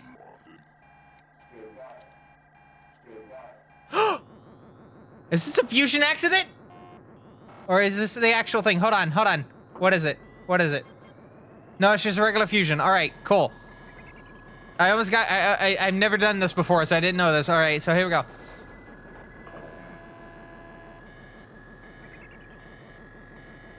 It would be very funny if I got a fusion accident in this. Can you get fusion accidents in Majin Tensei 2? Hold on.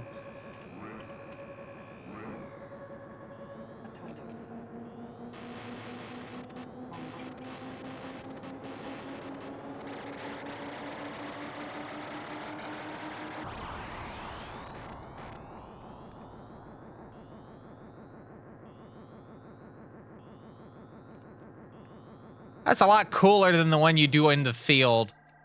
I like the one from Majin Tensei 1 where it's just the demons in mode 7 just going, whoa. Listen, I don't question these things, Captain Clever. Like, it just happens. Sometimes you get like a screwdriver and like a piece of nuts and bolts and you get like you get a cat girl for some reason, you know? Sometimes you have a horse and a lizard and you get a harpy lady. We just don't question these things, you know? Makes our head hurt.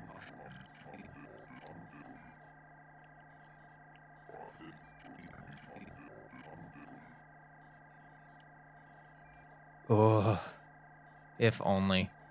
Oh, Seleno can make Lulum? No, can make Self. And I'm not fusing Brownie. Brownie is too important of a team member at the moment. Also, just nothing will go good. I need to stress how much of an absolute, like, champ this Brownie is currently. I think this Brownie is, like, level 6.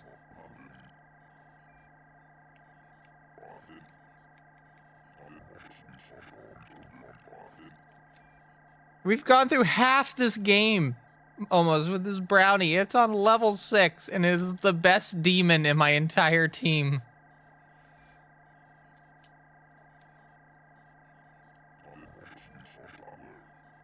The Brownie had the same, like, stance that I do sometimes when I'm in, like... I can't tell if that's awesome or pitiful. Well, consider that we're halfway through the game. And we have a demon that's level 6 that has the highest health and has dealt the most amount of kills against other demons. That could be whatever the hell you want it to be.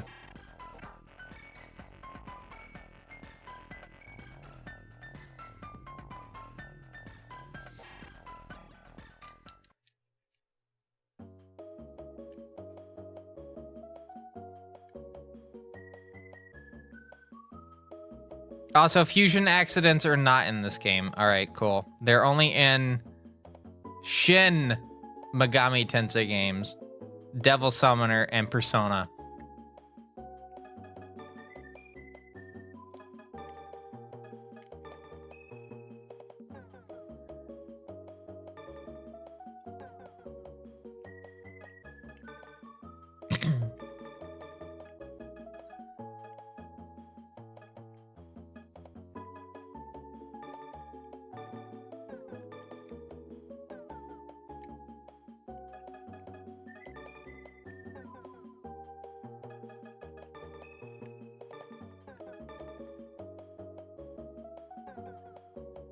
All right, we gotta get Kokukucho a weapon at some point, if we're able to.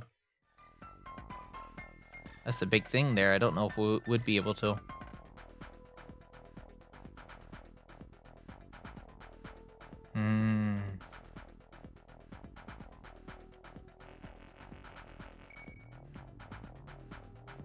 On the subject of fusion accidents, though, we are currently only at 1 that has happened this entire playthrough series as a wholesale. And I just realized we're not going to be able to experience one until the end of this year in the game playthrough series. Not the end of the actual year, but the end of the game franchise year.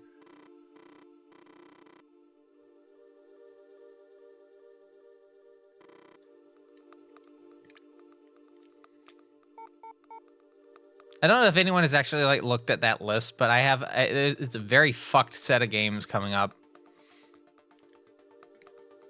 Particularly, I want to point your attention towards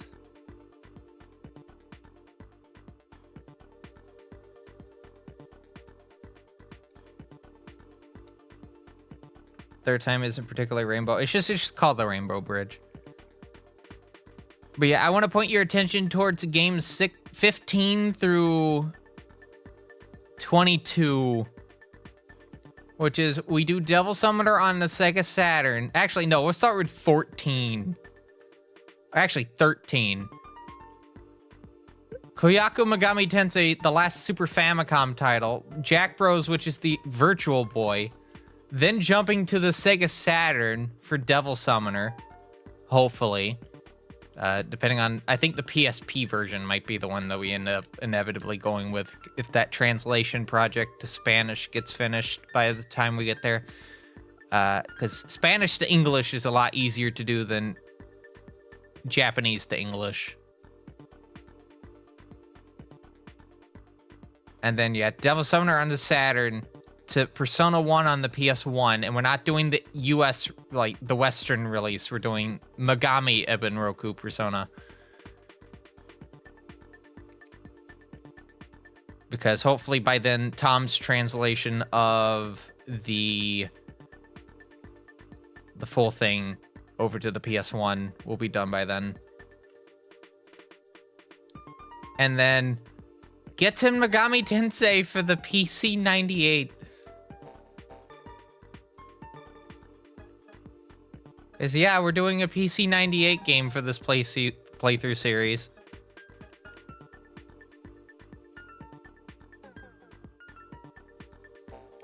Alright, so 9th demon goes there, so I need to get...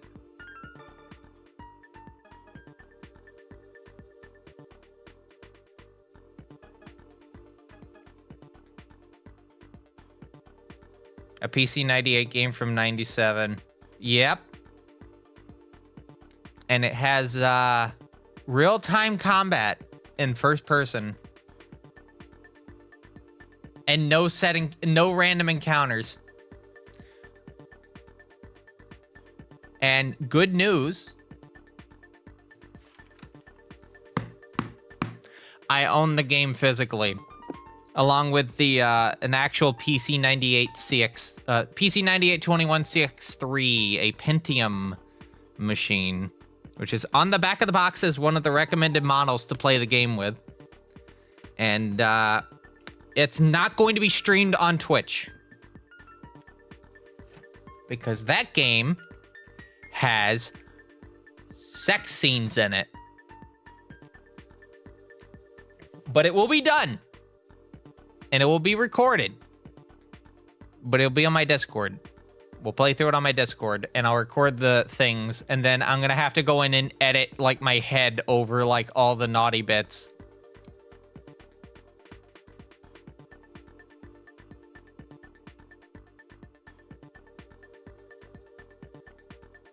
It'll be like, but it won't be like the video for, what is it, X17 that I did, where I edited the video and then I went to go render it. It, like, offset all of the censor marks. You should really go watch that video. It's pretty good.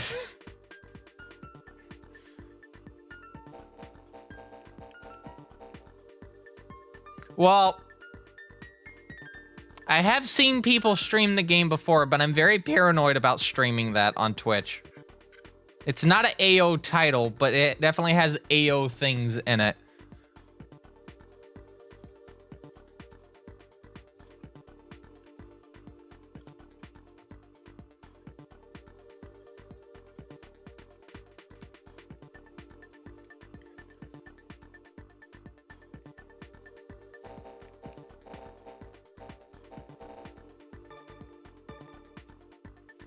I'm not watching the opening.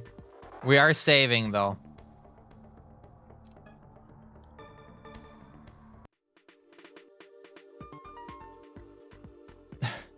Get to Megami Tensei. Can it be streamed?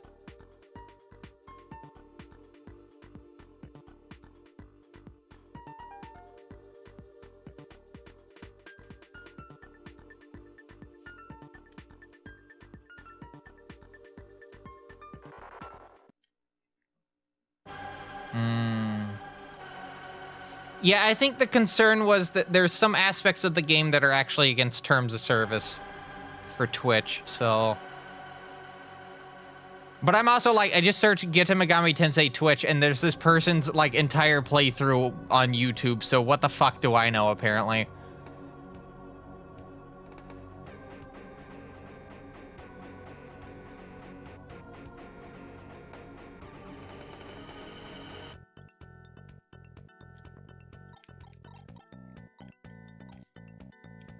I'll say this, I'm gonna have to find something for the backdrop here for the chat, because I cannot use the box art. This is the box art for Majin Tensei 2, by the way. And the reason I can't use the box art is because... nudity.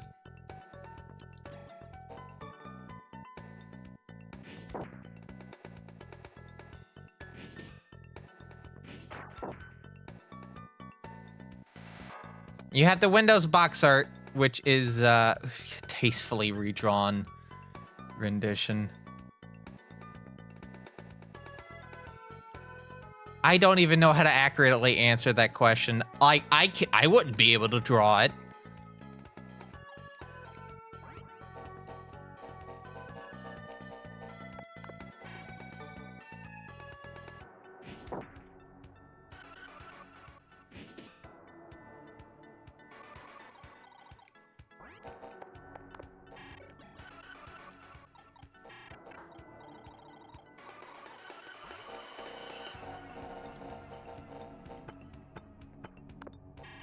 All right, so I wanna sate my curiosity here.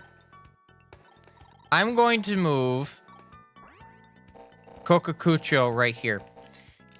If they take a death within this one turn, we're gonna reset because we've already saved, right? I just want to sate my curiosity on this.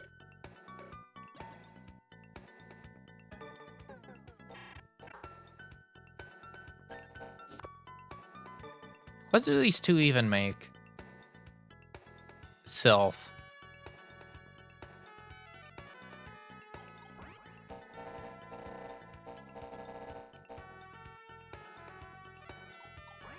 But yeah, let me explain why moving a demon over here is a bad idea.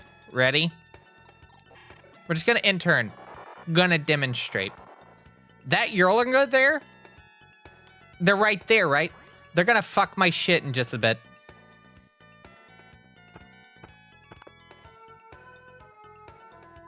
Demonstrate. I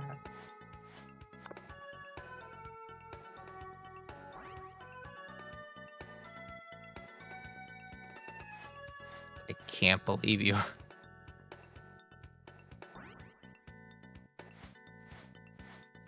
Also, one of the main reasons we're doing it on PC98 instead of Windows is because the PC98 is the version that's getting the translation, and that the Windows version is tied to your CPU speed.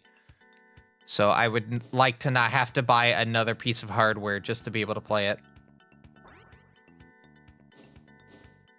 Yeah, it's one of those games.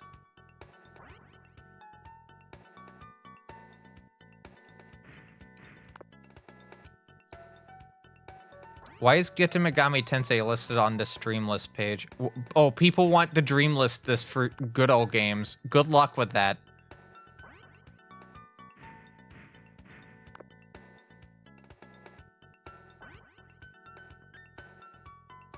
It's considered kusog, by the way, apparently by some people. Or kusoge.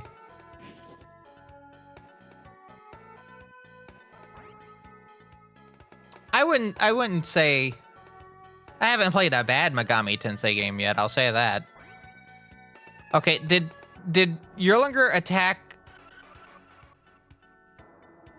Did Yerlinger attack Kokokucho? I was in the middle of looking at this page. Was there an attack attempted on...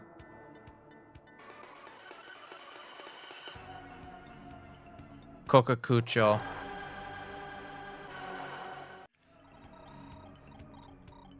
Didn't see an attack? Well, the reason I asked that is because they're facing the opposite direction. Notice this one's facing this way. So I'm guessing yes, there was.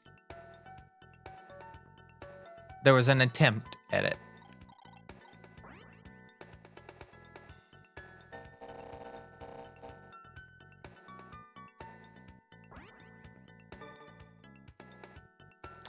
Well, let me just show you real quick the affinity. So if we have them attack, I believe they're listed as a noble wing. No, dire wing.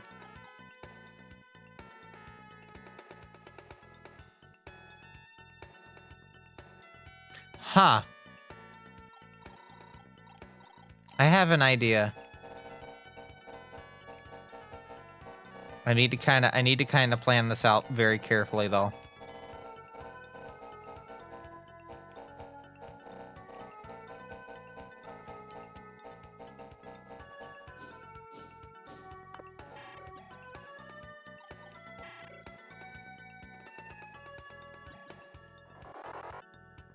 I'm intentionally doing it like this.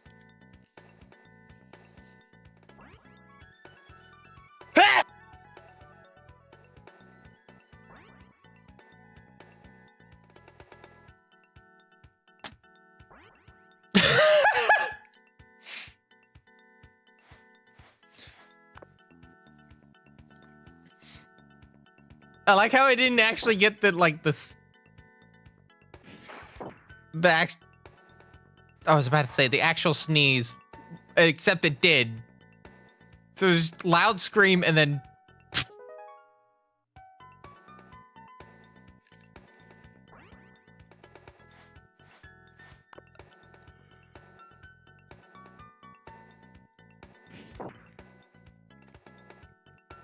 Down 6, down 46. 1 experience.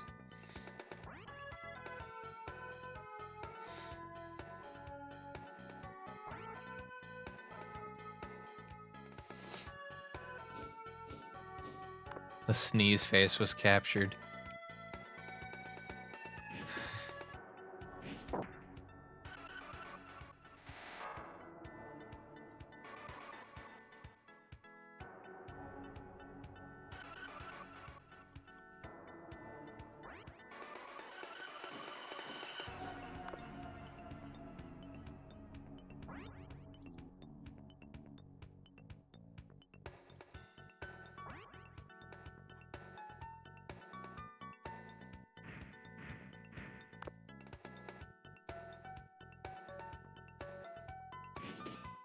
All right.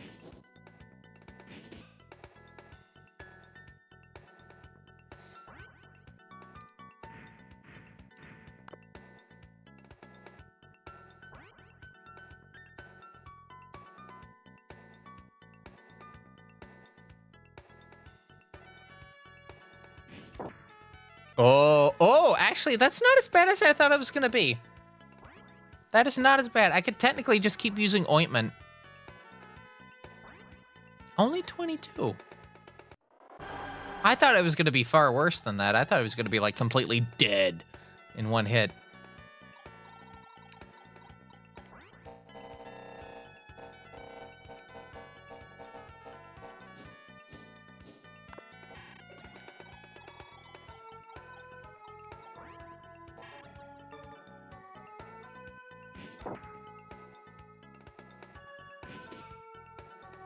Another hit. Nope. Gonna move Tonki into position.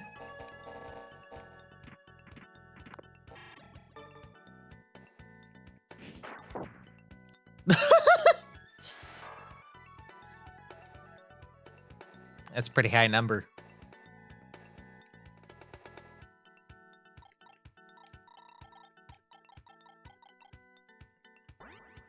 I guess it's hit the max. I bet damage is based off of like 8-bit values.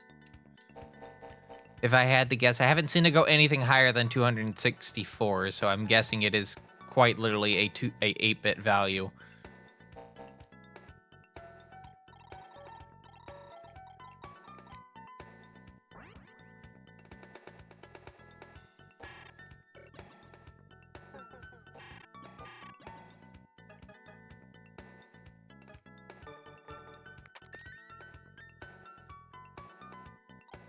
Just use that for 50 turns. Or 20 turns.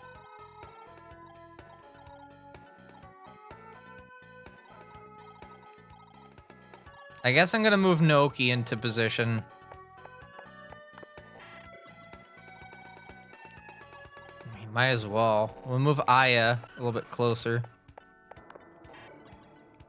And Momonofu as well, because Momonofu can't go on the bridge, as we found out, while the basilisks are at play. We're gonna have to block that damn summoning circle before anything bad happens. Alright, play it out.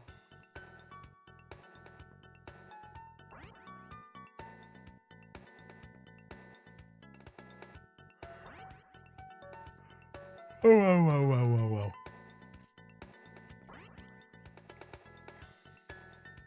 Been a very productive stream. We did get through what? 4 runs? We had to swap one out, unfortunately, but we did get 4 runs out of the way. Spin Dizzy, Chaos Engine.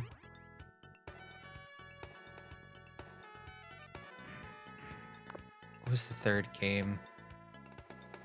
Skynet. And then, Rot got pushed back. Marathon Eternal.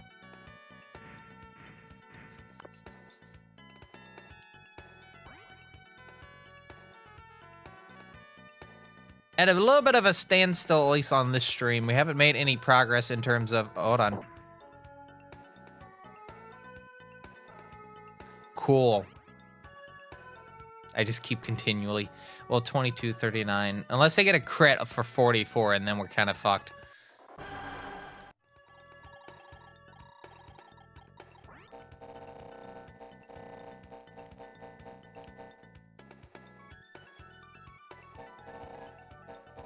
Hold on. I'm gonna move to here. Yeah.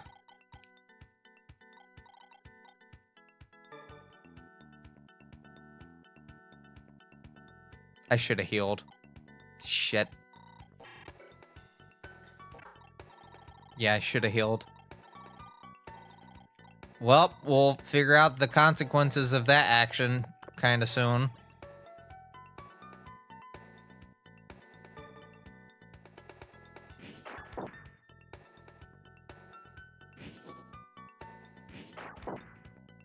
Oh, never gonna recover from that. I know I've said like 4 times this stream to that amount of damage, but never gonna recover from that.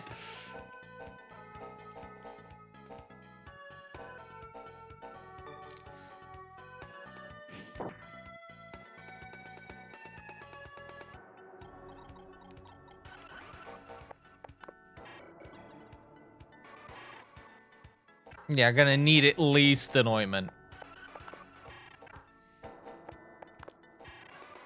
Wait, is it the same ally of that type?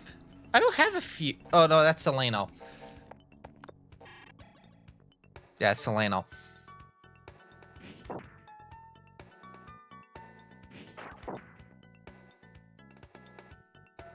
Well, I don't know. We might need 2 ointments after that.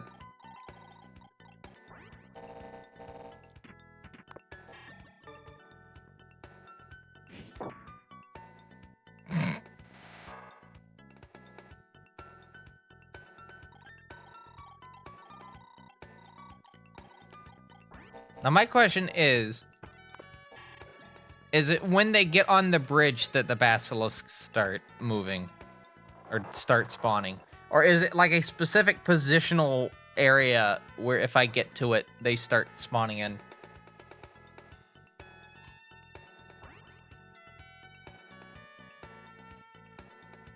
Because I know sometimes the summoning circles only work when there's like certain characters near them. Or like a character gets near them that isn't a...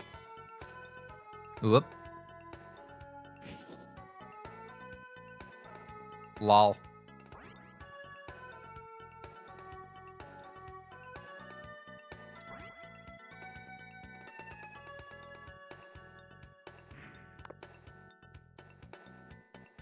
Miss. Thank you. I just need enough to block the summoning circle. That's all I need. Is just enough. Don't crit. Don't crit. Don't crit. Thank you.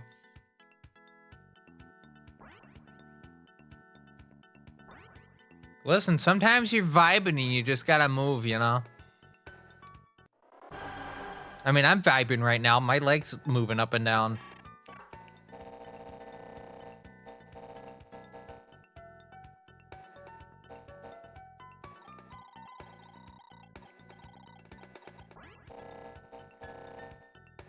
Ah, damn, I'm one spot short.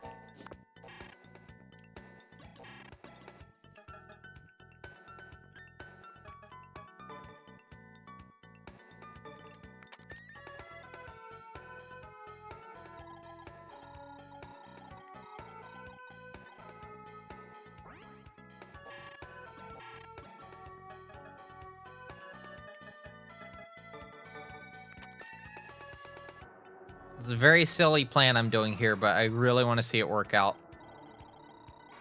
Because after that, I can probably go for Fury. I don't know. I think Fury may actually go after us. I don't know. Get Kaoru over here. Only down 18. Only down 18. Oh, a crit for 2. I have to use that jewel at that point. Ugh.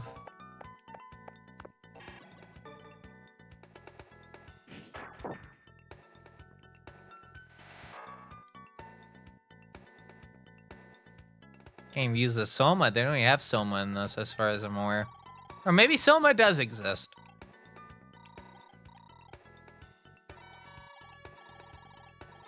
I like that. Yeah, it's elf blocking the base, but we still have these two assholes right here.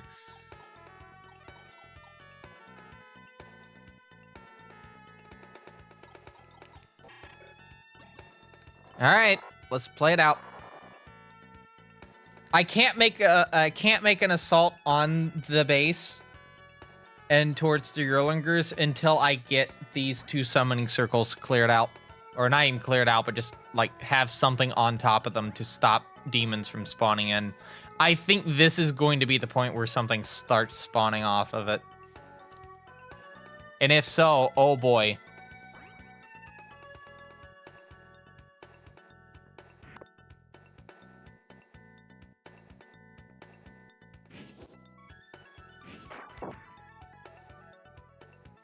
Very nice.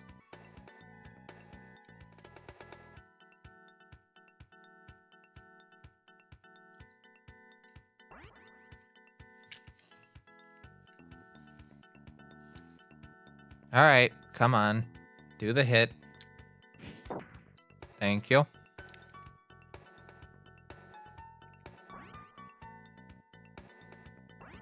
And you know what the thing is? I just need them... I need to get the Basilisk specifically covered up, and then I'm fine with moving off of the other one. It's just, I don't want to be dealing with both at the same time, you know?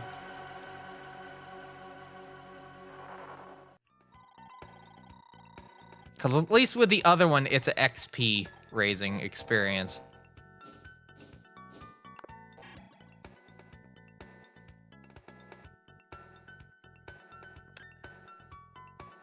We're in for a bad time.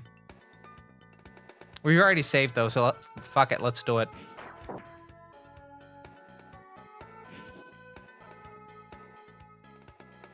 Fuck it, let's do it.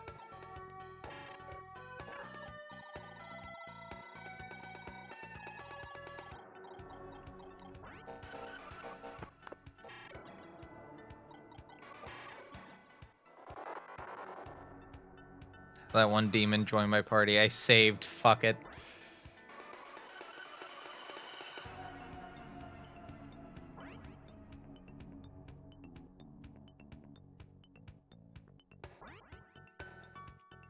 Well, it will save us if this next attack from Yerlinger is a crit, because a crit will take out Kokokucho.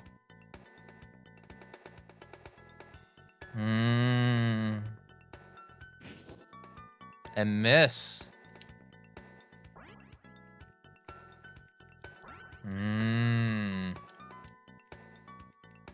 Here's Orthrus. Okay, that's not that bad. Crit for 8. Oh, no, it's a crit for 18, not regular damage. Crit for 18. Oh, no, I'm fucked.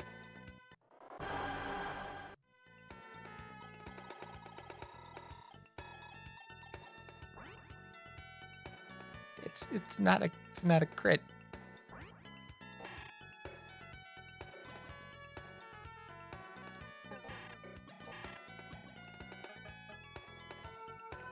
Oh no.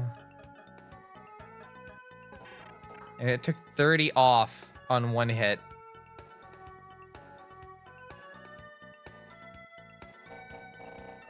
Do I want to take that risk?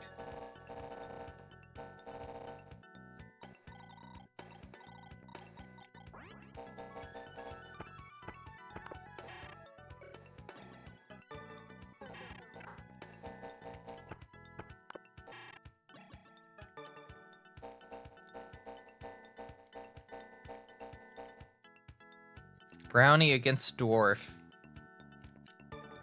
Why not? 51. That's not bad.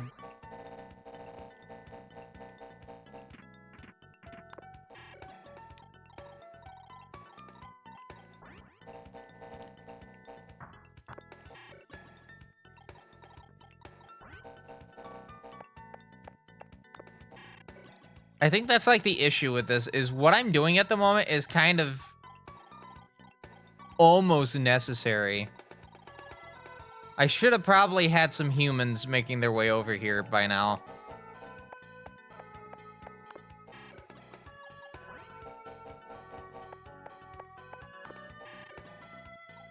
I think that's kind of like the folly that I have here. Is that the right term, a folly?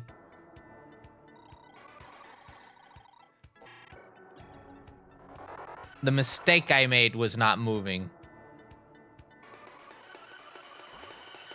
Some humans down the line.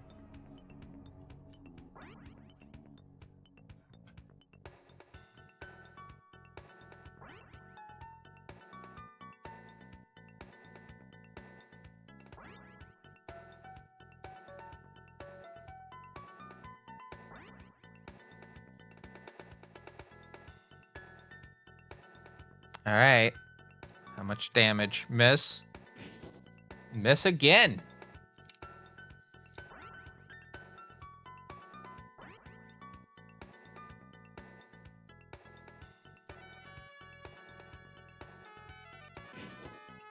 A miss. And another crit for 18. If I can get lucky enough on that, we should be able to finish this. Because I think the Basilisk is like the worst part of this is just, yeah. Because I can't, okay, I can't get Tonki on there. Can I put Tonki back in the comp? No. Yes, actually. I can move Naoki over to here. We can take Tonki, move them back on top of Naoki, which will put Tonki back in the comp. We need to move Momonofu 3 spaces. Meanwhile, we can move Aya like 6.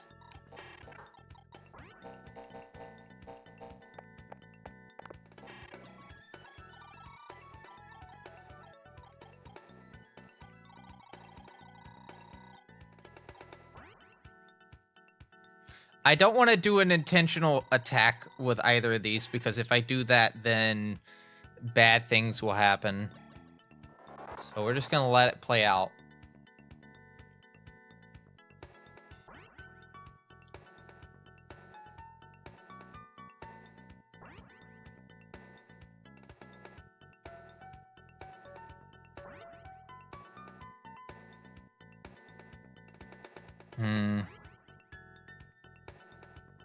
Should be Yerlinger's time in a second. Yep. Another miss.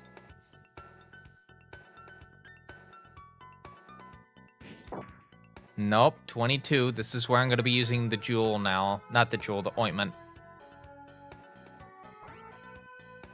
If I can take 2 hits before I have to use an ointment, that's not terrible.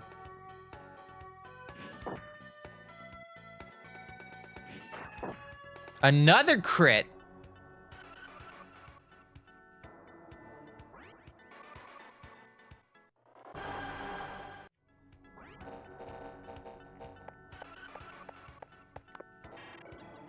Not the worst.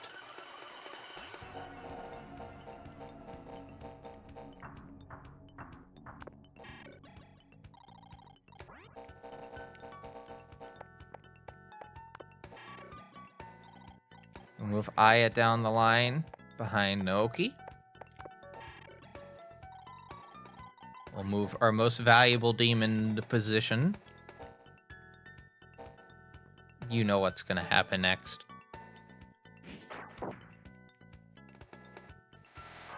Yeah.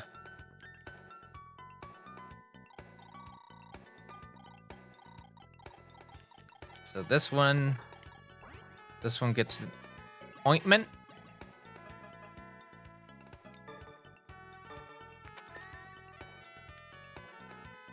And then we race down here. And we do an ointment as well. Only 10 short. Which means we will have to heal after like 2 attacks, because we'll be at like 25 at that point. That's fine. It's fine. I guess we end turn now. Unless it's a 60 hit, and then, oh boy, are we in for it.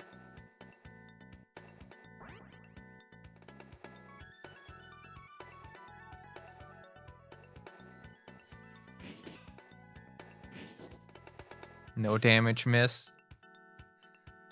We had that Fury right. Oh, no, that's Seleno. Seleno attacks.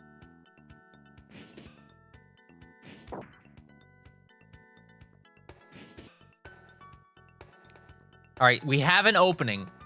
That is the important part of this thing, is we have an opening.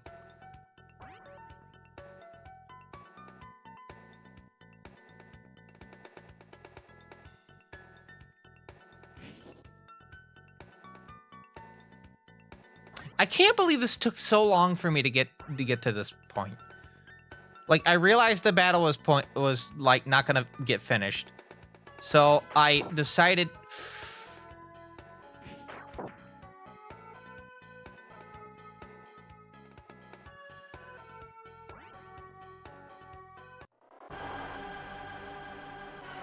Remember what I said? Unless it was a crit of 60, I need to shut my fucking mouth.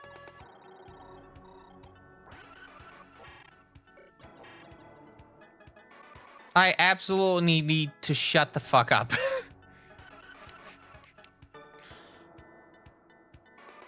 Oh, I can use Magic Stone. Hey.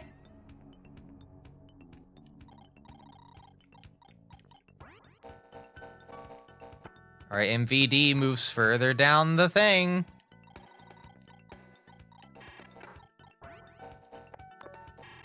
Our protagonist gets nearby.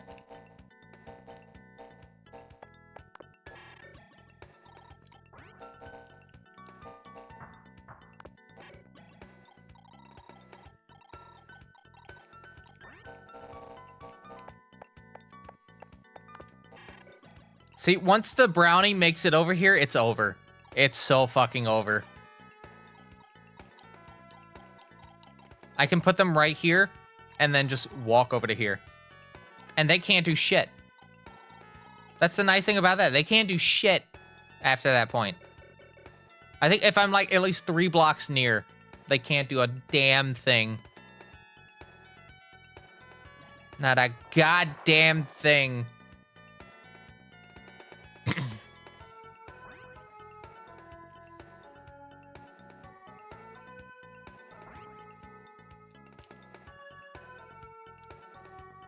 Oh, okay.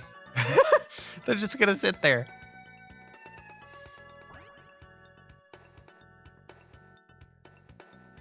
I am gonna save though after this turn. No crit, no crit, no crit, no crit. Thank you.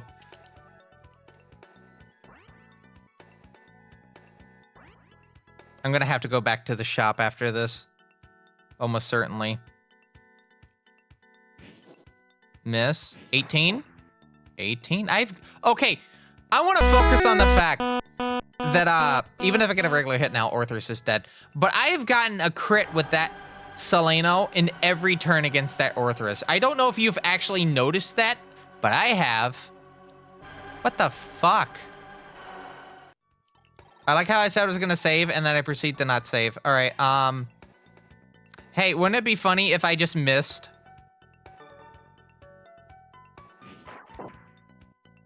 No, I wouldn't.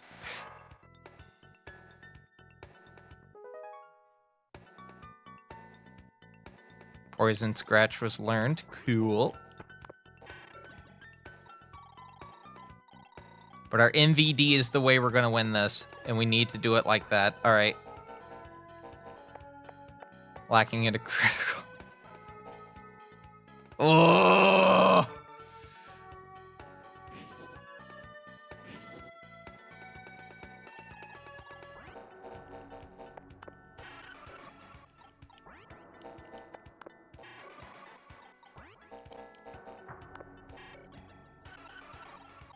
Ooh. Can't believe you got me good like that.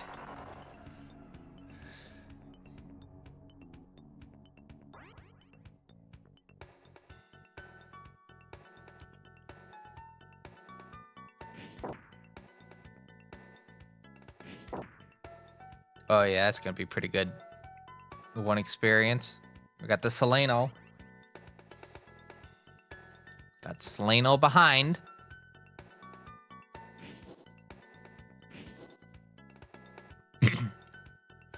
That's fine. We're actually gonna start moving. We're gonna put Aya in position next. Once we're able to, obviously.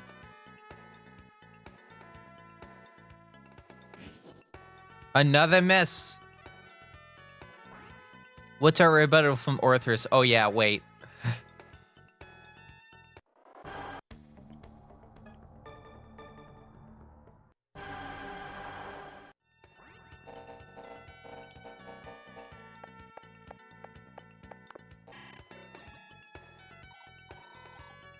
Oh, if only I could get that treasure.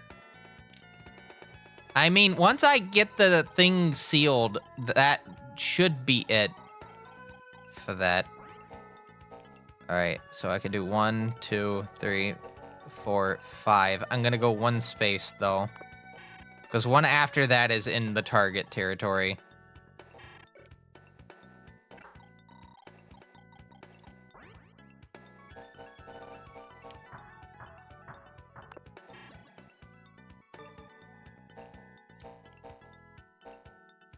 That's fine. Dead. Down 35.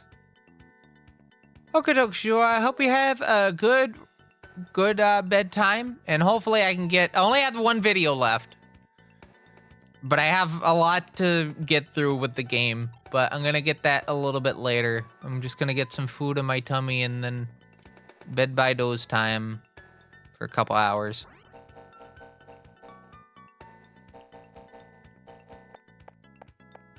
Good old bed by doze time.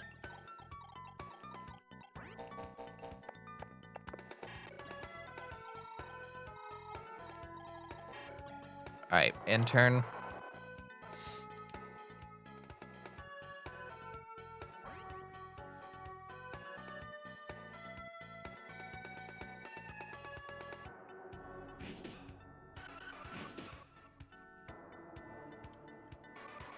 Lol. I think there's only one demon that can get attacked, and it's Kokucho, which at most will be 44, but it's gonna be 22. We're going back to the shop immediately after this.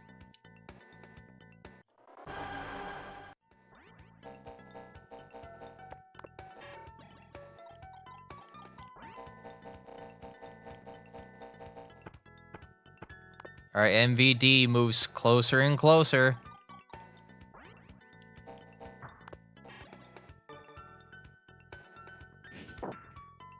$27. And then Aya hopefully takes in the win. 22. I think Ghidorah over there would just waddle over for a melee smackdown. I've only seen those demons move like one map ever. And I think it was last stream, actually.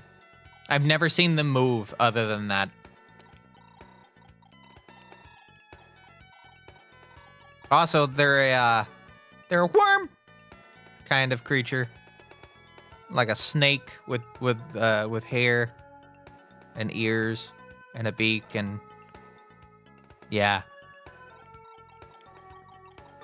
We've got Elf here. And no luck. No luck whatsoever. That's why I can't get a crit. I don't think it can crit. Elf, on the other hand, whoo. All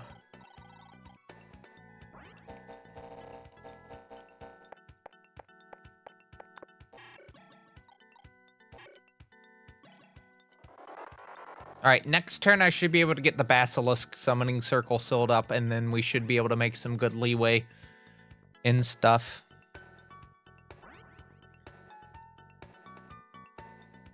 But the 2 Yearlingers need to get taken out before I can do anything of considerable note. Miss. Thank you.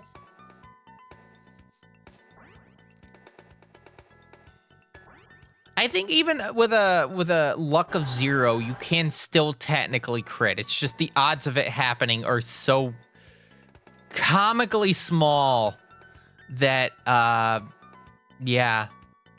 It's just so comically small. Something is going on my desktop. Hold on. I got to look at this. I am maxing my GPU out. What the fuck? OBS is maxing my GPU out. What the fuck?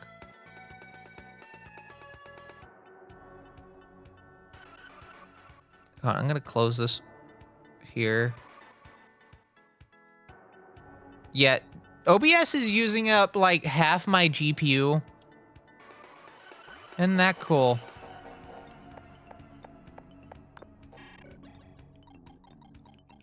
Yippee.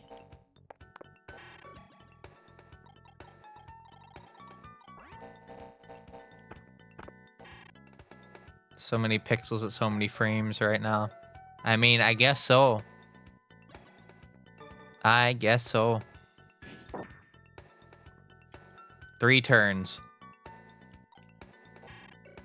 Take 3 turns to take that out.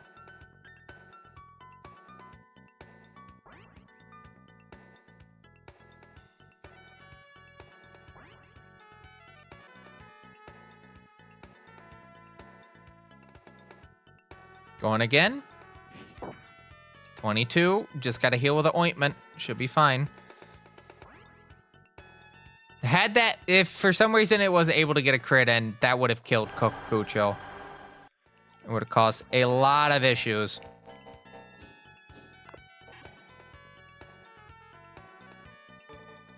Oh, this is going to go so well. Yeah.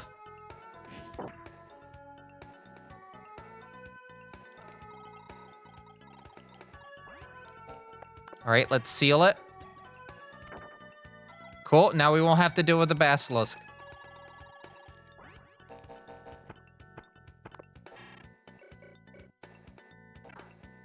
We'll get that in a second.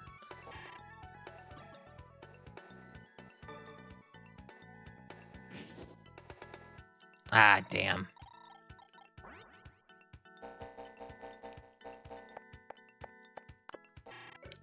Intern. How close is this? 1, 2, 3, 4, 5, 6. Yeah, I need to wait until I get that one dead. Once that one's dead, I can go for this go for this. Other than that, I need to not mess with that at all.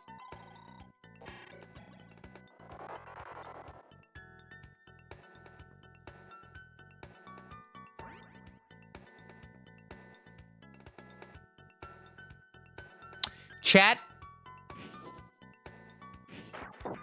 Do you recall what I said I needed to do and then I proceeded to not do?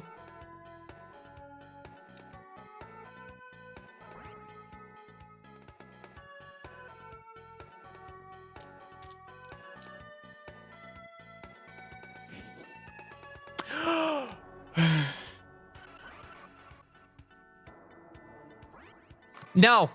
Heal. Kokukucho. Had that hit. Blammo. Dead.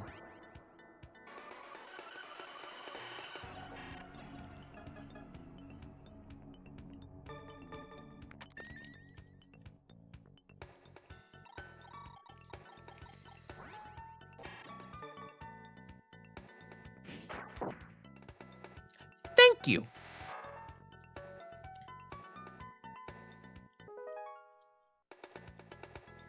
Our MVD gets even more powerful.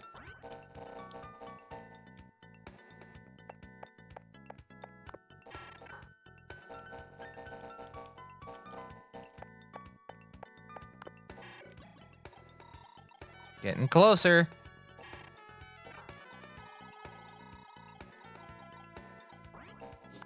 What do we got in here? Magic incense. Well, we can actually use that. We're gonna give that to Aya. Right? She has 10. What does Kaoru have? Being the other magic user. 13. Oh, wait. 13 and 10. Yeah, we're gonna give Aya the magic incense.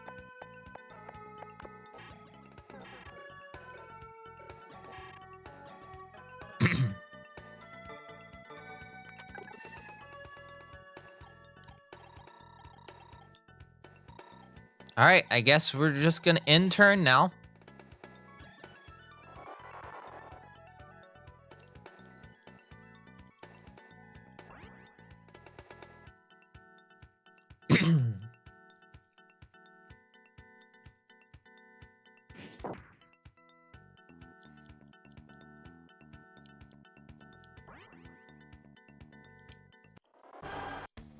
Save.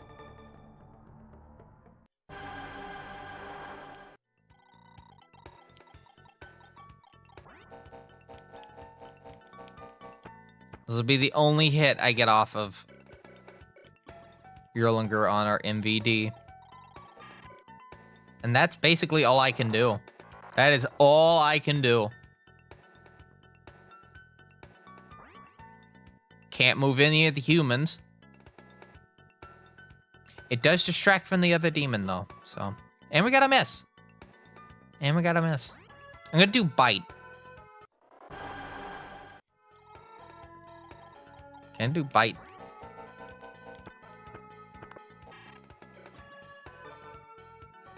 Bite has a 70 success rate. 150. You know what? Yeah.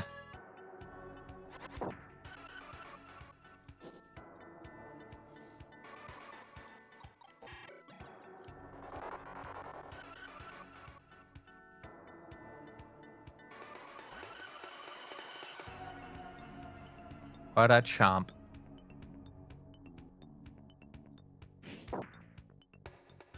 Okay, so one more ointment or two more. No, one more ointment is basically needed, and that's it.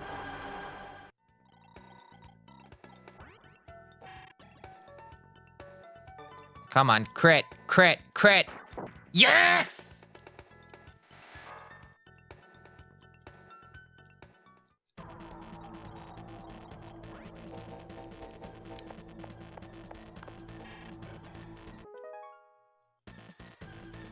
Ah, wisdom.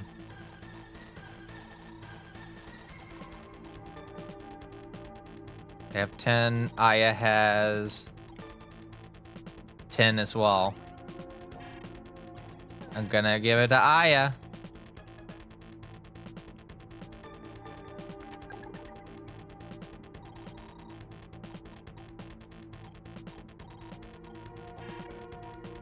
In turn.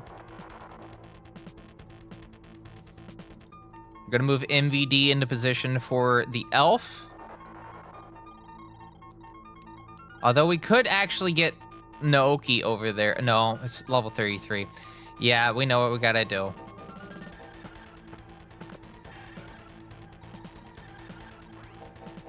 I know what I must yabba dabba do.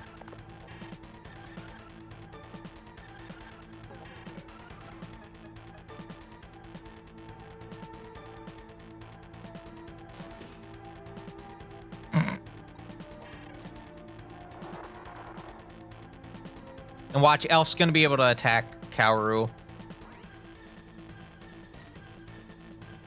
Who could have guessed? Holy shit. All right, I need to move.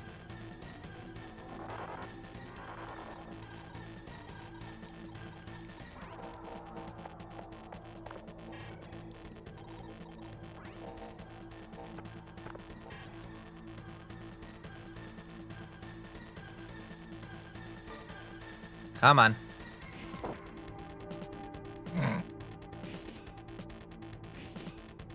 Oh, yeah, we got this. We got this. Even with the healing, we got this.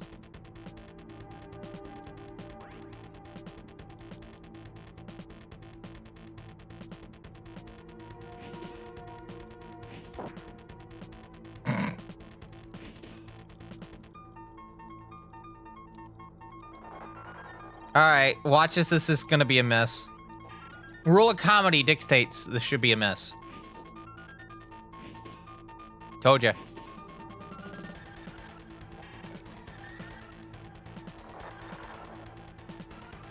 Never doubt the rule of comedy.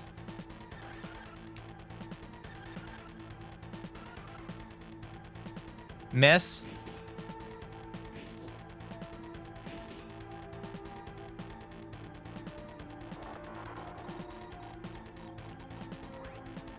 Hit. No, also another miss. Just going back and forth.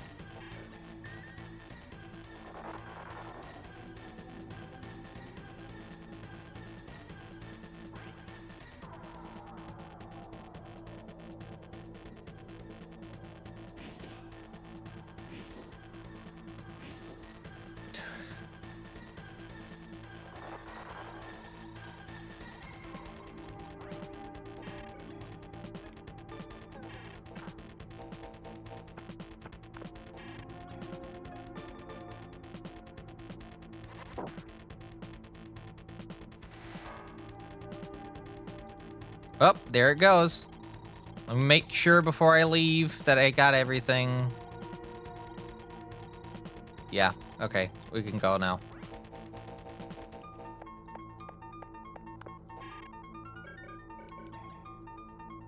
That went well, didn't it? Yeah, it took us only like 4 fucking hours to get to it, though. Finally make it to Shiragawa. It took longer than I thought it would. Yeah, you and me both. No, it's all part of the plan. Some detour. Okiwara guy has to know that we made it this far. Yeah, do we really have to fight him? I mean, maybe. Really pisses me off that I lost to him. No, don't worry. You have other chances to lose to him as well. Can't you guys let that go? What do you mean let it go? Easier said than done. Yeah, this settle us right, Naoki. Gonna have to side with Aya. No, you guys, times I might agree, but not just Friday made this guy pay for what he's done, are we? Understand how Aya feels. I don't think we should lose sight of what's important here. That's right. Loki is right. Do well to remember it. Yeah. And now we're going to save to our PlayStation Network.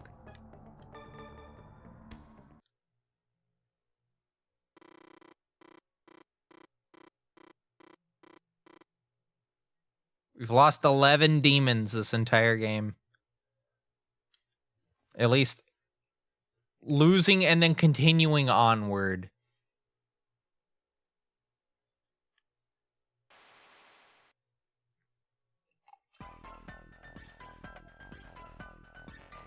Before we continue onward to the next area, we have to go buy some things.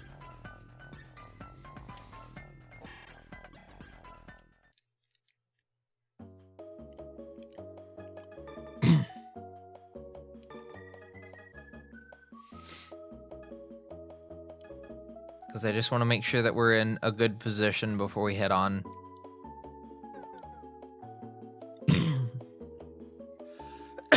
I'm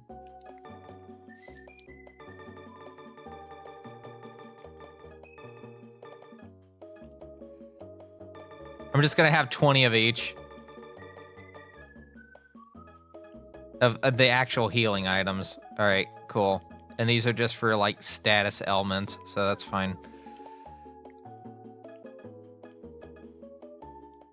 Be seeing you.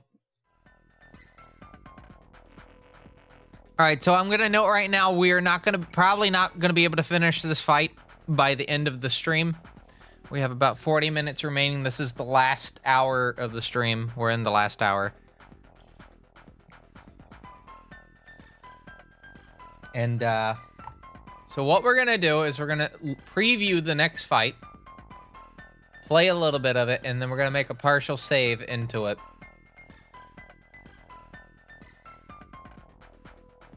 Yeah. So we'll see how this plays out.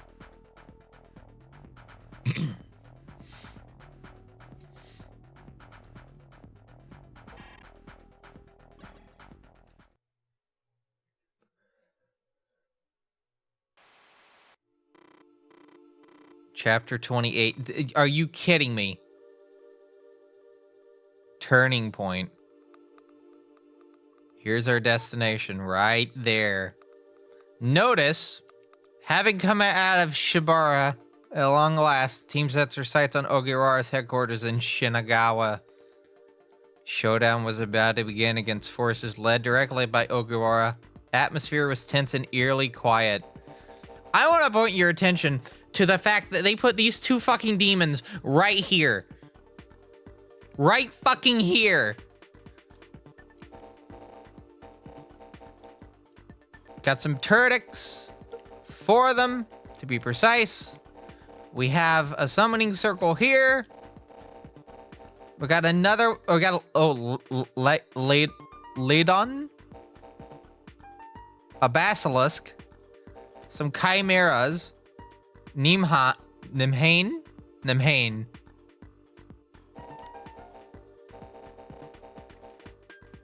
More chimeras. We got some Selenos. We got some Natakus. And we got another generator. Summoning circle. And we got some treasure. We got 4 treasures in the map. We got an advisor right here that we need to talk to at some point. Yeah, so yeah, 4 treasures. And we just need to get to the destination. All right, time to put things down.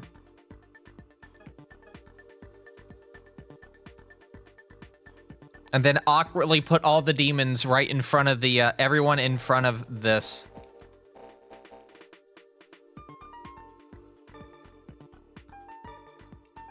Didn't come here to get revenge. When you're not a battlefield, killed or be killed. Come this too far to die. If we lose here, we lose everything. Proceed with caution.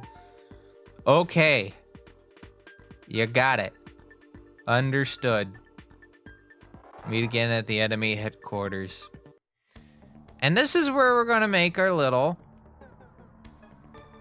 save here. We're gonna do one more. There we go. And now we begin. It's Sourpuss! That's how you know it's getting real good.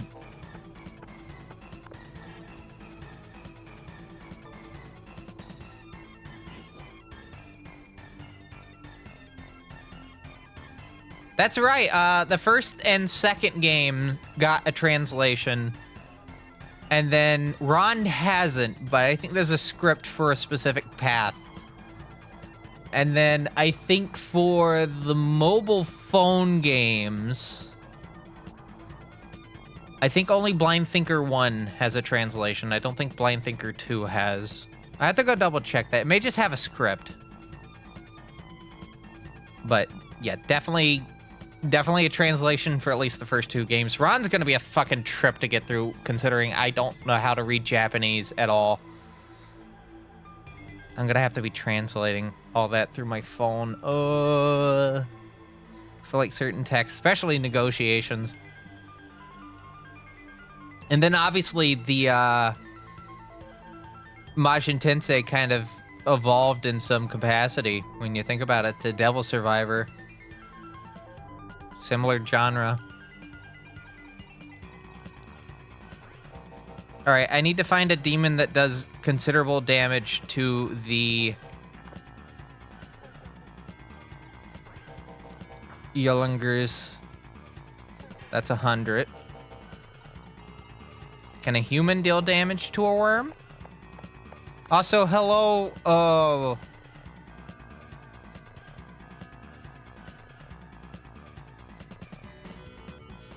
How would you like me to pronounce your name? Hate that Atlas is gatekeeping this series. Oh, like Megami Tensei as a whole, I agree with you on that. There's like a lot of games I really think they should re-release. Like SMT1, they should really get a re-release. SMT2 just needs a release in general. That and If. Those are the only two SMT games specifically that hasn't gotten a release in the West in any capacity.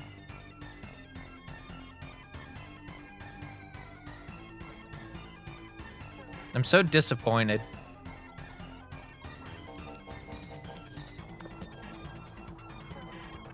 I just want to be able to play English SMT If, like official translation If. TD, okay, let me put that in real quick. I have my little client here, so I can put down things. Give me one quick second. Where's nicknames? Here we go. Add.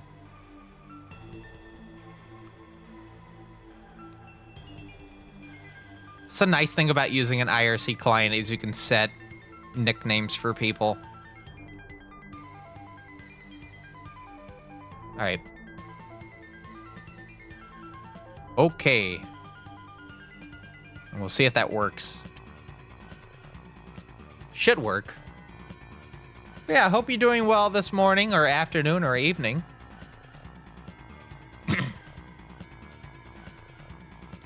Okay, can't counter. Cool. Down 46.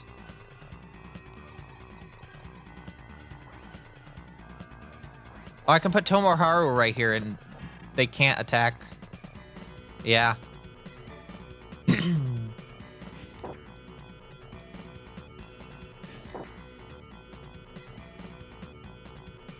All right. First and foremost, I need to move these characters out of the goddamn way. I need to be 6 away. 1, 2, 3, 4, 5, 6. So they need to be over, like over here, preferably. Or somewhat close.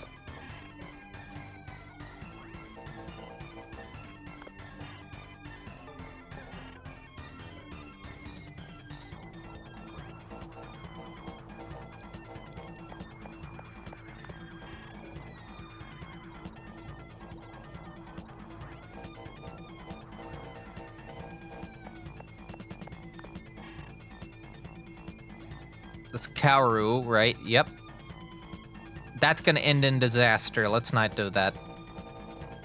I'm gonna move over here.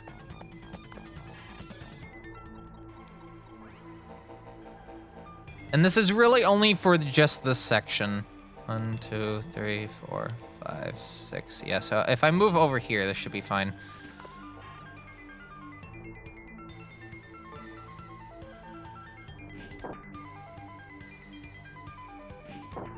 Attacks for 29. Attacks for 29 again. See how that plays out. Get the other bird over to here.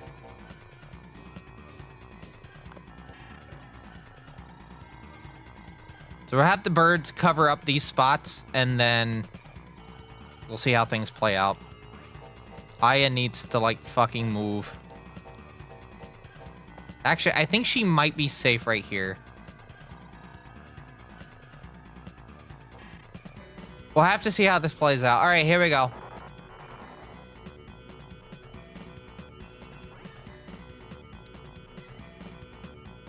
Take your guesses now as to how bad this is going to be.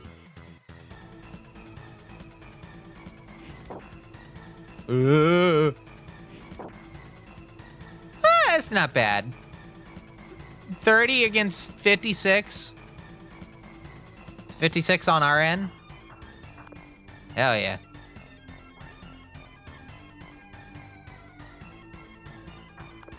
Turdic moves one space towards. The other Turdic moves one space towards. Yep.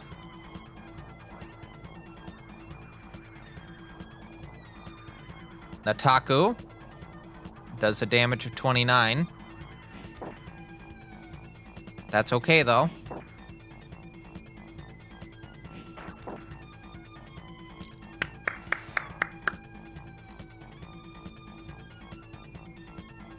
The other Nataku heads down. And the second.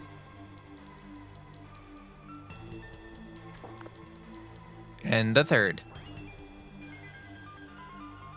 Now, my big question is, are the demons that are closer towards the actual goal, are they gonna move as well?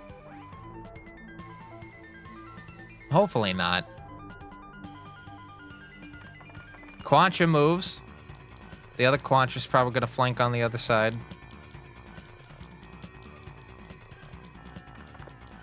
No. Surprisingly not. As long as the other demons don't move, I'm kind of okay with this. They're probably gonna move. Nimhane moves towards Naoki. Down by only 8. 3 experience. We'll probably have the other one fly there. Yep. Going for Naoki. Down by 8. Another hit. 25.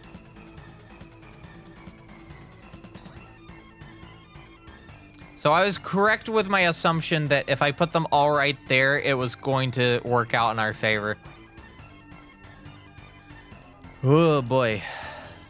That doesn't mean we're out of the woods yet, though.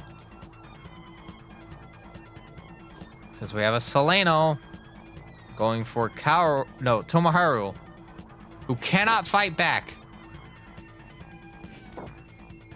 Gonna need ointment for that. Get that Neosporin on the side. Soleno going against Kaoru. For 1.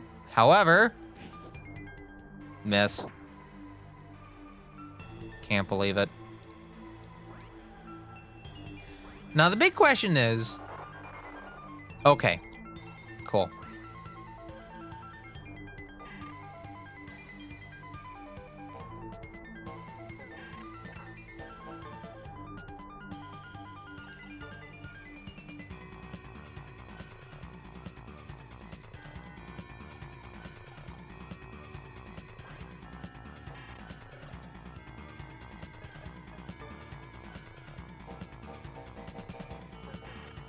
Do I have a Ma spell? I do have Mahabufu. Yeah. Oh no, wait. Is it only 1 attack? Huh. Oh, I can use it against Yollinger, huh? Let's watch.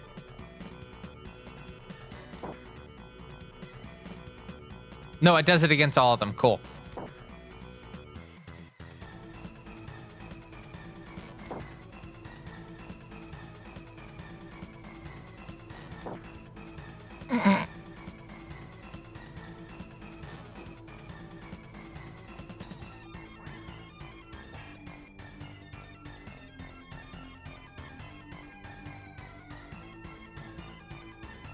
They're at 52.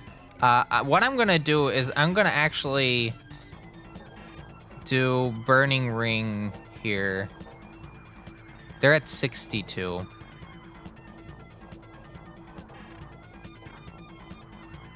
I'm gonna unequip real quick the Arbalast. I want to replace it with the General Sword. You'll see why.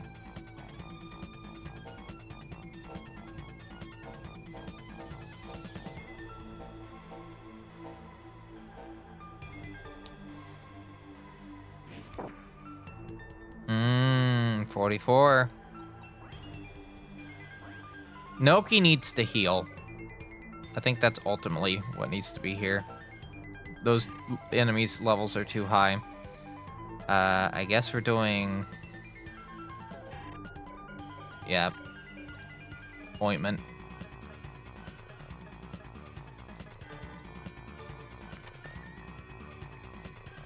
I think we'll be able to get a good, decent bit of this. Okay, so here's... No, we can't, I can't play this out to the end. Unless somehow we manage to, like, speed run through the rest of this shit, which, good luck with that, but...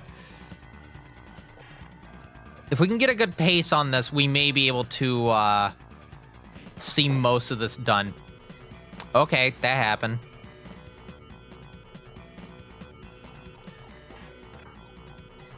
Our MVD moves into position.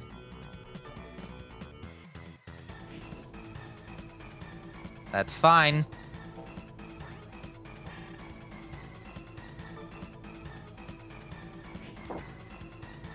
Holy fucking shit. Hold on, was that a crit or just regular damage? If that was a regular damage attack, that's amazing.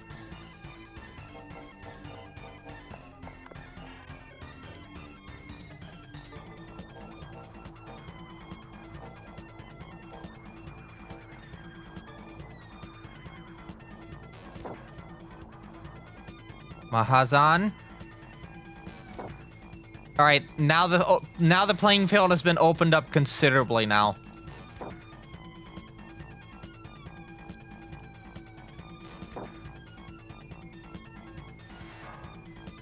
Yeah, this has been opened up considerably now.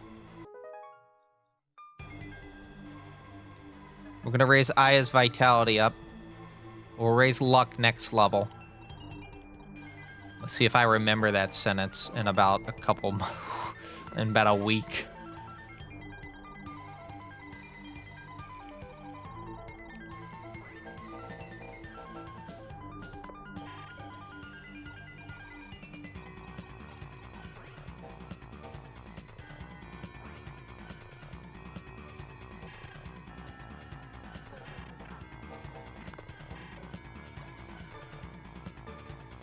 Work? Misses. Damn.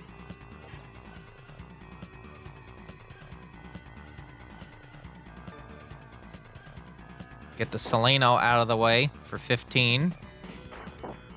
Crits for 2. That's fine. I could probably do a spell on them next turn. Alright, I guess we're gonna play this out. Yeah. Things are working out fine so far. Obviously, there's going to be a big fuck you in this level, but we'll see how it plays out. 32 down.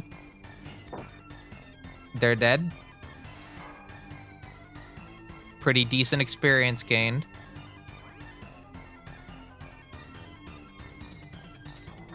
Turdic moves into position, goes against Momonofu. This might actually cause some issues. 40. Misses. Another 20. I have another Turdic moving down. No, heading towards Seleno. How's this gonna play out? 19 down. Shit.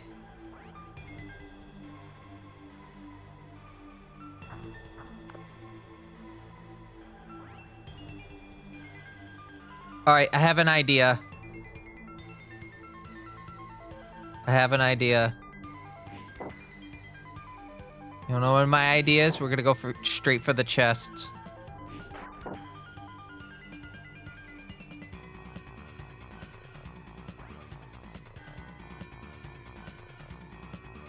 Yeah, we're gonna go straight for the chest.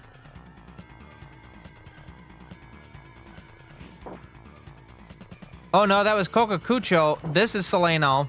14. Another attack for 7. 21 down. That's okay though. Have another Nataku. Walk into position there. What I'm gonna do is I'm gonna go for the healing springs. I think there's one on each side, so I'm just gonna do that. Quancha moves towards another Quancha. What's this Quancha gonna do? Attack Brownie? Comedy moment? Comedy moment. Gee, I wonder what's gonna happen. Nothing. Ugh.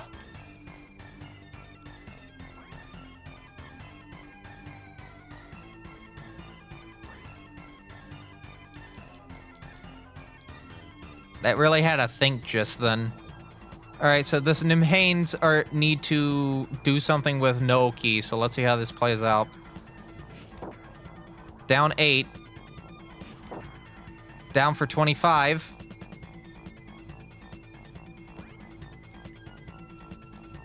What's nice is I can now go after those two specifically, but they're also going, uh-oh. Uh-oh. Kokakucho. Oh, no! Kokakucho is out. What a fucking upset.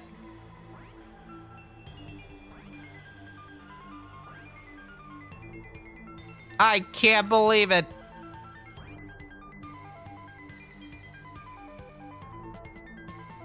Another Seleno going towards another Seleno. Down by 12. Down by 30. I'm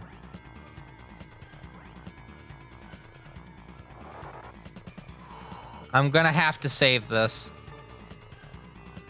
That Kokakucho was basically just to help us get through that one section, so, like, the Seleno is its replacement. Alright, so what we're gonna do is I guess we're just gonna move... We'll just move Seleno over to here and just have them sit. Meanwhile, I need to do an attack on Nataku, who's gonna take 29 off of...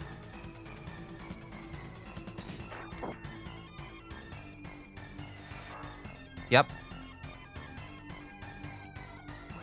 Kaoru needs to come over here. I think they have Dia. No, they have Aggie. I'm gonna give an ointment though. They need magic stone. They don't need ointment. Yeah. Cool.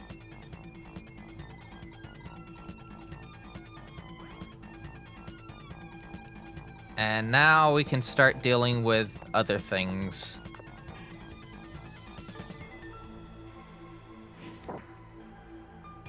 $17. Down 7. Down 14. That's fine.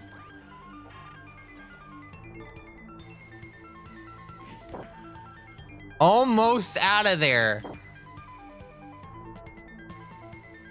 I can't believe it.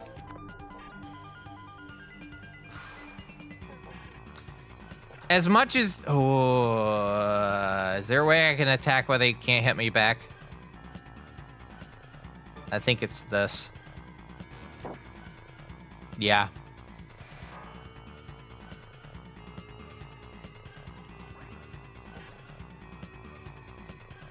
And we'll go for... No, I won't do that. Brownie will attack Turdic, though.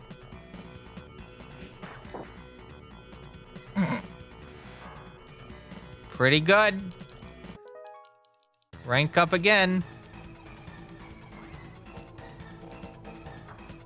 Momonofu goes for Turdic. Sorry, Koancha. I'm about to find out the hard way why I shouldn't be going straight down this, shouldn't I?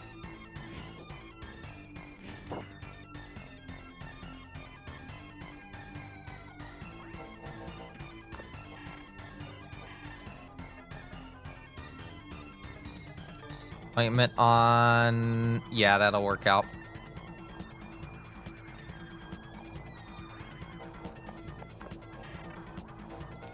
Come here with Tomoharu. Koancha will get hit with it.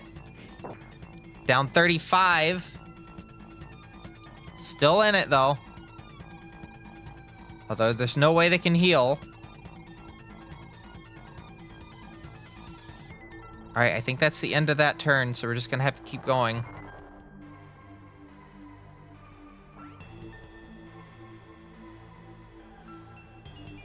Turtic gets down.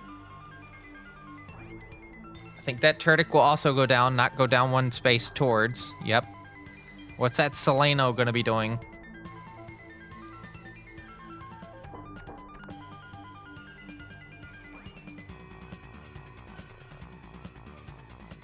Nataku goes up one space, heads towards the bird. Right there, down 15. Which does an attack of 7. 14 total. But that's okay. Because it's gonna heal half its health right on that spot. Koancha gets attacking the brownie, a terrible decision all around.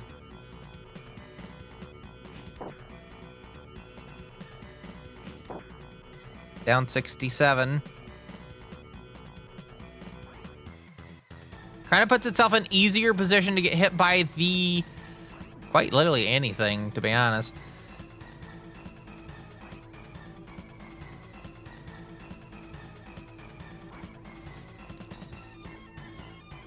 Mhane heads over to the healing spring.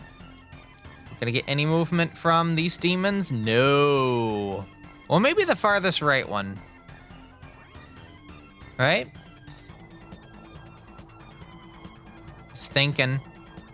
Chimera heads towards Seleno. Uh-oh, we may have an upset here.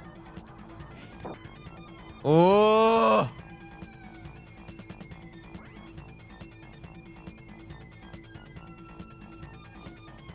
Please miss. Please miss.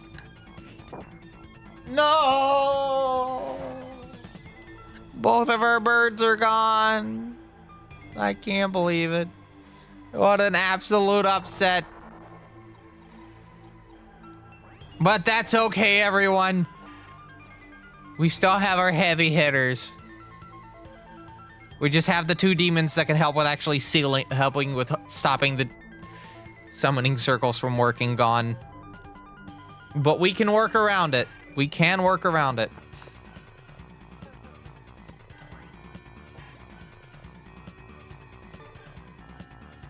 We have Tomoharu attacking Koancha. We're gonna have Puka head over here. Get Bufu'd, loser.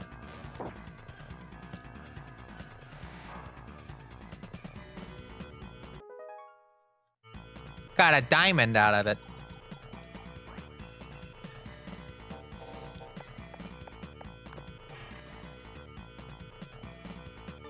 Gonna get the Koancha out. No!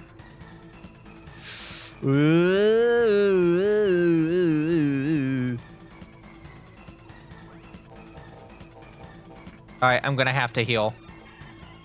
Jewel. No, don't need Jewel. Magic Stone. Yeah.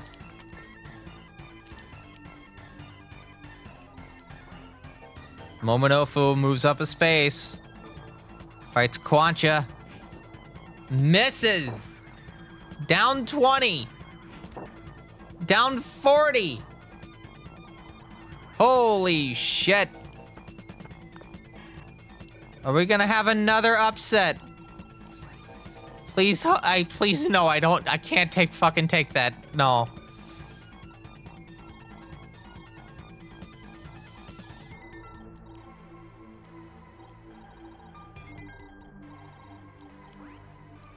I don't think my heart could take it.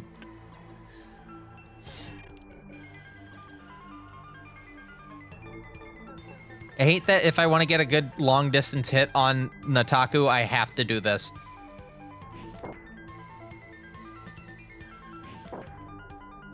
Two 17s.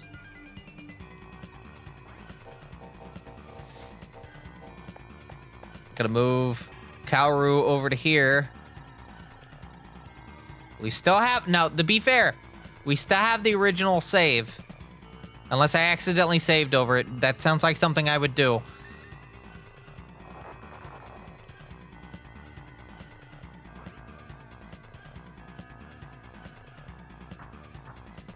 Turdik moves into position for Momonofu.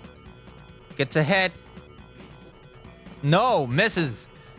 Down 49. Attacks for 20.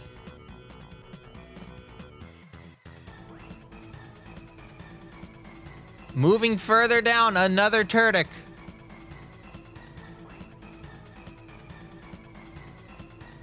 I have Nataku moving up, going for Tonki. Tonki gets attacked for 29. However, two 17s. And a rank up. With luck up, meaning better crit chance. That Nataku goes up one space. Kwancha moves back a space. We have 5 minutes before I have to wrap this fucking stream up. What's gonna happen?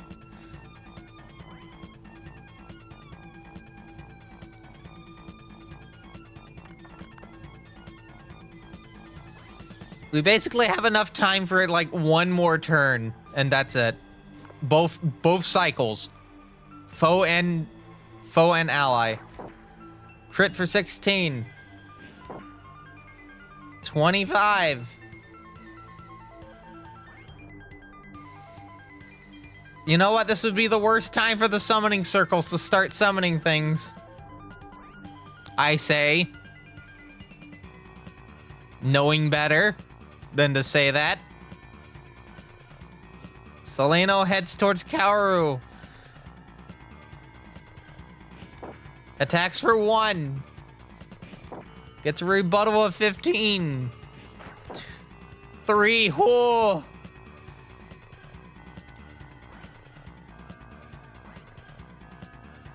How are we gonna finish this up? Uh-oh.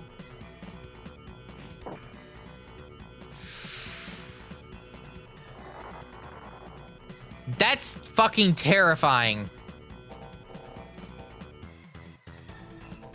Unironically, terrifying.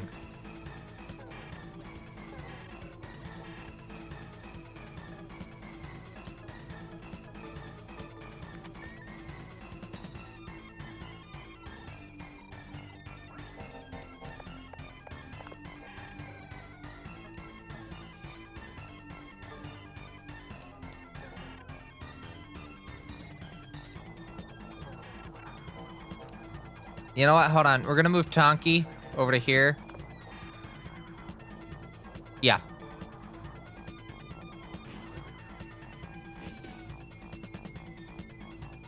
We're gonna move Kaoru over here. In fact, no, we're not.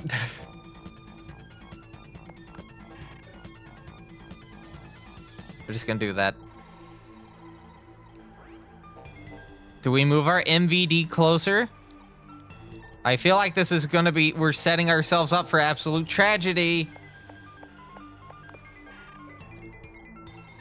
But there's only one way to find out, unfortunately.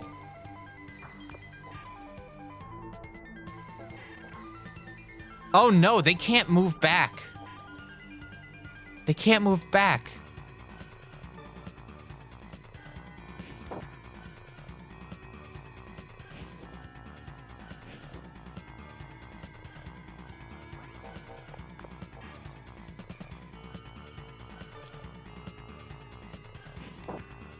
Down 15.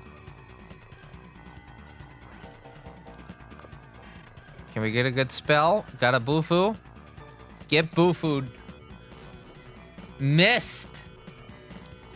I guess we are gonna have to move our MVD into position.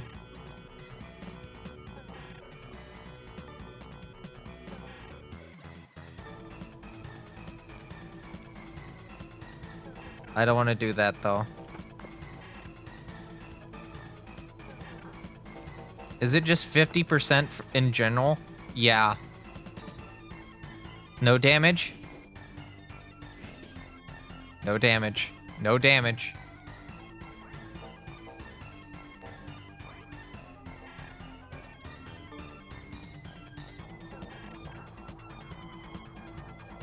I need to heal. I just need to heal. Solely heal.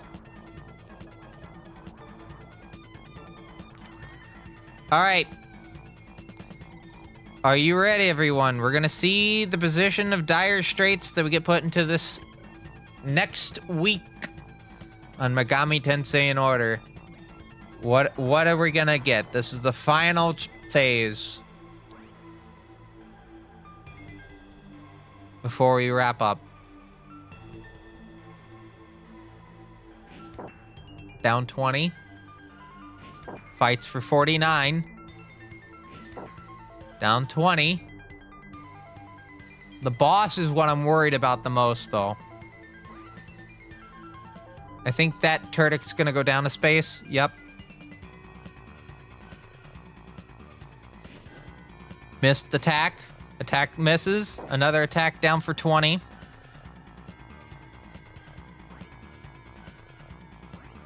It's having a think. That Nataku goes down a space. Quantum heads towards the healing spring. Hopefully we can catch it next time before it gets to it. Another Quancha heads down. Third Quancha. Does it head up? It heads up one. Then we have Nimhane flying towards that healing spring, getting nearby it.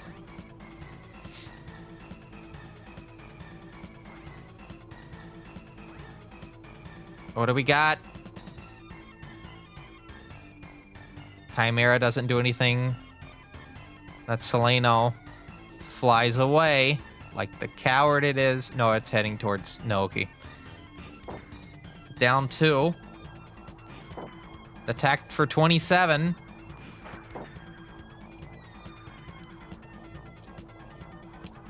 But we know what is going to attack. The boss is going to attack for certainty. No, it didn't. I'm absolutely shocked by that, but we kind of have to stop here, though. It is 9 a.m. I need to go take a shower and get ready for going out for like less than an hour, coming home, eating, and then sleeping for 5 hours. Anyway, pretty good progress made. We got past the pretty tough fight after we figured out some ingenuity, but we don't know if this one's going to end in absolute disaster or if we're going to be in for the long haul. We always have that save to go back to, so that's something to keep in mind. Anyway, let me just make sure that we have a save. Cool. With that in mind, let's wrap up. All right, pretty good. Let me seem to be stuck in this chair at the moment. Anyway, pretty good stream. Won't come back to this until next Friday though, so kind of have to keep in suspense as to what's going to be happening next. But with that in mind, let's use live on twitch.tv this morning. It is 9:02 a.m. and we started to stream at 11 p.m. yesterday.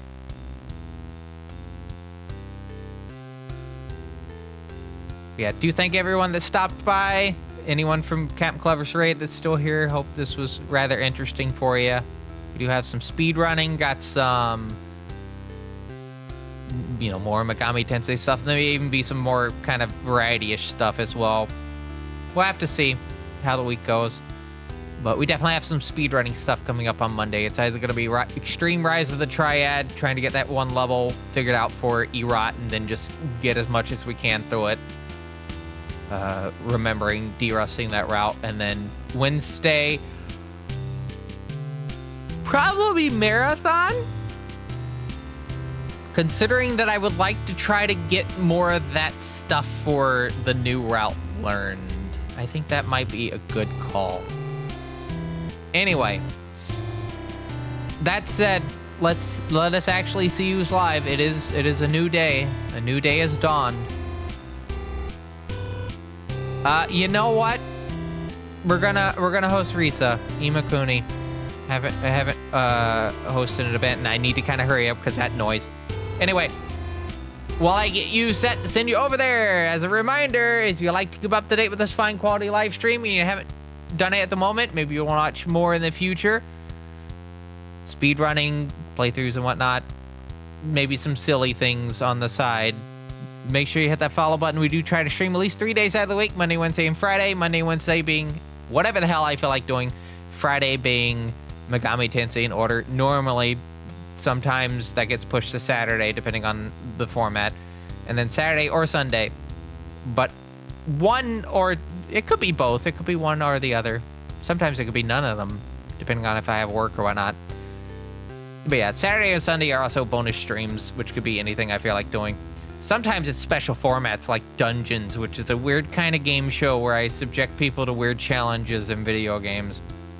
It's basically a mind game, and they get to talk with me through the entirety of it. It's a weird mix between a game show and a podcast. But yeah.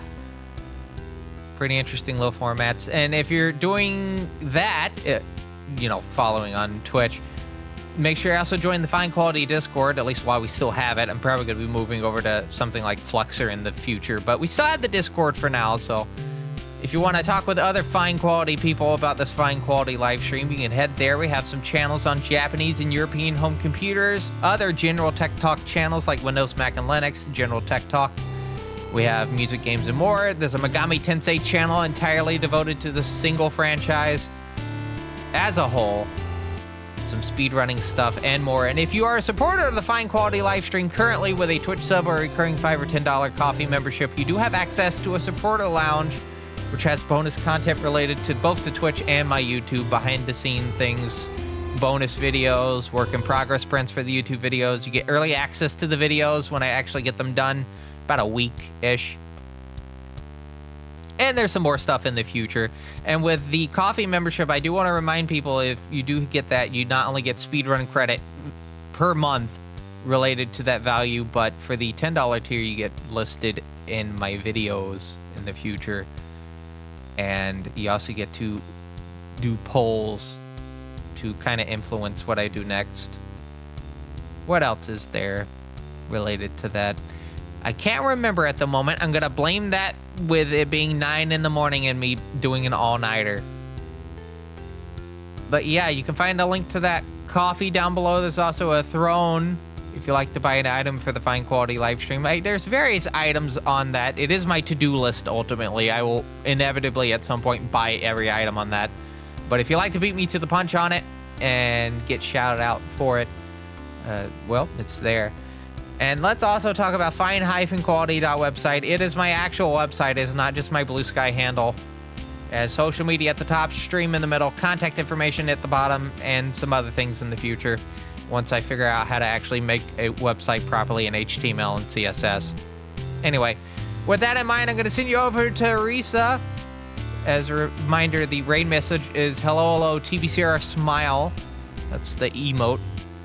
And with that with that said, my name is TBCR. I hope you have a good rest of your Sunday, and I will see you back here on Monday with maybe Rot, maybe Marathon. It depends on how well things go tonight. See you next time. Bye-bye.